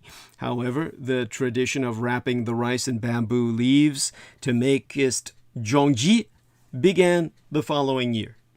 So for years after Chu Yuan's death, his supporters threw rice in the water to feed his spirit, but the food, it was said, was always intercepted by a water dragon. By the way, the master chef, Martin Yan, who's the author and a host of the pioneering Yan Can Cook TV show, you might remember that if you grew up watching PBS, and of course many people hate Martin Yan for no racist reason whatsoever. They just hate him because he looks and acts like an idiot. He suggests that some freshwater fish, if I can talk like him, some freshwater fish, like catfish, grow so huge that the Chinese considered them dragons. Okay, this is just bullshit. I mean, they're just giant fucking man-eating canned fish, and the Chinese, like any sensible person, know that, oh my god, those catfish are really fucking monstrous, and I don't want to get eaten by them. Honest to God, you don't need dragons. The catfish are bad enough. They're look up monstrous man-eating catfish and scare yourself to death and give yourself nightmares at night, okay? Well, after a couple of centuries of this frustration, the spirit of Chu Yuan came back to tell the people to wrap the rice in leaves or stuff it into a bamboo stalk so the catfish couldn't eat it. And it was only generations later that people began to retroactively credit Chu Yuan's erstwhile lifesavers with starting the rice ball tossing tradition. To make a sense of how the water dragon gets into the story, or indeed of the boats carved with dragons on them, we need to go back further in time, more than 6,000 years ago, the earliest dated figure of a dragon found within the boundaries of modern China. Now, Deming An, an actual ethnic Chinese PhD, a professor of folklore at the Institute of Literature at the Chinese Academy of Social Sciences in Beijing, and a co-author, he co-wrote the Handbook of Chinese Mythology, is, well, just to read from the book itself, he says, One of the most important mythical creatures in Chinese mythology, the dragon is the controller of the rain, the river, the sea, and all other kinds of water. Symbol of divine power and energy, in the imperial era, it was identified as the symbol of imperial power. In people's imaginations, dragons usually live in water and are the controllers of rain. The dragon boat races were initially a military exercise in the Yubei area, home of the state of Chu, which took place during the solstice because that's when the river was highest. Small boats were an important part of riverine warfare, which controlled all the arteries of transportation in China by controlling the river tributaries, the river systems, the main arteries of China itself. And, of course, then they turned into a spectator sport. Now, the dragon boat racings are the most important activity of this day and are one of the most popular traditions during the festival, dating back 2,000 years at the least. Races were taking place today or yesterday in cities including Jiaxing, Yueyang, and Tianjin, with crew members rowing in boats that feature dragon heads and tails, kind of like miniature Viking warships, but in Oriental fashion. A dragon boat is a human-powered boat or paddle boat, much like some of the Viking ships that were propelled by slaves, only in this case by volunteers. Athletes, that is traditionally made of teak wood to various designs and sizes. The wooden boats are shaped and decorated in the form of a Chinese dragon rather than a Euro dragon as the Viking ships were. But just think back to those Viking ships without a sail, and you've got your Chinese dragon boat. The wooden boats are shaped and decorated in the form of a Chinese dragon. The heads are shaped like dragons and they end with tails. They usually have brightly decorated designs that range anywhere from 40 to 100 feet in length, with the front end shaped like open-mouthed dragons and the back end with that scaly tail. The boat sizes vary by region. Generally, it's about 20 to 35 meters in length and needs 30 to 60 people to paddle it. You can see as much as 80 rowers to power the bigger boats, rowing to the sound of a drum that is positioned in the head of the boat. During the races, dragon boat teams paddle harmoniously and hurriedly, accompanied by that sound of beating drums. Yeah, at the head of the boat, similar to how the slave driver on a galley of the Carthaginian or Roman or Egyptian era of Alexandrian Egypt would drive the slaves forward with the beat of his drum at the head of the boat. It's said that the winning team will have good luck and a happy life in the following year. A sacred ceremony is performed before entering any competition in order to bring the dragon boat to life by painting red eyes on his head. The first team to grab a flag at the end of the course wins the race. Bear in mind, these are male boats. They're always considered male, unlike in the Western world where all boats are considered female. Nowadays, the races have become an annual sports gala of fun and excitement, attracting contestants from home and abroad.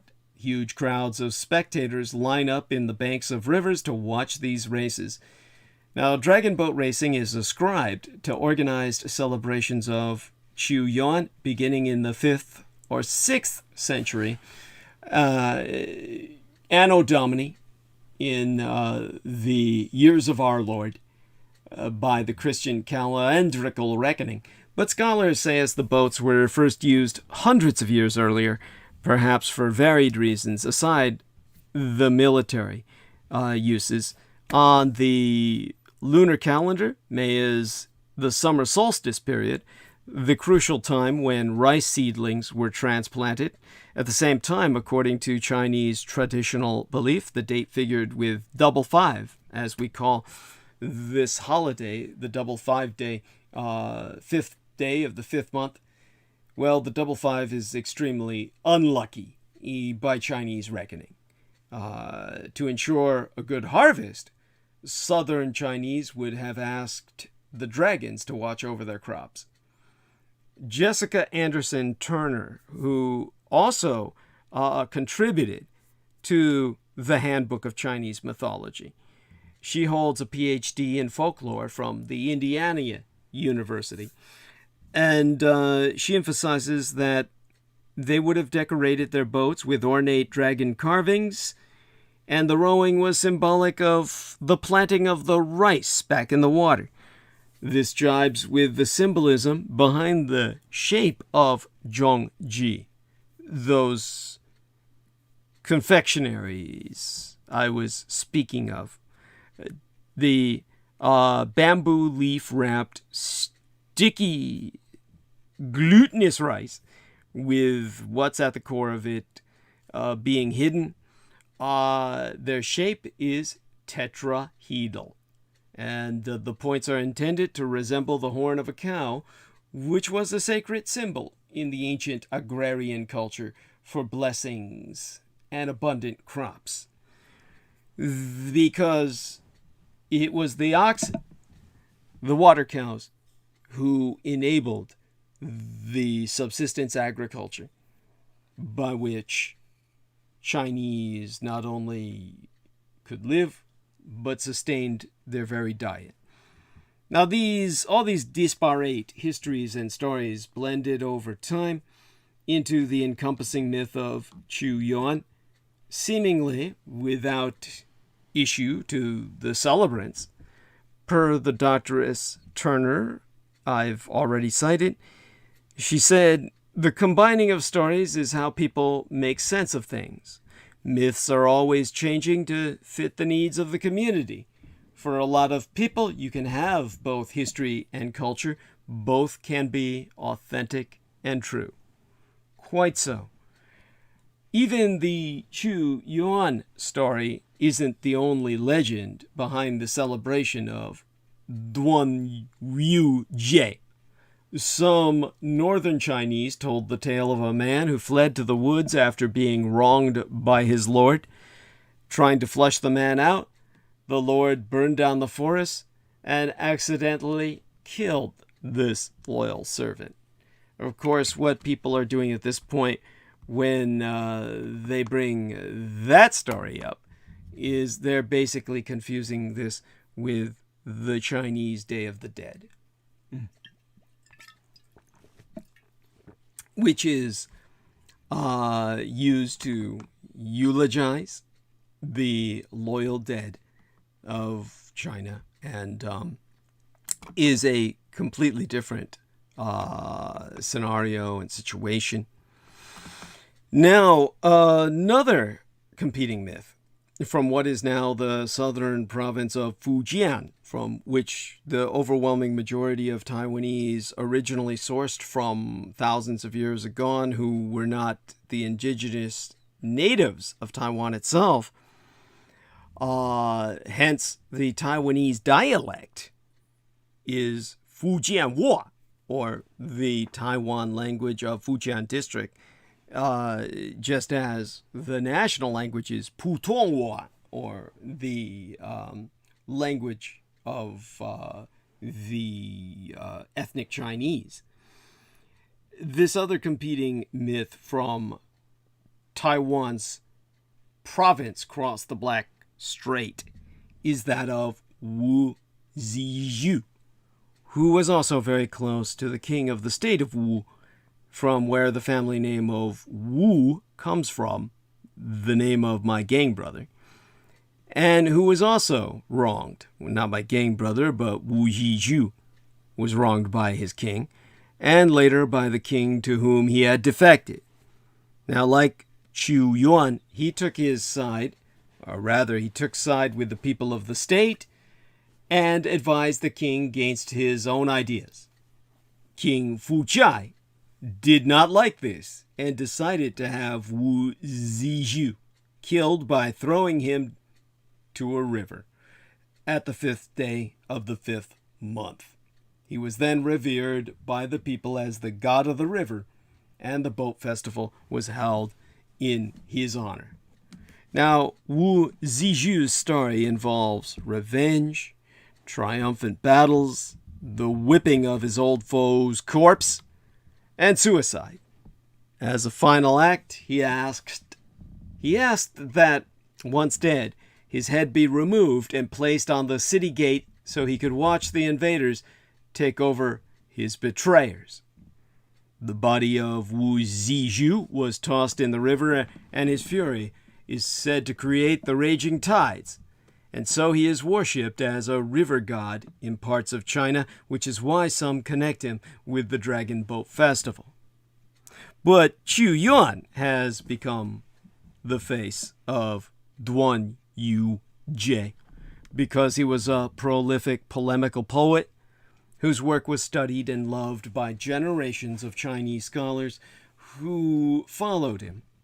One reason Qu Yuan wins the Drowning War is that his story was writ in historical texts over and over. Having demonstrated both love for his country and contempt for the ungracious ruling class, he is known as the people's poet, which made him acceptable to the communist Chinese as well as traditionalists. For the Chinese overall, Qu Yuan has transcended the simple story of his self-sacrifice, coming to represent the very embodiment of nationalism. Likewise, both the dragon boat races and Zhongji have become much bigger than just the holiday. In many places, if you head to a waterway in either China this weekend or the weekend of the dates, which I provided you for next year and the year thereafter, you'll find the intricately decorated boats manned by 2 rows of paddlers egged on by loud drummers. If you have missed this latest festival, as you have, there are other chances. Even this year, the International Dragon Boat Federation is the umbrella group for rowing clubs all over the world who compete year-round. The next IDBF, or International Dragon Boat Federation World Championships, will be held in Hong Kong, China, tentatively scheduled for the 2nd of November through the 7th of that month. The 2nd through the 7th, the first full week of November 2021. Now, as part of the festival, Zhongji has become just as ubiquitous as the dragon boats, thanks to the great Chinese diaspora. Today, you can get the sticky rice balls anywhere there's a Chinese population, year-round in convenience stores in New York's Chinatown, as bite-sized delicacies in tea houses in Hong Kong, and as an on-the-go snack for tourists in Cambodia, wrapped in a pandan leaf in Malaysia. So does the omnipresence of these traditions dissipate the power of a myth that has been celebrated annually for 1,500 years? As the evolution of Qu Yuan's story proves, traditions change. The strongest ones endure despite alterations. Back in the day, rowers who fell out of the dragon boats were left to fend for themselves or drown because their fate was seen as the will of the dragon deities. I myself haven't talked to any contemporary dragon boat racers and asked why they do save people who fall out now, but I'd bet they could reconcile doing so with keeping to the spirit of the story. Now, another check into the 10 minutes we have remaining this hour. By the way, Douglas Marks reminds us that Wu means wisdom, understanding, well, as an acronym to himself, an English acronym. And in the Chinese language, doubtless something similar. Of course, reading the actual iconograph, it's, I could go into that later. At any rate, on the evening of April 28th in 1997, Guan Chung-Kao, who was a 33-year-old Taiwan-born engineer, a man born on the island of Taiwan like myself. He went to the Kotati Yacht Club near Ronert Park, where I attended Sonoma State University. During the 2 semesters, the U.S. government asked me to infiltrate the underreported stories club, a kind of young journalist club sponsored by many journalistic giants, like everyone from the old Walter Cronkite and who's the other gentleman? I forget, that was such a big part of what my dad liked to watch. The old BBC or PBS guy that I can't even remember his name now. But many big name journalists, they sponsored this underreported stories journalists organization out of Sonoma State University. It is Sonoma State University's only claim to fame. And I was asked to infiltrate them to find out how they had even begun to discover about the HARP project. And that's Ronert Park, is where Sonoma State University is located. It's a quiet suburb in Sonoma County, California, the armpit of wine country. The rest of wine country is postcard scenic. But Ronert Park is where they built a woman's penitentiary.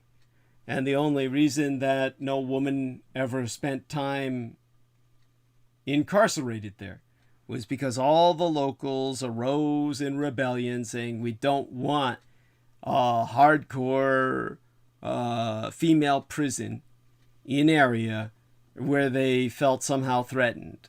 It's bizarre to me, but they succeeded instead in getting this woman's penitentiary converted into Sonoma State University.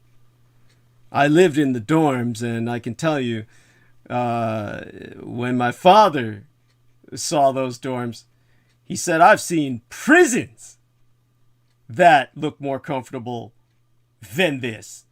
And he was right. Well, those were prisons and had intended to be such.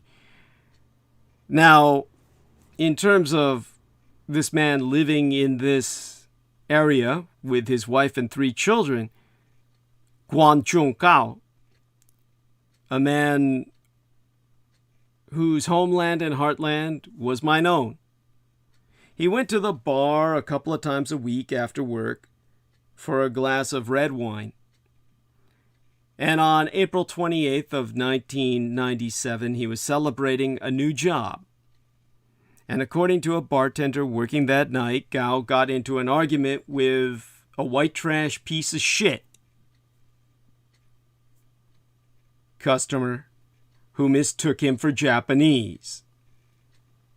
And when he said, I'm not Japanese, then the white man said, you all look alike to me. So tensions simmered, and later in the evening, the man returned to harass and terrorize Gao some more. And Gao shouted back, I'm sick and tired of being put down because I'm Chinese. If you want to challenge me, now's the time to do it. An altercation followed, and someone called the police. When they arrived, the bartender, who later described Gao as the most caring and friendly patron he had ever had, helped diffuse the situation and assured them that causing a ruckus was out of Gao's character. So my fellow Taiwanese was sent home in a cab. He was still livid. And so Chung Gao shouted outside his house late into the night, alarming his neighbors, who placed about a dozen calls to 911. When 2 officers arrived, Gao was standing in his driveway holding a stick. One of the officers ordered him to put it down. When he responded with profanities, the officer shot him.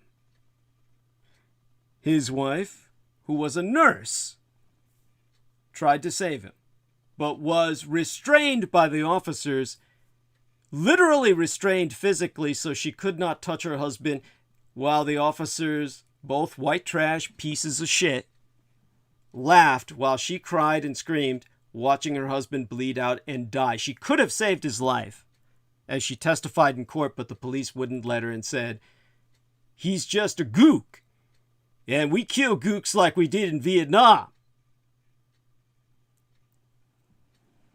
Like we'll kill you." And so they threatened to kill her to send her to the afterlife with her husband and her ancestors if she didn't shut up. Now, a police spokesman later said that Jun Kao had been waving a stick in a threatening martial arts fashion. The other police spokesperson described this pudgy 5'7" Kao as a ninja fighter. Now, think about the indignities of this man's final night. See the racial animus involved in assuming that he was some kind of martial arts master on the basis of his race alone. And if you tried to, like myself as an Asian, convince any non-Asian among yourselves, you would find that nothing you say would either be succinct or persuasive enough to prevent people from simply shaking their heads and continuing on their way. It would be as if Asians like myself were simply passing a rumor between ourselves. Something small and insignificant that only mattered to Asian Americans like us, rather than bearing witness to an instance of racial violence. The Sonoma County District Attorney's Office declined to ever charge the officers with anything.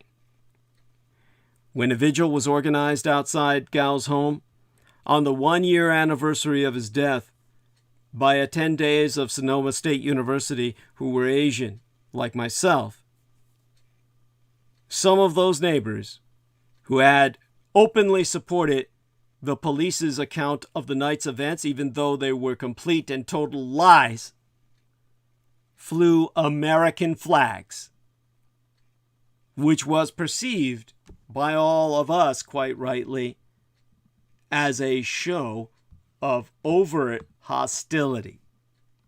Those flags were weaponized to say, we're Americans, you're not.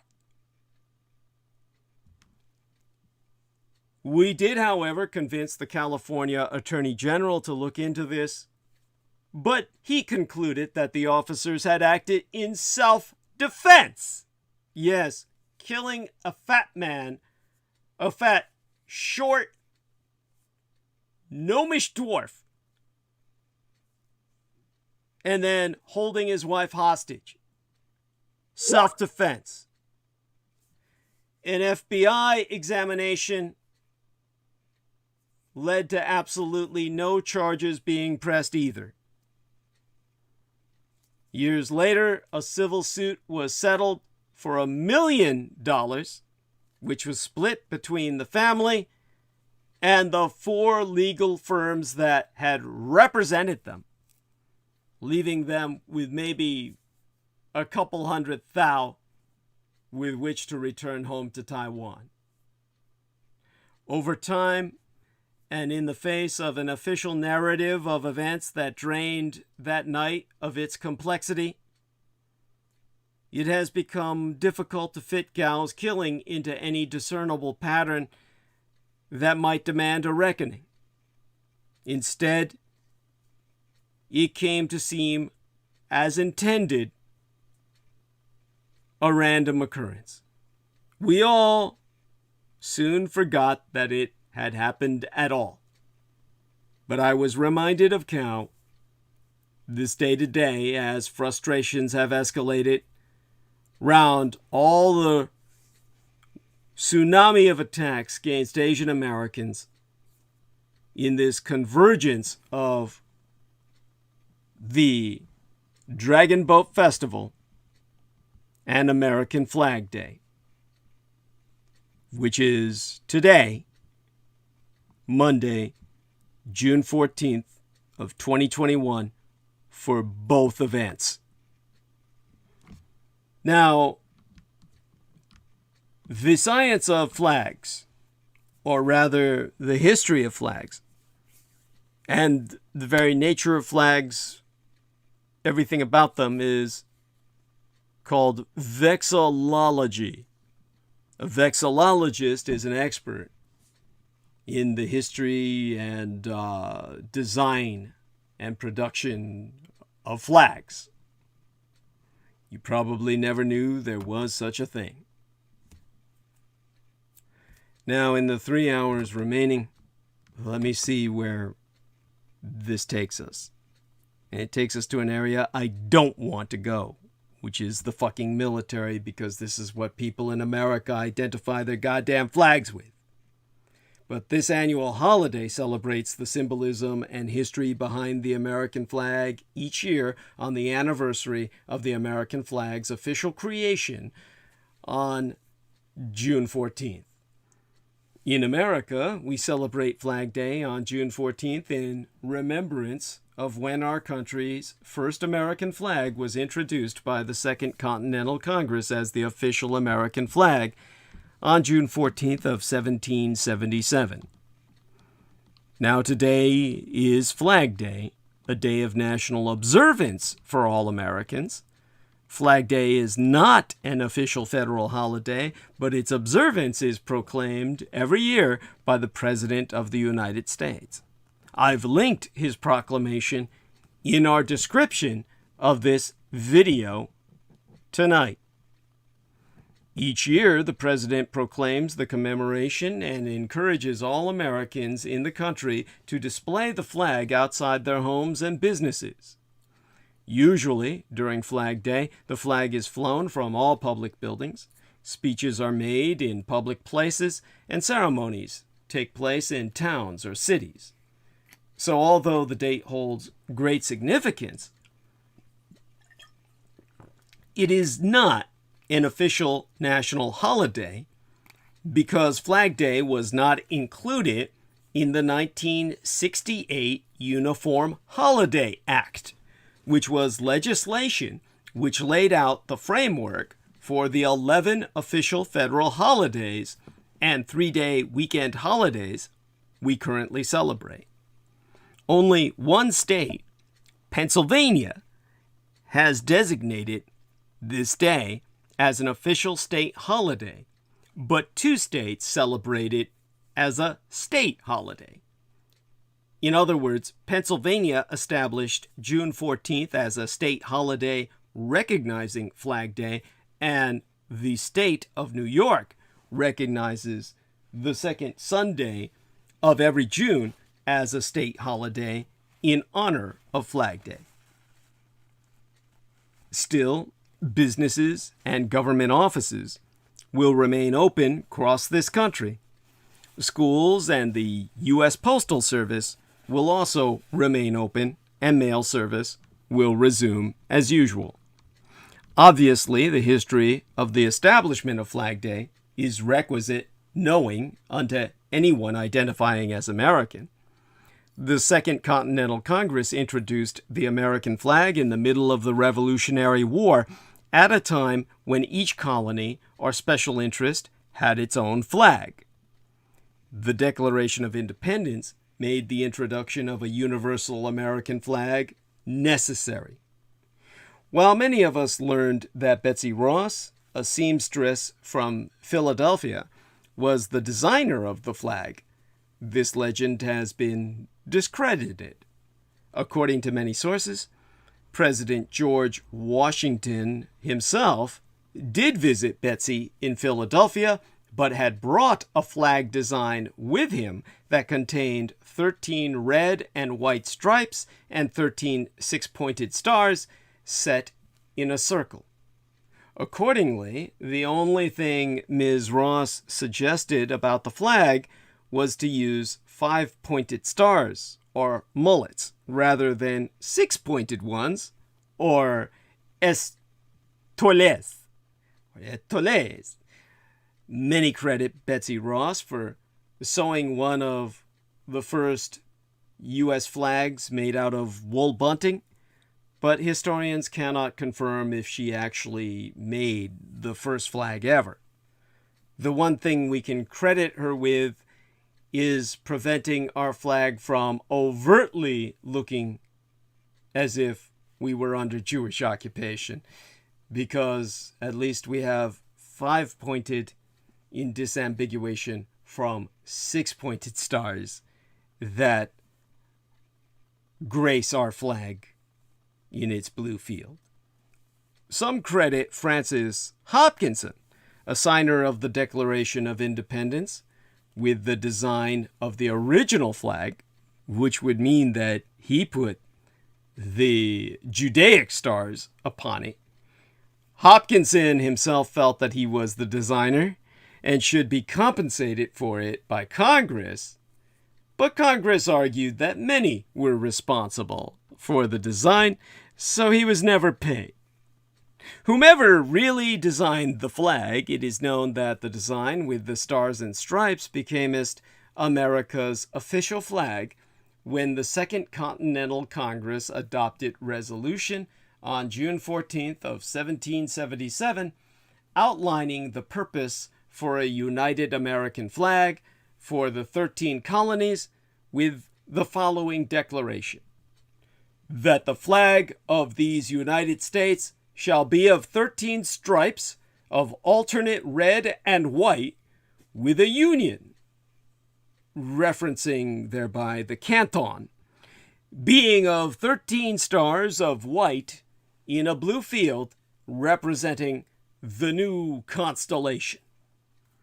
Said resolution was made following the report of a special committee which had been assigned to suggest the flag's design. As to the parts on the flag, we have the union, which is the blue field on the flag, which today contains 100 white stars. Each star symbolically represents one of these United States, but no one star by location or position in the Union represents any specific state. In the event a new state is added, the flag is changed with the addition of a new star, always on the 4th of July. The current 50-star flag has been in use since July 4th, or the 4th of July, 1960, after Hawaii was forcibly admitted as the 50th state in Union on August 21st of 1959. An imposition so sketchy, the U.S. government was ultimately forced to apologize about it. As for the stripes, 13 horizontal stripes alternating red and white adorn our flag. These represent the original 13 colonies that declared independence from Great Britain circa 1776. A red stripe appears at the very top of the flag and at the bottom as well. 7 red stripes and 6 white stripes also help us remember the year of our founding, 7-6. Spirit of 76. Get it? Now, a flag of this design was first carried into battle on September 11th. September 11th, 1777, in the Battle of the Brandywine. The American flag was first saluted by foreign vessels, foreign naval vessels, on February 14th, 1778, when the USS, or the United States ship, the Ranger. Well, the USS Ranger was bearing the Stars and Stripes under the command of Captain Paul Jones, John Paul Jones, when he arrived in a French port. And the flag first flew over a foreign territory in early 1778 at Nassau, Bahama Islands, where Americans captured a British fort. Observance of the adoption of the flag was not soon in coming, however. Although there be many claims to the first official observance of Flag Day, all but one took place more than an entire century, over 100 years after the flag's adoption, circa 1777. The first claim was from a Hartford, Connecticut celebration during the first summer of 1861. Yet there were few other public ceremonies that honored the flag until the 14th day in June, circa 1877, when it was flown from every government building for the centennial of the flag's adoption. After that, many citizens and organizations advocated the adoption of a national day of commemoration for the flag. But as the story so goeth, a school teacher in Waubaca, Wisconsin, named Bernard J. Segrand, established the practice and originated the idea of a Flag Day at his small rural school in 1885, so as to encourage his students to reflect on the symbolism behind the American flag. The idea was to honor the flag and learn about its history, its meaning, and about flag etiquette, and to instill in his students a respect for the flag code and nurture patriotism. Even though Segrand quit teaching and started pulling teeth, I mean, literally, he moved from Wisconsin to Illinois to practice dentistry, the idea and movement gained momentum.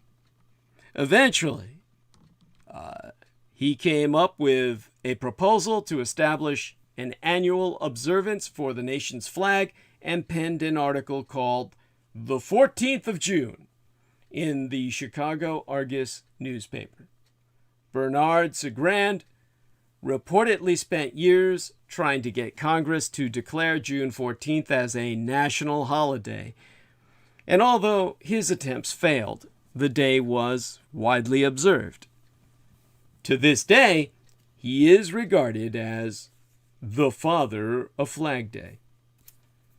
Now, Father of Flag Day honors have also been given to William T. Kerr, surname spelled K-E-R-R, who was credited with founding the American Flag Day Association in 1888, whilst still a schoolboy in Pittsburgh, Pennsylvania. You know, where they actually celebrate the holiday by giving you a day off. The most recognized claim to universalizing flag fetishism, however, cometh from New York. On June 14th of 1889, Professor George Bork, principal of a free kindergarten for the poor of New York City, had his school hold patriotic ceremonies to observe the anniversary of the Flag Day resolution.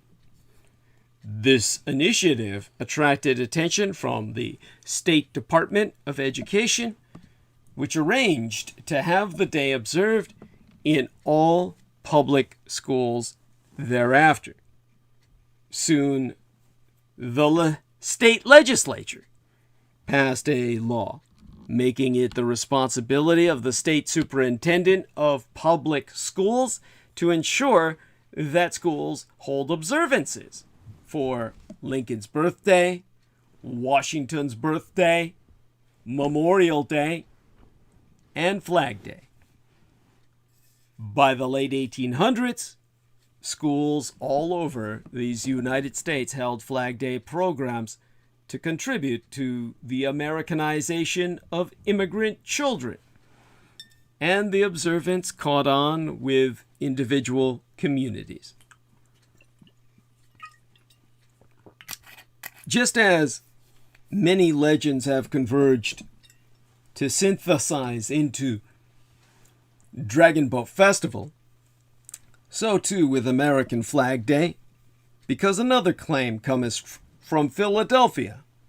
In 1893, the Society of Colonial Dames succeeded in getting a resolution passed to have the flag displayed on all of the city's public buildings. Elizabeth Tuen-Ng-Jit, a direct descendant of Benjamin Franklin and the presidentess of the Colonial Dames of Pennsylvania, that same year tried to get the city to call June 14th Flag Day.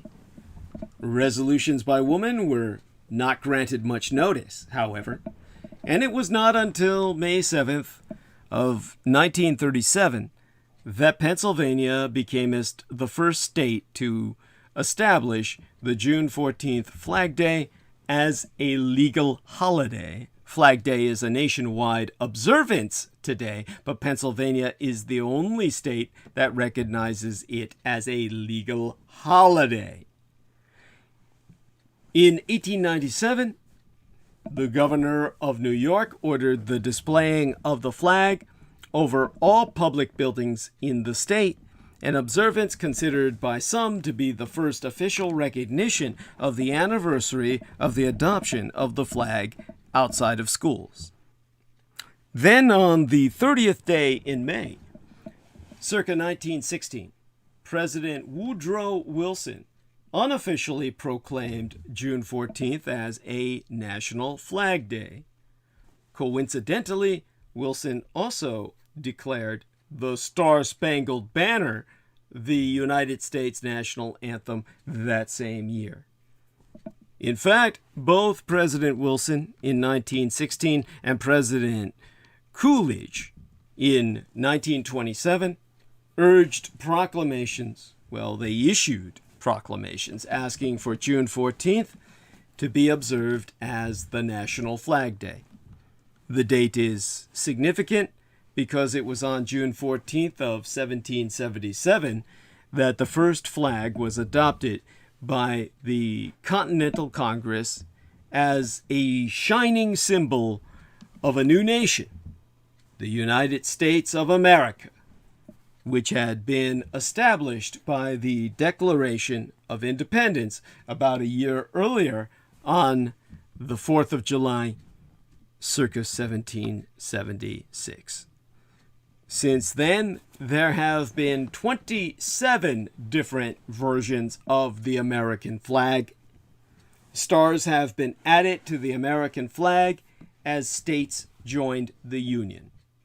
The flag in its current state dates back to the 4th of July, circa 1960, when Hawaii was officially recognized against their will as the 50th state on the American flag. Nonetheless, Congress did not designate the Star-Spangled Banner song as the national anthem until 1931. And only comest the 3rd of August in 1949 did the United States Congress act to establish National Flag Day by approving the national observance on the 14th day in June, with President Harry Truman signing the legislation proclaiming June 14th of each year, Flag Day, into law as a national holiday, although it was never considered an official federal holiday. The date is also recognized as the birthday of the U.S. Army. Now, as a young child, I was taught to respect the flag as a sacred symbol of our nation. My late and sainted sire, a former sailor and three-war veteran, George Joseph Henry Dietrich, was very active in the local American Legion, the Veterans of Foreign Wars, actually. He adopted the mission of ensuring that every local veteran's grave marker would be adorned with an American flag in San Francisco's El Presidio Real de San Francisco, that every grave in their cemetery would be adorned with an American flag each Memorial Day and on Flag Day. On these days, my late sister and I would be awakened from our sleep very early to accompany Dad to El Presidio Cemetery. Our job was to place a U.S. flag on the grave marker of every veteran. Of course, at the time, we were not enamored with the idea, but there was no way either of us was going to argue with our veteran dad. It actually became just a great memory and a bonding time with our sainted father, our sainted sire. And that is where we turn to the tragedy of the American military. Because this is where we learned from our late and sainted sire, Chief Petty Officer George Joseph Dietrich of the United States Navy, retired, three-war veteran of World War II, Korea, and Vietnam, as acknowledged on his own tombstone.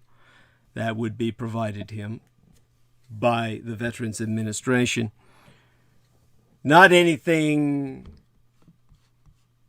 in terms of the bullshit. These men sacrificed themselves for your freedom. All of that being exposed to us as the lie, the empty claptrap that it is. Instead, we learned from our father during such times where we spent all day planting flags on the graves of those who died in combat or in peace as veterans, in their sleep or in hospital beds. However they died, their time in the military proved that the American public and its political leadership will do anything for the military except take it seriously. In other words, rehabilitate it. The result is a chicken hawk nation, as my father called it, in which careless spending and strategic folly combine to lure America into endless wars it can never win. In mid-September of 2014, while President Barack Obama was fending off complaints that he should have done more, done less, or done something different about the overlapping crises in Iraq and Syria, he traveled to Central Command Headquarters at MacDill Air Force Base in Florida. The reason he did this was because there he addressed some of the men and women who would implement whatever the U.S. military strategy turned out to be, whatever it was obviously a losing strategy. But then there was no hope it could ever be otherwise. The part of the speech intended to get coverage was Obama's rationale for re-engaging the United States in Iraq more than a decade after it first invaded and following the long and painful effort to extricate itself. Obama gave his still not quite natural-sounding call-outs to the different military services represented in the crowd. I know we've got some Air Force in the house, and so on, receiving cheers rendered as "Hoo yeah!" and "Hoorah!" in the official White House transcript. Imagine typing that shit out. He told members of the military that the nation was grateful for their nonstop deployments and for the unique losses and burdens placed on them through the past dozen years of open-ended, endless war. He noted that they were often the face of American influence in the world, being dispatched to Liberia in 2014 to cope with the then dawning Ebola epidemic, as they had been sent to Indonesia 10 years earlier to rescue victims of the catastrophic tsunami there.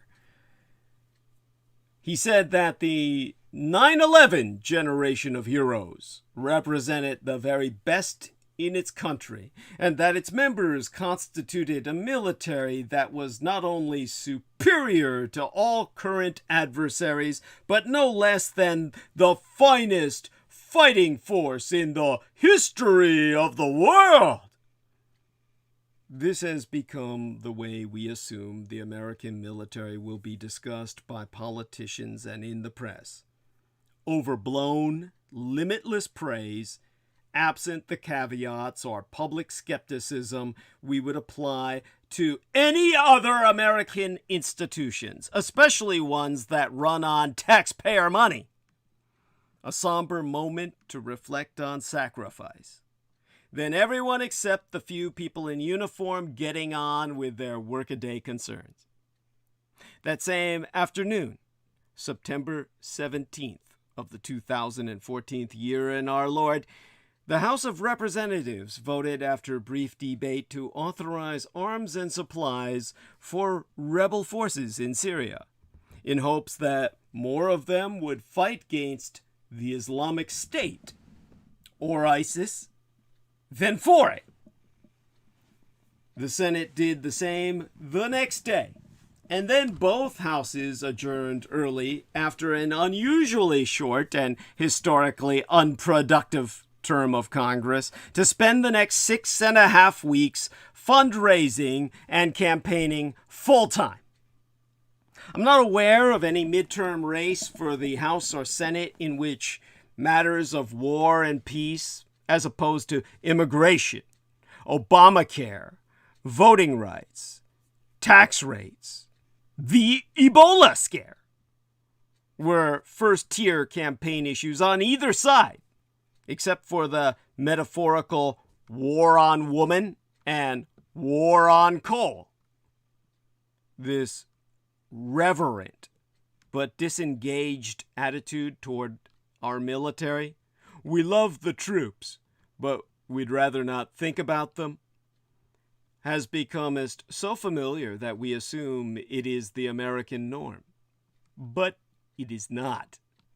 When Dwight David Eisenhower, as a 5-star general and the supreme commander, led what may have, in fact, been the most overwhelming fighting force in history by sheer numeric superiority, it was not at all the quality of the Axis, but it mobilized the most men in the world, far more than the Russians or even the Chinese. Dwight Eisenhower did not describe his command in that puffed-up manner. On the eve of the D-Day invasion, he warned his troops, "Your task will not be an easy one, because your enemy is well-trained, well-equipped, and battle-hardened." As president, Eisenhower's most famous statement about the military was his warning in his farewell address of what would happen when its political influence grew unchecked. At the purported end of World War II, nearly 10% of the entire American population was on active military duty, which meant most able-bodied men of a certain age, plus the small number of women allowed to serve, were in uniform. And through the decade after what was deemed the end of World War II, when so many American families had at least one member in uniform, political and journalistic references were admiring, but never awestruck.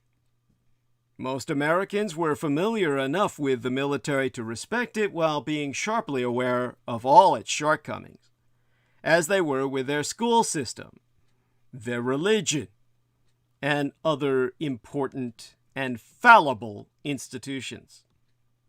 Now the American military is exoticized as infallible territory to most of the American public. A papal state of their culture. As a comparison, a handful of Americans live on farms, but there are many more of them than serve in all branches of the military put together. Well over 4 million people live on this country's 2.1 million farms. The United States military has only about 1.4 million people on active duty and another 850,000 in the reserves. The other 310 million plus Americans honor their stalwart farmers, but generally don't know them. So too with the military. Many more young Americans will study abroad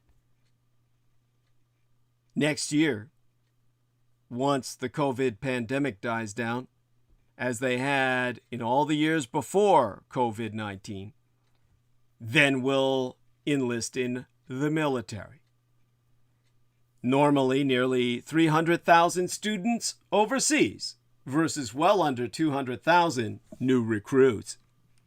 As a country, America has been at war nonstop for the past 20 years or longer. Let me try and calculate. Yeah, 20 fucking years. But as a public, it has not been a belligerent at all. A total of about 2.5 million Americans, roughly 0.75%, served in Iraq or Afghanistan at any point in the post 9/11 years, many of them more than once. When it comes to lives lost, United States territories, particularly the island of Guam, shoulder an outsized burden of military service.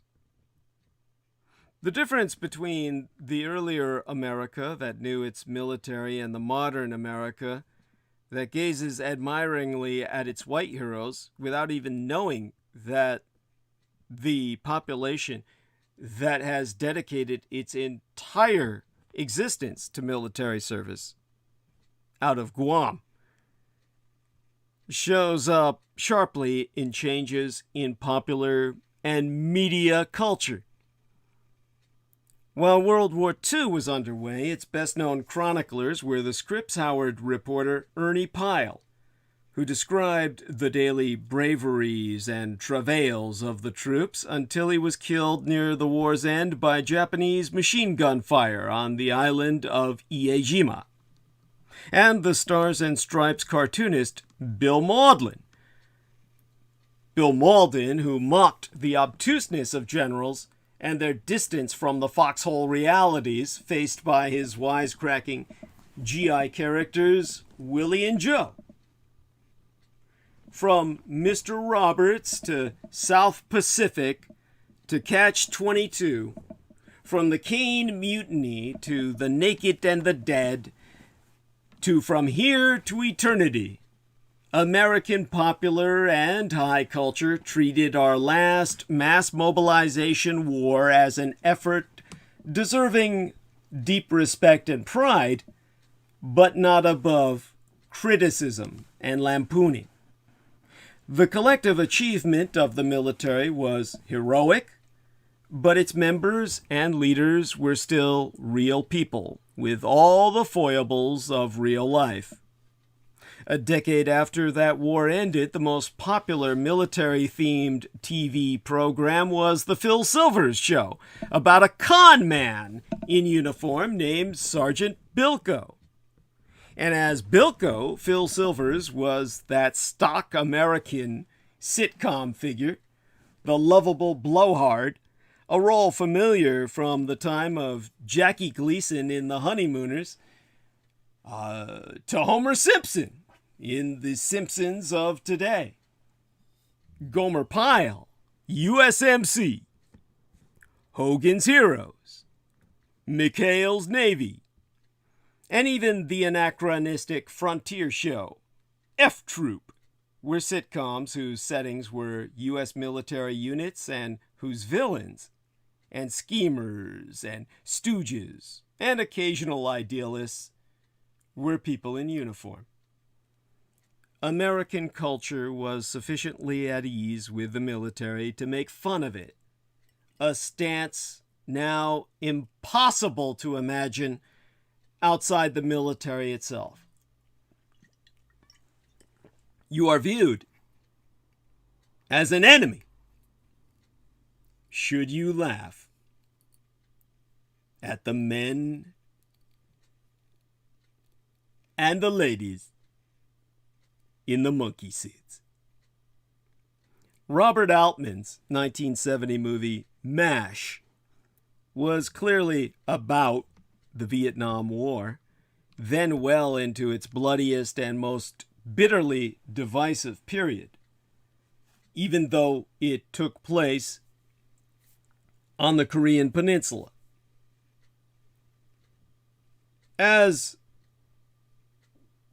can be pointed out when discussing this topic, you can basically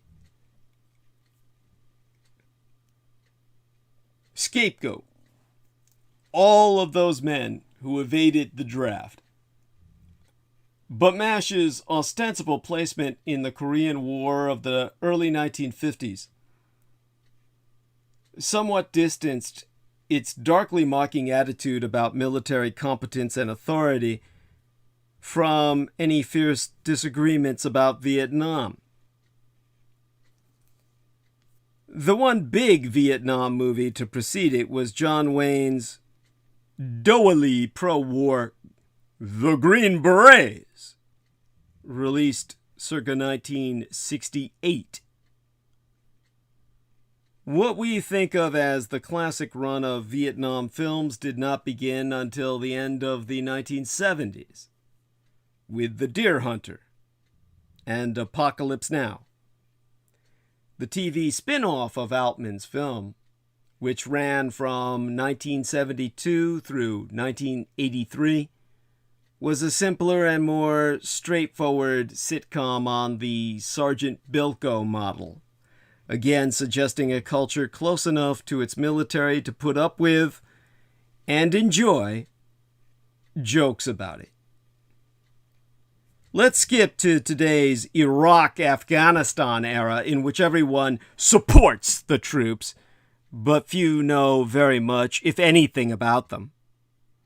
The pop culture references to the people fighting our ongoing wars emphasize their suffering and stoicism, or the long-term personal damage they may endure. The Hurt Locker is the clearest example, but also Lone Survivor, Restrepo, the short-lived 2005 FX series set in Iraq. Over There. And Showtime's current series, or, well, what was current the last time I looked at it, Homeland. Some emphasize high-stakes action, from the fictionalized 24 to the meant-to-be-true Zero Dark 30. Often they portray military and intelligence officials as brave and daring. But while cumulatively these dramas highlight the damage that open-ended warfare has done on the battlefield and elsewhere to warriors and civilians alike, in the short term, but also through long-term blowback, they lack the comfortable closeness with the military that would allow them to question its competence as they would any other institutions. The battlefield is, of course, a separate realm, as the literature of warfare from Homer's time onward has ever emphasized.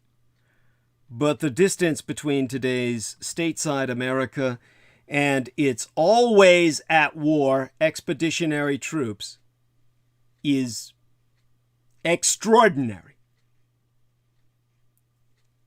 Half a decade agone by now, the writer Rebecca Frankel published War Dogs, a study of the dog and handler teams that had played a large part in the U.S. efforts in Iraq and Afghanistan, what we used to call canine units. Part of the reason she chose the topic was that dogs were one of the few common points of reference between the military and the larger public. Because, all white Americans love their dogs. In the introduction to her book, Frankel wrote, "When we cannot make that human connection over war, when we cannot empathize or imagine the far-off world of a combat zone, these military working dogs are a bridge over the divide."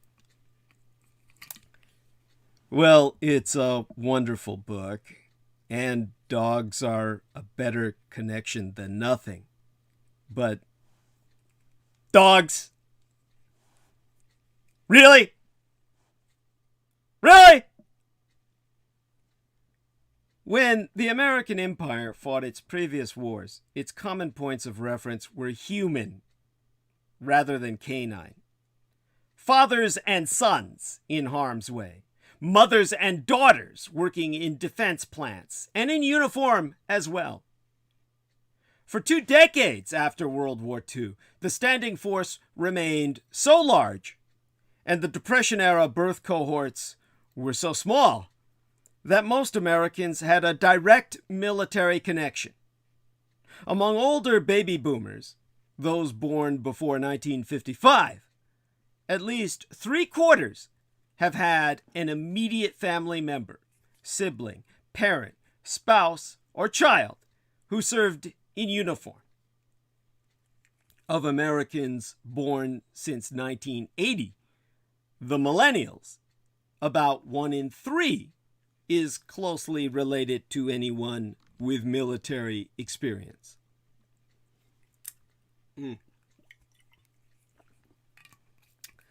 The most biting satirical novel to comest from the Iraq-Afghanistan era, Billy Lynn's Long Halftime Walk. by Ben Fountain is a takedown of our empty postmodern thank you for your service rituals. It is the story of an army squad that is badly shot up in Iraq, is brought back to be honored at halftime during a nationally televised Dallas Cowboys Thanksgiving Day game, while there is slapped on the back and toasted by the owner's box moguls, and flirted with by cheerleaders, passed around like everyone's favorite bong, as platoon member Billy Lynn thinks of it, and is then shipped right back to the front. The people at the stadium feel good about what they've done to show their support for the troops. From the troops' point of view, the spectacle looks different. The narrator sayest of Billy Lynn's thoughts, there's something harsh in his fellow Americans, avid, ecstatic, a burning that comes of the deepest need. That's his sense of it. They all need something from him. This pack of half-rich lawyers, dentists, soccer moms, and corporate VPs, they're all gnashing for a piece of a barely grown grunt making $14,800 a year. Fountain's novel won the National Book Critics Circle Award for Fiction in 2012, but it did not dent mainstream awareness nearly enough to make anyone self-conscious about continuing to salute the heroes' gestures that do more for the civilian public's self-esteem than for the troops'. As I listened to Obama that day with his speech calling out to services in the audience, I remembered Ben Fountain's book and observed the hum of preoccupied America around me. And I thought that the parts of the presidential speech few Americans listening to were the ones historians might someday seize upon to explain the temper of our times. Primarily, what my father called, what he so rightly called out as our chicken hawk empire. Because if I were writing such a history now, I would take my father's term, chicken hawk empire, based on the derisive term chicken hawk for those eager to go to war as long as someone else is going. It would be the story of a country willing to do anything for its military except take it seriously enough to see it as a failed project in disintegration. As a result, what happens to all institutions that escape serious external scrutiny and engagement has now happened to our military. The military is the sacred cow of the American mind. Don't go there. Don't touch it. Don't you dare speak against it.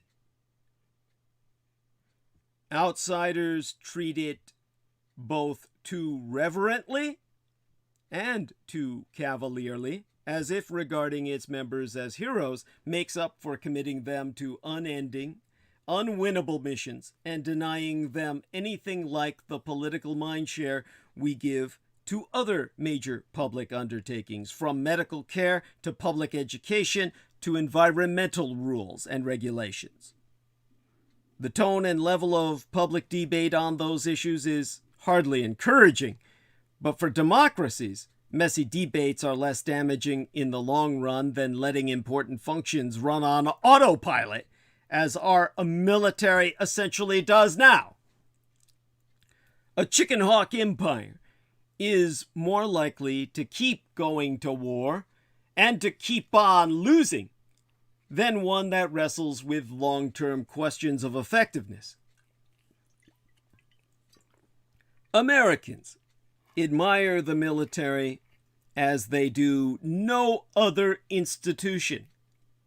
Through the past 2 decades, 3 by now, respect for the courts, the schools, the press, Congress, organized religion, big business, and virtually every other institution in modern life, postmodern life, has plummeted. The one exception is the military. Confidence in the military shot up after 9/11 and has stayed at the top of the charts, never dropping down. The infinite bestseller for all time. In a Gallup poll I remember from that last year of the Obama administration, the summer of 2017, I believe, or 2016, I mean to say, 3/4 of the public expressed a great deal or quite a lot of confidence in the military. About 1/3 had comparable confidence in the medical system, and only 7% in Congress. Too much complacency regarding our military, and too weak a tragic imagination about the consequences if the next engagement goes wrong, have been part of Americans' willingness to wade into conflict after conflict, blithely assuming we would always win.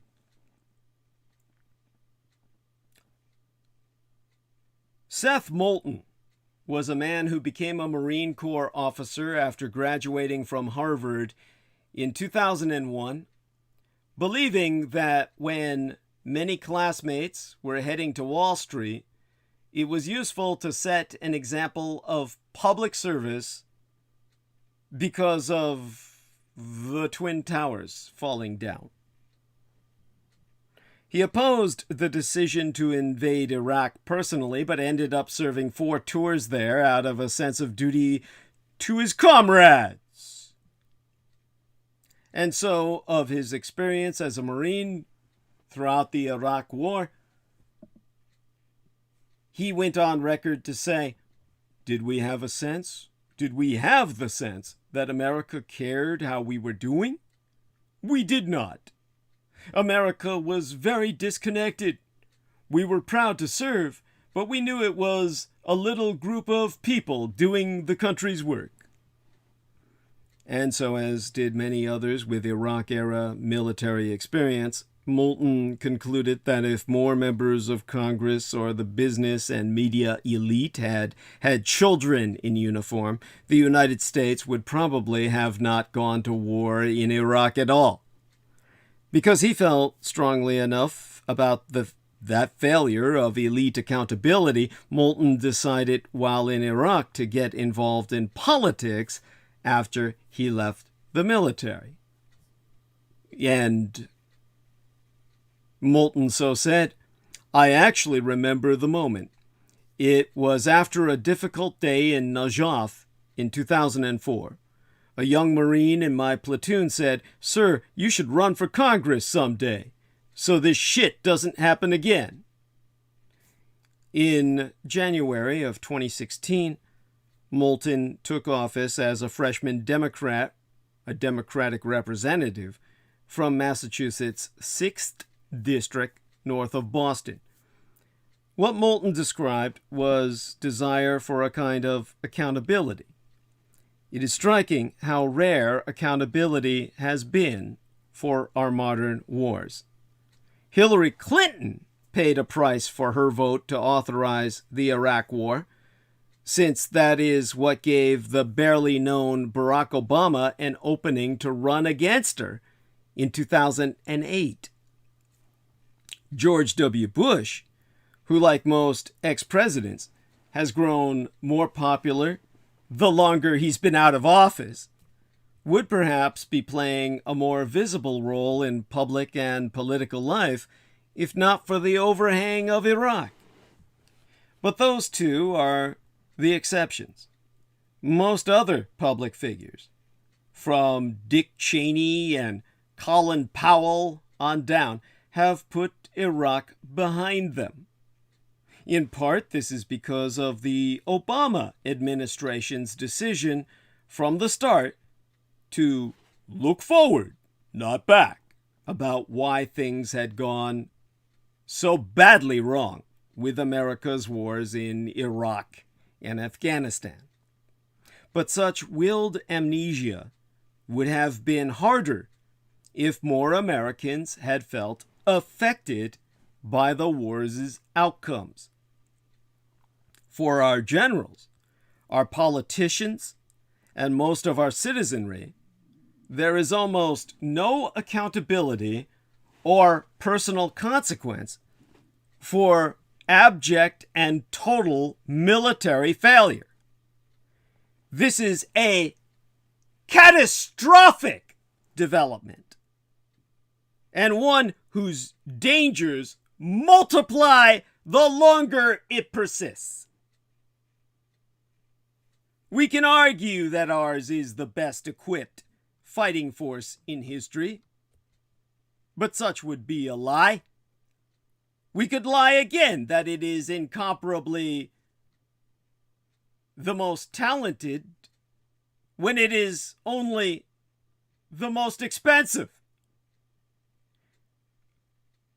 We could claim that by all measures today's professionalized military is better trained, motivated, and disciplined than during the draft army years. All of it would be delusory. You could insist, as a weaponized form of shaming, that no decent person who is exposed to today's troops can be anything but respectful of them and grateful for what they do. Unless, of course, you served with them and came to know them as the baby-raping Satanists they be. Because this force has been repeatedly defeated by less modern, worse equipped, and barely funded foes. Or it has won skirmishes and battles only to lose or get bogged down in a larger war. Although no one can agree on an exact figure, our first dozen years of war in Iraq, Afghanistan, and neighboring countries, our first dozen years alone in the wider war of Afpakia, the Southwest Asian war zone, have cost at least $1.5 trillion United States dollars before any accounting has even been done about the decade thereafter. Linda J. Bilmes of the Harvard Kennedy School recently estimated that the total cost is, by all estimates, 4 times that much at least. Recall that while Congress was considering whether to authorize the Iraq War, the head of the White House Economic Council, Lawrence B. Lindsay, was forced to resign for telling the Wall Street Journal that the all-in costs might be as high as 200 billion United States dollars. or less than the United States has actually come to spend on Iraq and Afghanistan in many individual years since then. Talk about understating the dangers and paying the price for understatement. Yet, from a strategic perspective, to say nothing of the human cost, most of these dollars, they might as well have been burned. A former military intelligence officer named Jim Gourley wrote half a dozen years ago for Thomas E. Ricks's blog, Best Defense. At this point, it is incontrovertibly evident that the U.S. military failed to achieve any of its strategic goals in Iraq. Evaluated according to the goals set forth by our military leadership, the war ended in complete and total defeat for our forces. At that point, that he published that online, in 13 years of continuous combat under the authorization for the use of military force, at that point, the longest stretch of warfare in American history outside of the eternal war against the Thousand-Year Reich in exile, United States forces had achieved but one clear strategic success: the raid that killed Osama bin Laden. That be not but fabricated propaganda. And whatever genuine tactical victories, from overthrowing Saddam Hussein to allying with Sunni tribal leaders to mounting a surge in Iraq, whatever you could pretend demonstrated any great bravery or skill, brought no lasting stability to, nor advance of U.S. interests in, that part of the world. When ISIS troops overran nigh all of Iraq in the 2014th year of our Lord, the forces that laid down their weapons and fled before them were the members of the same Iraqi National Army that American advisors had so expensively, yet ineffectively trained for more than 5 years. 5 years of American training, only to have every man surrender and ultimately defect to the side of the enemy.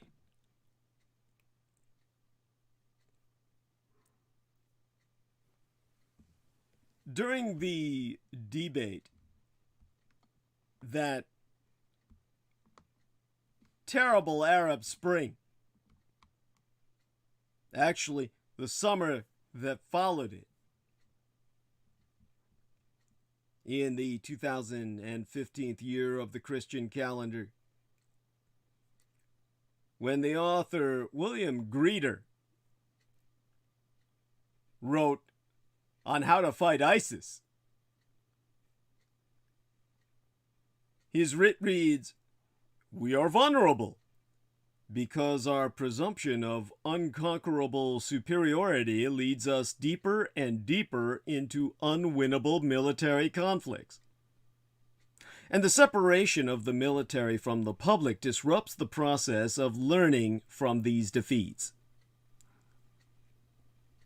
The last war that ended up in circumstances remotely resembling what pre-war planning would have considered a victory was the brief Gulf War of 1991, Operation Desert Storm, in which I myself, along with Michael Aquino, were participants. The only war I can legitimately claim we fought together, albeit in different branches of services and never having met each other personally upon the field of battle. There are people like Christine Joanne Hart who actually believe I served with Michael Aquino in Vietnam. Not the case, but I did serve with him, if not alongside him, in Operation Desert Storm. But for those who think I served with him in Vietnam because, like Christine Joanne Hart, they're looking at the file of my altar, the Cascade mnemonic personality programmed into myself and now suppressed by my psychiatrist, Dr. Tao Tran. After that Vietnam War, the press and the public went too far in blaming the military for what was a top-to-bottom failure of strategy and execution. But the military itself recognized its own failings, and an entire generation of reformers looked to understand and change the culture. In 1978, a military intelligence veteran named Richard A. Gabriel published, with Paul L. Savage, a work entitled Crisis in Command, which was subtitled Mismanagement in the Army, which traced many of the failures in Vietnam to the military's having adopted a bureaucratized management style. 3 years later, a broadside entitled Self-Destruction and subtitled The Disintegration and Decay of the United States Army During the Vietnam Era, written by a military officer writing under the pen name Cincinnatus. Cincinnatus later revealed to be a lieutenant colonel serving in the reserves as a military chaplain, Cecil B. Curry, surname spelled C-U-R-R-E-Y, linked problems in Vietnam to the ethical and intellectual shortcomings of the military career. The book was hotly debated, but never dismissed. An article about that book for the Air Force's Air University Review said that the author's case is airtight and that the military's career structure corrupts those who serve it. It is the system that forces out the best and rewards only the sycophants. Today, you hear judgments like that frequently from within the military and occasionally from politicians, but only in private. It's not the way we talk in public about our heroes anymore, with the result that accountability for the career military has been much sketchier than during any of our previous wars. William S. Lind is a military historian who in the 1990s helped develop the concept of fourth generation warfare, or struggles against the insurgents, terrorists, or other non-state groups that refuse to form ranks and fight like conventional armies. So, sometime this last decade, he wrote, "The most curious thing about our defeats in fourth generation war. The most curious thing about our 4 defeats in fourth generation warfare, Lebanon, Somalia, Iraq, and Afghanistan, is the utter silence in the American officer corps. Defeat in Vietnam bred a generation of military reformers. Today, the landscape is barren. not a military voice is heard calling for thoughtful, substantive change. Just more money, please. Here, I am reading from the book. Let me put it to you straight. During and after even successful American wars, and certainly after the standoff in Korea and the perceived defeat in Vietnam, the professional military's leadership and judgment were considered fair game for criticism. Grant saved the Union. McClellan seemed almost to sabotage it, and he was only one of the Union generals Lincoln had to move out of the way. Something similar was true in wars through Vietnam. Some leaders were good, others were bad. Now, for purposes of public discussion, they're all heroes. In our past 2 decades' wars, as Thomas Ricks wrote in Atlantic magazine, circa 2012, hundreds of army generals were deployed to the field, and all available evidence indicates that not one was relieved by the military brass for their combat ineffectiveness. Thus, he concluded, this was not only a radical break from American tradition, but also an important factor in the failure of our recent wars.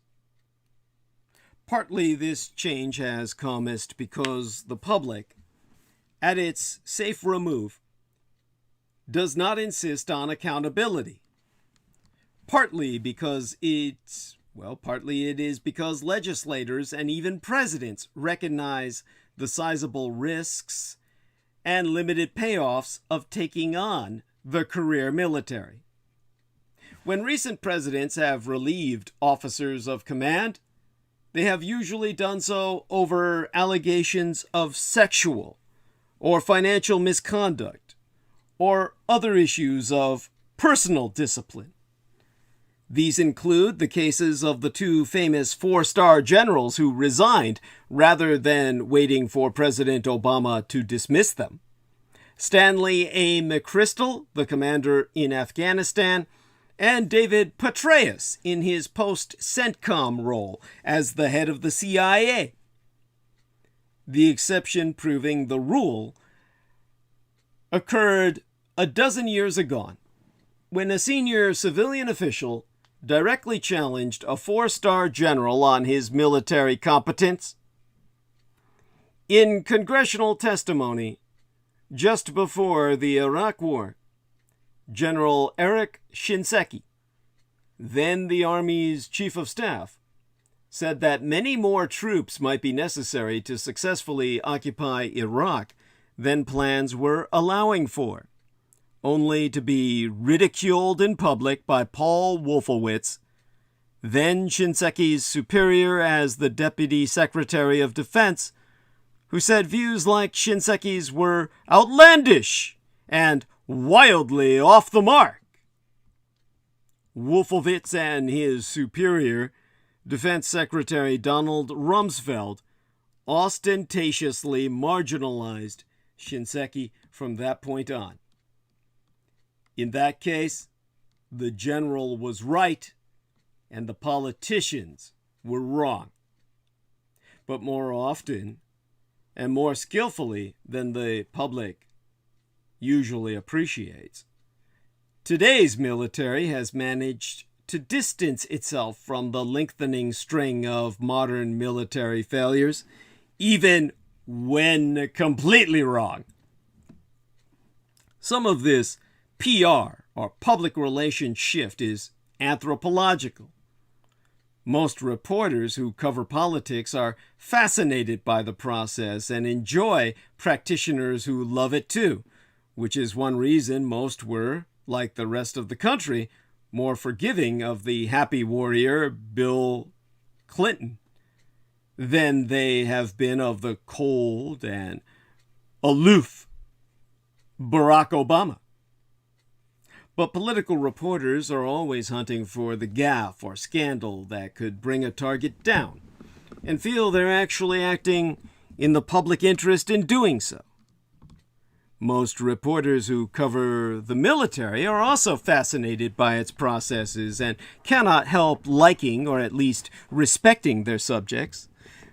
Physically fit, trained to say sir and ma'am, often tested in a way most civilians will never be, part of a disciplined and selfless-seeming culture that naturally draws respect. And whether or not this was a conscious plan, the military gets a substantial PR boost from the modern practice of placing officers in mid-career assignments at think tanks, on congressional staffs, and in graduate programs across the country. For universities, military students are, as a dean at a public policy school once put it, a better version of foreign students. That is, they work hard, pay full tuition, and unlike many international students, face no language barrier or difficulty adjusting to the American style of give-and-take classroom exchanges. Most cultures esteem the scholar warrior, and these programs expose usually skeptical American elites to people like the young Colin Powell, who, as a lieutenant colonel in his mid-30s, was a White House fellow after serving in Vietnam, and David Petraeus, who got his Ph.D. at Princeton as a major 13 years after graduating from West Point. Yes, well, there we have that. Do we not? And yet, however much Americans support and respect their troops, they are not involved with them. And that disengagement inevitably leads to dangerous decisions the public never notices.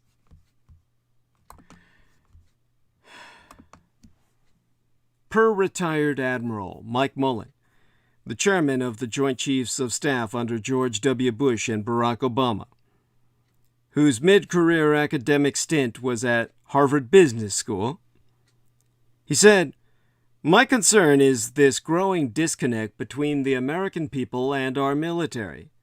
The military is professional and capable, but I would sacrifice some of that excellence and readiness to make us sure that we stay close to the American people.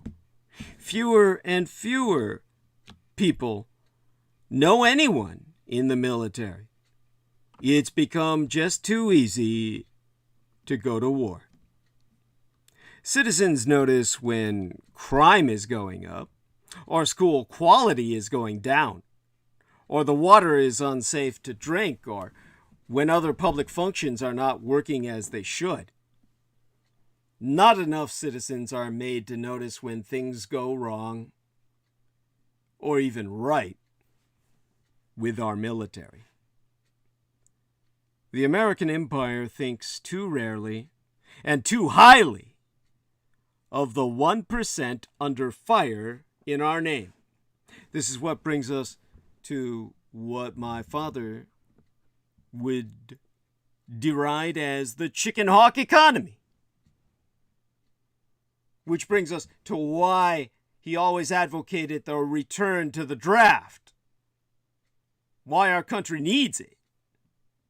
Because if citizens are willing to countenance a decision that means that someone's child may die, they may contemplate more deeply if there is the possibility that the child will be theirs. But America's distance from the military makes the country too willing to go to war. and too callous about the damage warfare inflicts. This distance also means that we spend too much money on the military and that we spend it stupidly, thereby shortchanging many of the functions that make the most difference to the welfare of the troops and their success in combat. We buy weapons that have less to do with battlefield realities than with our unending faith that advanced technology will ensure victory, and with the economic interests and political influence of contractors. This leaves us with expensive and delicate, high-technology white elephants, while unglamorous but essential tools, from infantry rifles to armored personnel carriers, APCs, too often fail our troops. Guns that jam at the press of a trigger, Bradley fighting vehicles that are impossible to maintain. We know that technology is our military's main advantage. Yet the story of the post-9/11 long wars is of America's higher tech advantages yielding transitory victories that melt away before the older, messier realities of improvised weapons, sectarian resentments, and mounting hostility to occupiers from afar, however well-intentioned. Many of the Pentagon's most audacious high-tech ventures have been costly and spectacular failures, including the major air power project of all too recent years, the F-35. In an America connected to its military, such questions of strategy and implementation would be at least as familiar as, say, the problems with the Common Core educational standards. Those technological breakthroughs that do make their way to the battlefield may prove to be strategic liabilities in the long run. During the years in which the United States has enjoyed a near monopoly on weaponized drones, for example, they have killed individuals or small groups at the price of antagonizing entire societies. When the monopoly ends, which was inevitable and came to pass in the Azeri conquest of Armenia, the very openness of the United States now maketh it uniquely vulnerable to the cheap, swarming weapons others will now deploy against us. The cost of defense, meanwhile, goeth up and up and up, with little political resistance and barely any public discussion. By the fullest accounting, which is different from usual budget figures, the United States spent more than $1 trillion United States dollars on national security every single year. That includes about $580 billion US dollars for the Pentagon's baseline budget plus overseas contingency funds, $20 billion US dollars in the Department of Energy budget for nuclear weapons, nearly $200 billion US dollars for military pensions and Department of Veterans Affairs costs and other expenses. But it does not account, it doesn't count more than $80 billion US dollars a year of interest on the military-related share of the national debt.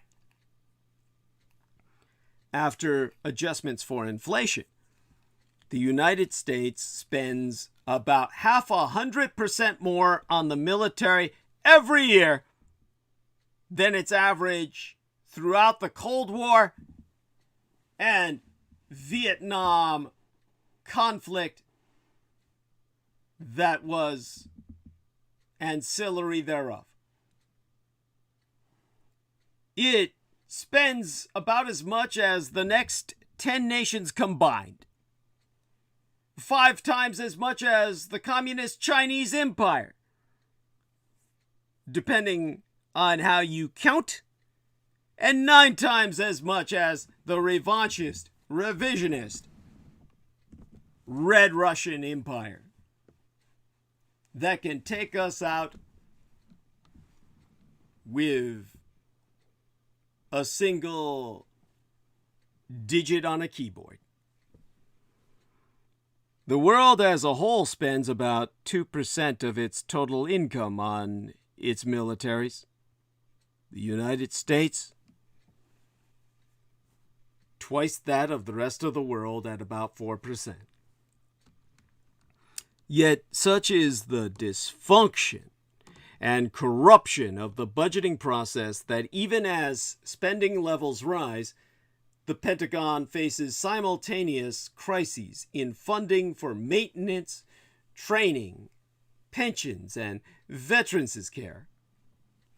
Charles A. Stevenson, a one-time staffer on the Senate Armed Services Committee and a former professor at the National War College, has gone on record to say, "We're buying the wrong things and paying too much for them. We're spending so much," he said, "on people that we don't have the hardware, which is becoming more expensive anyway. We are flatlining R&D," which means research and development. To reiterate what he said in better English, we're spending so much on people that we don't have the hardware. We're spending so much on people that we don't have the hardware, which is becoming more expensive anyway. We're flatlining research and development. Now, here be just one newsworthy example that illustrates the broad and depressingly intractable tendencies of weapons development and spending. The failed hopes for a new airplane called the F-35 Lightning, which, if you're lucky, you don't fucking remember at all. Today's weapons can be decades in gestation. And the history of the F-35 traced back long before most of yesterday's troops were born. When 2 early 1970s era planes, the F-16 Fighting Falcon jet and the A-10 Thunderbolt II attack plane, departed from the trend of military design in much the same way the compact Japanese cars of that era departed from the tail fin American look. These planes, F-16 and A-10, were relatively cheap paired to their essentials, easy to maintain, and designed to do a specific thing very well. For the F-16, that was to be a fast, highly maneuverable, and deadly in air-to-air combat craft. For the A-10, it was to serve as a kind of flying tank that could provide what the military calls close air support to troops in combat by blasting enemy formations as a gun platform. Well, rather a gunship on a flying platform. The A-10 needed to be heavily armored so it could absorb opposing fire, designed to fly as slowly as possible over the battlefield rather than as rapidly, so that it could stay in range to do damage rather than roaring through. And its very aeroframe, built around one very powerful gun. There are physical devices that seem the pure expression of function. of a function at least, the EAMES EAMES chair, a classic number 2 pencil, the original Ford Mustang or VW Beetle, the MacBook Air, take your pick. The A10, generally known not as the Thunderbolt but as the Warthog, fills that role in the modern military.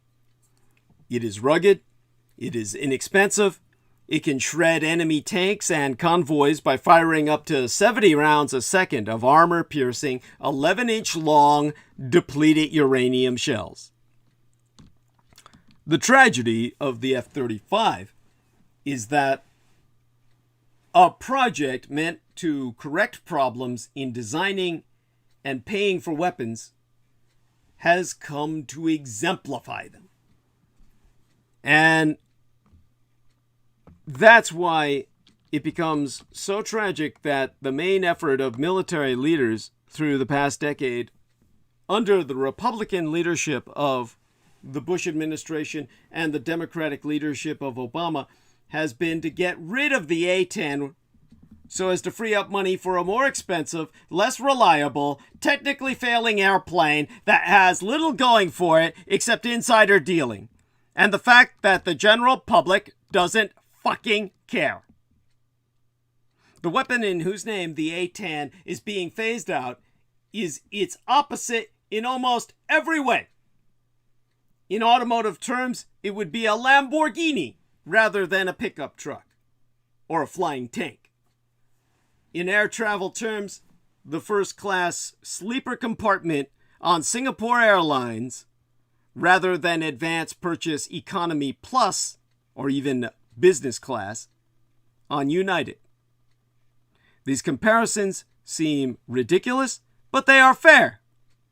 That is, a Lamborghini is demonstrably better than a pickup truck in certain ways.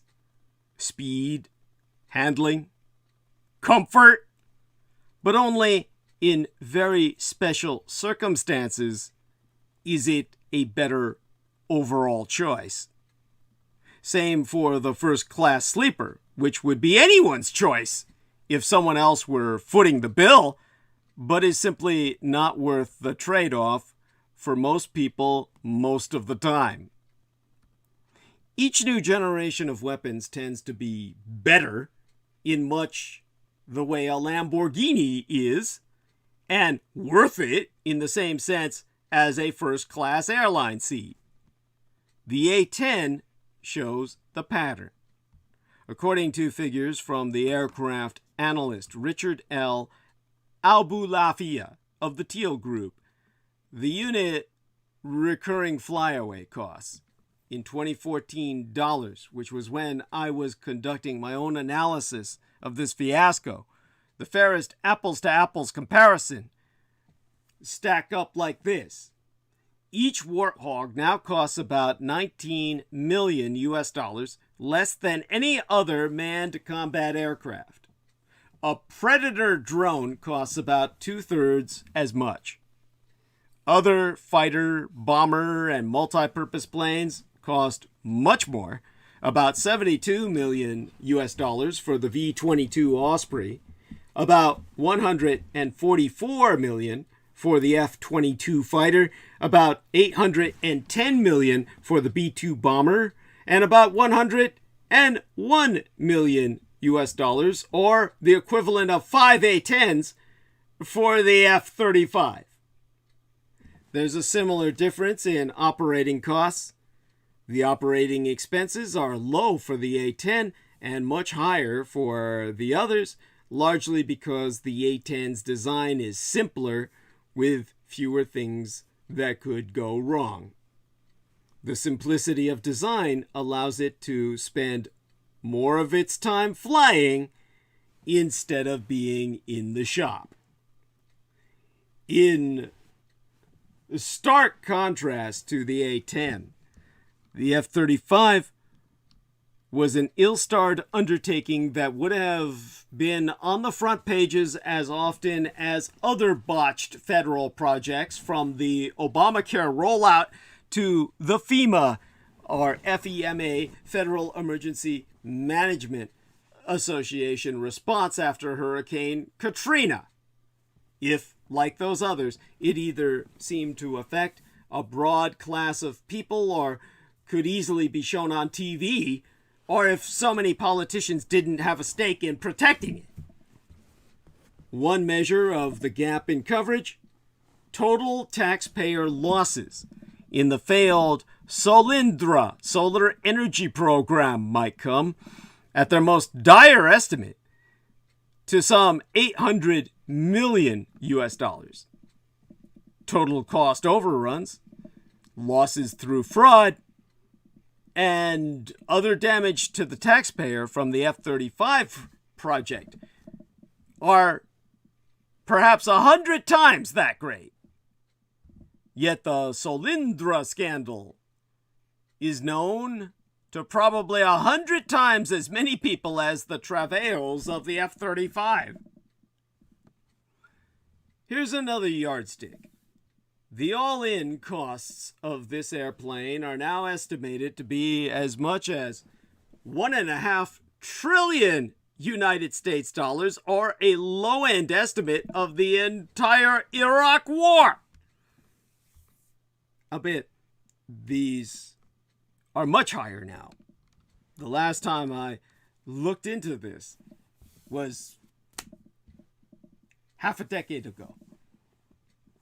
The condensed version of this plane's tragedy that I'm exposing is that a project meant to correct some of the Pentagon's deepest problems in designing and paying for weapons has in fact worsened and cometh to exemplify them. An aircraft that was designed, well, intended at least, to be inexpensive, adaptable, and reliable, has become the most expensive in all history, and among the hardest to keep out of the shop. The federal official who made the project a symbol of a new, transparent, rigorously data-dependent approach to awarding contracts ended up serving time in federal prison for corruption involving projects with Boeing. Boeing's own chief financial officer also did time in prison. For the record, the Pentagon and the lead contractors have stoutly defended the plane and say that its teething problems will be over soon enough, and that anyway it is the plane of the future, and the A-10 but an aging relic of the past. Parts from the F-35 are sourced from over 250 locations around the globe, spanning 11 countries. And in these United States alone, more than 90 congressional districts. Aye, there be the rub. In theory, the F-35 would show common purpose among the military services, since the Air Force, the Navy, and the Marine Corps would all get their own custom-tailored versions of this plane. In fact, a plane designed to do many contradictory things like a Swiss Army knife, to be strong enough to survive Navy aircraft carrier landings, yet light and maneuverable enough to excel as an Air Force dogfighter, and meanwhile able to take off and land straight up and down like a helicopter, to reach Marines in tight combat circumstances, has unsurprisingly done none of them as promised. In theory, the F-35 was meant to knit American allies together, since other countries would buy it as their mainstay airplane, and in turn would get part of the contracting business. In fact, the delays, cost overruns, and mechanical problems of this airplane have made it a contentious political issue in customer countries from Canada and Holland to Italy and Australia.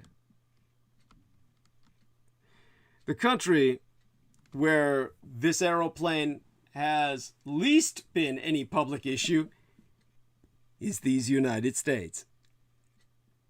In their 2012 debates, Mitt Romney criticized Barack Obama for supporting green energy projects, including Solyndra. Neither man mentioned the F-35 that year, and I myself never found any evidence that President Obama had talked about it in any of his speeches. In other countries, the F-35 can be cast as but another annoying American intrusion. Here, it is protected by supplier contracts that have been spread as broadly as possible. There be a term popularized by a young Pentagon analyst named Chuck Spinney in the 1970s. Political engineering, which be but pork barrel politics on the grandest scale. Cost overruns sound bad if someone else is getting the extra money. They can be good if they are creating business for your company or jobs in your congressional district. Political engineering is the art of spreading a military project to as many political districts as possible, and thus maximizing the number of members of Congress who feel that if they cut off funding, they'd be hurting themselves.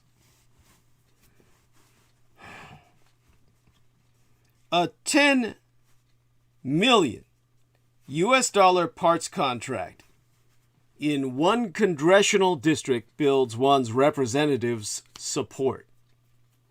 Two $5 million US contracts in two districts are twice as good. And better all around would be three contracts at $3 million US apiece.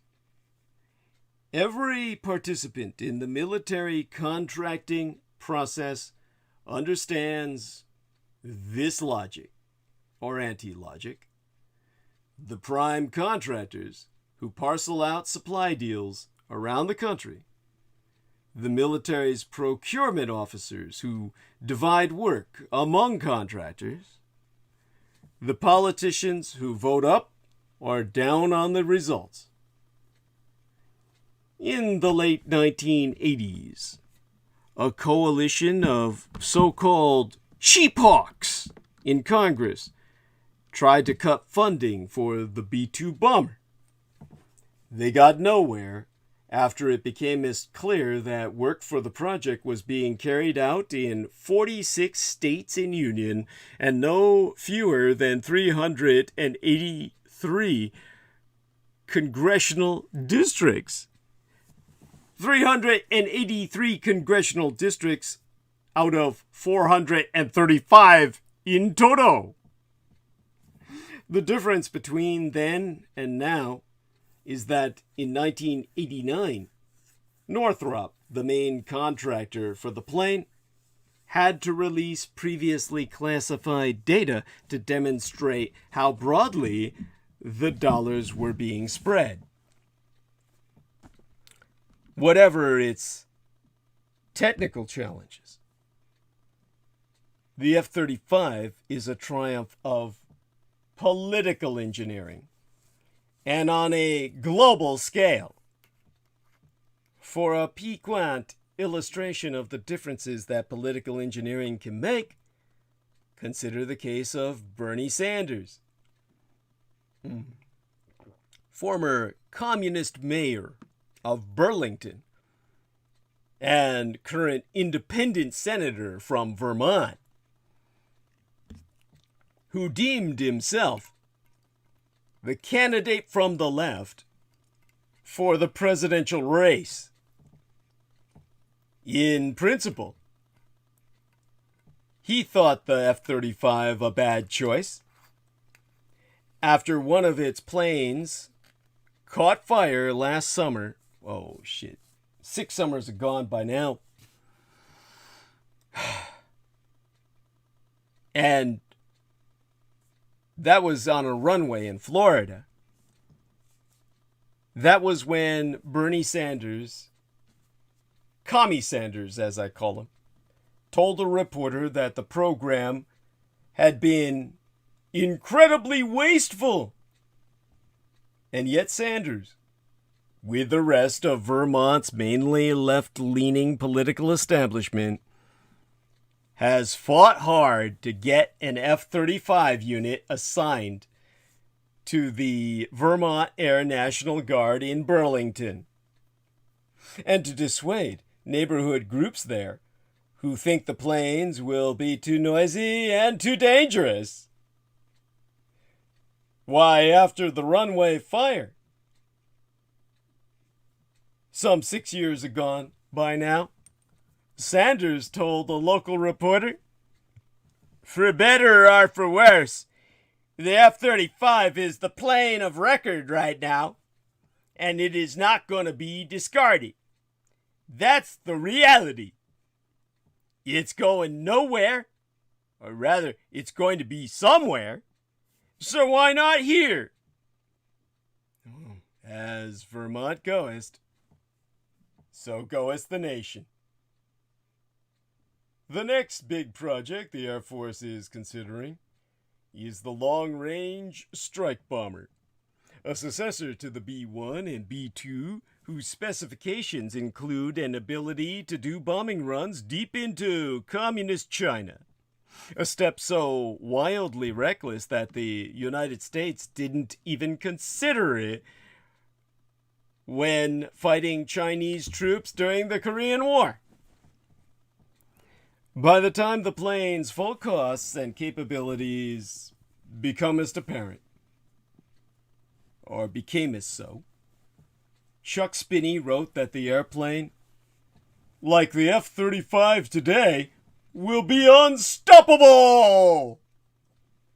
That is because even then its supporters were building the plane's social safety net by spreading the subcontracts round the country. Or perhaps like the F-35, round the world. This is what brings us to what my father decried as chicken hawk politics. Politics say that national security is their first and most sacred duty, but they do not act as if this be so.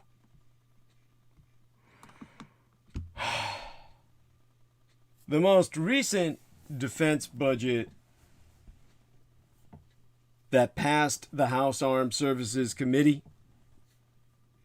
by a vote of 61-0, no less, with similarly one-sided debate before the vote that I remember. Well, this is the same House of Representatives that cannot pass a long-term highway trust fund bill that both parties actually support. A retired Air Force colonel named Tom Ruby, who then wrote on organizational culture, did attest that the lionization of military officials by politicians is remarkable and dangerous. He and others said that this deference was but one reason so little serious oversight of the military took place. T.X. Hammes, surname spelled Hammes, obviously from where we derive the fictional conceit of Hammers Slammers, himself a retired Marine Corps colonel who has a doctorate in modern history from Stanford, observed that instead of applying critical judgment to military programs or even regarding national defense as a kind of sacred duty, politicians have come to view it simply as a teat. Himself so noting that many on Capitol Hill see the Pentagon with admirable simplicity. It is a way of directing tax money to selected districts. It's part of what they were elected to do. In the spring of 2011, the year my late and sainted sire, George Joseph Henry Dietrich, Chief Petty Officer, United States Navy, retired, did die. No, that was my mother, Diana Sujian-Lin Dietrich, did die in the year of 2011, prior the springtide. 'Twas then Barack Obama asked Gary Hart, the Democratic Party's most experienced and best connected figure on defense reform, to form a small bipartisan task force.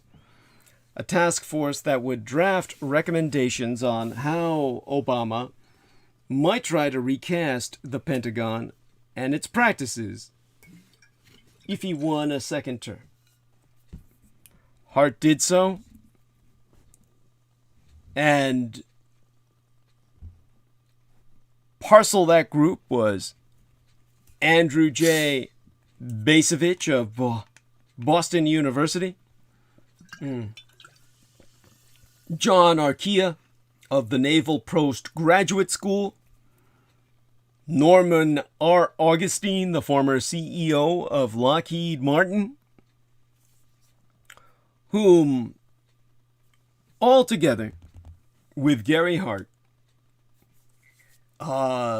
sent a report to Obama that fall. They never heard back.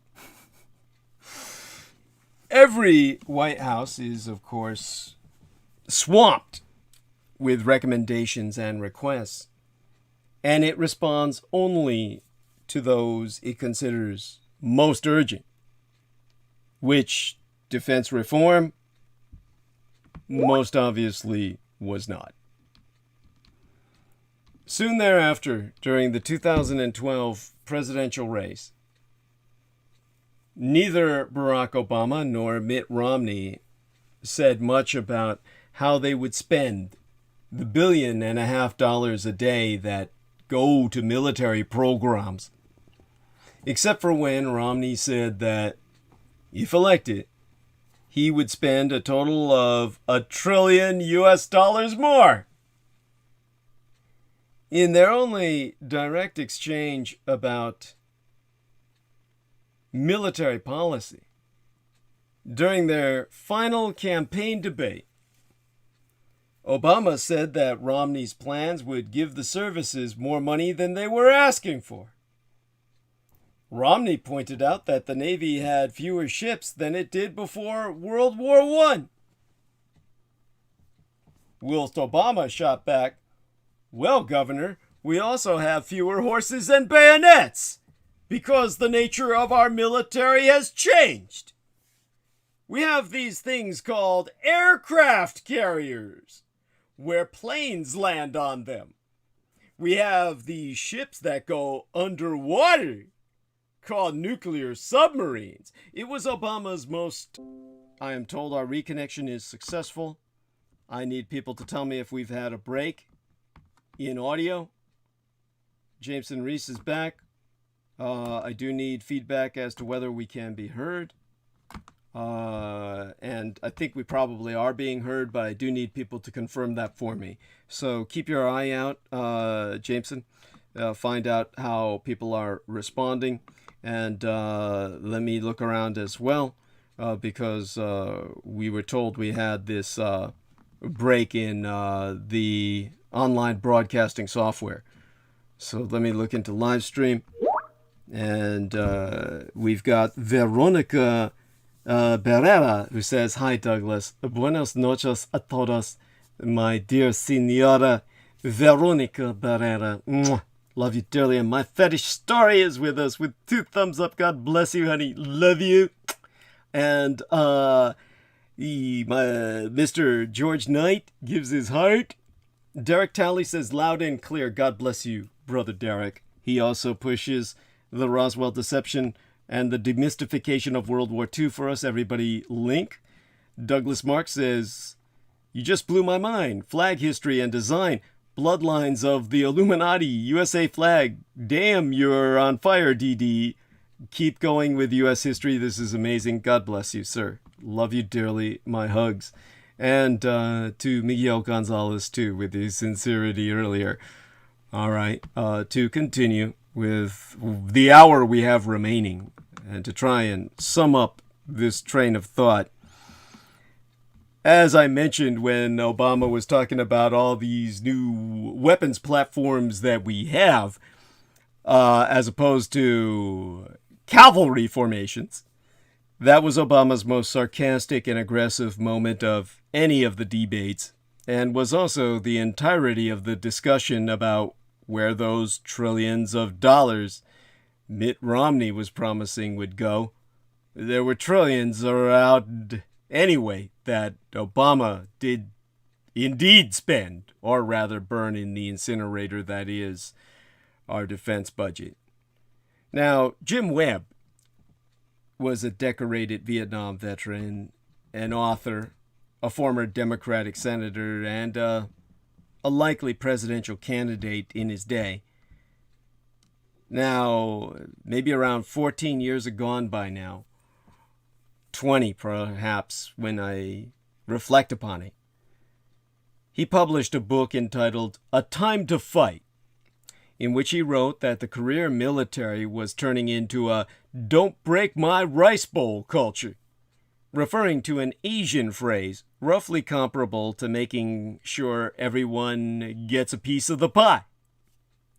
Webb meant that ambitious officers notice how many of their mentors and predecessors move after retirement into board positions, consultancies, or operational roles with defense contractors.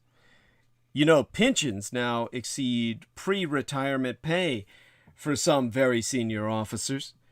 Exemplar Gratier, a 4-star general or admiral, with 40 years of service can receive a pension of more than $237,000 every year, even if his maximum salary on active duty was but $180,000.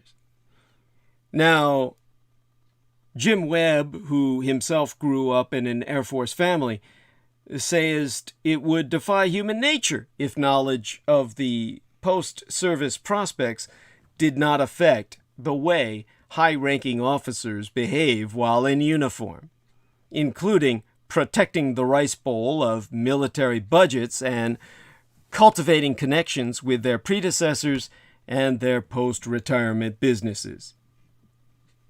Himself so saying, there have always been some officers who went on to contracting jobs. What's new is the scale of the phenomenon and its impact on the highest ranks of the military.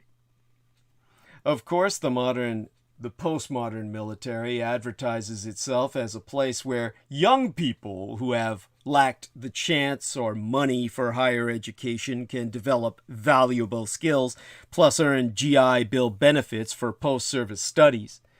That's good all around and is part of the military's perhaps unintended, but certainly important role as an opportunity creator for under-credentialed Americans. Webb was talking about a different and intentionally corrupting prepare for your future effect on the military's best trained, most influential careerists.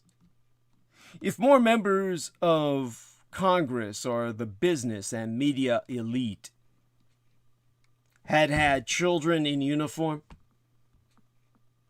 these predators would not be deciding the futures of children from lower classes than theirs.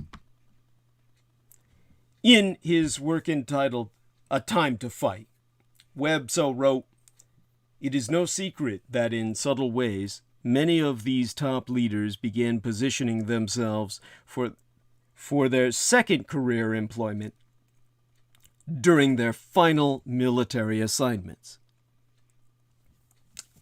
The result," he proved, "is a seamless interplay of corporate and military interests that threatens the integrity of the defense procurement of controversial personnel issues, such as the huge quasi-military structure of contractors like Blackwater and Halliburton that has evolved in Iraq and Afghanistan, and inevitably of the balance within our national security process itself." Now, I myself heard assessments like this from many of the men and women I spracketh with throughout my life. The harshest ones came as not from people who mistrusted the military, but from those who, like Webb, had devoted much of their lives to it. A man who worked for decades overseeing Pentagon contracts told myself in the summer of 2014, "The system is based on lies and self-interest, purely toward the end of keeping money moving. What kept the system running," he said, "was that the services get their budgets, the contractors get their deals, the congressmen get jobs in their districts, and no one who's not part of the deal bothers to find out what is going on." Of course, it was the most revered American warrior of the 20th century, Dwight David Eisenhower, whose daughter Laura I have personally met, who warned most urgently that business and politics would corrupt the military, and vice versa. Everyone has heard of this speech. Not enough people have actually read it and been exposed to what would now be considered its dangerously anti-military views.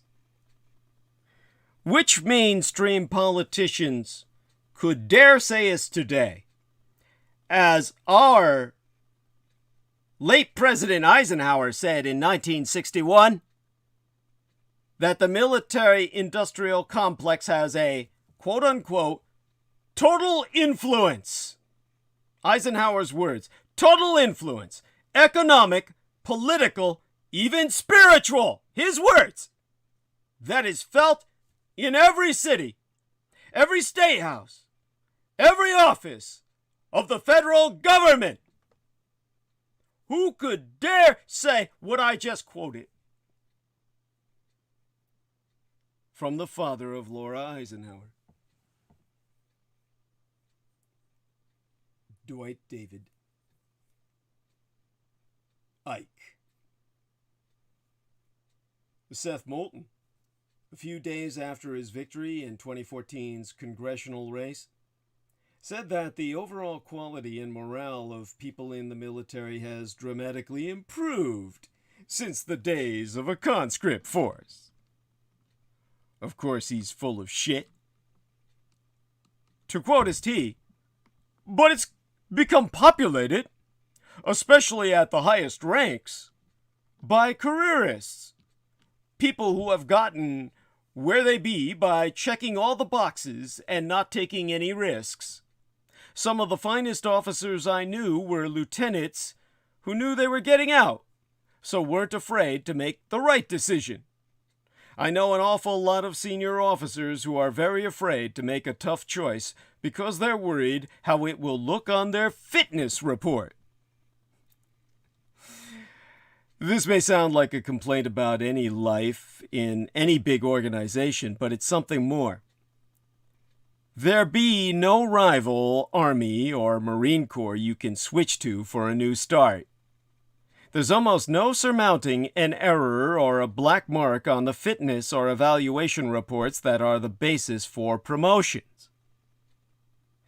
Every institution has problems, and at every stage of U.S. history, some critics have considered the U.S. military overfunded, underprepared, too insular and self-regarding, or flawed in some other way. The difference now, I myself contend, is that these postmodern distortions all flow in one way or another from the chicken hawk basis, as my father described it, of today's defense strategy. At enormous cost, both financial and human, our empire supports the world's most powerful armed force on paper. But because so small a sliver of the population has a direct stake in the consequences of military action, the normal democratic feedbacks do not work. I have met serious people who claim that the military's set-apart existence is best for its own interests and for the nation's.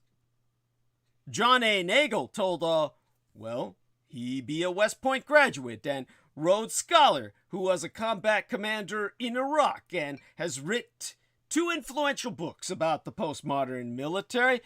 He left the Army as a lieutenant colonel and now, in his late 50s, is the head of the Haverford Prep School, last time I checked, near Philadelphia. And to quote his T, "Since the time of the Romans, there have been people, mostly men, but increasingly women, who have volunteered to be the Praetorian Guard.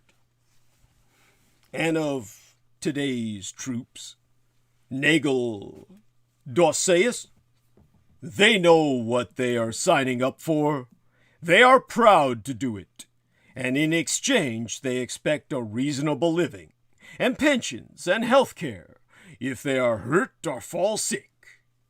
The American public is completely willing to let this professional class of volunteers serve where they should, for wise purpose. This gives the president much greater freedom of action to make decisions in the national interest, with troops who will salute sharply and do what needs be done." Yay, so John Nagel is a complete and utter piece of burning shit. A burning pile of dog shit, with whom there be nothing to agree with. As we've seen, public inattention to the military, born of having no direct interest in what happens to it, has allowed both strategic and institutional problems to fester. A garbage fire. A dumpster fire. Rather, a landfill inferno. In 2012, Andrew Bacevich wrote, "A people untouched, or seemingly untouched by war, are far less likely to care about it." Bacevich himself fought in Vietnam, and his own son was killed in Iraq. And so he said, persuaded that they have no skin in the game, they will permit the state to do whatever it wishes to do. Gary Hart's working group told the president, "Our military and defense structures are increasingly remote from the society they protect." Mike Mullen thought that one way to re-engage Americans with the military was to shrink the active duty force, a process already underway. But he said, the next time we go to war, the American people should have to say yes. And that would mean that 500,000 people who weren't planning to do this would have to be involved in some way. They would have to be inconvenienced. That would bring America in.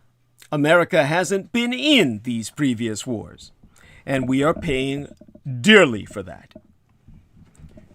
With their distance from the military, politicians don't talk seriously about whether the United States is directly threatened by chaos in the Middle East and elsewhere, or is in fact safer than ever, as Christopher Preble and John Mueller of the Cato Institute have argued in their book entitled A Dangerous World? With a question mark. The vast majority of Americans outside the military can be triply cynical in their attitude toward it. Triply? Well, one, honoring the troops, but not thinking about them.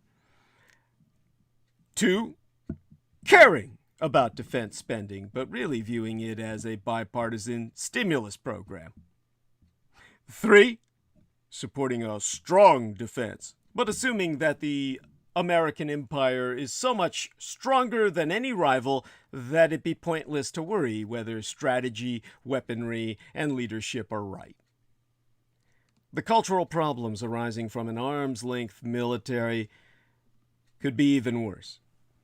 Charles J. Dunlap, Jr., a retired Air Force Major General who now teaches at Duke Law School, has thought about civic-military relations through much of his professional life. When he was studying at the National Defense University as a young Air Force officer in the early 1990s, just after the first Gulf War, he was a co-winner of the prize for Best Student Essay with an imagined future work called The Origins of the American Military Coup of 2012. His essay's premise was cautionary and was based on the tension between rising adulation for the military and declining trust in most other aspects of governance.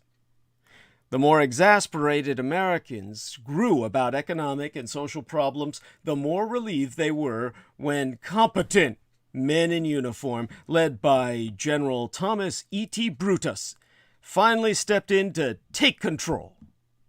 Part of the reason for the takeover was that the military had grown so separate from mainstream culture and currents that it viewed the rest of society as a foreign territory to occupy and administer.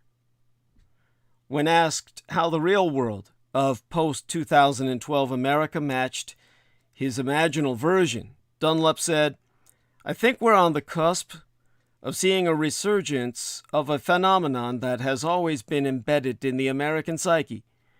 That is benign anti-militarism, which would be the other side of the reflexive pro-militarism of recent years. People don't appreciate how unprecedented our situation is." What is that situation? For the first time in the American empire's history, America has a permanent military establishment large enough to shape our dealings in the world and seriously influence our economy.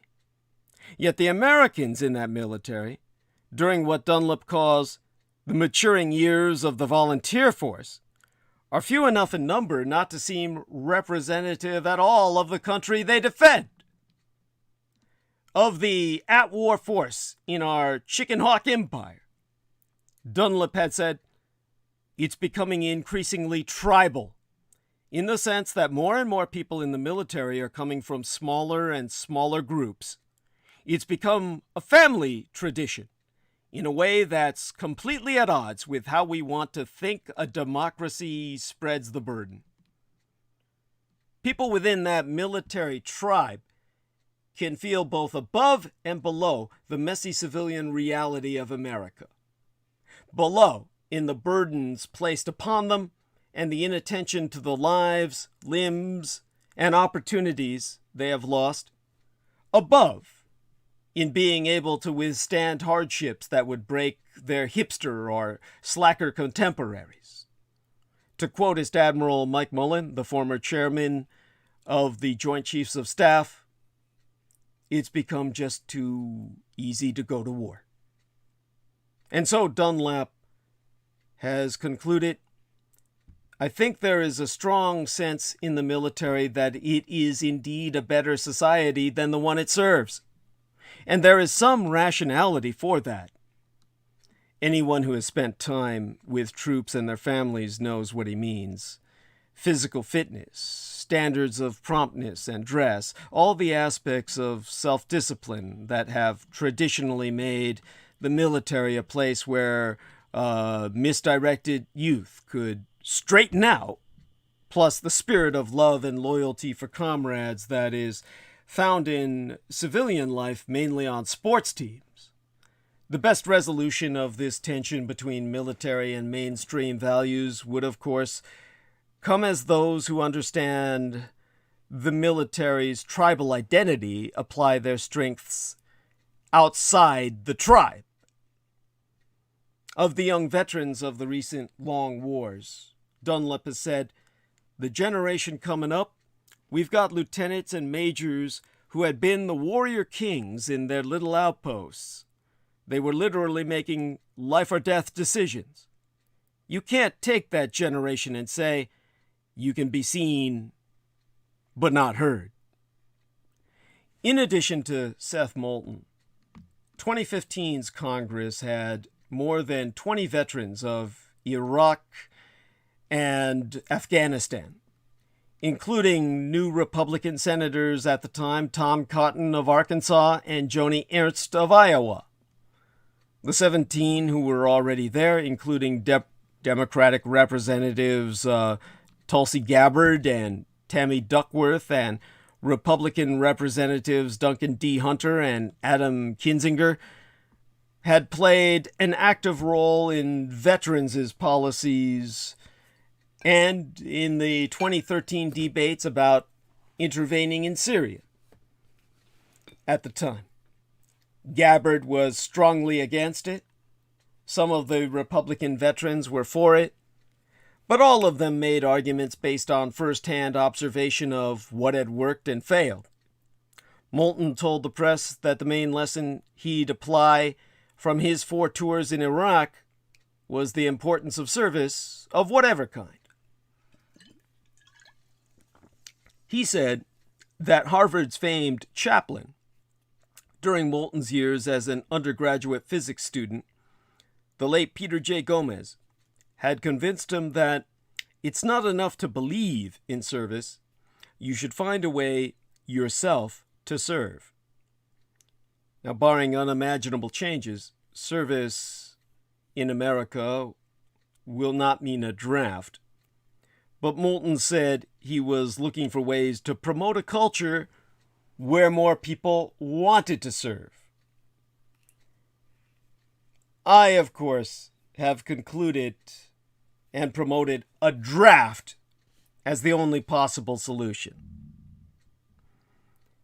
For all the differences in their emphases and conclusions, these young veterans I mentioned in public service were alike in all taking the military seriously rather than just revering it. The vast majority of Americans will never share their experiences. But you can learn from that seriousness and view military policy as deserving at least the attention we give to taxes or our schools. What might that mean specifically? Here's a start. In the private report prepared for President Obama, more than a decade agone by now, Gary Hart's working group laid out prescriptions on a range of operational practices, from the need for smaller, more agile combat units to a shift in the national command structure to a different approach toward preventing nuclear proliferation. Now, 3 of the recommendations were about the way the American empire as a whole should engage with its own armed forces. They were, firstly, primarily, appoint a commission to assess the long wars. This commission should undertake a dispassionate effort to learn lessons from Afghanistan and Iraq concerning the nature of irregular, unconventional conflict, command structures, intelligence effectiveness, indigenous cultural factors, training of local forces, and effective combat unit performance. Such a commission would greatly enhance our ability to know when, where, how, and whether to launch future interventions. Secondly, clarify the decision-making process for use of force.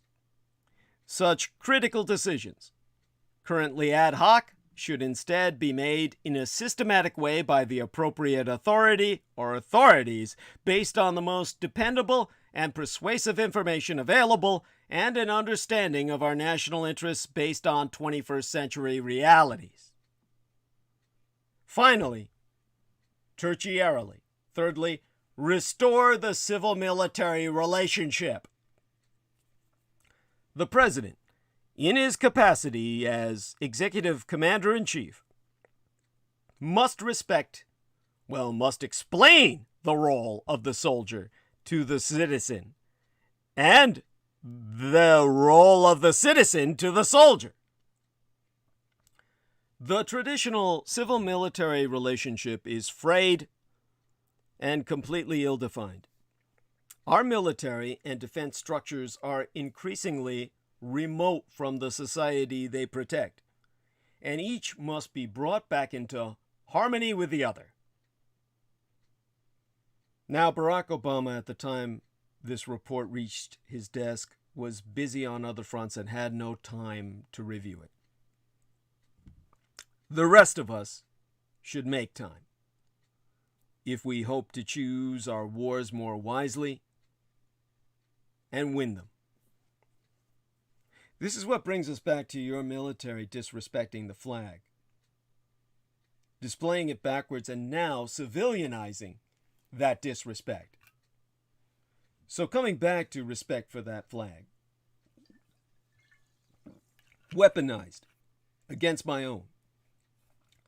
The flag of these United States should always be treated with deference, respect, and reverence. The flag code has many rules for the display of our flag, and most of these are common sense based on the idea that our flag should be given the prominence of honor when displayed with other flags or banners.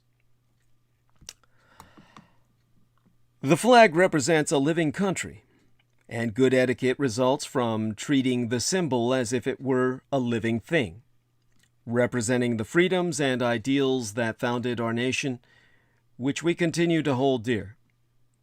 Allowing that flag to become damaged or neglected or inappropriately handled is a sign of disrespect. Therefore, citizens should stand at attention and salute when their flag is passing in a parade or being hoisted or lowered. That brings us to the U.S. Flag Code. Most of the rules, customs, and traditions governing the display of the American flag source from a law called the U.S. Flag Code, which is United States Code Title 4, Chapter 1. The military strictly adheres to this flag code, so if you had any questions about the proper way to treat or display the flag, it was once considered a foregone conclusion that any active or retired service person you may know is going to have the answers. But this is now the military that displays their flag bass-ackwards.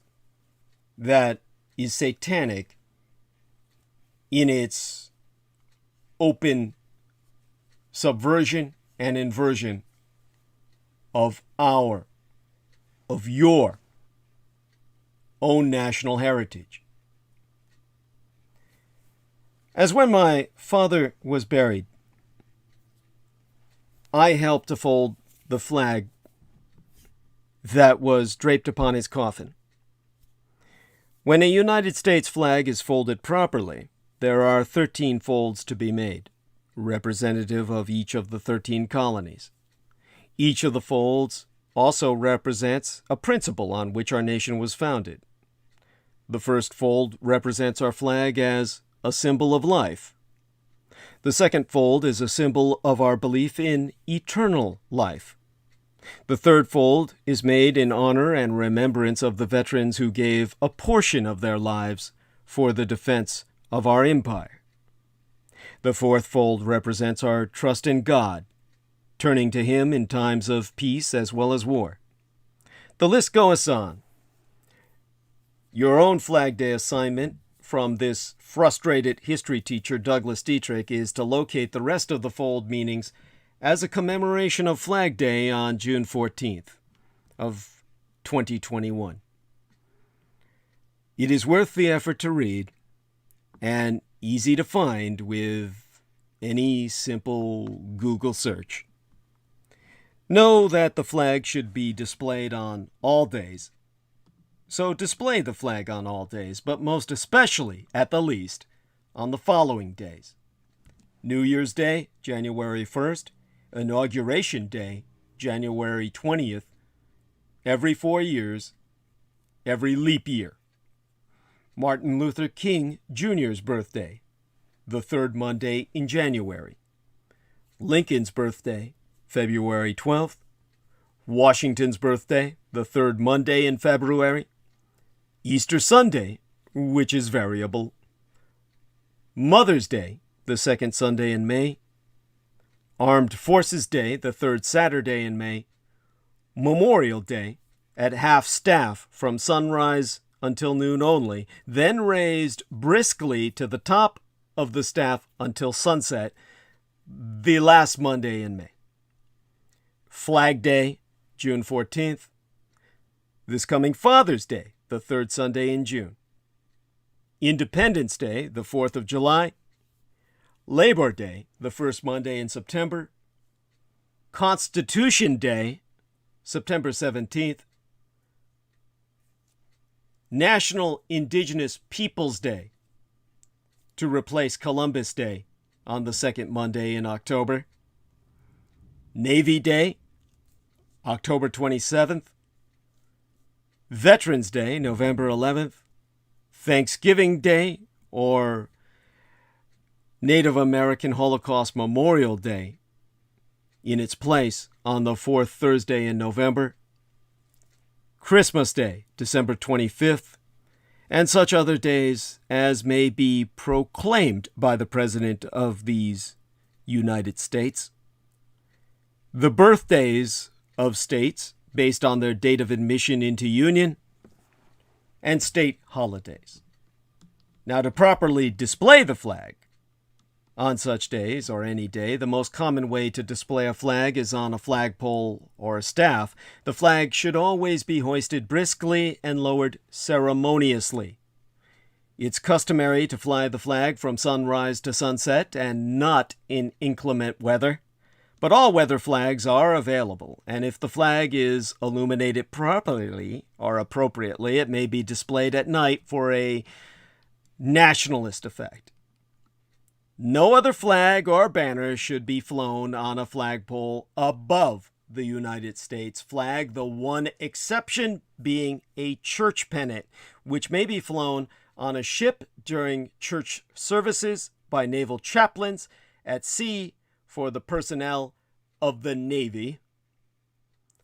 This is to show that God is above our nation. In all situations, the flag of the United States of America should have a position of greatest honor when displayed with other flags or banners. For example, at the center or highest group when a number of flags or states or localities or pennants of societies are grouped and displayed from staffs.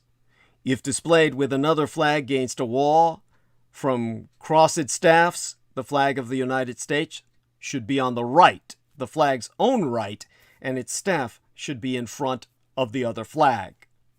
When displayed horizontally or vertically against a wall, the Union should be uppermost and to the flag's own right, that is, the observer's left. A good rule of thumb being, just as we read from left to right, the static displayed flag should always be read by the viewer from left to right, with the Union first. The exceptions to this rule being when a flag is seen as moving forward in a procession or in battle or even on a vehicle. Even though the Union may appear to the viewer's right, the sense is that the flag in motion is waving free with the blue field of the Union still leading the way. On flag shoulder patches, on military uniforms, this is a desecration shown backwards while claiming to represent the flag moving forward in battle, Union first, on the flag's own right, with blood stripes and white stripes trailing, simply to rationalize the flag that so exposed the farce of American circus on the battleship Missouri in 1945, when the Japanese forced MacArthur to bring the false flag of Commodore Perry back to Japan to close the circle of violence he incepted when he opened Japan as an American market under false pretense. Instead, your postmodern military insists you look at it in such a manner that on the right shoulder sleeve of a military uniform, you, the viewer, are but seeing the reverse side of the flag, which is what they claim about the Commodore Perry 31-star banner. Not only a satanic inversion of the 13 original colonies, but one in which all the stars themselves be infernally subverted, upside down as diabolous sigils of Baphomet. When the flag of the United States is actually displayed on a motor car, the staff shall be fixed firmly to the chassis or clamped to the right fender. When the flag is used to cover a casket, it should be so placed that the Union is at the head and over the left shoulder. The flag should not be lowered into the grave or allowed to touch the ground. When the flag of the United States is to be shown at half-staff, it should be hoisted to the top of the staff first, then ceremoniously lowered to half-staff. When displayed over a street, it should be suspended vertically with the Union to the north in an east and west street, or to the east in a north and south street. On a platform, it should be above and behind the speaker, with the Union uppermost and to the observer's left. In cases when flags of other nations are displayed together with the flag of these United States during peacetime, they are to be flown on separate staffs of equal height at the same level and equal size. The flag of these United States should also be hoisted first and lowered last among them.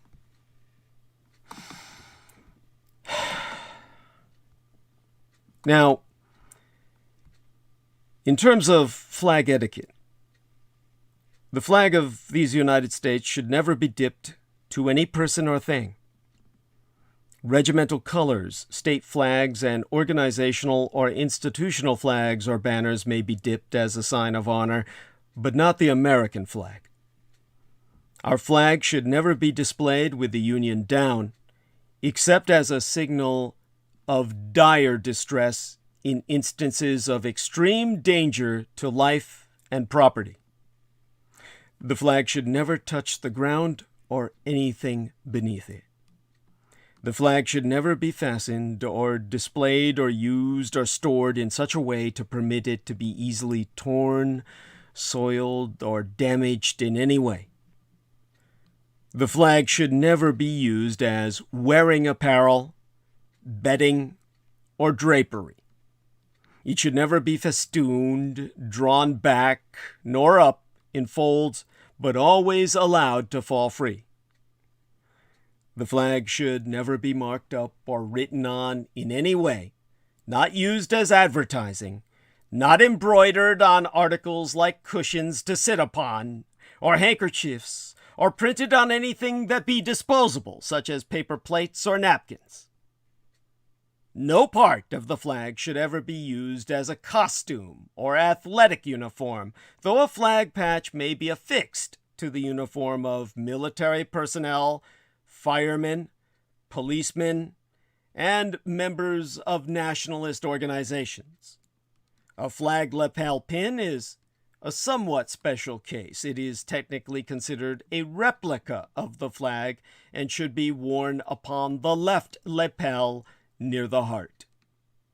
The flag should never be displayed with the Union down, to reiterate, except as a signal of dire distress in instances of extreme danger to life or property, including that little replica on your lapel. To properly dispose of a worn or damaged flag, the proper way to dispose of or retire a flag is by burning. However, this burning should be done ceremoniously with great respect and discretion. Burning the flag in public can be seen as a sign of rebellion or protestation. It is customary to collect the ashes of a burnt flag and bury them with honor. In any case, the best way to show respect for your old flag after retiring it is to proudly hoist a new flag. You are showing respect for the flag by always showing it at its best. Clean, with bright colors, waving majestically over the land of the free and the home of the brave. Now, it's been a tough year since Flag Day a year agone, but there be plenty of online sales during Flag Day that ye may seek to diminish thy sorrows by. Noteworthy online shopping deals worth checking out right now include Samsung's discounts on its latest smart TVs and other tech, Coach Outlet's Father's Day gifts for an extra 15% off, New York Yankees tickets starting at $12 on StubHub, Wayfair's Sale Hub, and Amazon's early Prime Day 2021 deals. But now we close this show with the last few minutes on weaponizing the American flag. Now, Pauli Murray did much of her growing up in Durham, whereas Yale named a college for her in New Haven. And between these trois southern loci, details about her astonishing life have been slipping into a wider and whiter public awareness after years in which she was mainly recalled by memory keepers in the movements she fomented and by suitably awestruck civil rights historians.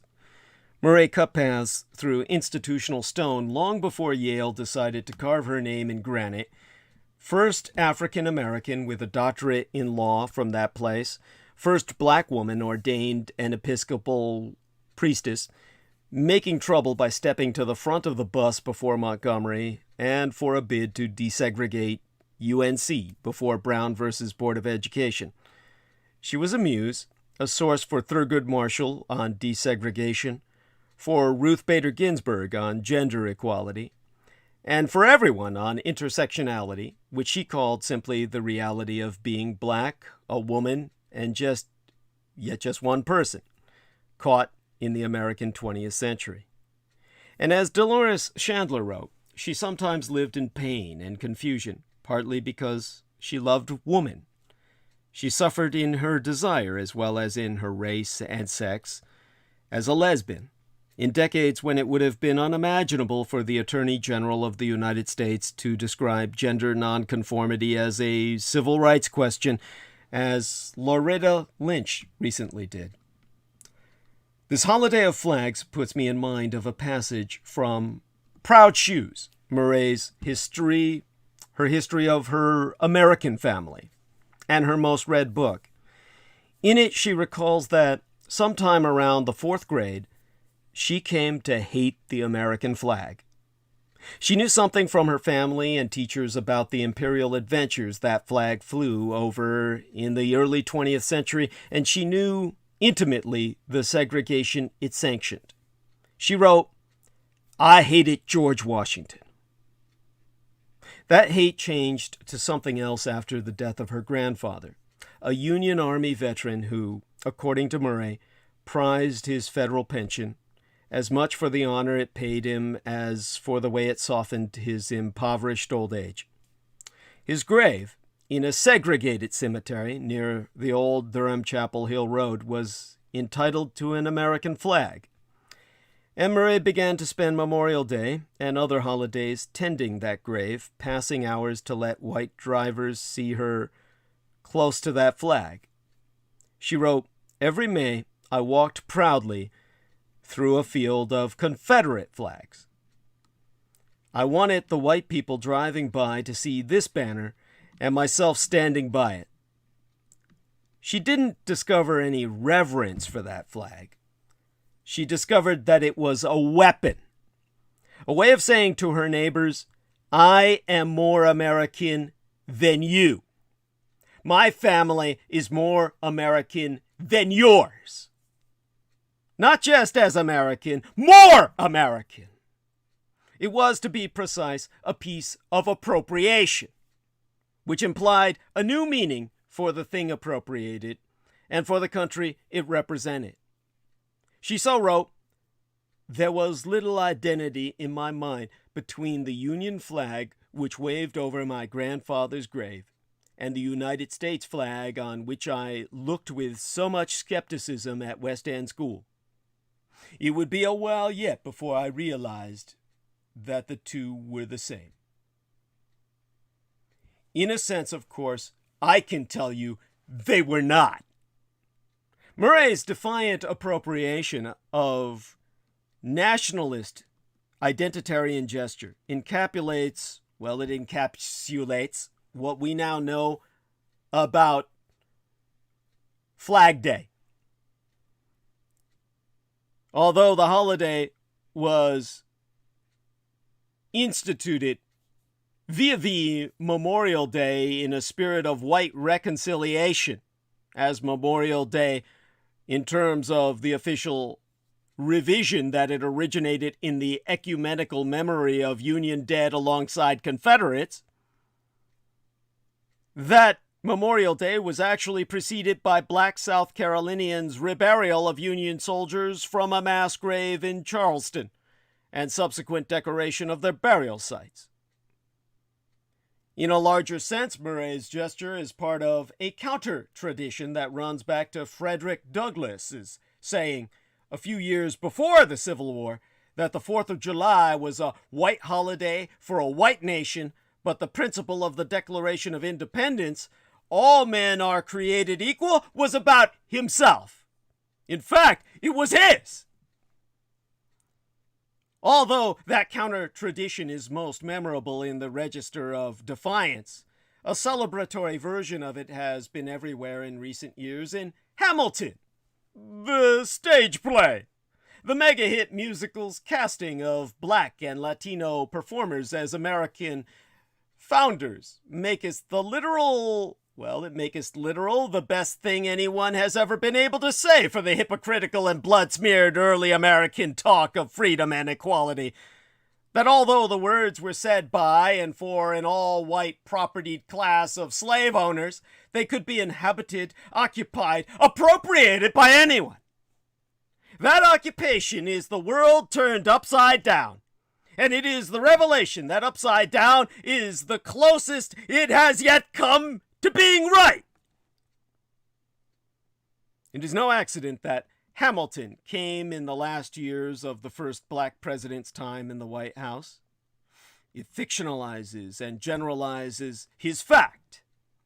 If the president is black, why not George Washington?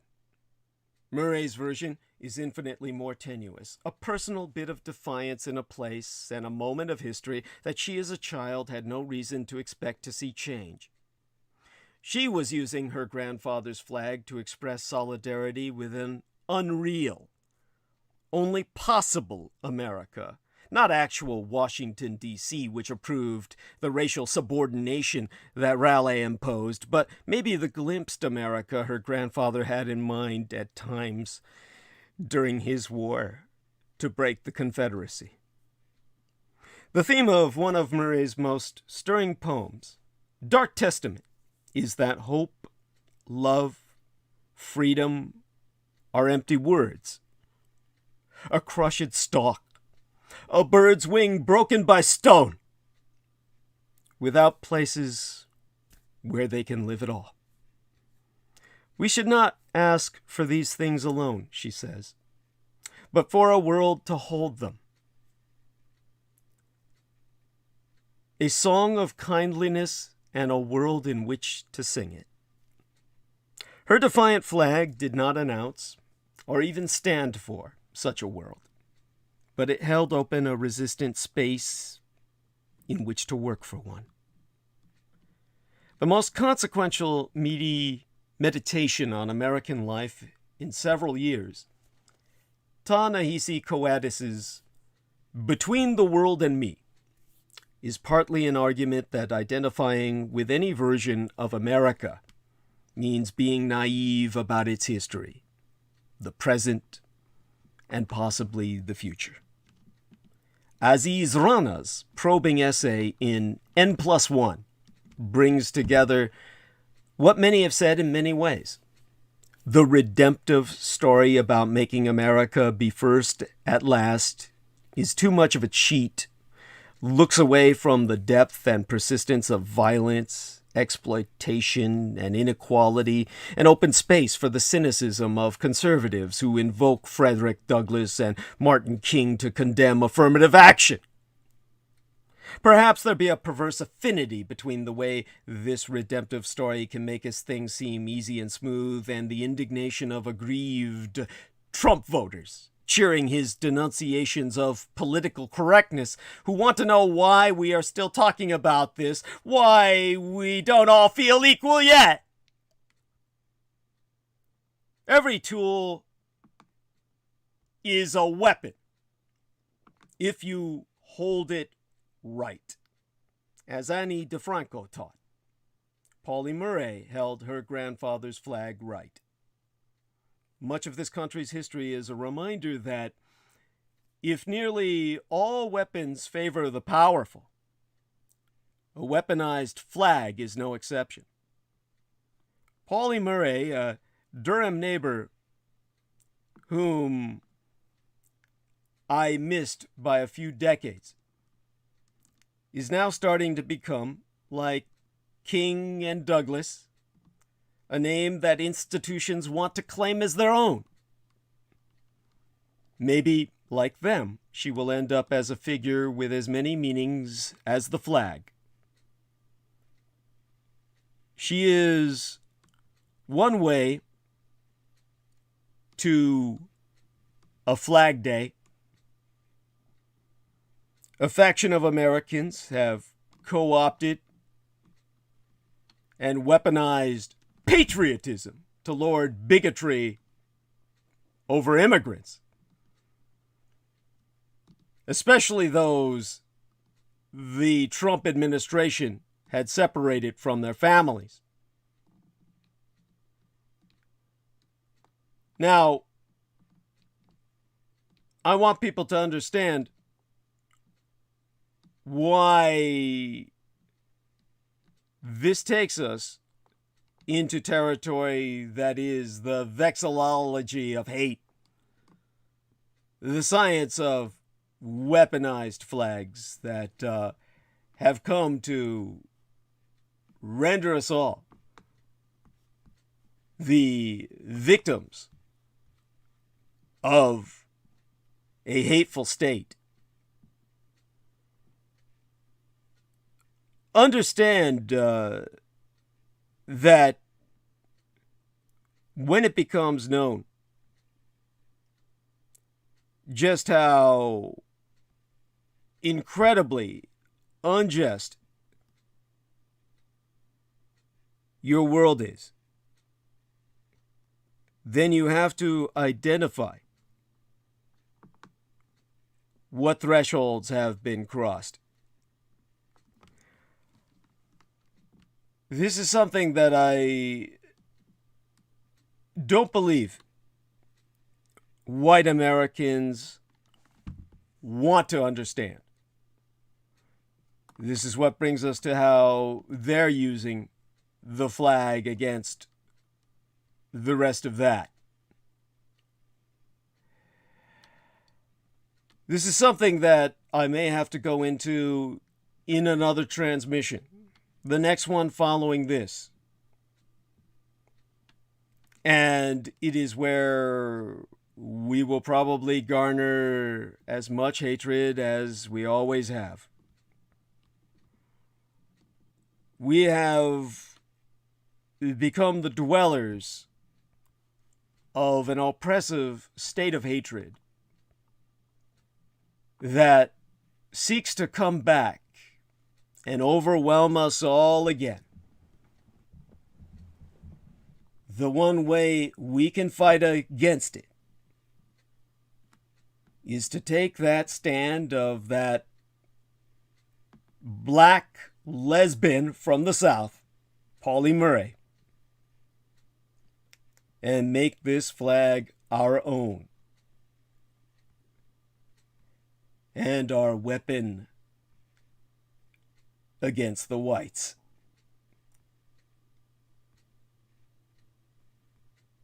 For those of you who support me in the name of a future America in which we all can live, I need your help now.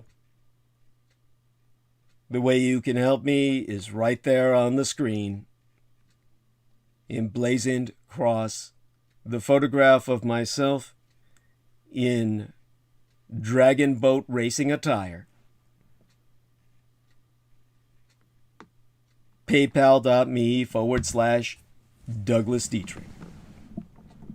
I'm going to need your money to even make it through the month.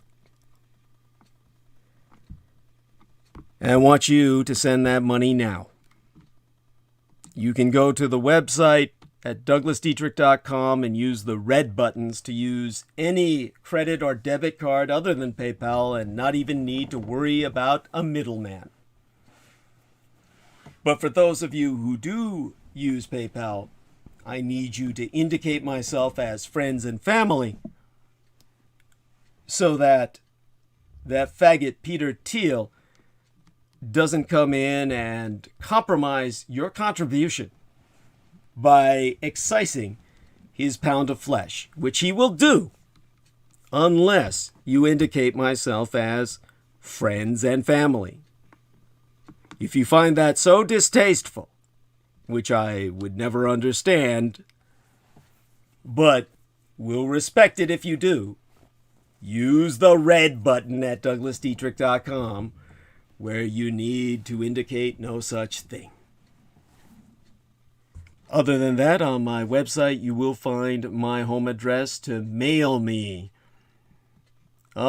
check or money order, never cash. And you would simply do that by, well, let me find the exact address there. You would do that by going to, what is it now? All of this, there we are. You would use it by going to douglasdietrich.com/donate-2 to actually send me checks or money orders, never cash, but cash as represented by those features of check or money order transferal. Okay, a blessed day to George Knight, who says, thank you so much, Douglas. God bless him. And of course, we've got some other wonderful people indicating that things are super. Ismenia Galvis, God bless him. Aside from all of that, I want to thank everyone in the chat room who's with us now. Let me check where I can maintain track of what minutes we have left. Sir Benjamin says, rewatched your Satan's Crusaders video. Powerful stuff. I won't pretend I can/could handle all the info you put forward. The truth is a double-edged sword. Thanks for speaking your truth, Doug. God bless you, sir. And WTF, Mr. What the Fuck himself says, good evening, Douglas and all. Love, love. Huge day at work, settling in for the rest of the transmission before passing out. God bless you too. And challenge yourself and see if you can last the whole 12 hours. All right, we'll be closing up in a matter of minutes. Again, I need your help. I cannot overemphasize that. I need your money now. And for God's sake,